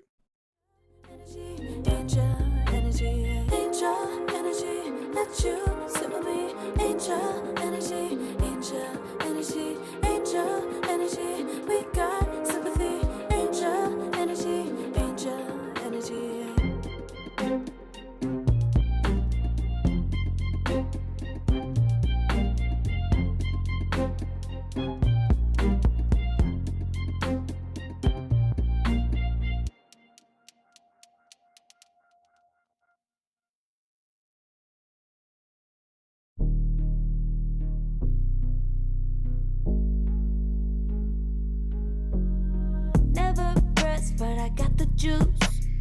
Taking the lead, that's just what I do. I make mountains move with one hand tied, and still this world ain't satisfied. Everywhere I go, they stop and stare. I tell the truth, I take it there. Call me vicious, persistent, overzealous, that's fine. Main character energy, I stay taking what's mine. You need a foot on the gas, or put my name on the line. Main character energy, I'm just taking what's mine. And it's written in the stars, I'm a king like my sign, yeah. Raising the bar, the jaws drop like a surprise. Don't be mad about it. Don't be mad, don't be mad. Don't be mad about it. Don't be mad, don't be mad. I don't play the game, nah, I make the rules. Cards close to the chest, and I don't play no fool. Don't be mad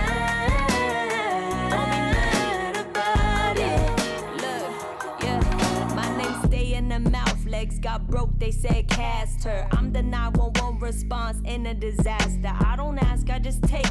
Treat the world like a man, I just blow them away. Yeah, I'm a #1 fan. Don't need a bark, I'm a bite. Switch me on, dark need light. Don't need pity, don't need spite. I just plop, plop, plop on sight. Could take your girl in 2 seconds. I just flash her a smile. I make petty look pretty. They run an inch, I run 3 miles. You need a foot on the gas, I'll put my name on the line. Main character energy, I'm just taking what's mine. And it's written in the stars, I'm a king like my sign, yeah. Raising the bar, the jaws drop like a surprise. Don't be mad about it. Don't be mad about it. Don't be mad about it. Don't be mad about it. I don't play the game, nah, I make the rules. Cards close to the chest, and I don't play no fool.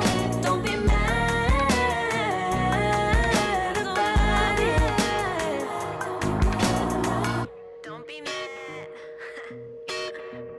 Don't be mad.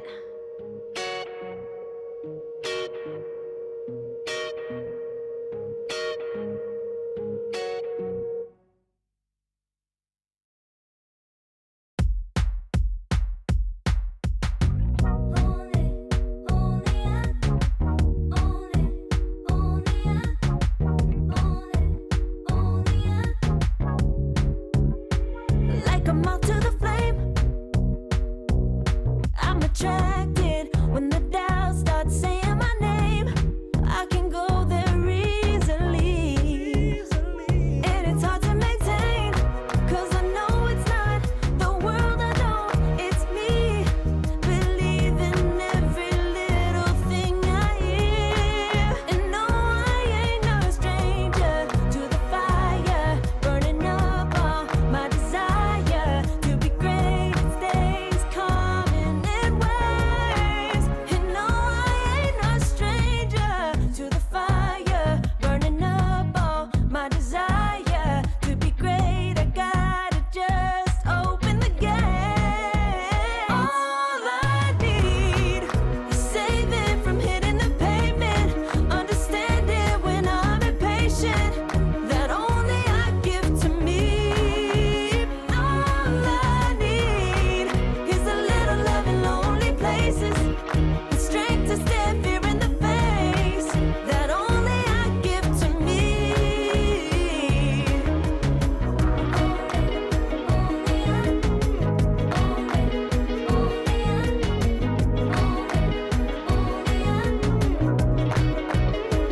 Now I'm running this race, yeah. Stallions couldn't catch up to me. I'm running till I get first place.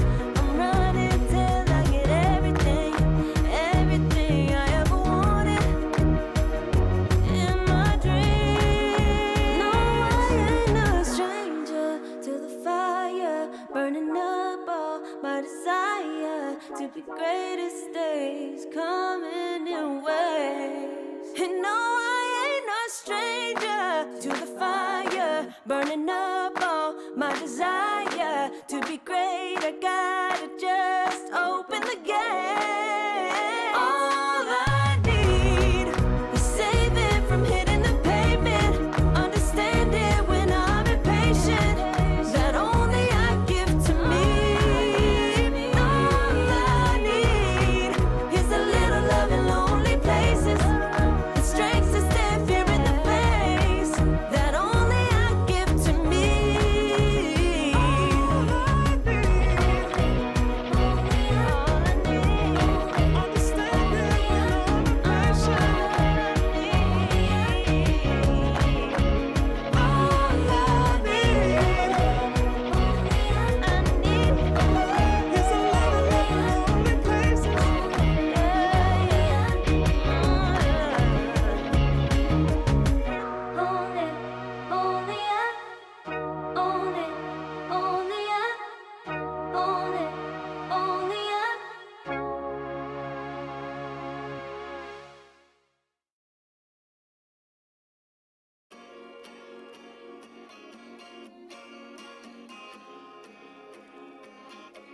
Yeah.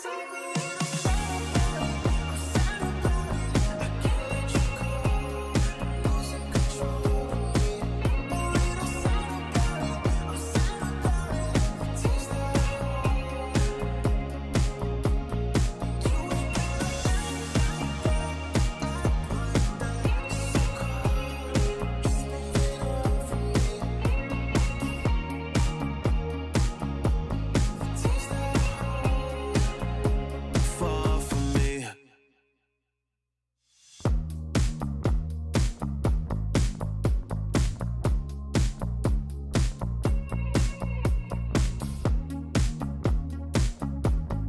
Girl, what's this shit about? You told me I was different than them. Now you got yourself another man. I hate to see you out with him. I guess I'm a little sad about it. I can't let you go.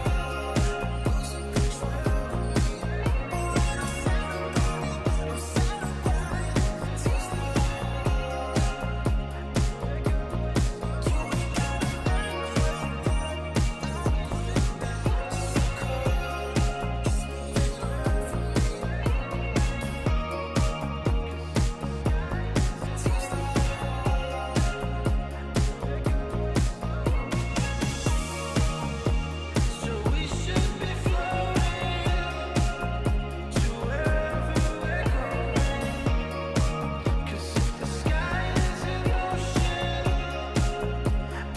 Tears that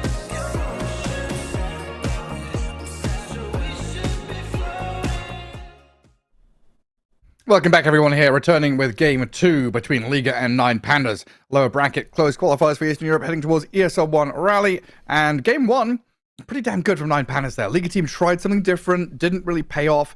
Laning stage didn't go really as expected. And this Dawnbreaker Storm, man, just snaps into action so quickly. Yeah, I really like the immediacy of the ganks that we saw from 9 Pandas. They have such fast execution. Lion with the blink initiation, Storm with the jump, Dawnbreaker with the ulti, and PA with that burst. Really, the lineup just synergized so well. And you and I were talking a little bit in between the games here, saying that that really felt like a 9 Pandas draft. Felt like what we have seen them do and the type of stuff that we expected from them. Liga, I hope that they've gone back to the drawing board a little bit and prepared something now for game number 2. Because that was just 9 Pandas game to do pretty much what we expect. It absolutely was. I mean, both times have played against each other. It's been 9 Pandas winning game 1, Liga team winning game 2, and then 9 Pandas winning game 3. So maybe there's a script to be followed here. We'll see. See if Liga are able to get back into things, or if they can just break the curse and get the 2-1 over 9 Pandas. And we'll see if history repeats itself, or if we're gonna have some difference. Hopefully history doesn't repeat itself in the draft phase. We got the Gyrocopter banned out first, and Alchemist banned by Liga. No surprises here. Well, they put the Gyrocopter at the start instead of a third. Ooh, Ah, very different. flashy. Like, are they going to ban, what, Dragon Knight second now instead of the Alchemist second? Oh, it's Liga team who banned Dragon Knight. Yeah, it is. That's because the first pick. It's always the second pick team, always the one that bans Right, the yeah. Alchemist and Dragon Knight, basically. 5 seconds. Yeah, I get it mixed up sometimes which team is picking, but those two heroes are basically solidified. So you could say that if you have second pick, you only have 2 bans, because you have to ban Alchemist and Dragon Knight. Pretty much, yeah. I want to look up the stats and see, has it been played any single game here in this qualifier? I doubt it, right? We haven't I seen think it for there a was- single game. No, we haven't, but Liga team played it against Banya Oh, did earlier we? on today. They got a first pick DK, yeah. I see. Radiant team back. But yeah, I guess that means, 9 Pandas get to ban out the Magnus, and they've got an additional ban. And get rid of whatever they want to, like a TA or something. That makes sense. Very rare to see any of the heroes not be in that ban pool. Seconds remaining. 5 seconds. Yeah, They're Doom thinking. just keeps getting left in the pool. Seems like no one's particularly bothered about Doom. Beastmaster's kind of out there as well as a pick, but he's fallen off the hierarchy of permabanned. Yeah, definitely. Doom is, I guess, a hero that if you're playing against a team that's like willing to first pick Doom every single game, then yeah, you should probably ban it. But other than that, I don't think that he's really as strong as some of the other heroes that we see in the first phase ban. It's just carry players don't want to play against Doom, so they're like, please get rid of it. That's more like it. Digging deep here. 9 Pandas really considering their options, digging into the reserve time. I want to save some of that for later. Just there's so many options, aren't there? Dire team Yeah, different Good ban. paths. Radiant team Night Stalker TA, Batrider, all sorts of goodies out there. Oh look, it's Solo on Elder Titan. They were weighing their options whether they were going to first pick Elder Titan or first pick Elder Titan. Yeah. With Undying Band, there's not really much to choose for. 9 Pandas, this is what they're going to do. seconds remaining. And where's Phoenix gone, actually? 5 Well, seconds remaining. that's a good question. Phoenix was a hero that they played a bit as well, but feels like they have fallen back into their comfort of just these heroes instead.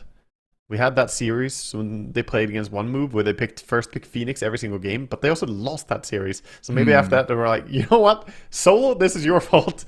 We got Not first picking burned. This. Yeah, stupid bird. Need you to be stronger. Yeah, much more deliberate drafting now from these squads. Much slower thinking about what they're doing. Yeah, you really this- have to. I mean, especially for Liga, there's a tournament life on the line in this very game. It's like in this slot, is it Lion? Is it Nyx? Is it Monkey King again? Monkey King. He is back. I'm not so sold on the offlane monkey from the last game, but it wasn't terrible, to be fair. It's more that their 5-man lineup didn't really function at the same speed as 9 Pandas did. 10 seconds remaining. I still much prefer it mid or safe lane. Yes. Like mid to counter these spirits, safe lane just looks way better at scaling. I think so. I like a hero with a little bit more, I mean, not to say bigger spells, because Wukong's command is very large, but it doesn't immediately lock down or like control that much. And, compared to the impact of a Dawnbreaker ulti flying in, I just feel like Dawnbreaker is more the offlane style of hero, whereas Wukong is a bit too greedy against 9 Pandas who are so aggressive. Right, we've banned the Magnus to protect the Dawnbreaker. Do we ban Nyx to protect the Dawnbreaker now? How far do we go? A Willow ban here. It doesn't make a lot of sense. 10 seconds remaining. Maybe. I don't know if they care so much about the Nyx, though. Well, 9 Pandas quite frequently draft a ton of stuns, which is good to have against it, and they end up like focusing a lot on winning their safe lane.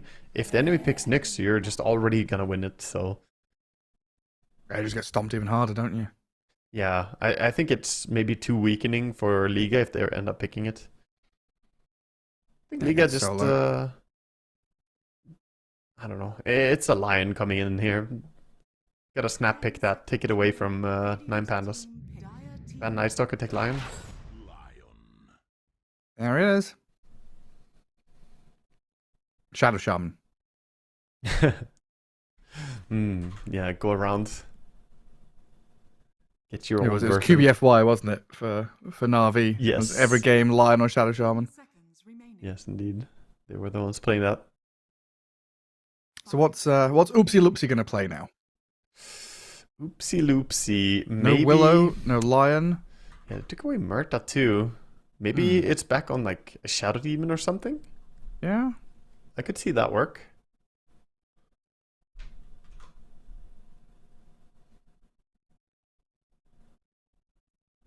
I was scrolling past and seeing what he'd been playing. Oh, there was a Snapfire game in there. That's cool. Yeah, they do go for the Dawnbreaker, like you were talking about mentioning earlier. They have set it up a little bit. But what's bring gonna her be up the ranks. pairing? Dawn Snapfire is a good lane, so if they want to play the Snapfire again, those two heroes can definitely function really well together. Loopsy has played Hoodwink. So yeah, there's like a Hoodwink, a Snapfire in there. Mm-hmm. There's a couple of little heroes outside of the vast array of POS4s that have been banned. And Nine Pandas have kind of put themselves in a rough spot with the Yeah, Liga it team snapping that line up. almost feels like they didn't expect the Lion to be taken by Liga. But yeah, they're going to go for the Rasta. Memeing about it. This is the Navi special, you know, either Rasta or Lion. I was a pick late. Oh, no, I was a pick early. Sorry. You were, yeah. Ahead of your time. God damn it. Again, very straightforward though. 9 Pandas, extremely similar draft to the previous one. Just swap out the Shadow Shaman for Lion, otherwise 5 same. seconds remaining. Hmm. And are we looking at Lion POS4 still? Like, what's this pick going to be? Like a Clockwork or something? Yeah, completely expecting it to be like Clockwork looks great. It's good against Shadow Shaman. If it's Shadow Shaman +4, then Clockwork can run at him. It does pretty well. And you do need something to catch people anyway for the Monkey King. So yeah, I think it's gonna be Clockwork, and then what's the next hero? Yeah, because I'm thinking, you know, Clock Is it Life just gonna be Stealer like maybe. yeah, Clock Life Stealer. Just throw the offlane monkey again. I'm just looking at this thinking it could be it could be a Lion Ench, could just bring back that Ench +5 or something. Mhm. I say, time to bring out the Doom. Dire team I like the Doom coming in here. I mean, you already see some healing from your opponents. You got the Dawnbreaker in there. And Dawn ulti can't save someone as effectively if you already doomed them.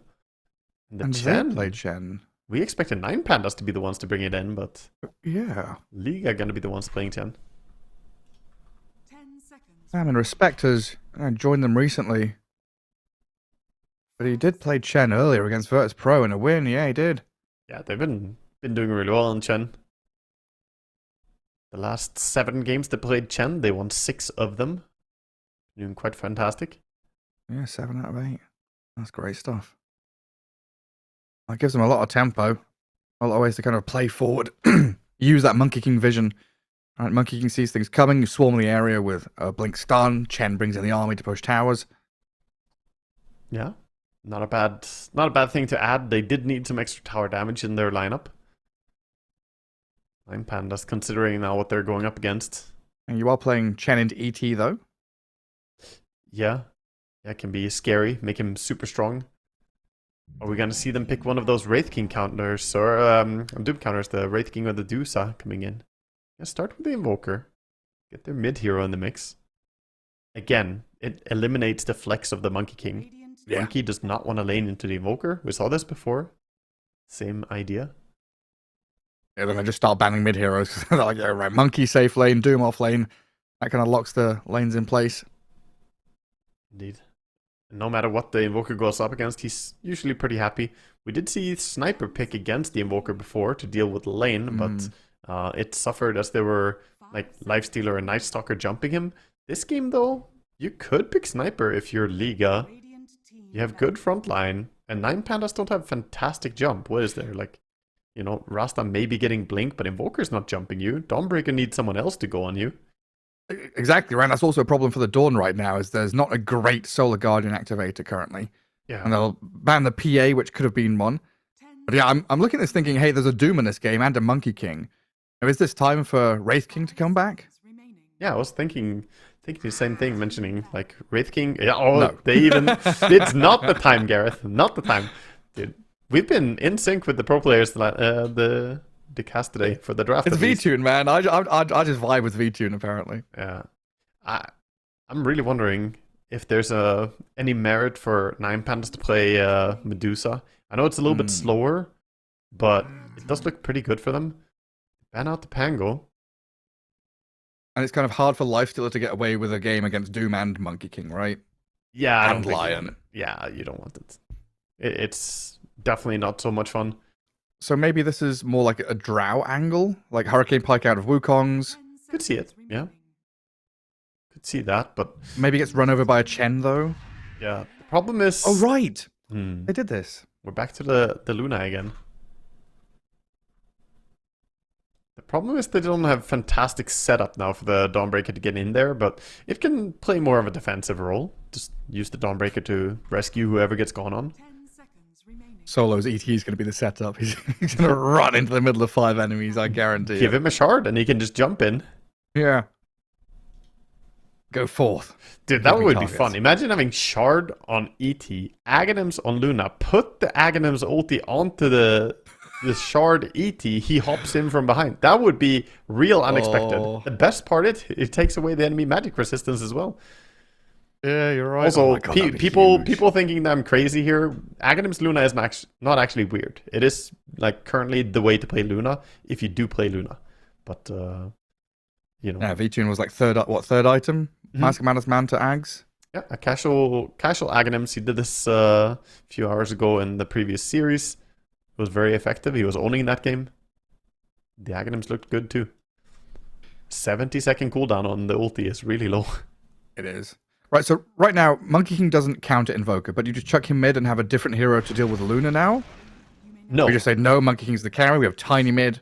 That's going to be our next form of initiation. Like a lot of jump heroes. I respect it. Go for the Tiny. Tiny's good enough that you don't really want to pass up the hero. And Elder Titan plus Shadow Shaman are pretty burstable heroes for Tiny. You always want to look towards what type of support you're against if you're playing Tiny, because he relies quite badly on getting kills. This gives them that front line that they needed. Mid had to be one of those heroes, because Monkey doesn't want to lead the way necessarily.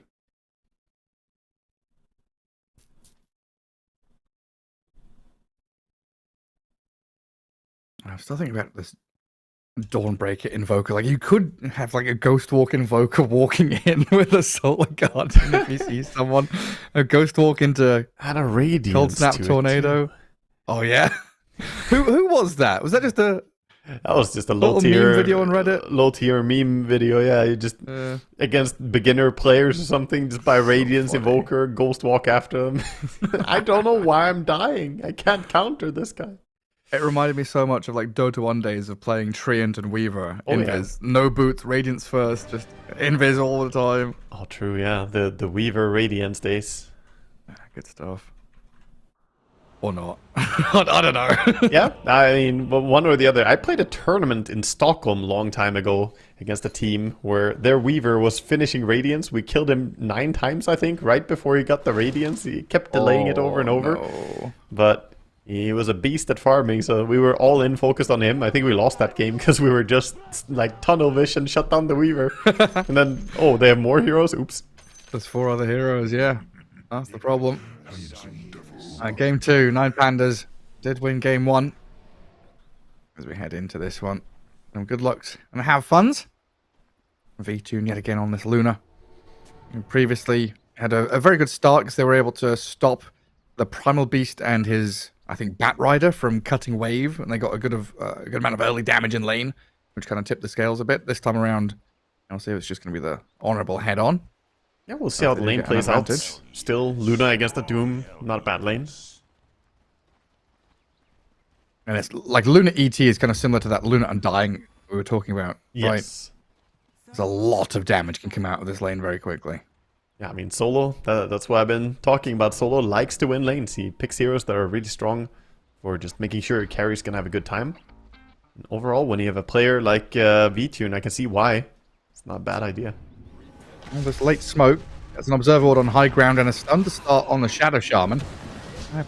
Little Hex to try and run away as the Dawnbreaker slows the advance with the Celestial Hammer. So Lupsi is out of there. Level 1 Hex, though.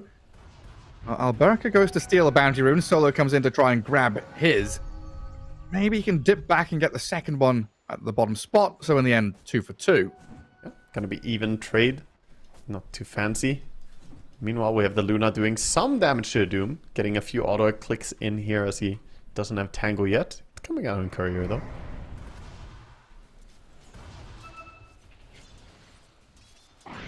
Easy Spirit already coming into mid. Yeah, I see. He's being cheeky. He's stuck around mid so he could send his Spirit away. And then he times it to when he's gonna come to top lane so he can go in and smack the Lion. Cheeky player, the Solo guy. How many more do we get to hit here? Oh, he's got What's the bonus 64 on? damage. More than a pretty DD big. rune right now. Boom. Oh, punch. Yeah, how many 3 punches onto Queasy? Maybe 4? Gets a few back slaps. right now. This is what he does. The man knows how to harass the laning stage. That's just immediately like, 2 tango difference in lane. Yeah. He just does it again. He's starting to charge up the next Spirit. He lets the enemy get the big camp. Always does this. Doesn't really care if there are creeps. In fact, it kind of helps him. Yeah, that's his big camp. Make stack. Even more. He just runs in alone. He's like, okay, fine. Use your spells on me. My Luna is free farming. Yeah, I've got the ability to go back and bring my small camp back. Radiant to the sentry it up. They are pulling into large camp now. Solo's going to step forward. A couple more whacks to the briefcase onto Queasy. Another stun spent. Not necessarily wasted. They are trading back onto Solo. Again, the Luna has not even seen an enemy hero at this point. She has been completely 1v0 as Elder Titan is taking care of business. Dawnbreaker is also 8-0 bottom. Wow. And Violent does have a fresh creep wave arriving. But Lay's having a very good time. A very nice start. Lupsi and Lace. A little low on resources now on the Dawn. Would love to have some mana fly in here. Mangoes or a Lotus or something. Lupsi can still go for this pull. Chen. Gonna try and stop him. Not gonna be able to take the aggro as the Shadow Shaman re-aggroes the creep. The mana burn creep is taking away all the mana from the Dawnbreaker, so she's only down to right-clicking. That's all she can do in this lane. That's pretty upsetting. Dawnbreaker is one of the few off-lane heroes that can actually go toe-to-toe with the Monkey King. And just go head-to-head trade. Yeah, provided she has her spells, she could. Yes. Mirage out of mid. Does get his bottle refill. Erase actually chasing him all the way to the rune, getting a bit more chip damage in there. Already 12 and 6 for the Invoker. And quite even now, but now the Invoker has double Wraith Band, a few more levels. Tiny's going to be completely out of mana, forced out of lane. He's got to buy a Soul Ring, a normal item for Tiny, but in this game it's inevitable. Yeah, definitely. Only way to protect your mana really well. And top lane, the mana being taken away by a Lion as well, sucking it out of Luna.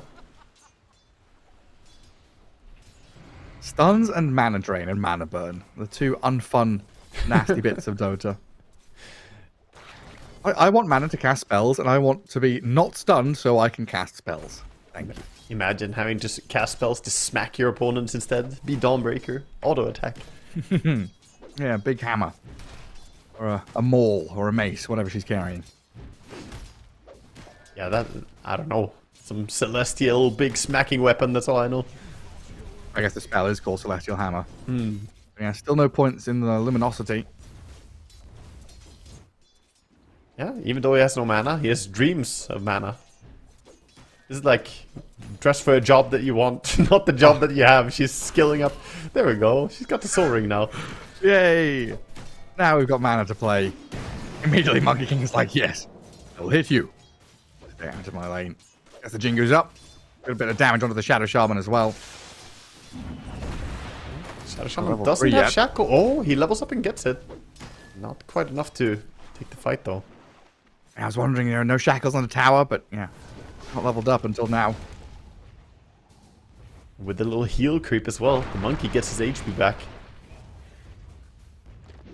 Mirage being a pest in that mid lane. A deny and a pseudo deny. Stops the Invoker getting a couple of last hits. Very close in last hits overall on mid. 21 and 8 versus 22 and 10. Top lane, Doom gets run down. And Solo survives because the melee creep re-aggroes Yeah, the he Dark Trolls. did deny himself on the trolls. So no first blood yet. Oh, true, yeah. The neutrals get it. Yeah, 11 denies on this Tiny. By 11 denies Dead an even. Evoker, and he's got the experience. Every deny gives him 25% experience. Usually this lane gets like hard for the Tiny now. Yeah, it should be getting more difficult with levels, but so far, Mirage doing a good job. I'm sticking it out. A lot Not of having to time- leave. A lot of the time we see Invokers just take over, but not really happening here. It's kind of necessary as well, because there's not a great chance for Liga to bring supports mid to gank the Invoker or help the Tiny out. There's a bit of pressure coming top, though, as Chen makes the twin gate move. Not able to really wrap around in behind, but maybe a frontal assault. A 6-minute rune guarded by Mirage with an avalanche and a toss, but it's a haste at top. Yeah, Invoker looks to be a little bit faster for getting it, but supports are also running over there. Respect. Can be stopped up by Lipsy. Lipsy will take the rune for himself, actually. He's there first. Chen with a wild migration from bot all the way to top, then to mid. That leaves Monkey King in a 1v1 against the Dawnbreaker. Monkey King, 10 last hits ahead, having that slight advantage. Yeah, he should be favored here. Got the power treads, so Dawnbreaker can't fight him.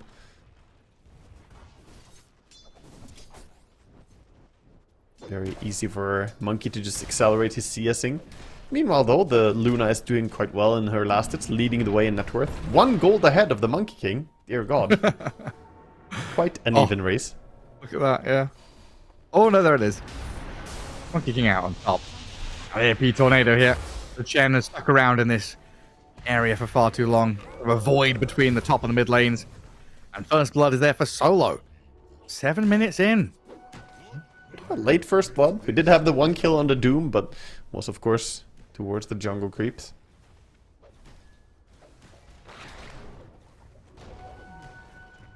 Lay's going to get a large camp pull across as well. 3 heroes kind of looking at him, though, with Queasy. Nice rotation. Thinking about getting a toss in here.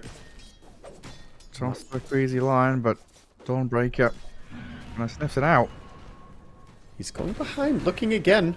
Mirage wants to get the toss out. Yeah, start with the Avalanche. Monkey King leaps in. Lay's stunned up mid Starbreaker.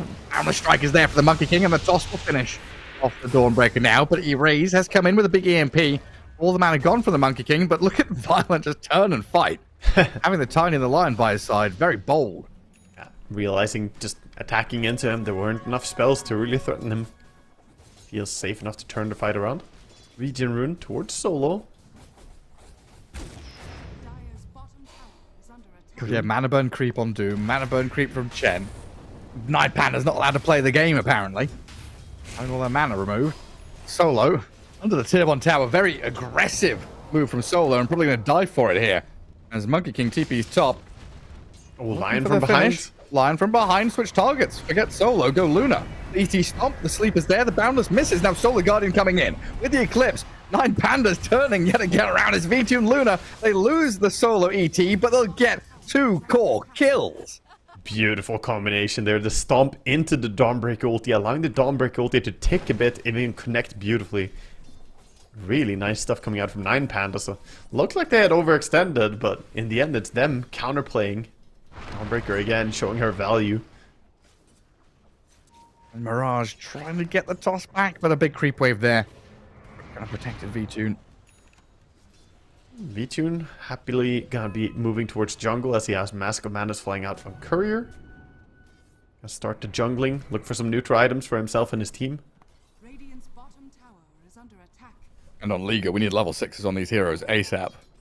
We really Doom, Lion, both really need their ultis. Yeah, both of them are trying to get it from the range creeps. Lion gonna have to wait as Doom takes it. Smoke towards Monkey King. 9 Pandas, showing that speed that we saw in game number 1. Not playing lanes at all. Monkey realizes though, leaves bottom altogether.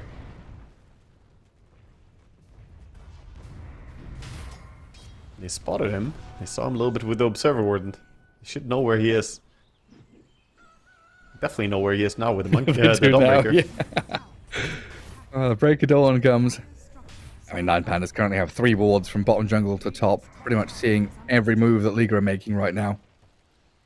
Smoke from this Invoker and Shadow Shaman. It came to nothing really.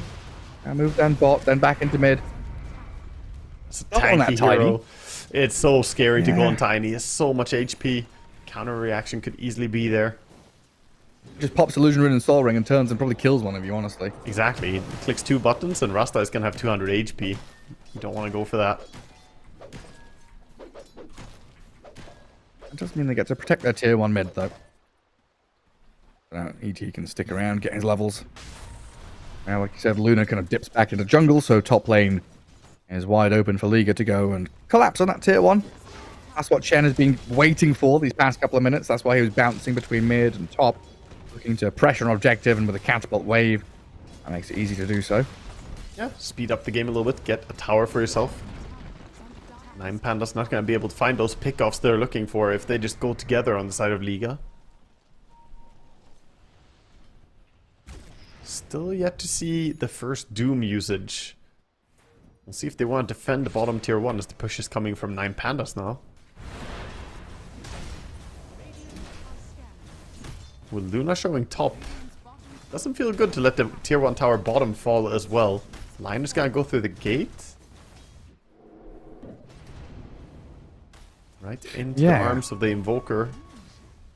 9 Pandas getting away with a lot, right? Ooh! An Invoker even coming in behind with the Stolen Guardian onto this Monkey King. They've zapped his mana, but Lion's there with a Hex to cancel the follow through. Laze has got to run away with Erase out of the Wukongs. Maybe now a Doom? There it is. Chasing forward, Alberca trying to catch up. The TP out, cancelled out. And Laze is going to pay. Not gonna get that one.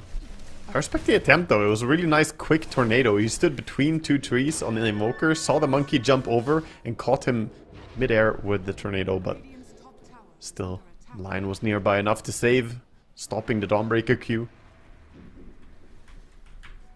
Radiant Vision saw the Luna. Oh, is it too deep for them to go for? The easiest kill to reach. They do have the lion or the tiny dagger coming up soon. Gonna push it a little bit bottom. 150 gold to go. Once they have that, they can maybe get in there and get some of these attempts on Luna's life.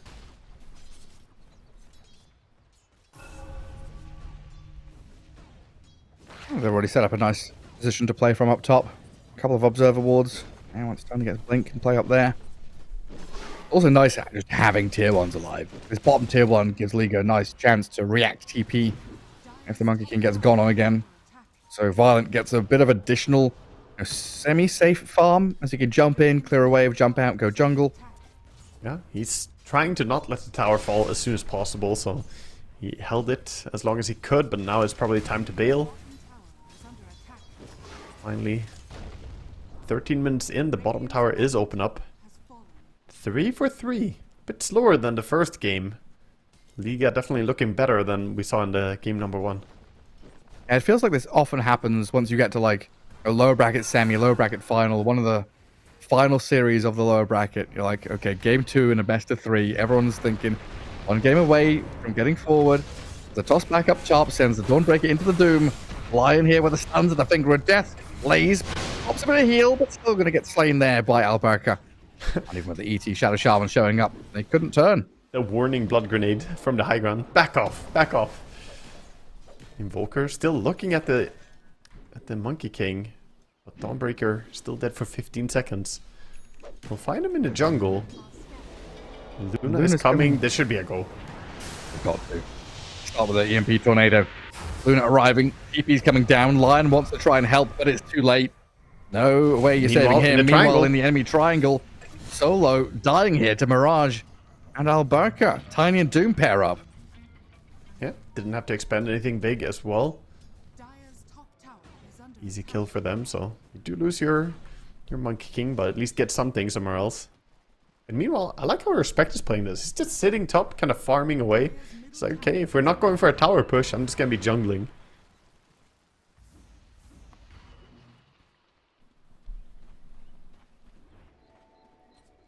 Question is, can they mount the push towards that bottom tier 1 as well? If they could get the last tier 1 tower, that would be really big for them.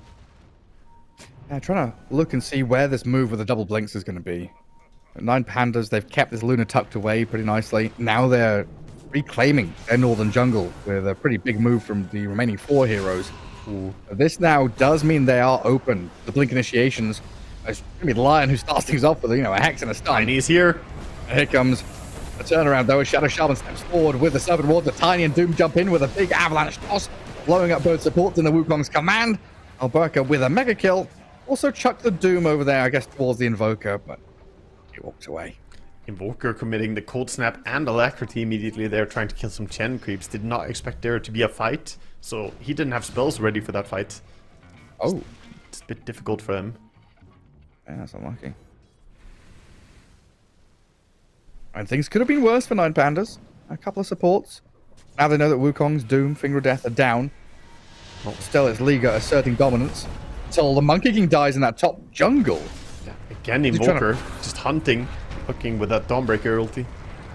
I mean, they're queasy and respect.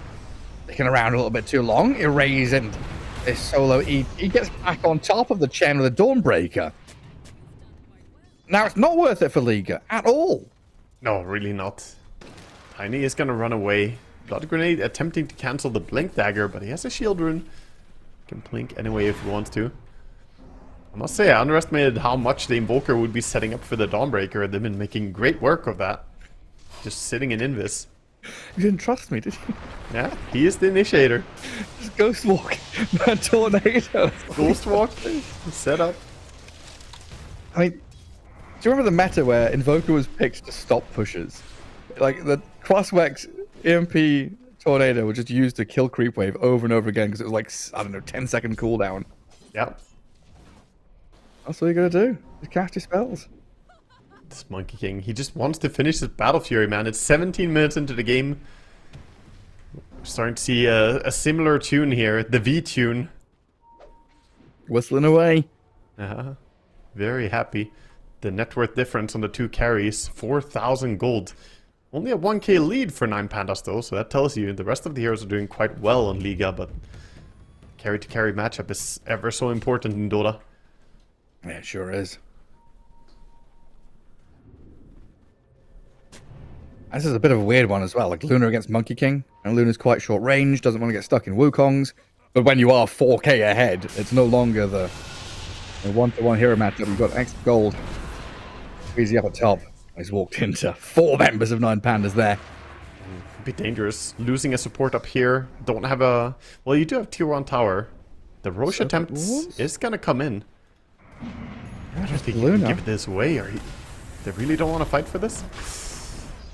They have Doom ready. Tiny has spells, but they don't feel like they can take the fights. I'll bring up on it. It's going to be a free Roche. Monkey King just got his Battle Fury, so he's killing Ancients. Yeah, poor man. He's traumatized from all the hunting that the Invoker has been doing. He's turned into a tree. And the rest of Liga, get into that top jungle, push out mid towards tier 2. Respect. Gonna bring a tower down bottom as well. A good push on multiple lanes. It's what you need, of course, and what you have to do when your opponents are taking Roshan like that. Yeah, Luna is being eyed up by Tiny.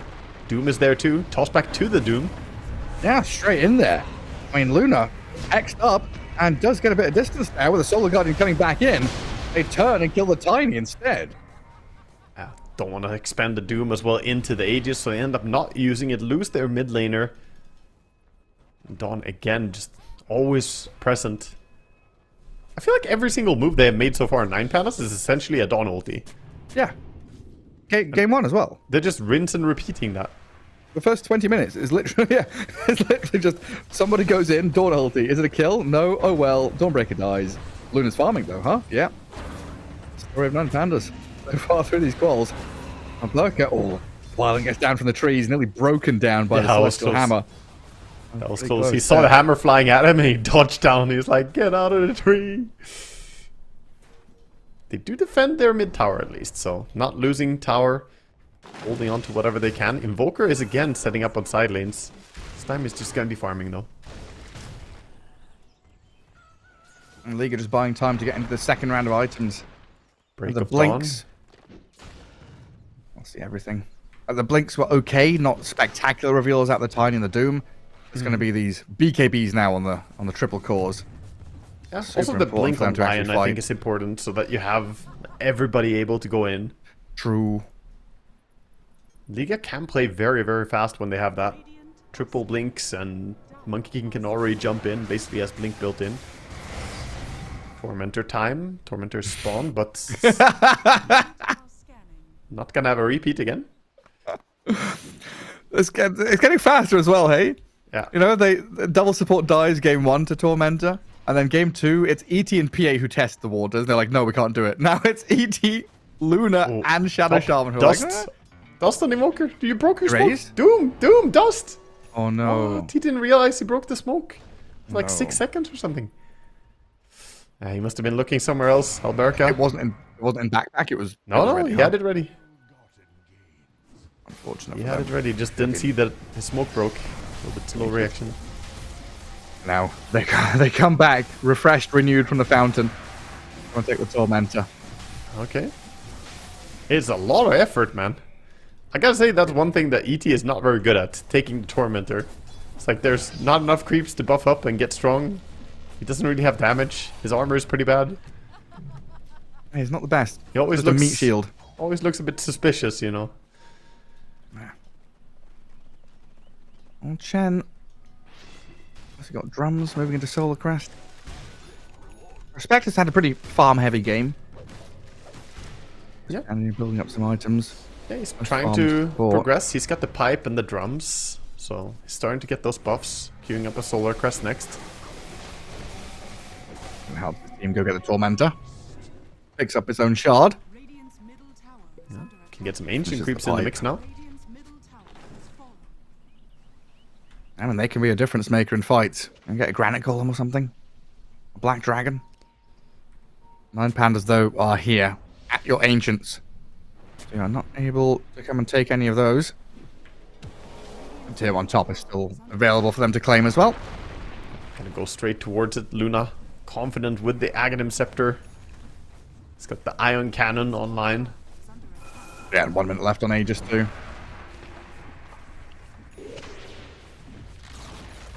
No intention of fighting this Luna. Liga are just gonna dodge for the duration of the Aegis. Let's give a chance for 9 Pandas to place a couple of nice Observer Wards and Sentries over in this Radiant Ancient spot. Definitely some great vision. And Luna is in there stealing Ancients, while the Dawnbreaker is farming their own Ancients, so they know right now they're getting great value. Smoke comes out from Liga. And Doom rebuys his blink, it looks like, as Tiny blinks in. Avalanche toss for Shadow Shaman. Off he goes into a little sheep form. Pops away. And Tiny looks like he wants another go here. On the Invoker maybe this time, but Lion can't quite catch up and stun him. Invoker's already forced and drifted out. Tiny with another jump at the self-hex, the Shadow Shaman. The turnaround eclipse from the Luna with the Solar Guardian. Shadow Shaman is in pretty deep with the Serpent Wards out, and the Wukong's command's going to turn back and kill him. Everything spent there to kill a Shadow Shaman. So Liga there dooming this Invoker and wanting to dive and hunt for more. But he's out of there. Gets away from the Lion stun. Shadow Shaman buys back. Yeah. That fight backfired for 9 Pandas because the tossed them out of the Dawnbreaker ulti. So making sure the Dawnbreaker ulti didn't really connect. A rare moment of Lace not getting good counter initiation. This is exactly what Liga want. A good little fight. Force out some cooldowns. They spent some cooldowns of their own though, hey? They did, but they're still finger of death, you know? They can still go and take fights. They can get a pick off.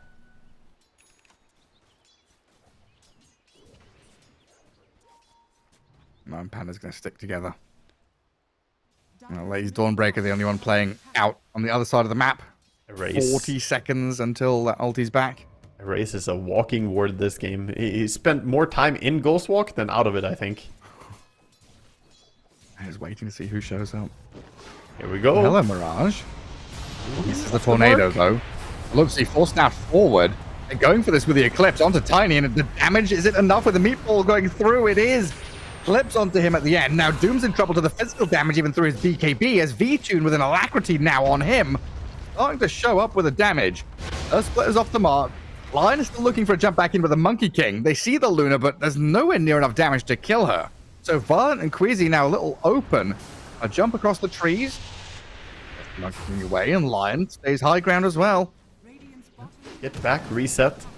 So I lost the Tiny and the Chen. Definitely not a great feeling, but the tower is safe at least. So another win for 9 Pandas, but a small win that is. And we saw the power of the Luna Aghanims. That ulti just cutting through the Tiny. It is ready again in 10 seconds, so I think Luna is gonna move towards her team, stay close enough to cast that ulti. Oh, hello. Solar Guardian onto the Invoker. They see the Doom, and they go straight for him. Alberca out of mana and no BKB. They'll throw the Wukong's command into play here and catch out Lays, but now the Eclipse, Luna, arriving. V-Tune forces the BKB out of the Tiny. The magic damage still was coming pretty hot.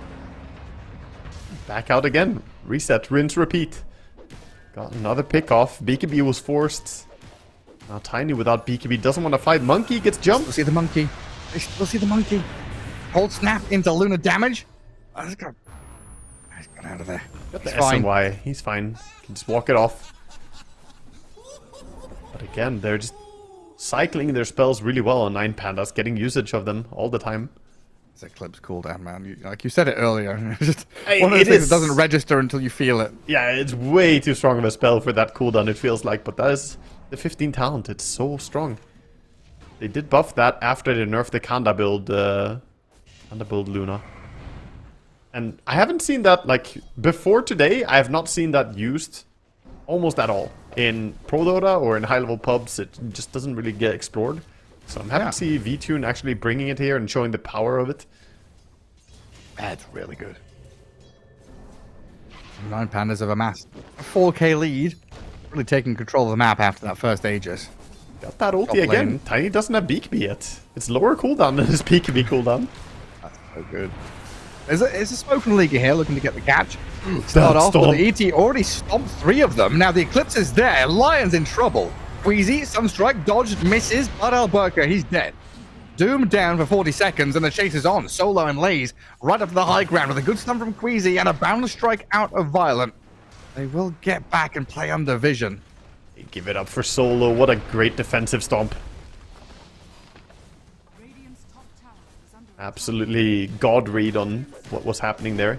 Wisdom Rune spawns. 9 Pandas invasively stealing. And still gonna get this tier 2 tower. Liga don't want to give it up, but you don't have a choice. Losing their Doom. By the way, this Doom build feels... I don't know. I'm not saying Alberca's build is necessarily wrong, but... it does feel like he kind of wants to have that Blink Dagger. I know this is like the Amar style, the SNY, going back for it, but... I'm missing that initiation. So I've been wanting to circle back to this, and we've had a couple of big team fights in a row. Doom has bought and sold Midas and Blink 3 times now, I think. Yeah. So he's been cycling through this Midas and Blink, you know, buying it for team fights, selling it, buying Midas, selling that, and using this devil's bargain. But it feels like he has Midas when he needs Blink, and he has Blink when he needs Midas. Like, yeah, he's right? completely upside down. I've seen him in so many fights without Blink, so that's why I'm confused. Like, I guess the timings just haven't really worked out the way he wants to. No, it's been a quirky one.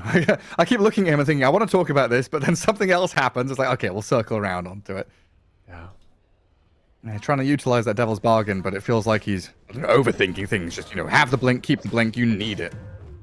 At this stage, kind of wish he would just sell the Bracer and the Magic Stick, get it. They're camping the Roche, saying it should be up any moment. It is indeed gonna spawn just now. And that's a quick takedown. He's gonna roar soon. Does not matter though. Now let's scan it as well. They know it's happening. There's no chance of getting there.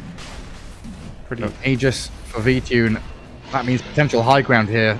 30 minutes in, Luna is very fearsome.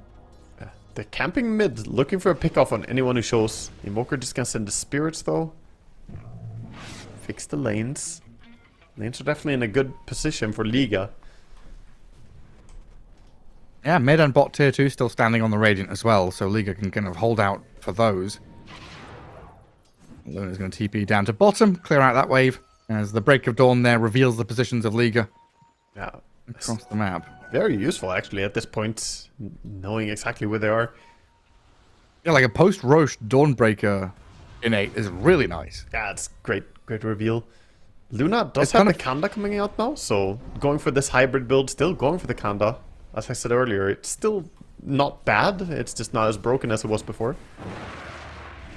You know, like how we used to get the Watchers all turn to the Roshan Killer's team, right? Yeah. Dawnbreaker just has it globally across everything. That was so stupid, the Watchers all turning one team. It was the most annoying thing to play against. Like, as if you didn't have an advantage killing Roche already. The most annoying thing was playing PA against that, because apparently Watchers revealed your blur, so any Watcher you passed by is like, nope, here you are. Yeah. You just couldn't sneak past anything. Yeah. Liga, they're going to come back and defend that dire high ground ward, though, hey. This 20 talent from Luna, 110 damage on Lucent Beam. The ulti!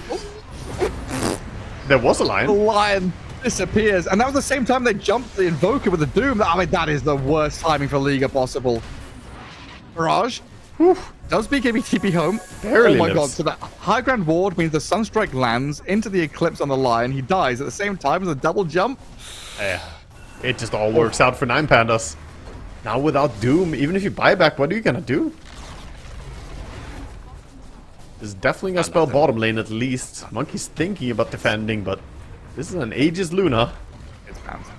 It's pounds. Yeah. We all know Waves. tier 3 towers down means the racks are gonna fall. And then line drawn down mid. My V2 is like TP's fountain with Aegis. I'm going to go regen to full. Now he wants a full tank of petrol before going on the long journey down to the throne on the Radiant side of the map. He deserves it. He just took a lane of racks. Get a full tank, sir. For free. In this economy. Yeah. It's lovely. That nearly killed me when I drove in England last year. My goodness. That's why I People don't do own a it. car. Yeah, same. I live in Germany. We have public If transport. I can't get there by foot, then I can't get there at all.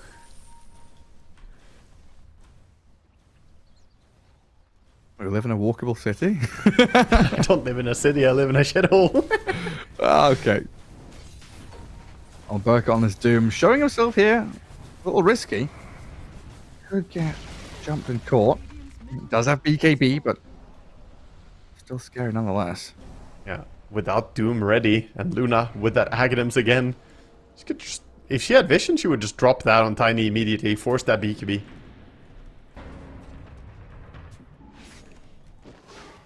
Lion Again. has to be careful. Jump. Shadow Shaman starts into the Eclipse. We've got so much control. Tiny can't BKB, and they can't buy back either. Lion can't blink in to help the Tiny, because he's like, I will just die to the moon. Yeah, you will. Orbital cannons By landing the down on moon. you. The Moonfire. Big damage. Now Serpent Wards killing off the tier 3. The Blink Shackles. Shadow Shaman with the Solar Guardian. Monkey King did get away, but the tier 3 is now dead, and V2 can come back in to open up The with the Glaives Glaives. pouncing on the Doom. Alberca's dying. The BKB Doom is dropped. still going to fall. He drops, and the barracks also crumbling. V2 and this Luna so strong in a couple of these games in the qualifiers, just showing what he's made of. Kills all the Chen creeps. They lose the Shadow Shaman, but Lupsi buys back. And the Aegis, yes, is claimed. Only one lane remains now for Liga team. Yeah, they're not slowing down. They want to go for it. Luna eyeing up the final lane. Doom 20 seconds before he respawns. But you know what time it is, Gareth. Luna's ulti is back again. So it is. Yeah, it is time. She can drop it on Monkey on the tree line. Do we know Monkey's there? Oh, he shows himself now. Eclipse comes in to the back. Monkey King does get a good bit of damage onto Solo, but yeah, you bring a position 5 ET to half HP. Mirage can't even kill the Shadow Shaman as he will drop to his knees. Shadow Shaman does die in the end. Respect. As they bring Alberca back into the fray, but that's it. You tried your hardest. 9 Pandas are too strong for you. Here in the lower bracket, they'll move on as Liga do get knocked down. GG and well played to 9 Pandas. We've been following them all day. They've been owning all day. 3 wins in a row. It's looking amazing. V-Tune ending this up with a 10-0 and 6, 5-0 and 10 on the Race Invoker. I think Erase probably stood out the most to me in this final game. He played such a clean game, always looking for the kills, finding the right angles for the Dawnbreaker to come in, and not dying a single time while being as aggressive as he was. Really impressive stuff. Right, you made a comment about the Mankushi Monkey King, about finding that balance of, farm and fight. And I think Invoker also fits somewhat into that archetype of it's difficult to find when you should buy Midas, right? When you should be farming, when you should be fighting, ganking, rotating, sitting back and jungling. And he was like so patient, just like waiting, like the move when they killed Roshan, he TP'd mid tier 2 and sits and waits, sends Forge Spirits forward, right? Not showing his hero, just understanding fully what his limitations are. Beautiful stuff by everyone on 9 Pandas, and well deserving of their spot now in that lower bracket final. I believe the other series has finished up, so we know that it's going to be 9 Pandas against One Move in that lower bracket final, with Team Spirit waiting in the grand final, as One Move got 2-0'd there. Yeah, Team Spirit, unsurprisingly, already the final boss in the grand final to qualify. They are one series away. We have these 2 other teams going to fight it out. We'll see who's going to be the one to challenge them, but that's not for now, Gareth. It's not for us, is it? We're swapping regions. So yeah, we'll keep a close eye on it. We always get kind of intimate with one of these teams involved as well, casting the first stages. But we'll be jumping over to Western Europe as Aries and Trent will finish off Eastern Europe with the last couple of series there and see who qualifies. But yeah, for tonight, that's it for us. We'll be back tomorrow. I think same place, same time. And there's tons of streams and regions. You'll find it all on Liquipedia, I'm sure. So have a good night and see you tomorrow.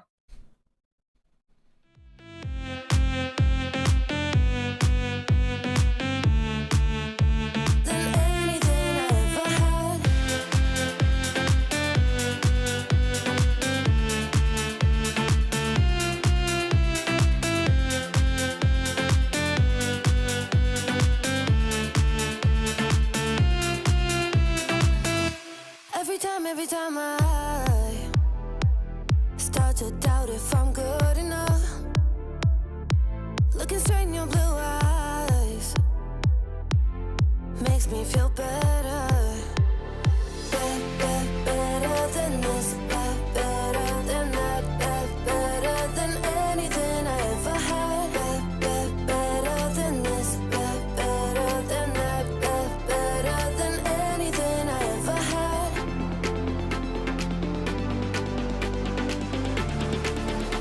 Than anything I ever had. Than anything I ever had.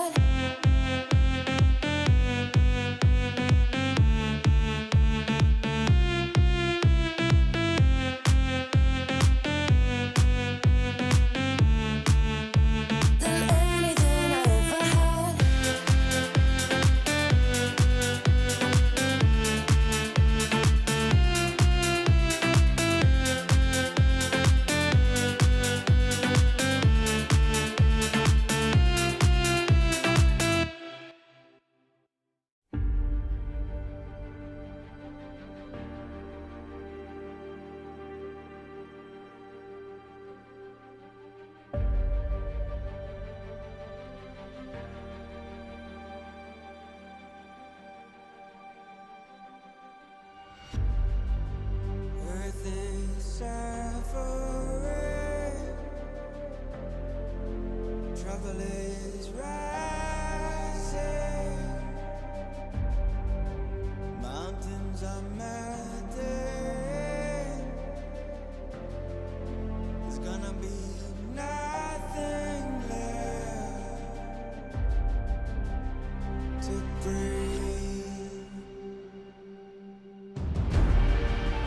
Raise the sirens now.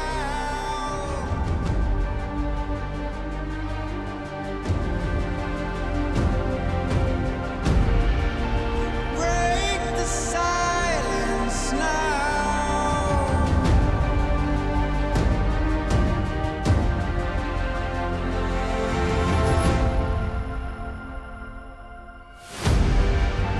Our hearts are trembling. This can be the ending. We must begin to rise. It's now do or die. Raise the sirens now.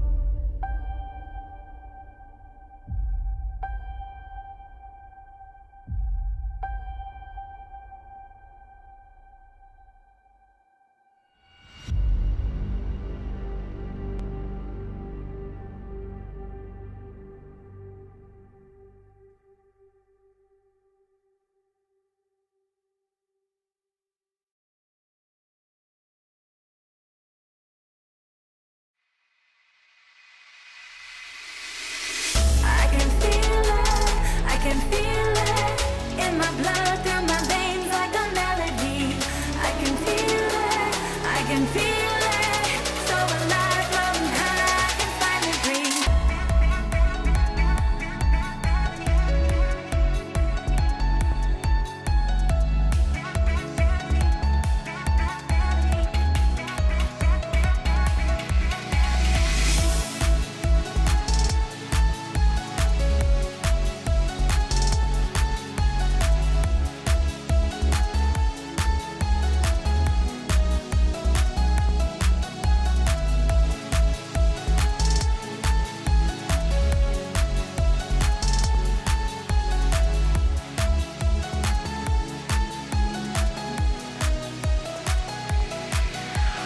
Lately, I've been feeling lonely.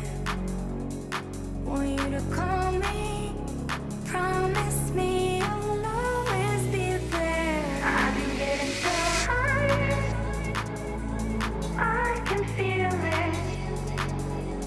I can feel the gravity pulling me away, pulling me away.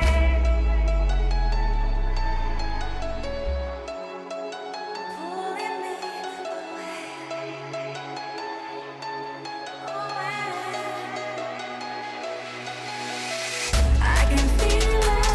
I can feel it in my blood, through my veins like a melody. I can feel it, so alive, floating high, I can finally breathe.